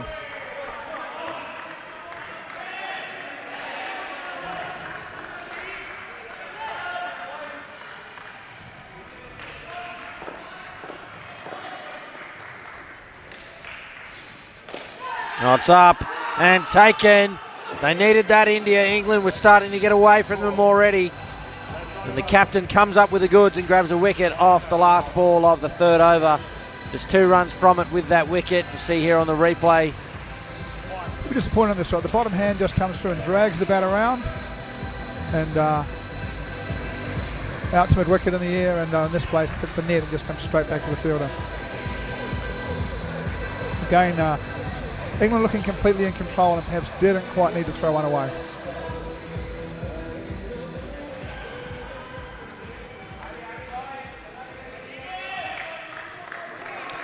Is De Vic one of the more experienced Indian players? I remember him from 2017. Final over the partnership. Oh, they've gone up for the edge. And the finger goes up from Blair O'Brien. Another wicket, 2 in 2 balls. And look out, India. Are they going to turn the game on a dime again? Yeah, great delivery. That's perhaps why you've got to be a little bit cautious about the one you throw away, because if you get followed up by a goodie.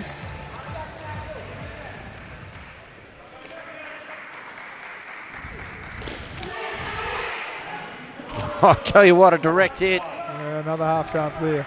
All of a sudden, India looking a lot better in the field. A bit of movement. You can see guys giving each other high fives, moving around, jogging on court, creating a little bit of atmosphere out there. And that's what a couple of wickets can do for a fielding side. Lifts them up. And now De Vic will try and do some damage here.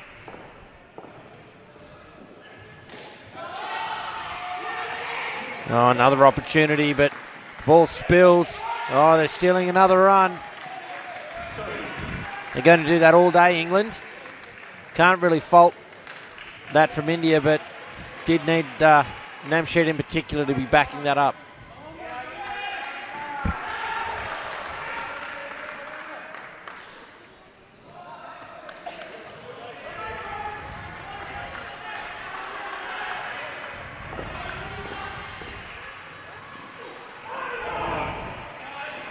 It's a bit harsh.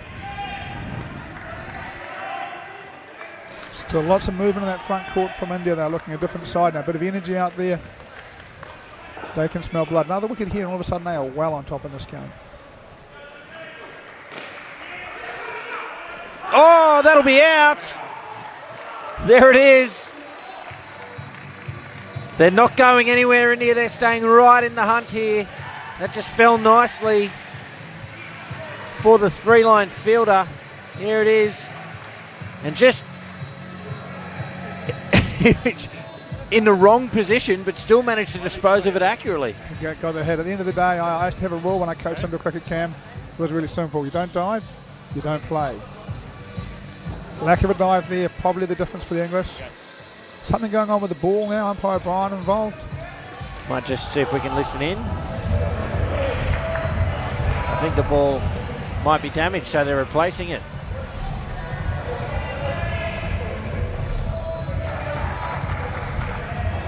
Having a look at the ball.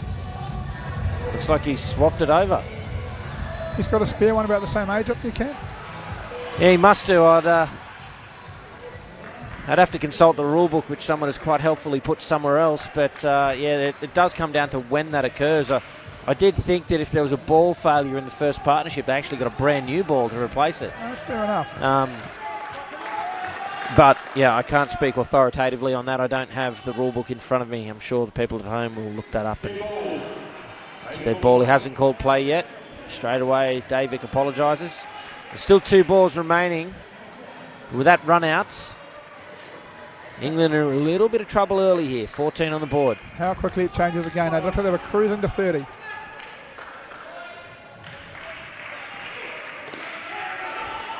That's a great shot. Gives them an opportunity to push to 20-ish, and although that'll be below par, they're still in the hunt, England. Great.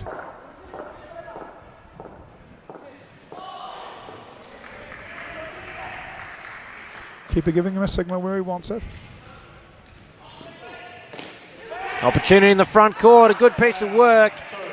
Diving Galliers home, brings the partnership to an end, 19 runs from it.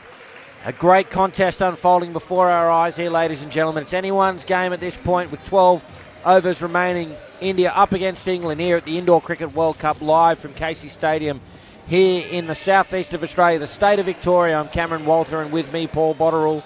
Fascinating indoor cricket, Paul. Yeah, Cam. Literally 7 balls ago, I thought, look, England on track here, and It'll be interesting to see whether the pressure can beat them, because India don't look like getting them out. Whether they'll make a mistake. They made one mistake and India just jumped in.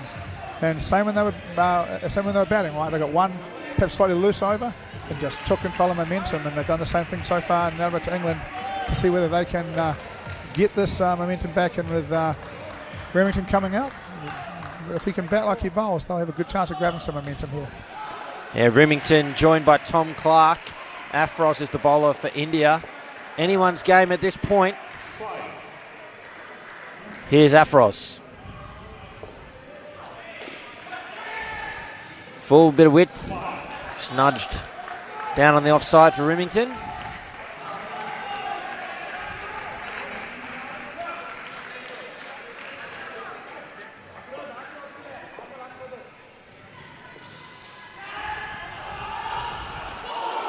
Oh, trying to play right across the line there.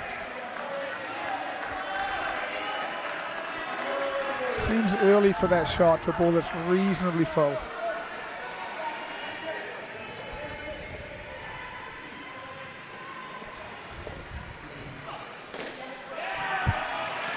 Now that looks like a classic cricket shot.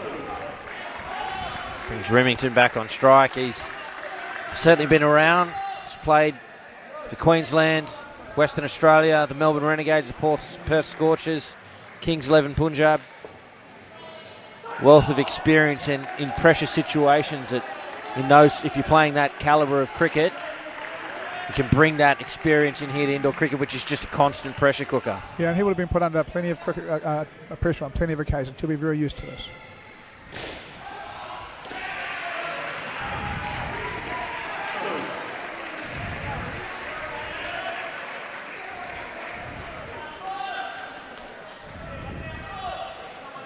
So I guess when you're in the batting side, I guess both sides in this situation, you'll have little targets in mind, you'll have little things you're trying to achieve, and I think the most obvious one with that will be England will be trying to be over 50 after 8, and India will be trying to have them under 50 after 8. There'll be a little game within the game to see if they can do that. For India, they'll be, if they can have them under 50 and keep some bowling, they'll be trying to do both. You know, if they can make that balance, they'll be really happy.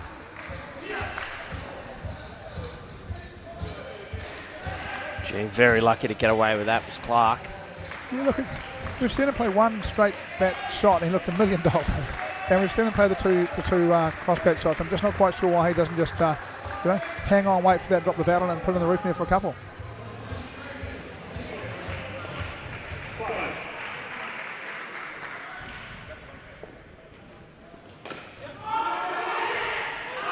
Oh, and that's out. That's great work there from India. Took advantage of a slight hesitation there from England, and they've cashed in. Check it out on the replay. Got to wonder who's calling here for England. That's the player. Oh, yeah. That glide just uppishly played from Remington in response to that dismissal. Finds the side net in the backcourt for 3. Clark nearly there when he decides to turn around on the previous one. Perhaps just needed to commit in.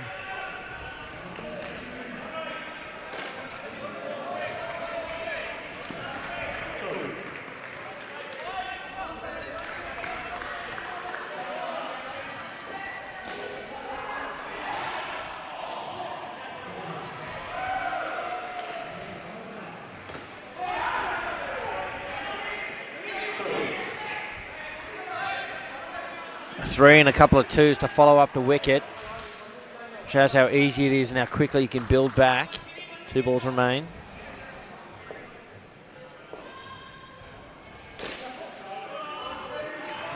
How much better player does he look when he's just waiting on the ball, hitting it late, full face of the bat, compared to when he's starting to try and play front foot pull shots? Just looks to have time and composure. It's a totally different batter, isn't it? It really is. Another great shot from Remington. And, gee, that's a good fight back. The wicket off the first ball, it was some confusion from the 2 batters. Sharp fielding from India, but they've just gone bang, bang, bang. 5 wires in response to it, and it's almost like the wicket never happened. 6 runs off the over. Yeah, beautiful recovery. all about momentum with 2 overs into this partnership, 11 off it, and at this stage England looking well short of 50 at the halfway mark, but still hanging in the battle.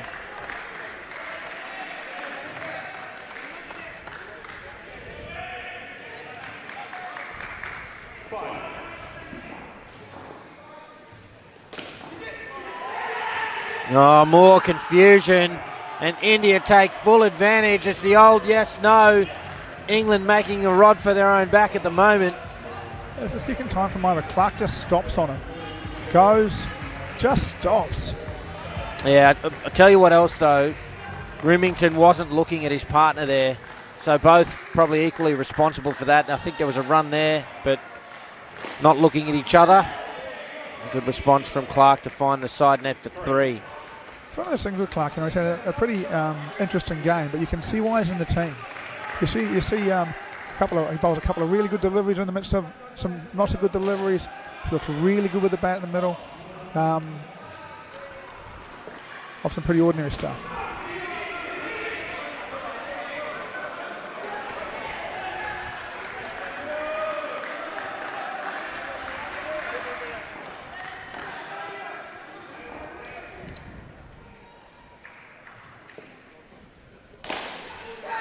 Oh, has that caught the back net direct? It has. That's 7 runs off the bat of Remington. And again, England respond. India find the wicket by way of confusion running between the batters. England, they're not taking a backward step. They'll keep coming at India here. Yeah, Remington just goes, we won't worry too much about confusion. I'll just bang it for 7. Yeah, short and wide and 2 runs to Clark. This is almost a carbon copy of the previous over. A run out off the first ball in England. Again, it's almost like it didn't happen. Yeah. 1 to come. That Good bounced a finish. bit. Yeah. Good cricket. 7 runs off the over, 1 wicket as well. Fascinating indoor cricket here at the World Cup, folks. I hope you are enjoying our coverage. 1 over remains in this partnership, the game in the balance.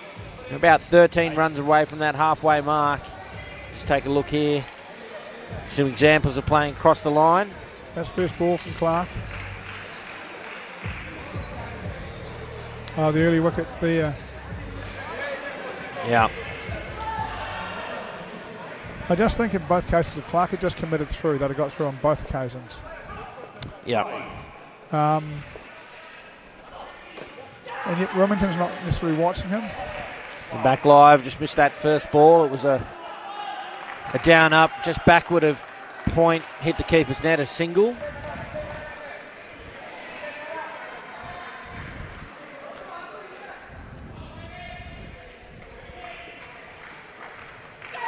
Oh, has it got the edge? It has. A little bottom edge there, I think, and gee, that's a tough catch to take. It lodged, didn't it? More than the first one, I think it lodged and then he caught it. India taking control here in the first half of this run chase. Remington and Clark have actually scored a lot of runs in this partnership.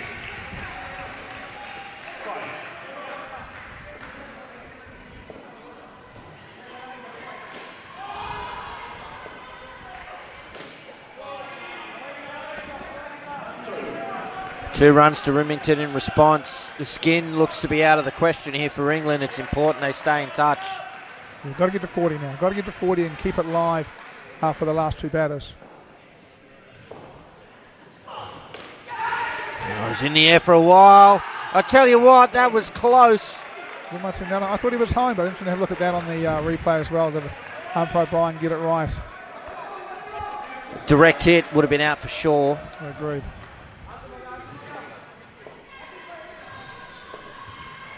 Two balls remain.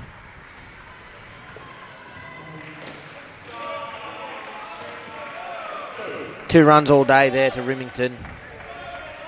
No, I reckon Remington and Clark have scored at least 40 off the bat. They've had 4 outs, haven't they? It's a lot of runs they've scored off the bat in between the wickets.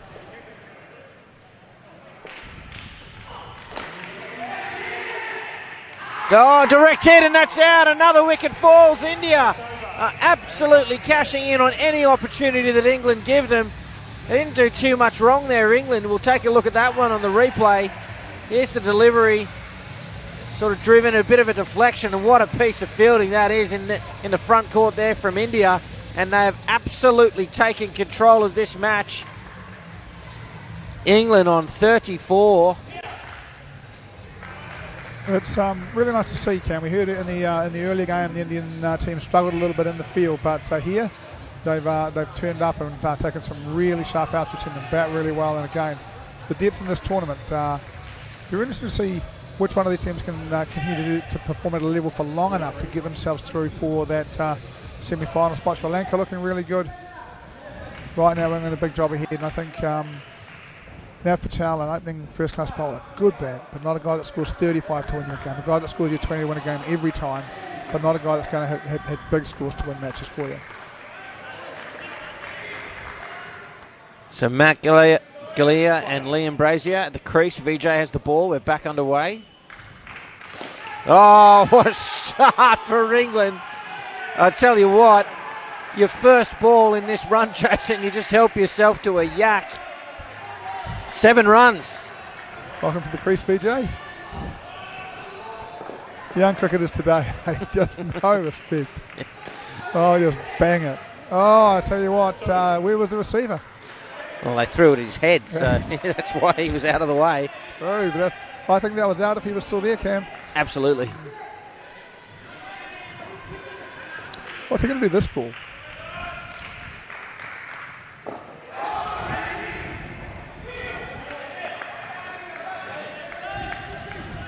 Grabs it out on the offside and practices the big drive through the leg side again. I don't think this is going to be a dot. Wide there. See Vijay perhaps a little bit wary of being sent to the back net again. 2 balls remain. Advances again, and this time checks his shot and just bunts it on the onside for 3. A big over here for England to start this third partnership. They need a nice solid 2 here to ice this. They're probably trying to hit it for 7, but they need a nice solid 2 here to ice it. Take 16 off the first. That'll do.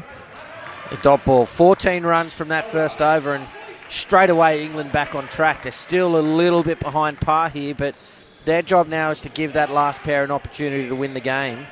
And you say, okay, maybe 35 might be out of reach for them, but stranger things have happened. At 70-ish, there's plenty of time for this pair to get to 70 with 3 overs remaining. No question about it. No question about it. In fact, 14 and over, they'll be nearly there.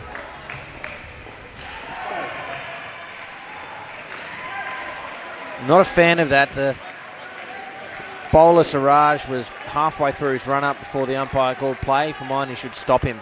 Yep, agreed. It's one of the things the Australian umpires get a lot of high-level cricket, and they know this stuff. The internationals are still learning some of the stuff, I think. Oh, is that a catch? Oh, it's put down. What a brilliant effort that was from the keeper. Gee, they would have loved that, India. But the reason I'm actually not a fan, it's not necessarily about control of the game, but if I'm the batter and the bowler's halfway through the run-up and then I hear the umpire say something, I'm immediately put off my game. Not that I've got much of a game to be put off. And what a grab that is! What a grab that is! Off his own bowling, Siraj. He's got some game. The keeper nearly took a brilliant catch last ball, and this time Siraj completes it. What a diving effort, low to his left. Stuck in one hand in the end, but got both hands to it. Great indoor cricket wicket for Team India. Let's check in with Gary Lowe. Yeah, g'day crew. Look, been over at Team England and they're still pretty confident they can get home from here. And we've actually got Nathan Remington who's going to come over and have a chat in a couple of moments' time. So we'll ask him some questions, but they're still full of confidence over there in the England camp. Well, there you go. They're backing themselves in. There's plenty of time left. They'll need a bit of... they need India to stop cashing in on these 1%ers is what they'll need. And can't be giving them chances like that one. Front foot cleared. Big edge and an easy catch for India. 2 wickets in the over. -6 from it. Doesn't matter how confident you are, England, but if India keep coming at you, it's advantage India. Yeah.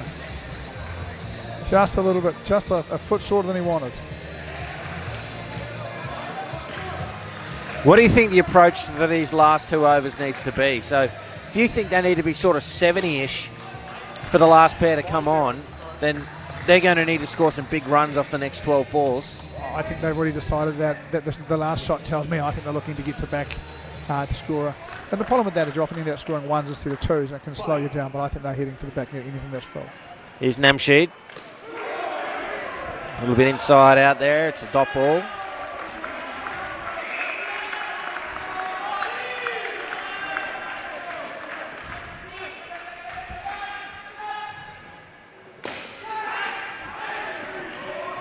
There it is, a little bit of that licence. The old up-down in the end, 2 runs. Boy, it changes quickly. What is it, 8 balls ago, England come off a big first over, 14, look, they're right back in the chase now, they're still below that total.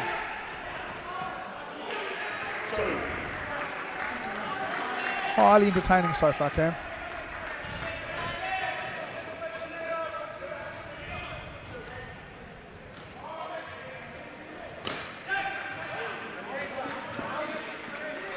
Through the gap for 2. I think Gillier feeling the pressure of the run rate a little bit. He said that a little bit straighter than he should have. You know, he's tried to make that a little bit straighter.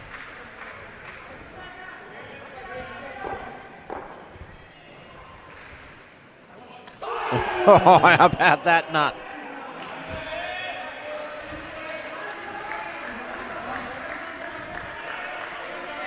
Interesting. They do bowl some good stuff in there, though. Oh, is that out? Oh, well done, leg. But not much idea about that, Liam Brazier. It's going to be 3rd ball to start the last over. It's well and truly advantage India at the moment, folks, with 5 overs remaining in the match. Well, I think England here have got to get 12 right. 60, leave them 40. It's not ideal, but you've still a chance. And now we need them to actually do anything. Cheapest, that is gone. Yeah. Well, I mean that's the difference, right? They're not going to win the game in this over. They're certainly able to lose it. So, such an important over to keep England in the match.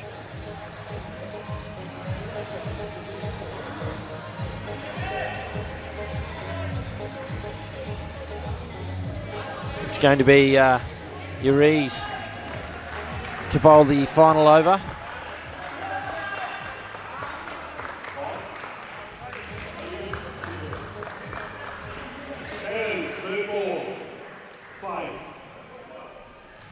It's 3rd ball.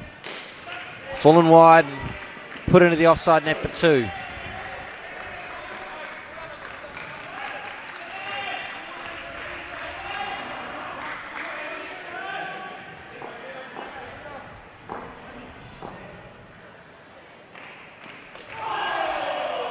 Beaten outside off. It's not ready or set up for that angle in the slide away shape. It's fairly wide stance. The areas can see that. And again, puts it in exactly the right spot. If you've got a batter whose feet aren't moving, they're taking a wide stance, that's exactly where you want to bowl. 3rd ball again.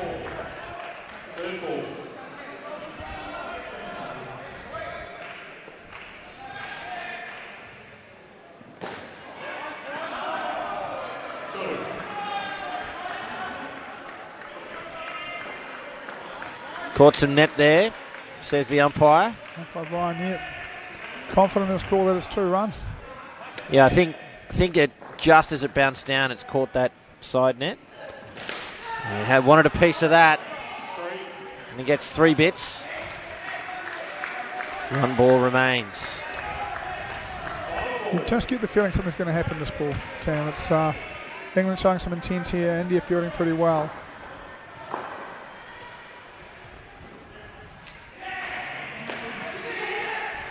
Oh, there it is. You said it, Paul Botterill. Something was going to happen. India fielding pretty well. And with that, they've absolutely taken control of this game. Now, the last pair will need 50 runs to win. Have a look at this. He's been great all day there in that spot. And, well, India, early in this match, they seemed in all sorts. They've come back well with the bat. and responded even better with the ball. They're well and truly in control here, folks. It's the World Cup of Indoor Cricket. We're live from Casey Stadium on KO here in Australia and YouTube around the world. Still some more indoor cricket action from the World Cup to come from 7 p.m.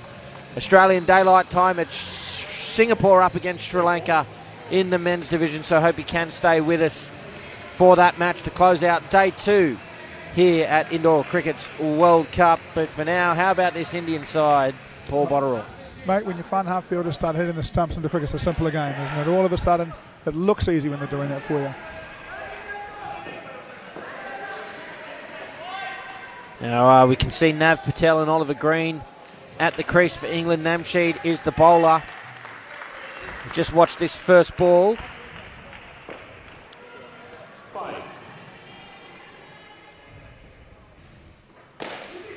A chance. And it's not out, a single. And then while this over continues, we'll go to Gary Lowe, and with him, Nathan Remington. Thanks so much, Cam. Here with Nathan Remington. And Nathan, at the moment, the score, what do you make of it? Yeah, up against it a little bit, mate. I think the last few pairs got away from us a little bit. We left a few chances out there, and then obviously they've taken their chances with the ball. So, yeah, up against it, but boys will keep fighting and we'll see what happens. And your squad got off to a fantastic start with the win against South Africa. Would have given the team a lot of confidence moving into the tournament? Yeah, absolutely, mate. A lot of us guys are coming off outdoor seasons over in the UK, and to start the tournament with a good win was very encouraging. But yeah, still feeling our way into the tournament, obviously, and hopefully, yeah, a few more wins will push up the table later on the comp, mate. And how's it going with head coach Henderson? Obviously, a New Zealand national coming across to England. How's it all going? Yeah, really well, mate. He's got a wealth of experience in indoor cricket, so the boys are feeding off every word he says, and yeah, listening to him. Yeah, he's a good coach, mate. And a little bit about you, of course, from Redcliffe originally. I know the Caboolture Snakes have got one of your shirts up there. Kings Punjab 11, Queensland Bulls, Perth Scorchers, Melbourne Renegades. I think you might be at Durham at the moment, I think, playing a bit of cricket. How's it all going, and how are you finding being in the World Cup? Yeah, mate, outstanding. First of all, outstanding to be here. Yeah, few shirts I pulled on now. None better than the England one, mate. Very happy to pull it on, especially when it's beautiful Crux shirt. Crux are fantastic shirts. Absolutely brilliant shirts, mate. Very environmentally friendly, so yeah, give them a good plug. But yeah, happy to be here, mate. Very happy. Well, we're very glad to have you in Australia, of course, and all the best for the rest of the tournament. And we'll see how we go for today's game, but we know you'll go deep, and all the best. Cheers, Gary. Thanks, mate. Thank you. Cheers, mate. Yeah, thanks, Gary, and thank you, Nathan. We just saw off the last ball there. A well-judged catch for India, and they're well and truly in the box seat here. It's going to be a big effort. I think the game is lost, but there's still some possibility for England to try and take this last skin. They're going to need to bat the house down. You see there on the replay, a well-judged catch. Here's Siraj to bowl over number 14. Let's check in again with Gary Lowe. Yeah, thanks, guys. And obviously a big thanks to Nathan Remington and the England camp for allowing us to have that chat. Obviously not the happiest of times over there at Team England, so I really appreciate that. And this ball comes through and it's gone straight through him again. So India, they are up and about, and this has just completely opened up the competition, gents, and I'll let you talk about that. An interesting game and an interesting competition, that's for sure. Thank you, Gary Lowe. Gary Lowe on the sideline there. Great access to the players. As we see third ball here for Suraj. Beaten and out. Run out at the keeper's end. It's all India at the moment, Bots. Where has this come from? That's a really good over. He's got a couple of good leggies, a good wrong in the middle. Got Nav Patel, but getting on direction and maintain good length throughout. And as Gary said, this competition has opened up. We've now got, we're lucky to have England with a loss, we'll have India with a loss, and India's only lost to Australia 22s. We've got Sri Lanka, who look really good. And even Australia, they've lost to the, even South Africa, they've lost to good sides. They've got New Zealand tomorrow morning, they've got another tough one to go, but after that they should be getting a little bit of a roll.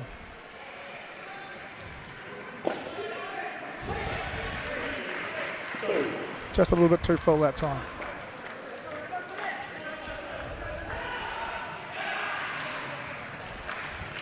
One to come. Now Patel got 20 odd to win one of the Trans-Tasman tests Paul Macquarie a few years ago hit a big back net late to get New Zealand home because it might have been the first game of that series.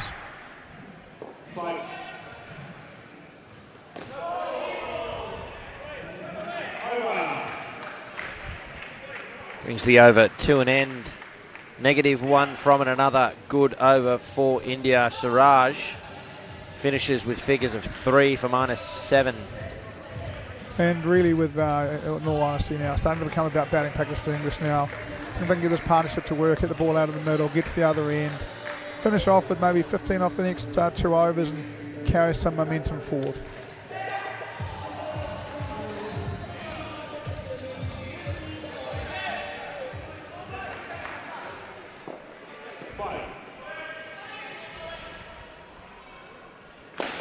God. I did mention that Nav had one of those in him. He doesn't mind when he needs to. He's very straight. It's a lot of ones, Nav, but when you put one up and he needs to let it go, he can let it go. Yeah, got every bit of that. Would have been interesting if the flick had hit. I think he was home.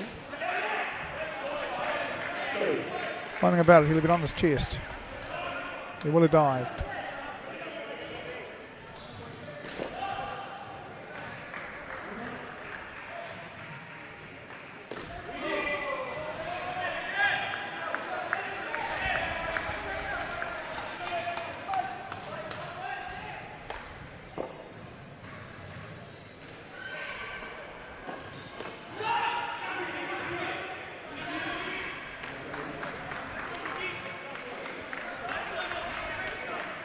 Third ball again now.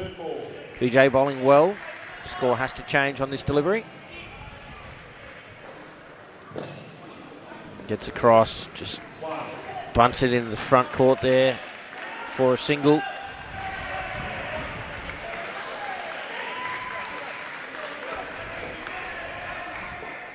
Final ball. A leg side to finish the 15th over. 1 over remains now. India have sealed up the game and the final skin. Take 6 points out of this and a lot of confidence, Paul. Yeah, I think they quite rightly will. They've played really well, and once they've grabbed the momentum in both innings, once they've grabbed the momentum, they've just kept it. Played good, solid cricket. They've taken some really nice outs. They've bowled some really good areas. They look good with the bat for a long period of time. Full credit to them. They look like a really good in the cricket side right here.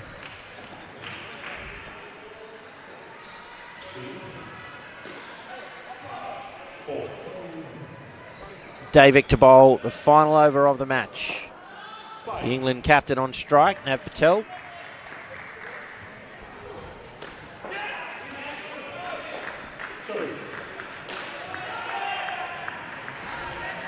A little bit of the agony and the ecstasy for England. A big win over South Africa yesterday and a loss today. It's the highs and lows of an indoor cricket World Cup. It's one of the things. Oh, look at that! He's quite sharp in there, isn't he? That's one of the things about indoor cricket, Cam, at this level. If you turn up and just a little bit off your game mentally, you get found out, and it's tough to turn up every game and be at your best. Not super excited by the wide call. Having it re-bowled. Again, you've got to get your money's worth.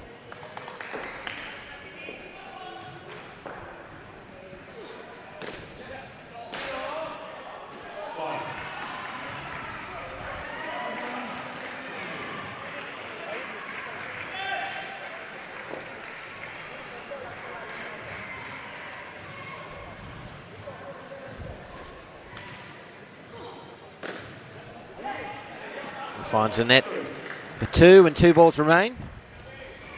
It's all academic. Yep, it's just about runs for and against now, isn't it? No points left on this one. But been a great contest, Cam. It's what sports people love to see. Is they want to see a contest. This has been a great contest. Lots of swings of momentum, lots of skills, some great outs from both sides, a number of back nets. It's had it all, really.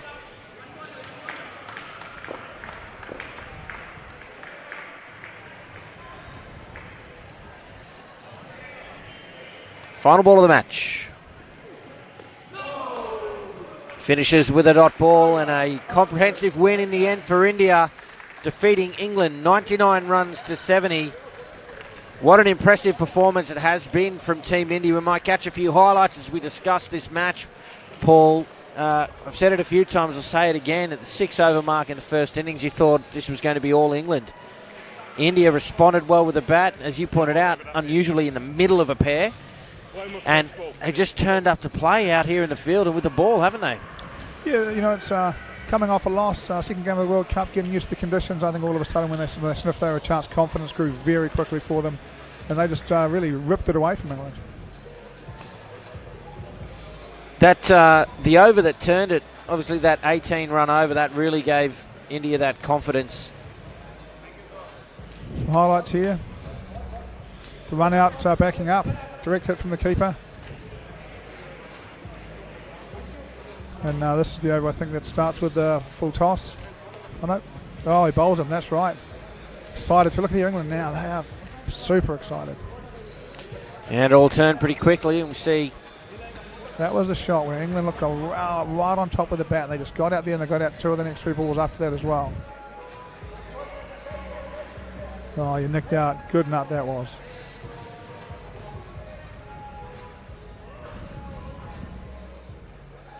They're going to have to work out, Cam, perhaps you'll have slightly different views on it. They're going to have to work out how they are going to call. That one might be the longest 7 in the cricket history. That was going to go a long way. But straight away, great catch. It's one of the things, in the past at times, the Indian team quite often had some tall, lanky fellas who weren't great fielders. But this side took some great outs all around the field. They looked quite athletic. Oh, nice catch there as well. Yeah, it looked a lot easier than that was. They're really difficult catches to judge as they zing down off the top net. Particularly this top net, which is a bit patchy as far as direct bounce back down, Well, there you have it. India, a significant win for them here against England. Ladies and gentlemen, coming up next from 7 p.m. Australian Daylight Time, it is Sri Lanka up against Singapore in the men's division as we close out Day 2 here at the Indoor Cricket World Cup, live on KO here in Australia and YouTube around the world. But until then, thanks so much for your company. For Paul Botterill, Gary Lowe and the rest of the broadcast team, I'm Cameron Walter. Thanks for watching.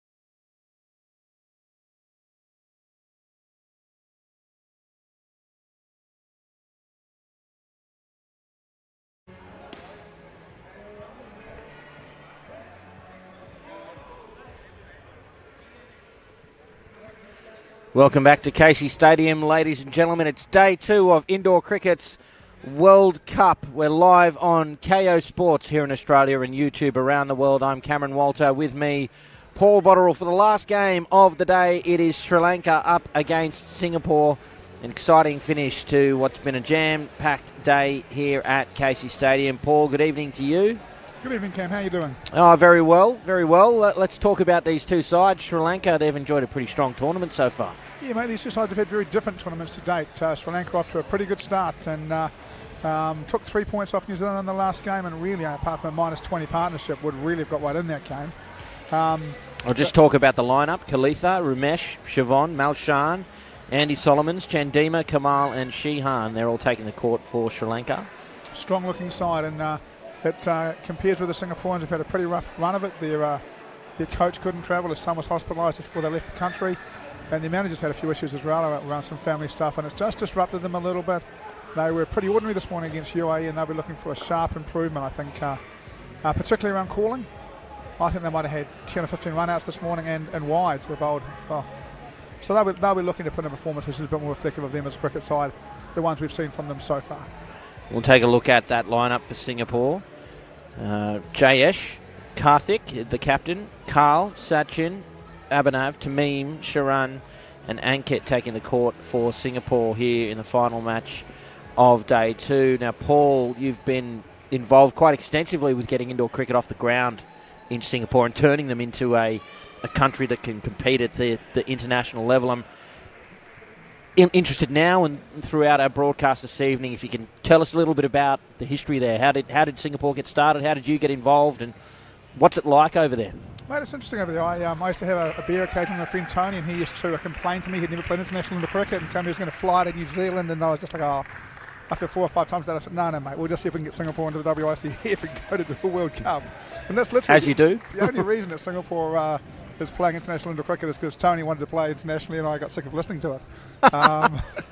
So I rang Mark City and said, hey, if I get a team, can we go to the Masters? And he said, if you promise me a team, I'll get you in. So I promised him a team and went and met the centre owner there and got Niraj involved, the manager, and slowly built a team. All of a sudden, we really went in the stage for a month. The first training in Singapore, Cam, I was teaching guys how to hold a bat. We were in this big, hot, stinky building, and all of a sudden, about a month out from the World Cup, we had 3 teams. And a couple of good players turned up. The manager of this team, Rashid Khan, he came in and had a game, and the next week I called him Grumpy, the grumpy fast bowler, Rashid. And he brought a mate called Maroof Khan in, and all of a sudden we had just a little bit something about us. We had Adam, another guy, an Australian guy who was playing for us, who was also quite quick. So we had 3 guys with a little bit of pace, and I thought that, we could actually, let's go down there and not just, we were expecting just to lose every game. All of a sudden, I was like, actually, we might better get amongst us a little bit. Isn't that amazing that we're looking here at an open men's side about to set foot on the court for a broadcast game at a World Cup, and they're here on the as a consequence of a beer with a mate. Yeah, look, it's one of the things, Cam, it's been really nice. One thing that's happened since then as well is that Rashid's been really involved in Singapore indoor cricket.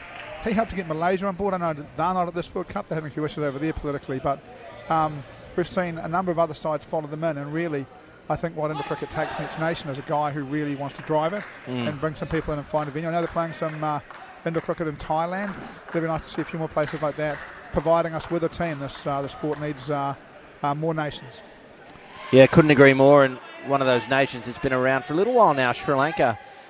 They've been in the World Cup final before. Not only been in one, Cam, they should have won one. Absolutely should have won one. They had Australia on toast in that game, and Australia absolutely got out of jail. But Sri Lanka certainly a nation capable of competing, and what did they do earlier? It took 3 skins off New Zealand. Yeah, and pretty comfortably too. They looked pretty good in that game, and New Zealand coming down off that one over Australia, no doubt, but still you've got to play well to get 3 skins off them and be in that game for a long time. I expect Sri Lanka to be right here at the business end of that tournament. So we're ready to get underway here. Singapore up against Sri Lanka. Singapore are batting first at the crease. It's Jayesh and Karthik, and Rumesh has the ball for Sri Lanka. The umpire for the game is Michael Guest, and we're underway. What a start off the legs. They're down up 2 for Jayesh. That's not a bad start. Yeah, we had a bit of a chat with them after the last game. They were a bit down. I just they need to get back to. They love cricket. They should enjoy this game, be more positive, and get their calling right. Karthik, the captain. There it is, an early call of no, and back he went. Good presence in the front court there from Sri Lanka. A dot ball.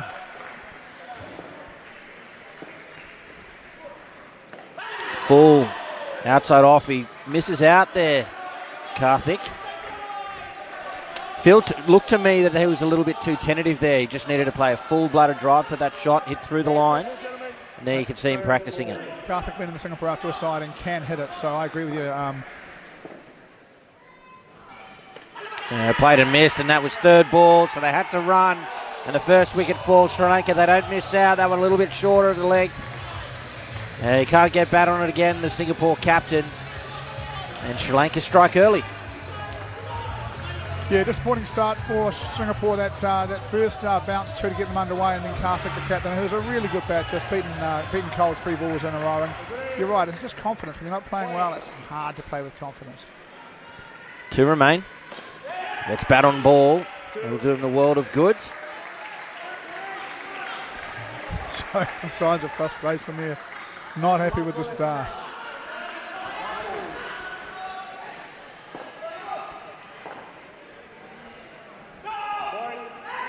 It's a wide delivery to close out the over. It means 1 run from it. So in the end, a positive 1 for Singapore. Thing to point out for our viewers, in particular if you've just tuned in, the men's division has 8 teams competing in it. So there is the plate division. At the end of the tournament, the 8 teams split into 4. The top 4 are competing for the World Cup. The bottom 4 are competing for the World Cup plate. So Singapore are going to take part in that. And the reason for that is that, there's obvious recognition that there is effectively 2 tiers in international indoor cricket, and it's going to take time for some of these other countries to get up into that top group. Some of them are going to come in and out of it. But there's still plenty of action here for Singapore at this tournament. Mate, English repeat plate winners. They've won the plate section in the last 2 events and loved it, and so it's great to see sides having an opportunity to do that. A good call there, sending Jayesh back, and he responded well. Andy Solomon's the bowler. Looks, and the Singaporeans to me just look a bit more into it, a bit more excited about it. Jayesh really happy to have got back. Some good communication with him and Karthik. Some bat on it, but he has to send him back again. It's going to be third ball. The other point to make is in the men's division, the under-22 men, while they have their own division, are still competing in and amongst the men's side. So this Singapore side and the Sri Lankan side are going to get games against the youth sides from the other 3 nations, the top 3 nations. And an opportunity there for Sri Lanka goes begging. The receiver was nowhere near the stumps. Yeah, he didn't back his line fielder, did he? He went to back him up instead of staying on the stumps, and that's cost him 5 early. Looks Singaporeans fighting hard in the early stage. That's what we want to see from them, isn't it? That's a great delivery, that is. Can't do much with that. Developing nation or no, that's just a great rock. Yeah. He's got away with it. It's a better bats than him would have got out to that. Tell you what, I can see just a little bit of fire in Solomon. He's got a bit of mongrel about him. I like it. Bowls with a bit of pace. A little bit slingy there with his action at the end. When he gets it right, he's a tough customer. Yeah, he looks quite sharp, doesn't he? All out of that shoulder.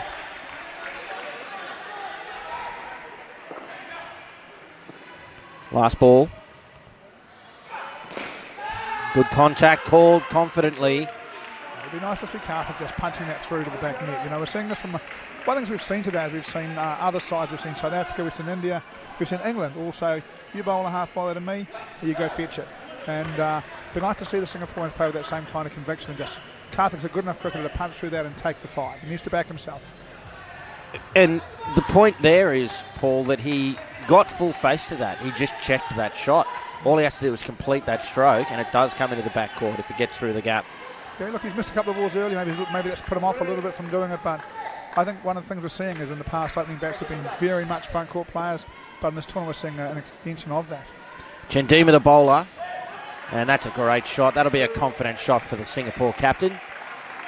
Yeah, perhaps through those first 2 overs with the new ball, and seeing some perhaps this not quite as quick, not doing quite as much, and a chance for the Singaporeans to assert themselves a little bit here. Oh, no, chance at the top. They cash in there, over-committing. I don't think there was ever really a run there, and if there was, it was a dangerous one. You talked about the communication, I think. I talked to him about today that in that situation, the striker's got to call and the non-striker's got to do what he does. And one stood and one run, and they've done that throughout this event, and they're just going to have to break that habit. This one of the things, they have a league in Singapore, but it's not particularly high standard, and you can get away with things that they're not going to get away with here, and they're going to have to tidy up a little bit.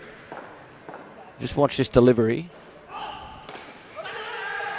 An opportunity, but Singapore get through. The call from Jayesh there was very, very late. He didn't say no, but he never moved. And it's important, the non-striker, if you're not going to get an audible call, you get a visual one. Jayesh was never running. Yes, and we talked about that as well. The non-striker's only job at that point is to watch the striker and do what he does, because it can't go wrong from there, right? But these are the habits of the game. When games speed up, you do what your habits are. Yes. It's another good shot there from Karthik. Perhaps finding his groove. I wonder about this role for Karthik too. That he's a senior player, and they've got him up there to try and to get a start. They've got a batter who plays in Queensland. Is quite a good player who perhaps could take the opening role and let Karthik bat a bit later and free himself up. More confusion between these two. Yeah, it's again.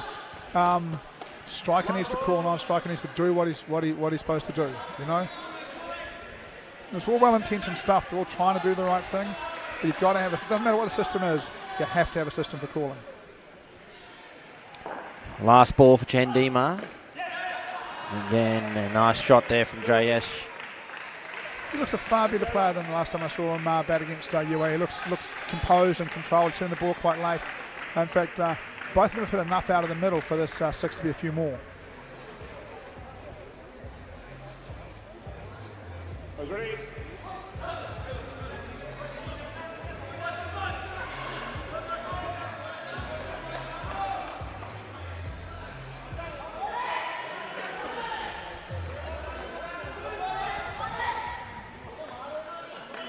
So the final over of the partnership now. It's a good battle out there.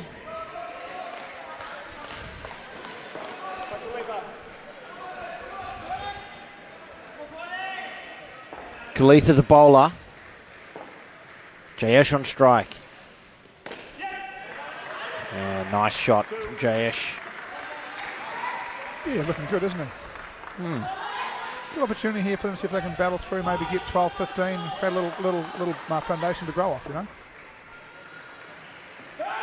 Leg side well watched and well left. He asked for the delivery again, which you can, of course, do in the last over of each batting partnership.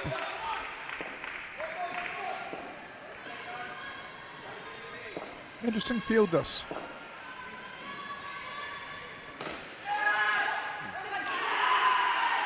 And bowls beautifully to it and gets them out for it.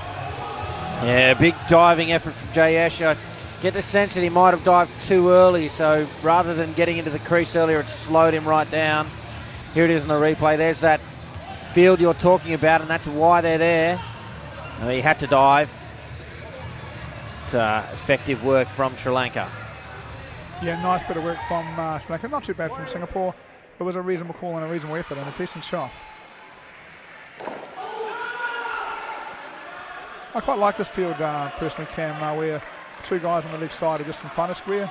You're probably trying to pitch middle and leg and just bring it back at the batter a little bit and take away the round the corner option and get that leg line field just a little bit wider than he is in the gap. Yeah, nothing wrong with that. It's not done a lot in indoor. A lot of times those players are just a little bit squarer than where they are here, but I quite like this field. I would like leg line to get wider here and to fill that gap if you punch it in between the two of them. Good. Ran on contact, backed himself. Good enough. If they can take you out from the middle of the bat hitting like that, then good on them.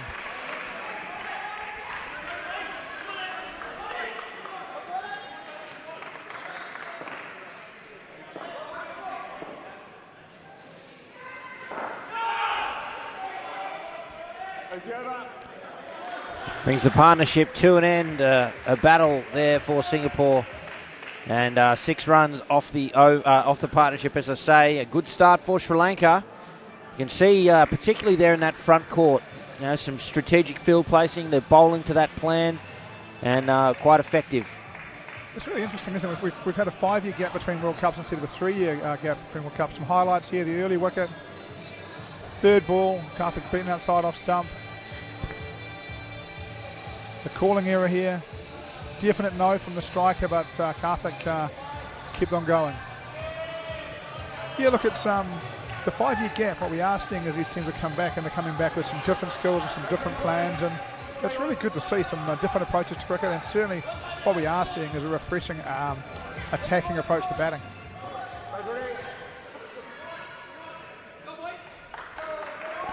Sachin and Carl are the batters at the crease. Fonseca, the bowler, over number 5. A little bit tentative push at the ball. There's a dot to start.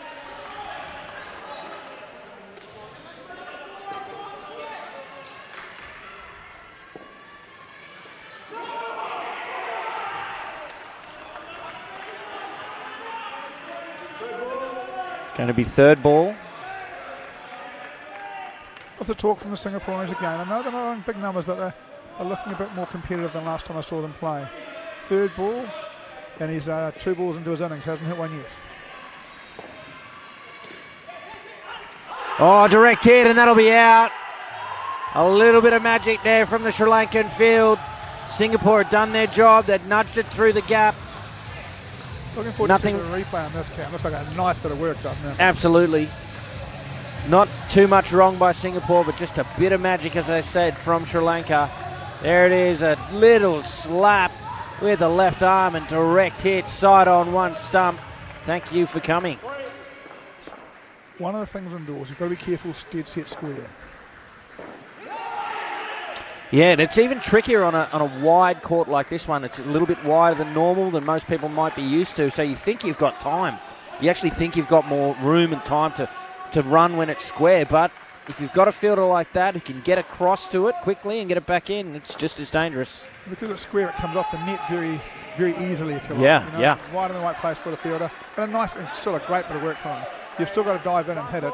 Not easy to hit the slap from that body position straight onto the stumps. Singapore heading back onto, I think we've got dot, wicket, dot. 2 dots, it's third ball again. Now it's the leg side, 2 batters at one end, and that's another wicket. Communication not there for Singapore in that delivery, and -10 from the over. The perfect over for Sri Lanka. Dot, wicket, dot, wicket. And it is the wide. Big in swinging wide. And clearly the non-striker here does not have eyes on the striker. Or if he does, I'm not quite sure what he's thinking, but non-striker goes, striker stands still. And this is the issue for Singapore. Both players doing different things. We've seen it 2 or 3 times in this game already.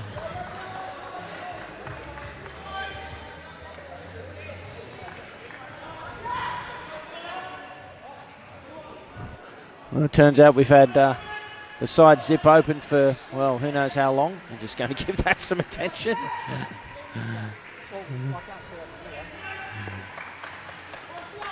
Shihan Wijatunga is going to bowl over number 6. Look, it's really hard to see him getting off strike here. He's playing with no backlift. He's just bunting the ball, and at this level, if you bunt the ball to front court field, he's going to be in a fair bit of trouble.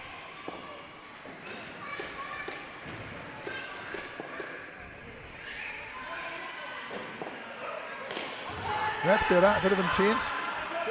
Yeah, it's what they need, isn't it? And I want to see that from all of them, just hitting through the ball.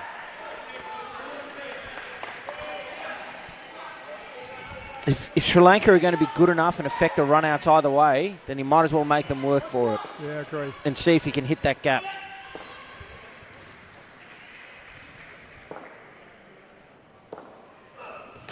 Driven, that's good, and through to the back net for 5. There it is from Carl, and a little fist pump too. I'm going to see if I can get a great shot from him. Nice to see a little bit of positiveness. They're excited in the Singapore camp. Few runs here, 5.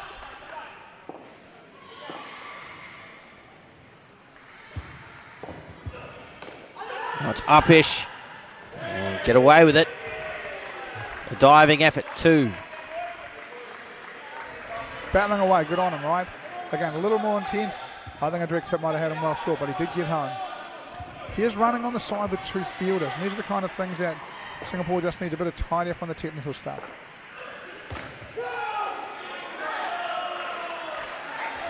Got to admit, I'd be doing the same. I just can't cope with being on the other side of the court. It just doesn't sit well with my brain. So, yeah, I might as well just get nudged out of the way. Final ball of the over. Yeah, backed away nicely. Usually that's a bit of a sin in cricket, but the ball was short enough, wide enough, gave himself that room, and a nice down up 2 over cover to finish the over. 11 runs from it, a great one for Singapore. Yeah, nice positive intent from him. And obviously Sri Lanka still well on top in this game, but nice to see Singapore putting up a decent fight here, battling away. In the last game for Singapore, the last 2 partnerships both scored in the 20s, and I'll be looking here to see if they can again push through, get up around 15-20, see if those last 2 partnerships can come in and push them into a competitive total. Rodrigo to bowl. Driven again to the back net for 5. 7. It's just up in the air. It's hit right on the bottom wire. Well watched there from the umpire. 7 runs to Carl.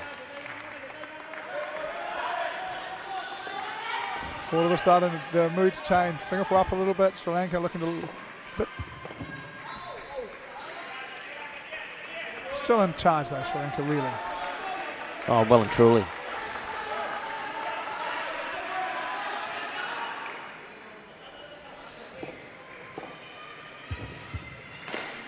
Ball and driven to the back court again. This time it's Sachin. 4 runs. All of a sudden, Singapore getting back into this match. We Positive. saw India do it in the last game. And that's disappointing because that's the reward for the intent, isn't it? Then you get the half track and you bang it for 2. And they got one there, but they hit the 2 full ones. They got the half track and they should be cashing in on that.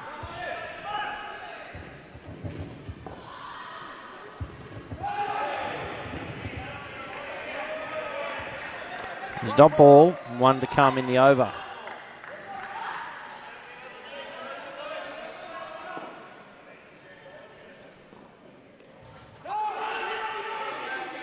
I'll settle for a dot ball and we'll begin the next on 3rd ball, but 12 runs from that over. Another good one for Singapore. Gee, this is a crucial over in the game, isn't it? They've just arrested some momentum away from the Sri Lankans, put 2 positive overs on after a shocking start to the pair with -10. Can they see out this innings with a positive over and perhaps plus 20? It'd be lovely, wouldn't it, if they could get out of here and 20, they'd be thrilled. And it's good to see again what we want to see in all sports. We want to see teams competing. Singapore here, still behind in the game, but fighting hard, and that's really what we expect from all our sports people, isn't it?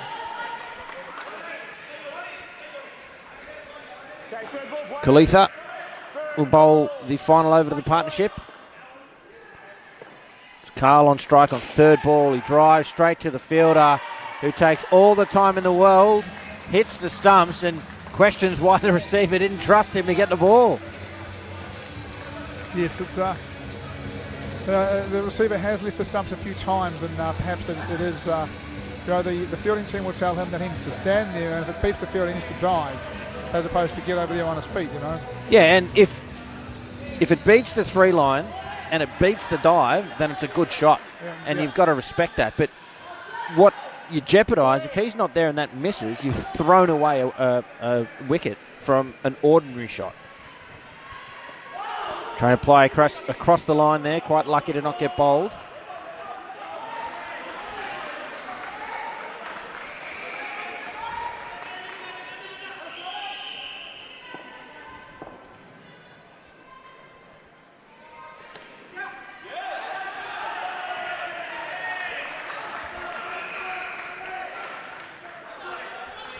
Three balls remain in the partnership.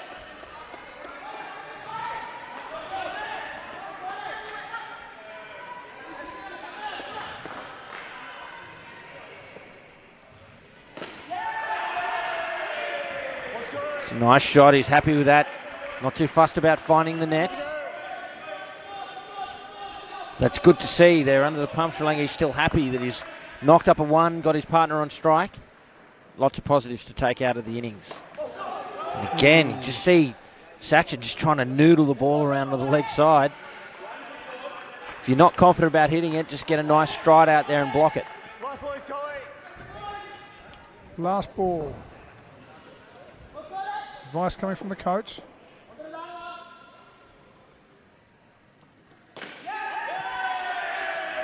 And a good finish there for Singapore. They grab 2 runs off the last ball. A 12-run partnership. They'll take heart from those 2 middle overs. 23 runs coming from those and just a couple of wickets either side. Hurting the cause. But 18 runs at the halfway stage in this clash between Singapore and Sri Lanka. The final game on day 2 of Indoor Cricket's World Cup live from Casey Stadium. If you've just joined us, I'm Cameron Walter alongside Paul Botterill. And, well, it's all Sri Lanka at the moment, but some good signs for Singapore.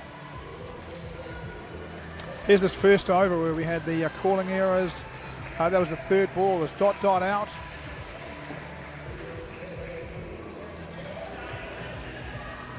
Then the big 7. Beats the outstretched hand. Just made it to the back net on the full. Excited Singapore player at that. Look, Cameron, seeing what we expected to see, right? Sri Lanka, good side, playing really well. Singapore in the fight, battling away. For the Sri Lankan side, they've got some variation to their attack. They've got some fielders that are hitting the stumps. Lots to like about them.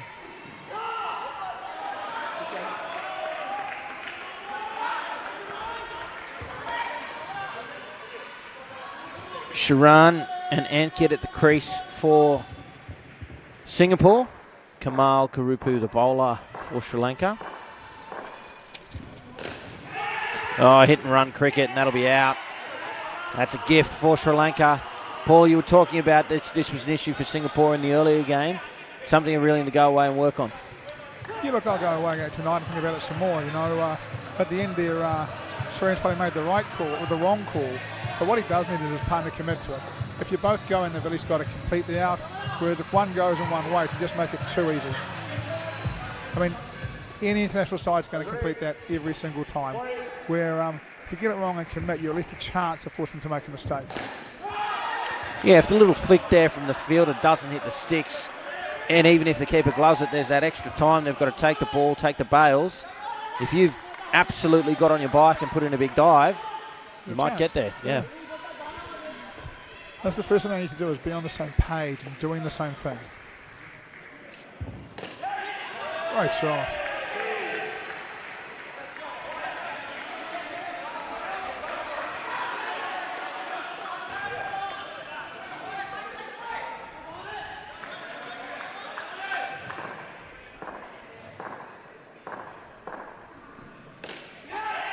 And another good shot. I think it does find the net. Does.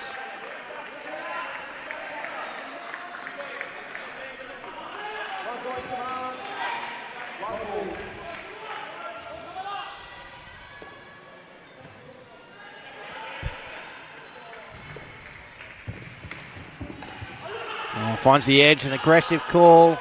He's the right one. I don't mind that. And having a shout. It is a single. But that's good, positive calling. Yeah, maybe it was a 50-50 chance, but as you say, they're both committed. They ran hard. Yeah, they made Sri Lanka, do the skill, complete the skill, and you're a chance if you do that. Same as any sport, right? If you give a good sportsman time, they hurt you. And if you take time away from them, you're a chance in the encounter.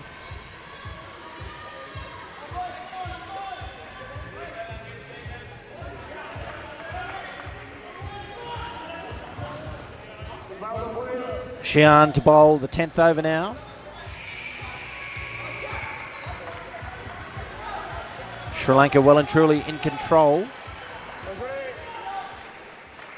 I don't want to take the foot off the gas here.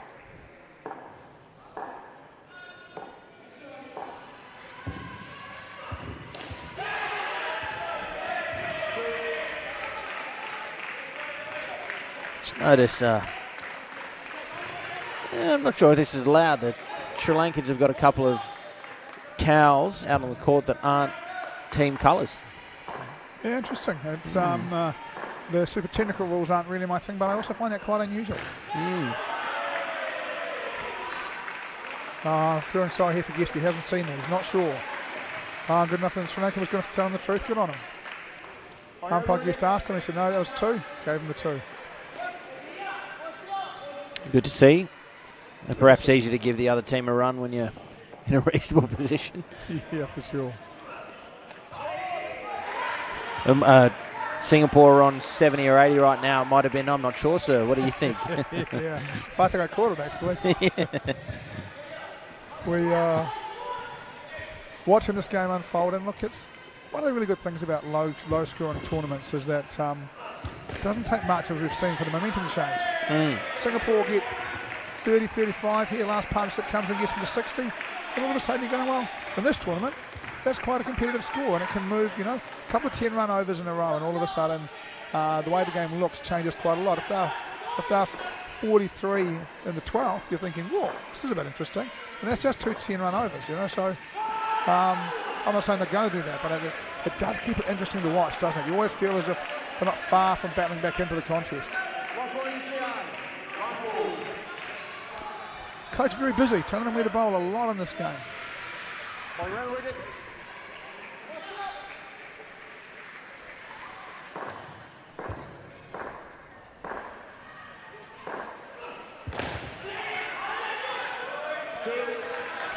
Two off the last ball. Well played through the gap for 2. 7 runs off the over. Is that your style, Bots, as a coach, to be fairly interventionist like that? Or is it more about just feeding information? What's your approach? Look, as I've got older, I have different roles and different sides, but no, not really. I personally, I like to empower my captain quite a lot, and when I have the input, and depending on who you're coaching with, I like to say to my captain, look, all I want at the end is you can tell me why. And they can make a decision out there. If we've got something really obvious, I get involved, and you know, particularly on a side I haven't played for a while, but not every ball or anything like that. At the end of the day, this bowler, he's got a way of bowling, got him in the side, and I'm kind of going to bank that way of playing. This is a really clear reason not to. Sivan Fonseca bowling. Another good piece of fielding there from Sri Lanka, but a desperate dive from Ankit makes his ground. Might have hurt himself down there. He's just clutching his knee. I hope he's okay. So we need to be careful. He's nearly got himself out there jogging through. That was quite close.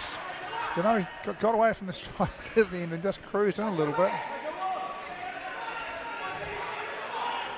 Yeah, you've got to be on your bike every ball, don't you? Don't play at this level you do. Again, running on the wrong side too. Oh, that'll be out. Yeah, what a great diving catch off the deflection. I thought that was going to be a lot easier than it ended up being, but either way, it's out. A great response there. That's really tough to judge. You see the deflection, you've got to react. I like the intent too, you know. Ankit stands up tall, bangs it straight. It's a great bit of work to get a hand on that. And a fantastic catch. Yeah, diving, full stretch. 2 hands. He watched it well. An excellent wicket for Sri Lanka. Yeah, what a response. So what we are seeing in this tournament, one of the features for mine is that we're seeing more athletic fielding from India, Sri Lanka. I haven't seen UAE play a lot, but just overall we're seeing a little bit more athleticism from them.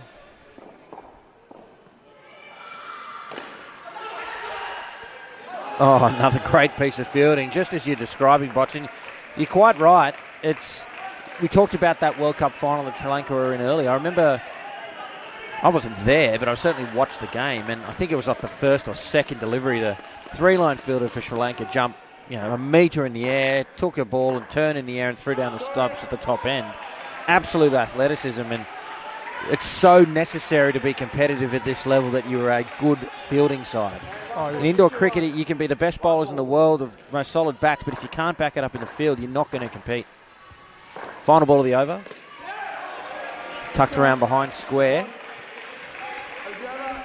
Opportunity here, if this partnership can get 8 off the last, get into 35, then Singapore should be looking for that 60. And I think, 60 to 70 is the number we talk about in almost every game. What's a decent target? 60 to 70. Now, you've still got to defend it and all the rest, but if I was the Singapore coach right now, I'd be really keen to see 35 here. been having a chat with my last pair. Abernath will bat last for them, and good bat.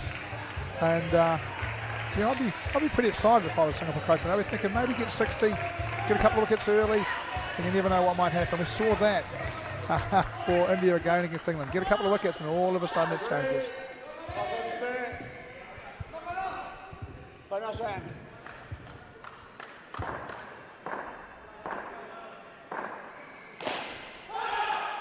Oh, sharp piece of fielding that is. The big shout too.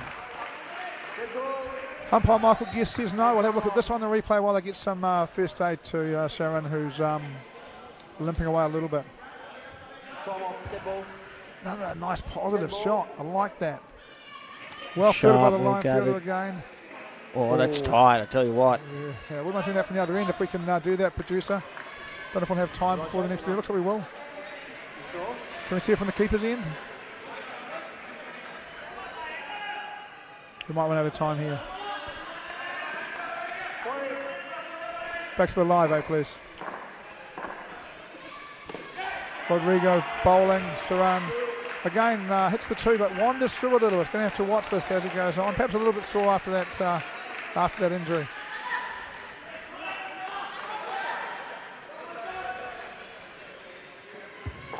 Left arm spinner.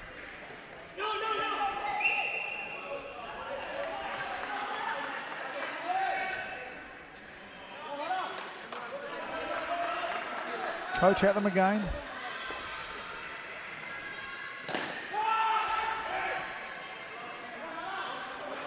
And again, good intent. Look, Singapore may or may not win this game, but it's nice to see them playing with a little more confidence, a little bit more intent.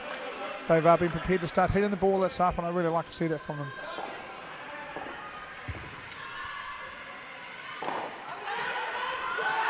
Great piece of work from the keeper. Didn't get it on the way through, but turned and gathered quickly and threw down the stumps. And another wicket falls.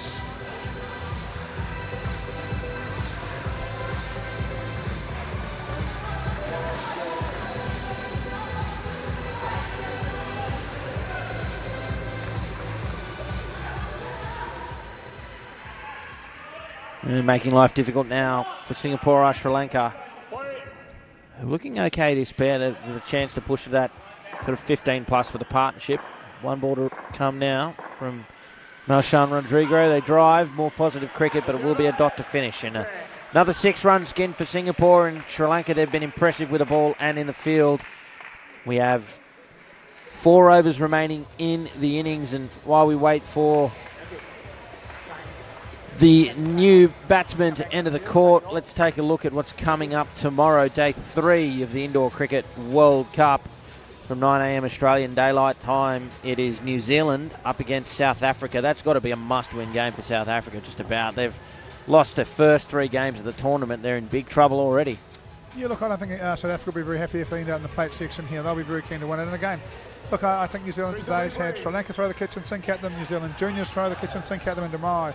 South Africa's going to turn up and throw the kitchen sink at them, and that was a much improved South African performance against the Australian under-22. So, be a ripper to watch, I'd imagine.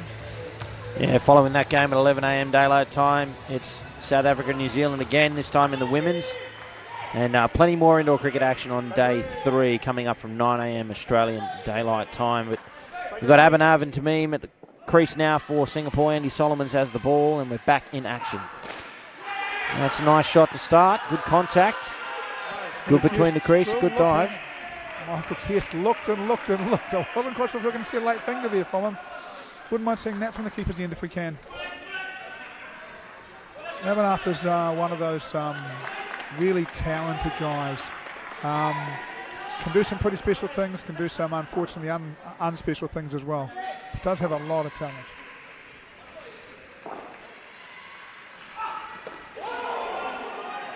Boy, he's useful, isn't he? Just skids that bat past the bat.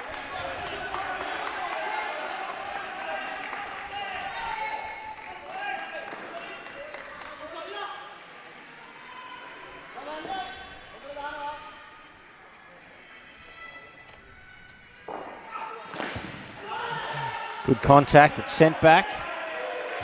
And it'll be third ball again. Solomons looks useful. The Sri Lankan attack looks useful. A change up. Didn't pick it, but got away with it. Misfielded to the side net for 3. That was the 8th time the Singapore bats have been on third ball. So another one with a non-regulation towel, and yeah, be interested to see. You know, Mark used to experience umpire. Interested to see what he does. I'm not exactly sure why, Cam. It's not hot and muggy here. Yeah.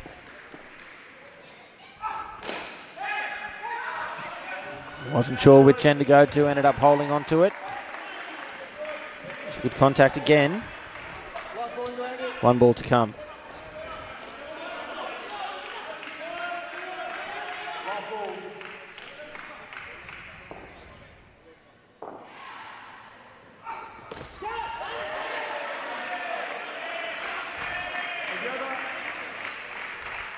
Single off the last ball. Not a bad start there for Singapore. 6 runs from the over. Abhinav Tamim look okay, giving full face to the bat. Happy to play through the ball. Yeah, look, they've got a real job to do for their team. They don't know. They've got to get to 45 or 50. And again, whether that'll be enough is up for debate, but it might be enough, and 30 won't. So, you know, they've got to battle away for their 3 overs here, work really hard, and see if they can give their bowling lineup a little bit of something to chase, a little bit of something to defend. So.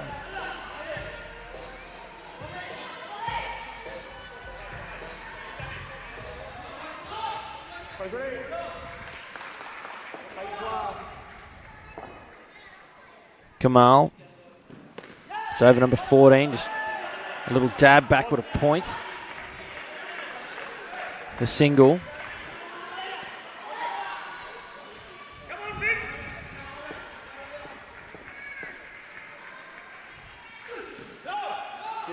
Left alone, asking for the wide, but there's no way that was wide.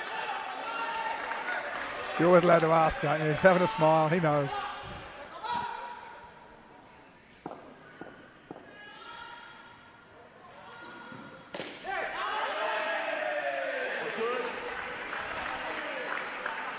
Safe single.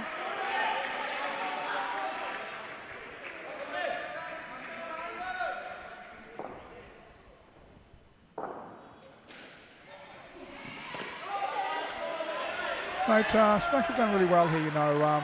It's late, it's day 2. There's no game on the middle court. So there's no atmosphere coming over from the far court. And they've managed to just continue to pig away and do a good job in the field, bowl good areas, take some good outs. They've been really consistent through this innings for mine. And sometimes that's tough to do if you're up against a side that's not necessarily playing so well, or they're new at this level. It's hard to maintain your own skills. They're doing that very well at the moment. 3rd ball it will be to finish the over. It's well done there from Tamim to close it out. You know, it's really easy to look at tournaments through the eyes of our own nations, if you like. And, yes.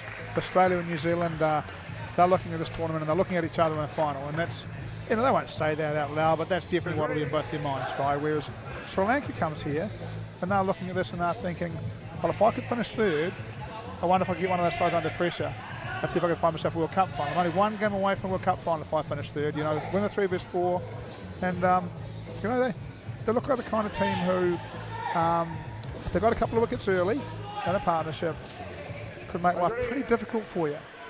And they'll be full of hope for this. I certainly don't think Sri Lanka will at least finish playing in the plate final. No, I get the same sense, for sure.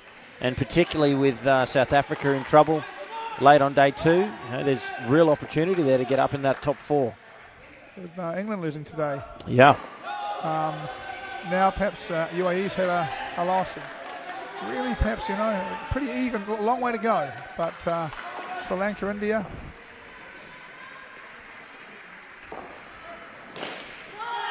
Oh, that's a great piece of fielding.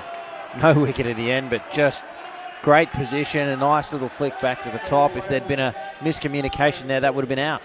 It will be 3rd ball now. Nice bit of calling and a nice response too. Nice shot, good cricket. Rolls his fingers over that. Tamim good enough. Grabs a single, gets off strike, negotiates 3rd ball. 2 balls remain.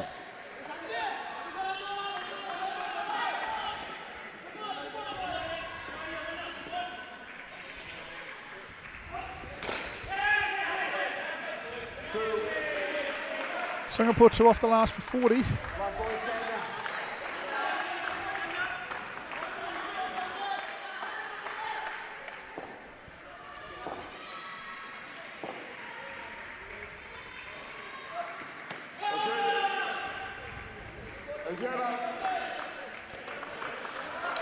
So they need 12 off the last 2 to get to 50. I think Singapore a little bit disappointed when they look back on that third partnership. They're a good pair.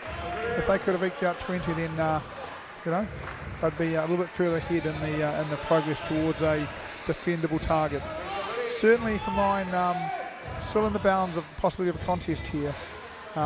Singapore will be looking for 12 off the last 2 and 50. Ramesh to bowl the last over here of the innings. Abhinav on strike. What have we got? Sorry, the last over, sorry.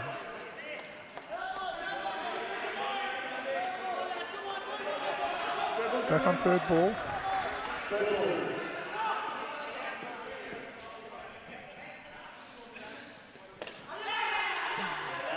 And that'll be out on third ball.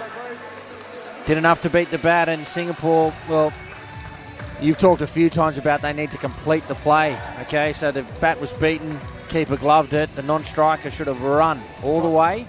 Give the striker a chance to get up the top end. You never know, the throw could be wide, a little misfield, and they get away with it. It's not easy for a keeper in that situation too. If the non-striker comes through, the striker's running up the middle. He's not legally running up the middle, he's legally running up the middle, and you do have to get the ball past him, you know.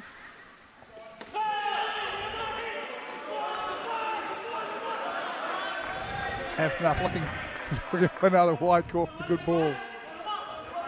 I don't think you can get Michael Guest to help you to win one here, but I think you have to do it on your own.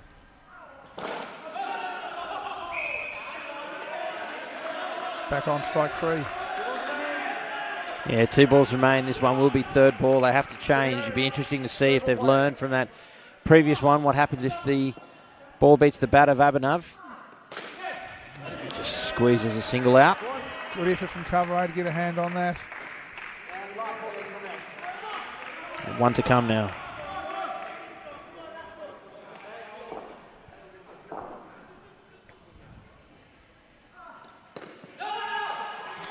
That's a good sharp piece of fielding to finish the innings.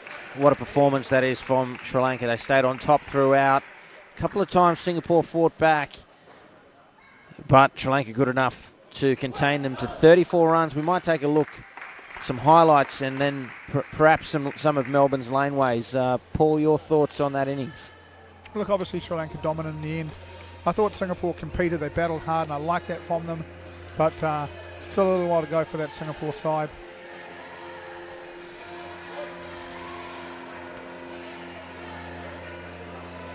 Great. That's early in the third partnership, the stumping off the back net. Diving effort. Spilled into the net. That might be on the Sri Lankan highlights reel for the game, to be honest. That will be. That's a nice bit of work. I mean, that's not an out, but that's a nice bit of work. Some good calling from the Singaporeans. Better cricket. Beaten third ball and out. And this is where we're saying that the non-striker needs to run through and compete and make Sri Lanka complete that out in a more difficult way. As soon as the non-striker stops, it's automatically out.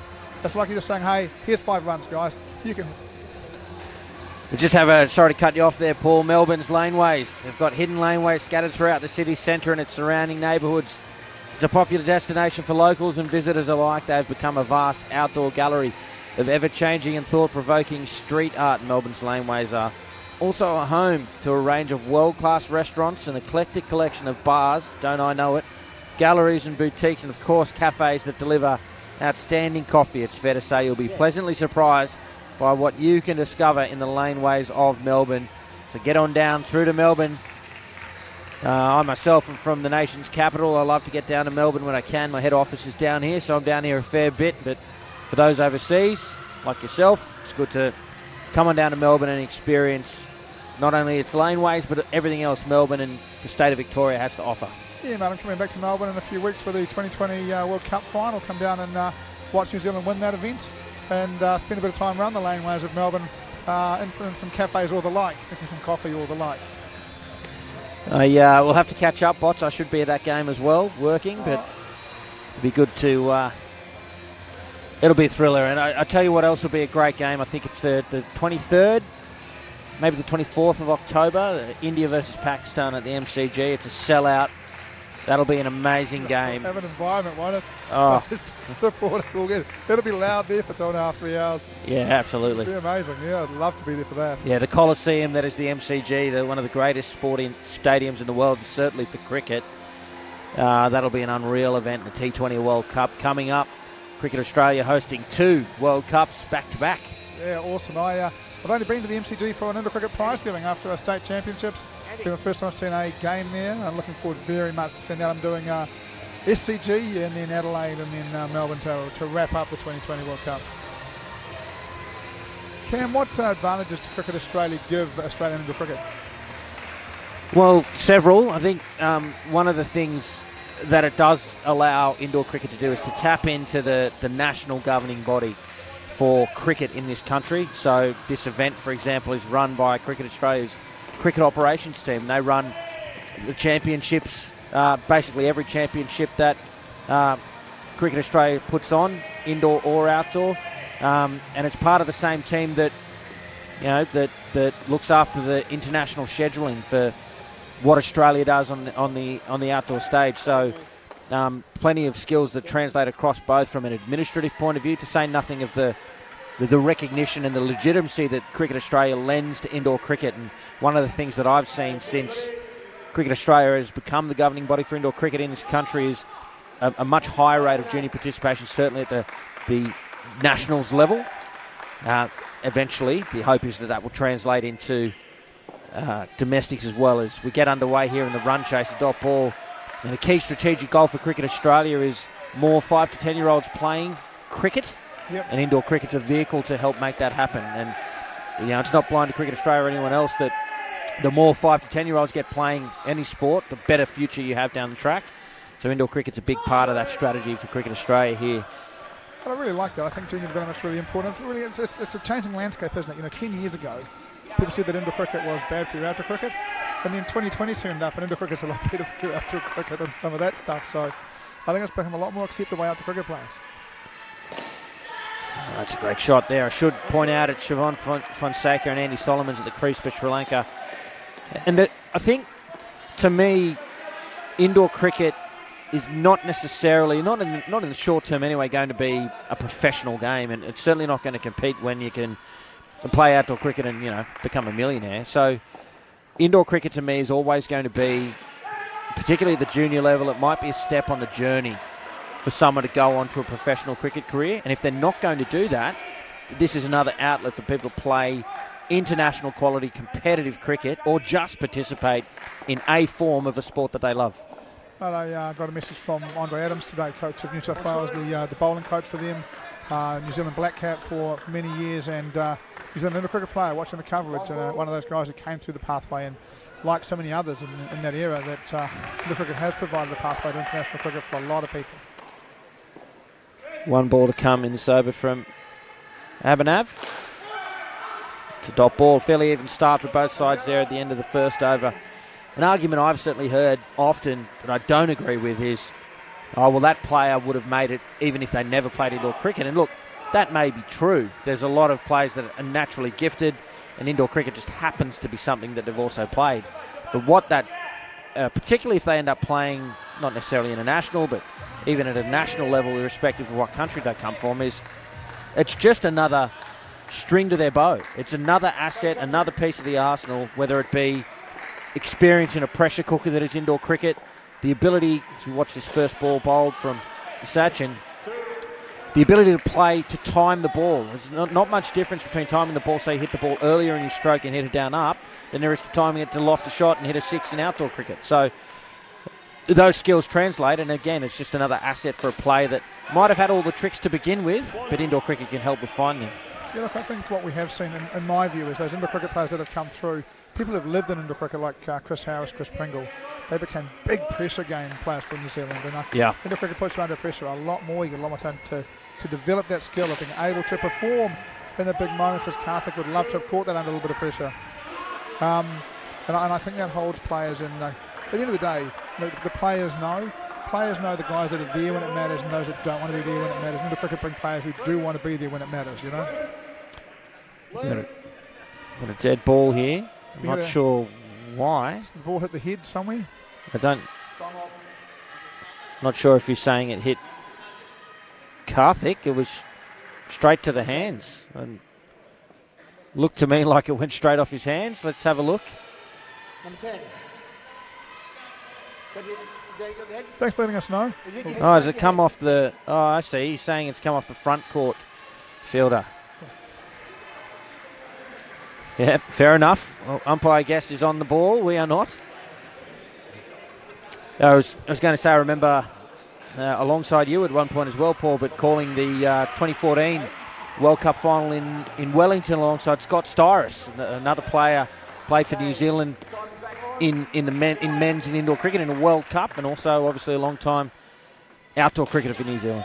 Yeah, no, Scott's another example. Probably Scott was a guy, always loved to compete. Coached him a couple of years in Hamilton, and he was a guy who in the big games for New Zealand. I reckon his record in big games for New Zealand might be as good as anyone who ever played the game. Yeah, he was a dangerous player, absolute dangerous player. He loved to compete, and indoor cricket brings it out of you, I think for those that are watching, particularly if you're watching from Singapore or from Sri Lanka, and I can speak from experience, not everybody's going to end up playing in a World Cup, but what indoor cricket does give is the opportunity to play either at a social or a competitive or even a national level in what is an action-packed form of cricket. You just can't hide anywhere. You've got to be able to do everything, depending on the skill level you're playing at. But it's a great way to get involved with a sport that we love. Oh, no, when you say not everyone's going to play for their country, these guys are playing for their country. Yeah, absolutely. And, it's their one chance in their life to do that. And these memories and these moments will stay with them forever. And there you have it, one of the Cricket Australia campaigns. Take the floor, play indoor. I know we've got play.cricket.com.au for anyone watching from Australia, where you can find your local centre and get involved. And if you're elsewhere in the world, just get in touch with your local association or look up your nearest centre. Might only be one of them, but it's a place to get involved. Here's Jayesh. That doesn't come out of the hand well. He's tricked them there. He's gone to throw it back to his back six fielder. I thought he batted pretty well once he settled in, Cam. Yeah, I agree. It is third ball here. Full and wide and driven into the back court for 4. It's a great shot there from Siobhan. Yeah. You could do look like a really good little indoor cricket side to me. They've got a lot of the things you want in a team.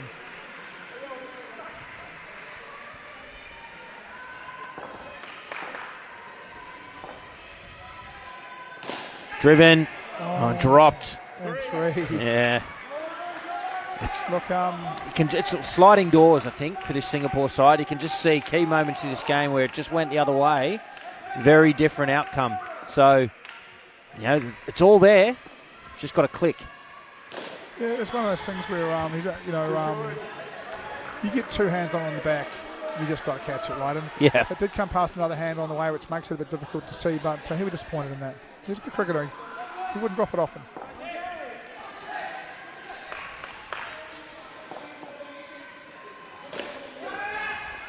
Boy, the Sri Lankan approach to spin so far has not been to see what it's going to do. Take some time. They have wound up at every delivery he's bowled so far. They've absolutely loaded up, haven't they? Yeah. Something's going to happen soon because they're going to get one way or another. Oh, there we go. A little bit more respect. Look, it's not a fun time to be fielding in the front court when you see a slower bowler. Yeah, they might be getting some turn, but and the batter's just looking to hit through the ball. You don't want to be down there. Yeah, there it is. Not a fun time to be fielding at cover. No, that's gone screaming past. Yeah.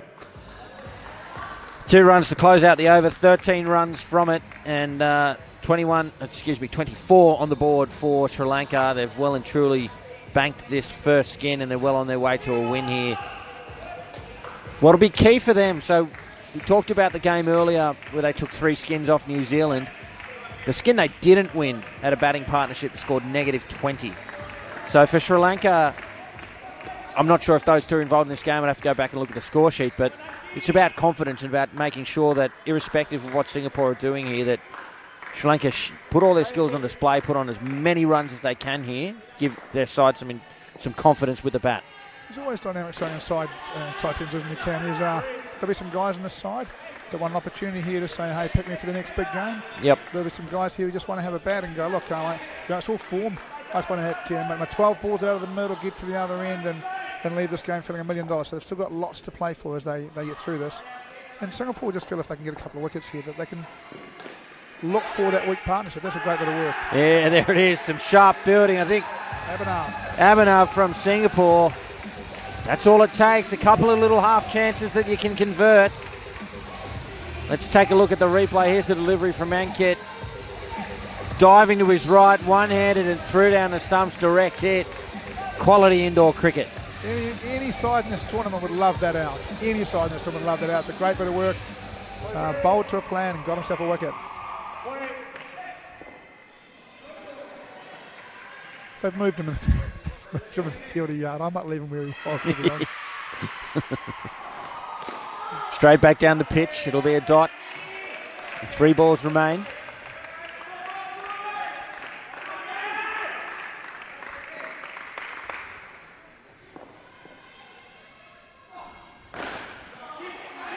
They'll be disappointed with that and that. Yeah, a little bit untidy after a nice sharp piece of fielding. It's another one the line fielder's got 2 hands on that, and it's just a little bit of nerves, I think. Really 2 hands on it, you should catch it, right? And keep bowling well. Advances and slogs it to the back court for 4. Andy Solomons. Now, Cam, that hasn't hit the ground. Doesn't matter, right? If it hits the net and it should have hit the ground, that's popped up out of the net without hitting the ground and been caught. Well, that's out. No appeal. Well, I should clarify. I think it's actually specifically in the rules that if it hits the wire and comes back up, that's considered the ground. I don't think it hit the wire. It's just the way this netting is. That's just popped out of that net and popped back up on the fill, and that has been caught by Singapore, and there has been no appeal. They will be inquiring about it now. Bit of a conversation going on. Oh, no. What number are you? Number 5? Okay. No. Yeah, they're replacing Karthik. Yeah, looks like it. That's a blow. He hasn't bowled an over. He's one of the better bowlers too, so they'll be disappointed in that. Not quite sure what's up with him. Haven't seen anything. He wasn't the guy involved with the head injury, so he was the guy who didn't take the catch. Wonder why Karthik's off and what they're looking for. Just going over to speak to Michael Guest some more. Let's see if we can listen into the umpire here. I'm just letting them know who's come on. So who do you think? Who do you think's captain out there on the field now? The skipper's come off. Sharan will take over as captain. He's the vice captain for the tour. He will captain the side from here.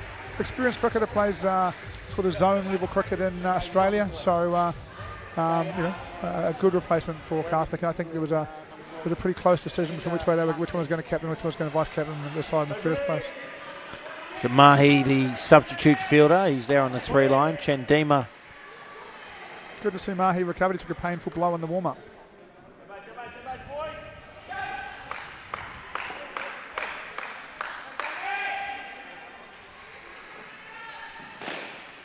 Driven to the back court for 5. Not a bad start there for Chandima. Kamal, his partner.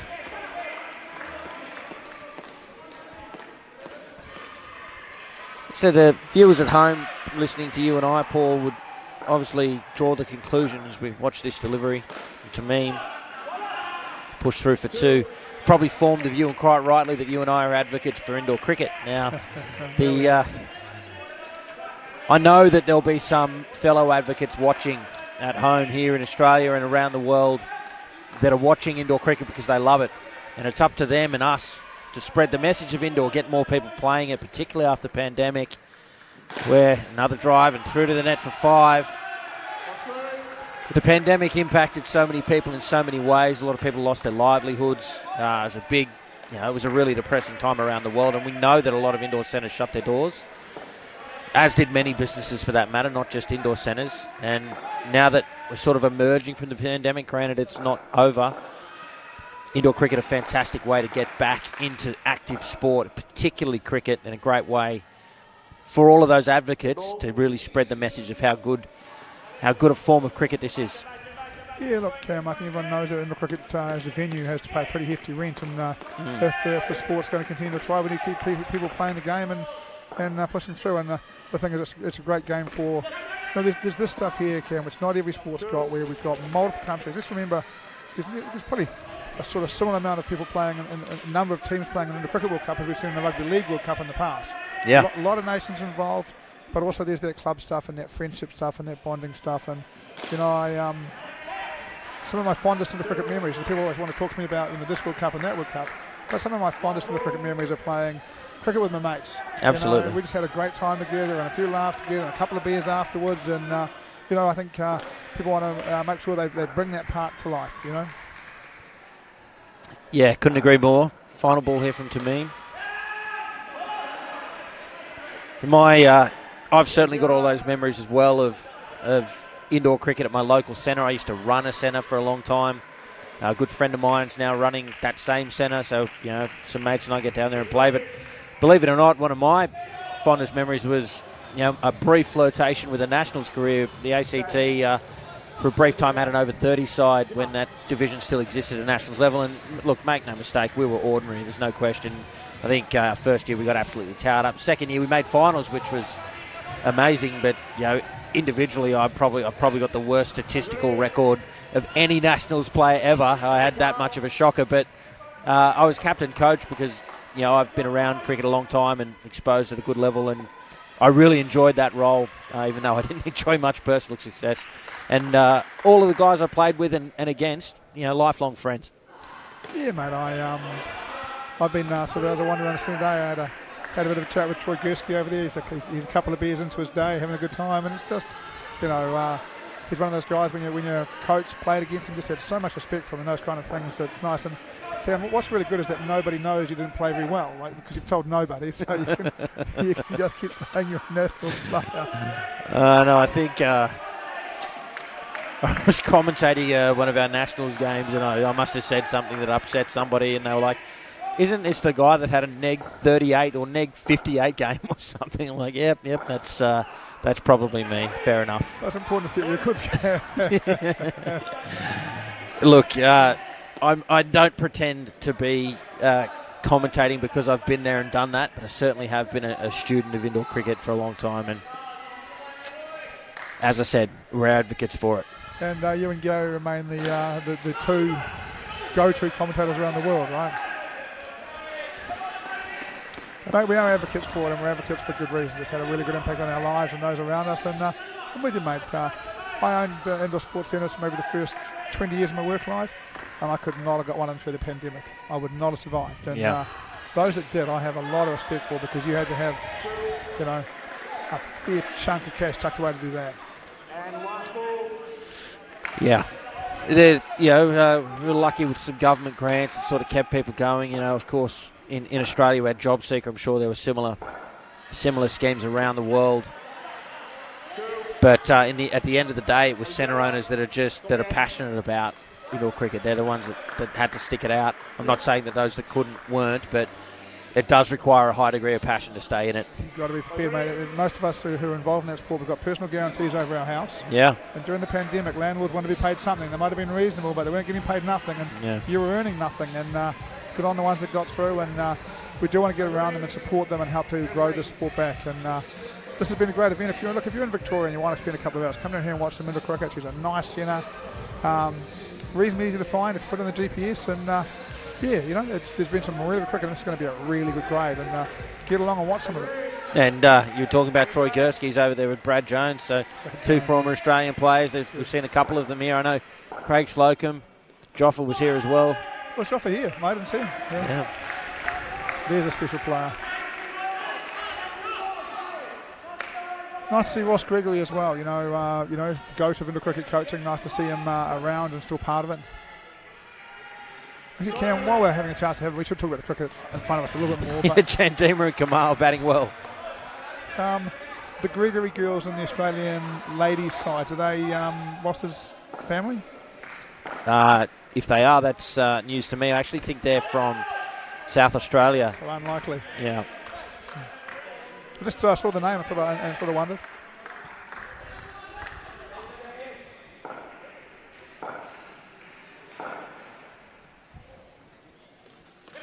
Oh. Great delivery there.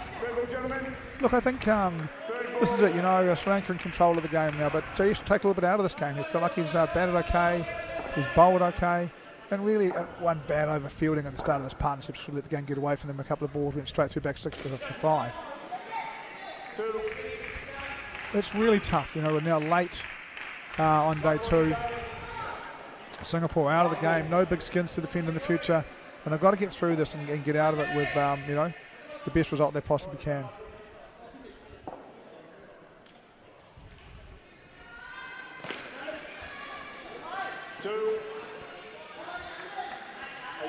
The over comes to an end, and I just checked my notes to confirm Taylor and Alana Gregory from South Australia playing in the under 22 ladies for Australia.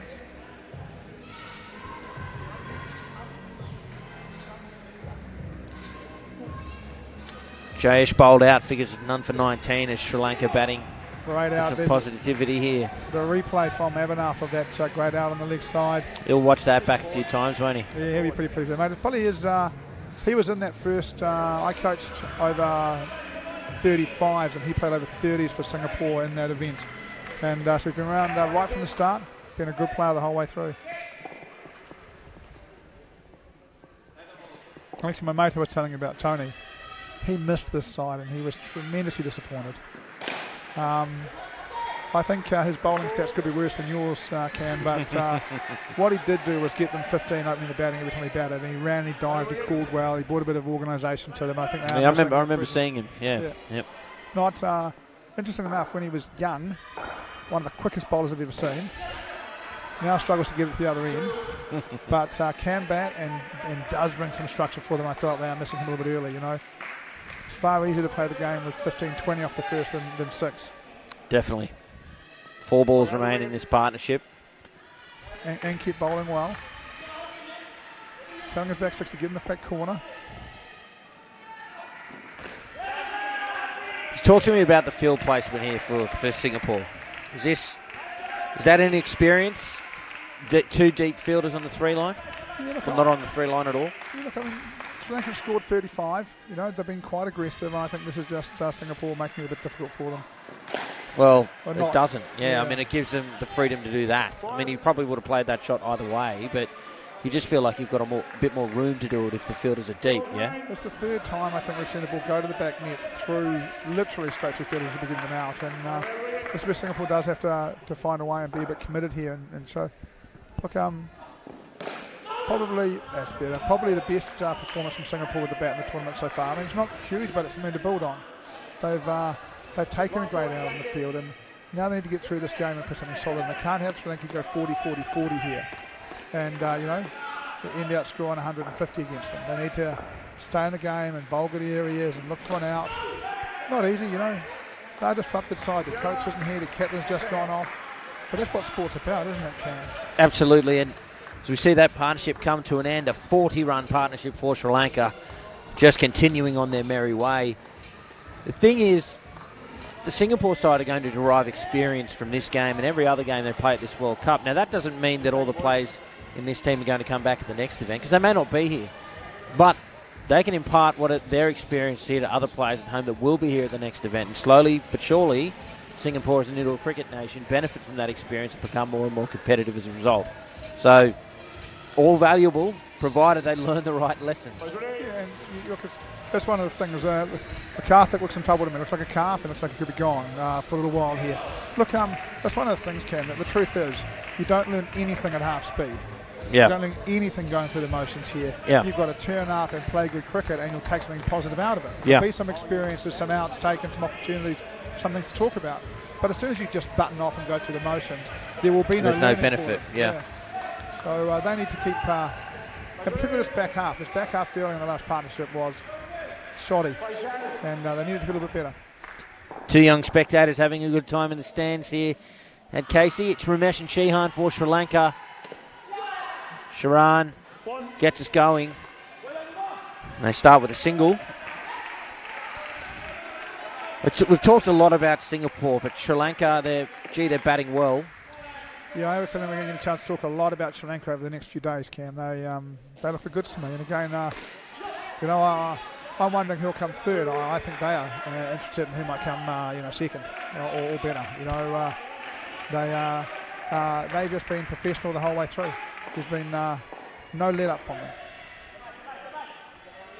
Well, I do look at this technique and think that might be capable of scoring a little negative partnership. No, one of them got minus 20 today.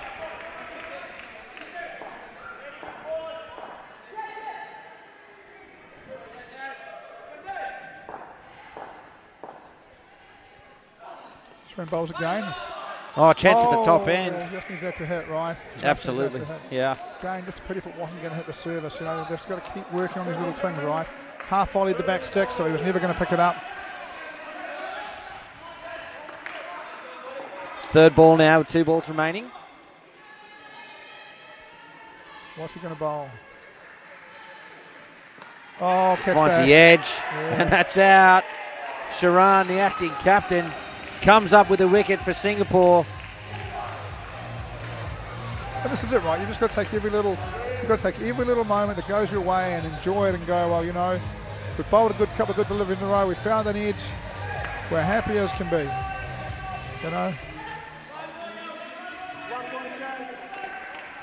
One ball to come.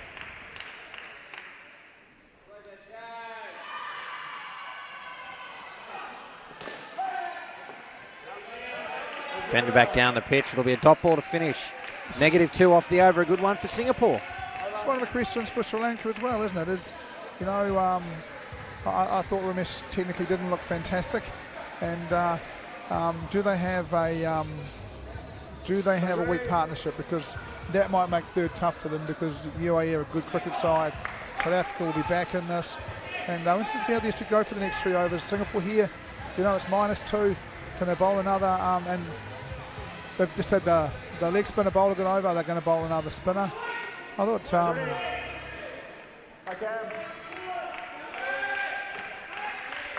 Don't think he is going to bowl spin. Tam into the attack. Oh, he's bowled him. He's gone straight through. 2 wickets in 3 balls for Singapore, and aren't they fired up? This skin is in play, Paul Botterill. Yeah, it really is a nice delivery. I would have gone with the spinner again, but he just comes in and knocks over the poles. Look, a little bit of shape in. Hits him straight in and takes that off stump. He could have kept that from the bat. That would have troubled anybody. Can't say much about the shot, trying to play across the line there, but you're right. He'd straighten and hit the off stump. That one inside the line. It's a fair delivery. A couple of Singaporeans appealing just because it be at the bat. They're just a little bit up now, and now we start to see between Sri Lanka in complete control for 24 overs, and all of a sudden we start to see a batsman out here who looks like he could be vulnerable.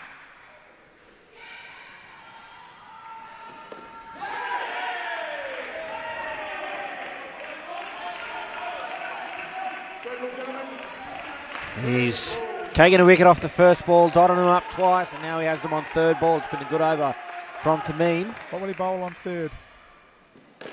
Short and wide. Yeah. I don't know why. Sometimes I sort of feel as if once you've beaten in 2 balls in a row, you could just bowl the same thing and beat them again. I'm not sure you need to get out there, and if you do get out there, you've got to get fuller than that. Yeah, absolutely right. Skin's still in play. 2 men on the legs of the left-hander. He's pushed it wide. He's not happy with the call, but I'd be less happy with the ball. The call was right. Yeah, I might be more frustration than any genuine unhappiness with the call. Now he's got to get the last ball of his over. Can he pick up one more? Can he get top of off stump on this one? Oh, got the pitching wedge out. Did Shihan. Boy, you could see that going to hand as well, couldn't you? It didn't look full control to me. Mm. So interesting stage here that the skin is still in play. And unfortunately for Singapore, they'll be running out of bowlers because Karthik is not going to bowl, so that's 2 overs they've lost. So they don't have a full complement to choose from. And right now, if you're the Singapore captain, the only thing you can do here, I'm just going to say this a bit louder just in case you can hear, the only thing you can do here is bowl your strongest bowler. You've got to have a crack at this skin, you've got to bowl. And Saran, the captain, brings himself back on. He's going to bowl the leggies, he's going to start at the lefty.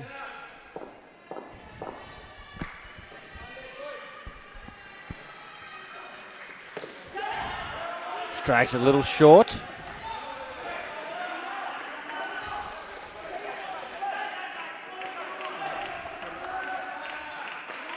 That's okay, buddy.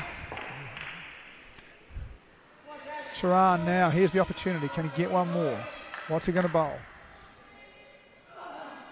Oh, good length.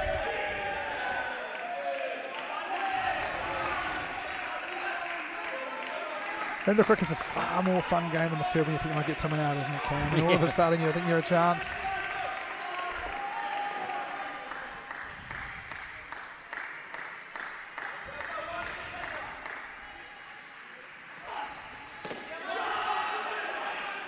It's a good shot. It is a good shot, and that's a couple he's got off striking now in a row where they've got short outside off stump and let him off. And yeah, again, that's a little bit of experience. You just can't be letting guys off. They're in a bit of trouble in the cricket. You've got to hurt them. They're going to need another wicket here to keep the skin in play. One of the problems for them, and Abhinath is probably the best bowler, and he does bowl wides. So he can't bowl a re-bowl over.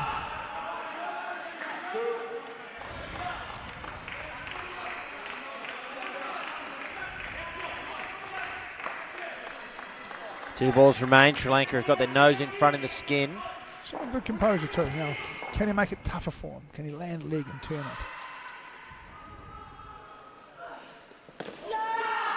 Well, he does. He gives himself some space and bangs it over cover. All of a sudden, looks like he's a Don Bradman at work, doesn't he? That wasn't a bad shot at all. Sharan got a wrong one? Not that I've seen. I haven't seen him play for a little while. But it is time to bowl. If you're going to bowl it, you're going to bowl it at the lefty. But he's not. Not two on the legs. Two on the leg. He's going to bowl a leggy. He's going to turn it back into the left-hander. Who has trying to be able to hit it in the air on the leg side. He does bowl a wrong one. Look at that. He's foxed him. Yeah.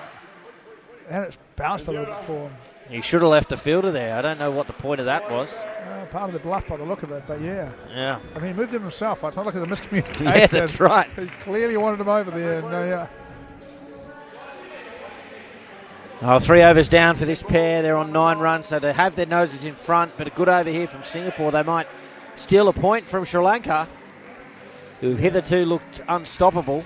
They'll need a wicket in the first 2 balls, won't they, Cam? If they can get a wicket in the first 2 balls, they're just a little bit of a chance of nicking it, right? It seems like all of them think they're bowling. Well, that's a good sign. They all want to bowl. They'll create a little queue at the back. It's like training exercise. Nice to see this. That's what we want. I said earlier, what you want to see as a spectator in any sport is people competing, fighting, doing their best, trying to get into the game. I do think at this point this leg line field needs to push up. You need a wicket, you need it badly. I wouldn't have my leg line fielder holding no matter who was batting, no matter what. I need a wicket and get him in the game.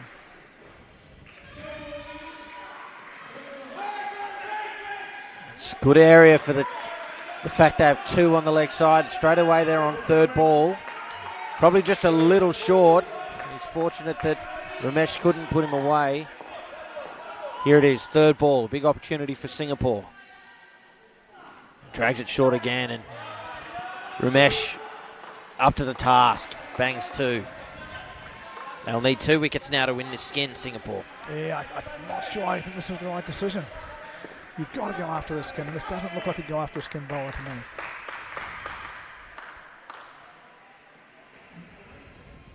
That's better. Could have bowled with that much fight in the earlier stuff. That would have troubled him.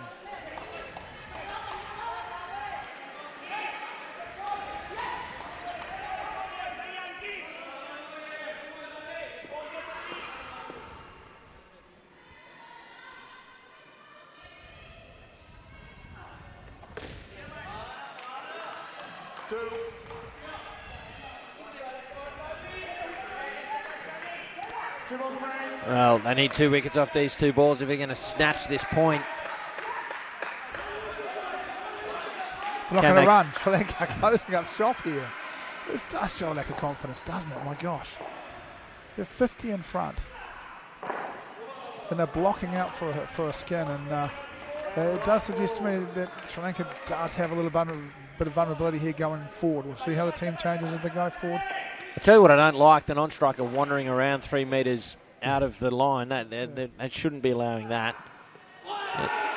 He's stuffing around over here. He could get in the fielder's way. That's just not on as far as I'm concerned, whether you're running or not. 2 dots to close it out. Sri Lanka do bank the 3rd skin. They'll take that point quite happily. And 4 overs remain in the match. It's the last match of the day here on day 2. We'll take a quick look at what's coming up tomorrow once again as we go through some. We thought we may have gone through some highlights, but no, it's tomorrow from 9 a.m. Australian Daylight Time. It's a double header. The men first, the women second at 11 o'clock. It's New Zealand up against South Africa. 2 big games to start day 3. I think particularly for the women camp.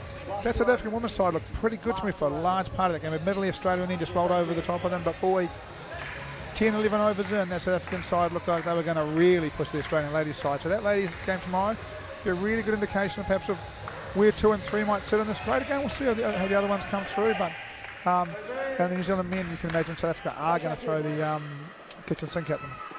Kalitha and Malshan at the crease for Sri Lanka. Here's Sachin for Singapore. And we are back underway with a quality shot to start there from Kalitha. After one ball, it's got a different feel to it, doesn't it? Yeah. Just goes bang two, and you think, oh, yep, we're back to where we were before the 3rd partnership.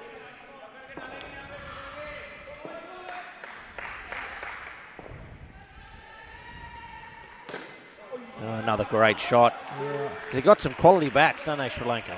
Yeah, and again, you just wonder if there may be one player short, or whether there's some guys on the bench for other reasons, maybe a little bit of injury niggle or something. But well, I think that's a good delivery. That is. I think if they put their front 8 out there, and look, I don't know whether they have yet or not. So if we do find out their front 8 and they're not a player short, the front 8 they're all competitive, or even if they've got 7 and one that's not quite up to it, and that 8th player plays out of their skin one game, they're going to push sides. They're going to push the top 2.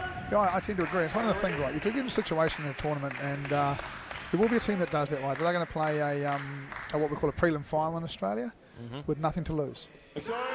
Well, they can just turn up and be aggressive, and if they get beat, and they'll go home a really happy 3rd. But if they put you under some pressure, they might make some magic happen, and it's a really good way to play cricket. It's a place you feel really comfortable playing cricket. Final ball of the Sachin over.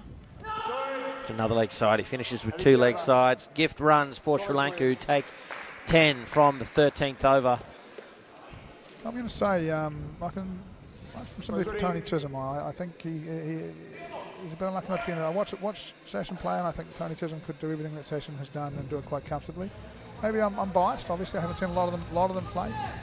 But here comes Avannath, one of the better bowlers. Now let's see if he can get a couple of wickets for Singapore and get a bit of momentum back into this fielding effort to finish off with a little bit of a roll.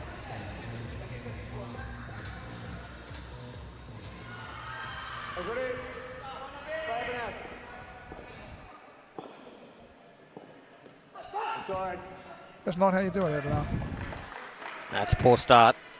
You could just saw him at the bottom of the screen there, throwing his hand up in disgust.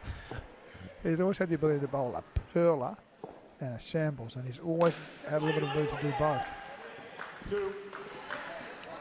It's a little short. Enough time as well for Kalitha to rock back and swat it for 2.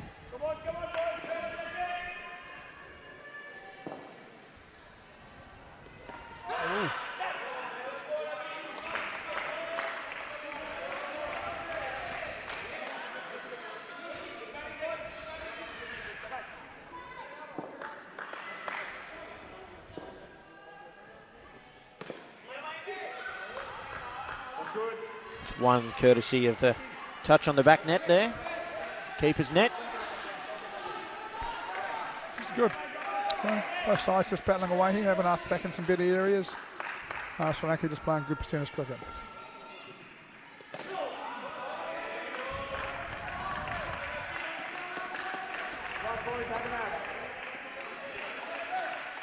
Top ball there and one to come in the over for Rabanav.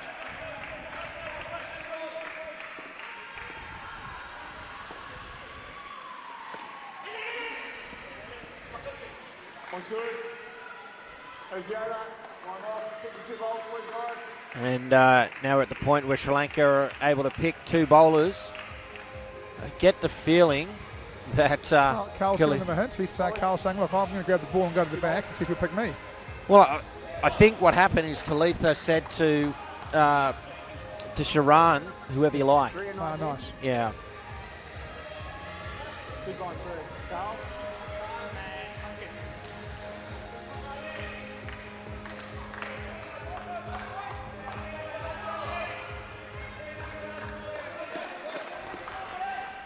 So Carlett will be to bowl the 15th over.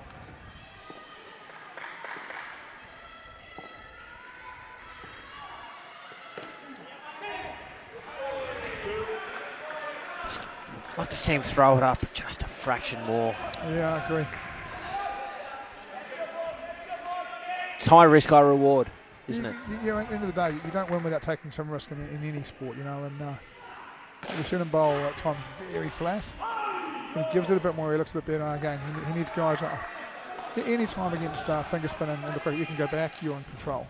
Yeah. They've got to bring you forward, right?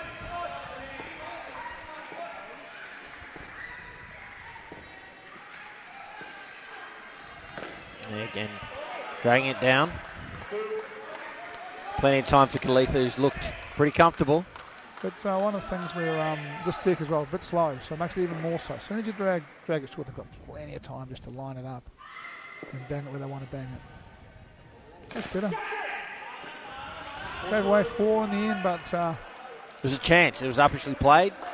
They could have gone to hand. Yep. Dropped down a little bit onto a length, brought him forward. Bit of support from his field now.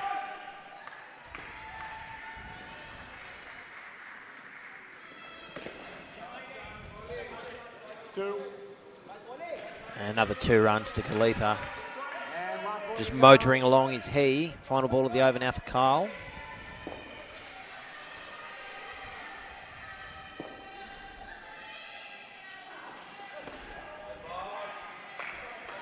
If to block that out is Malshan.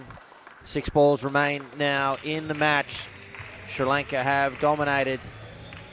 And as the day draws to a close, we should give a shout out again to the DJ Andrew, who's been here all day pumping out the tunes, and of course our production team, Sportscast Australia, bringing you the great images and helping us cover the World Cup live from Casey Stadium on KO Sports and on YouTube.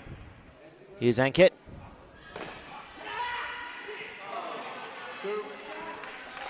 Look, quite athletic when he gets hit square, isn't it? That's why he's gone past that coming in, got around, flicked it back, could do with a hit, but quite athletic.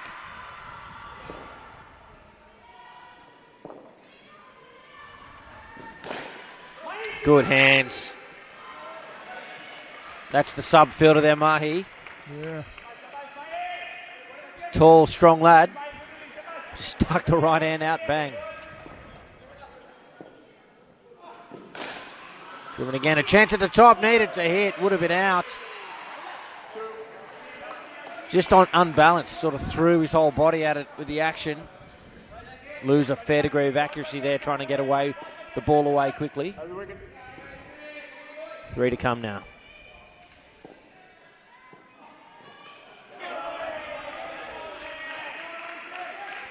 Well bowled, Dot.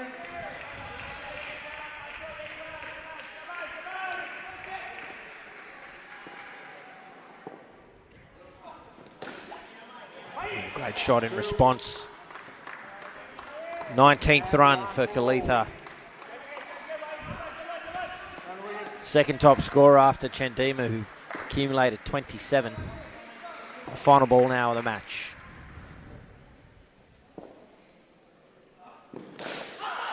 Straight to the fielder again, a good gather and return. But that's all she wrote. Sri Lanka, 114-34 winners. A dominant performance from them. Gee, they looked quite professional throughout that. In a little bit of trouble early in that third partnership, but otherwise looked in control throughout that run chase. 114 on the board, eclipsing Singapore's 34. So Sri Lanka looking a team that's going to compete here at this tournament, and lots of lessons to be learned for Singapore, Paul Botterill. Yeah, very much, Cam. That Sri Lankan side continues to look to be one of the contenders in this tournament, and Singapore will go away from today and reflect and come back tomorrow and give it another go. And look, they've gone down by 80, but probably still a slightly better performance than we've seen from them in the tournament. They've battled away with the bat. I think they've shown a little bit more intent at times, and even with the field had a little opportunity to steal a skim there. So, yeah, not all bad for Singapore. A lot of work to do, but yeah, and the Sri Lankans pretty happy.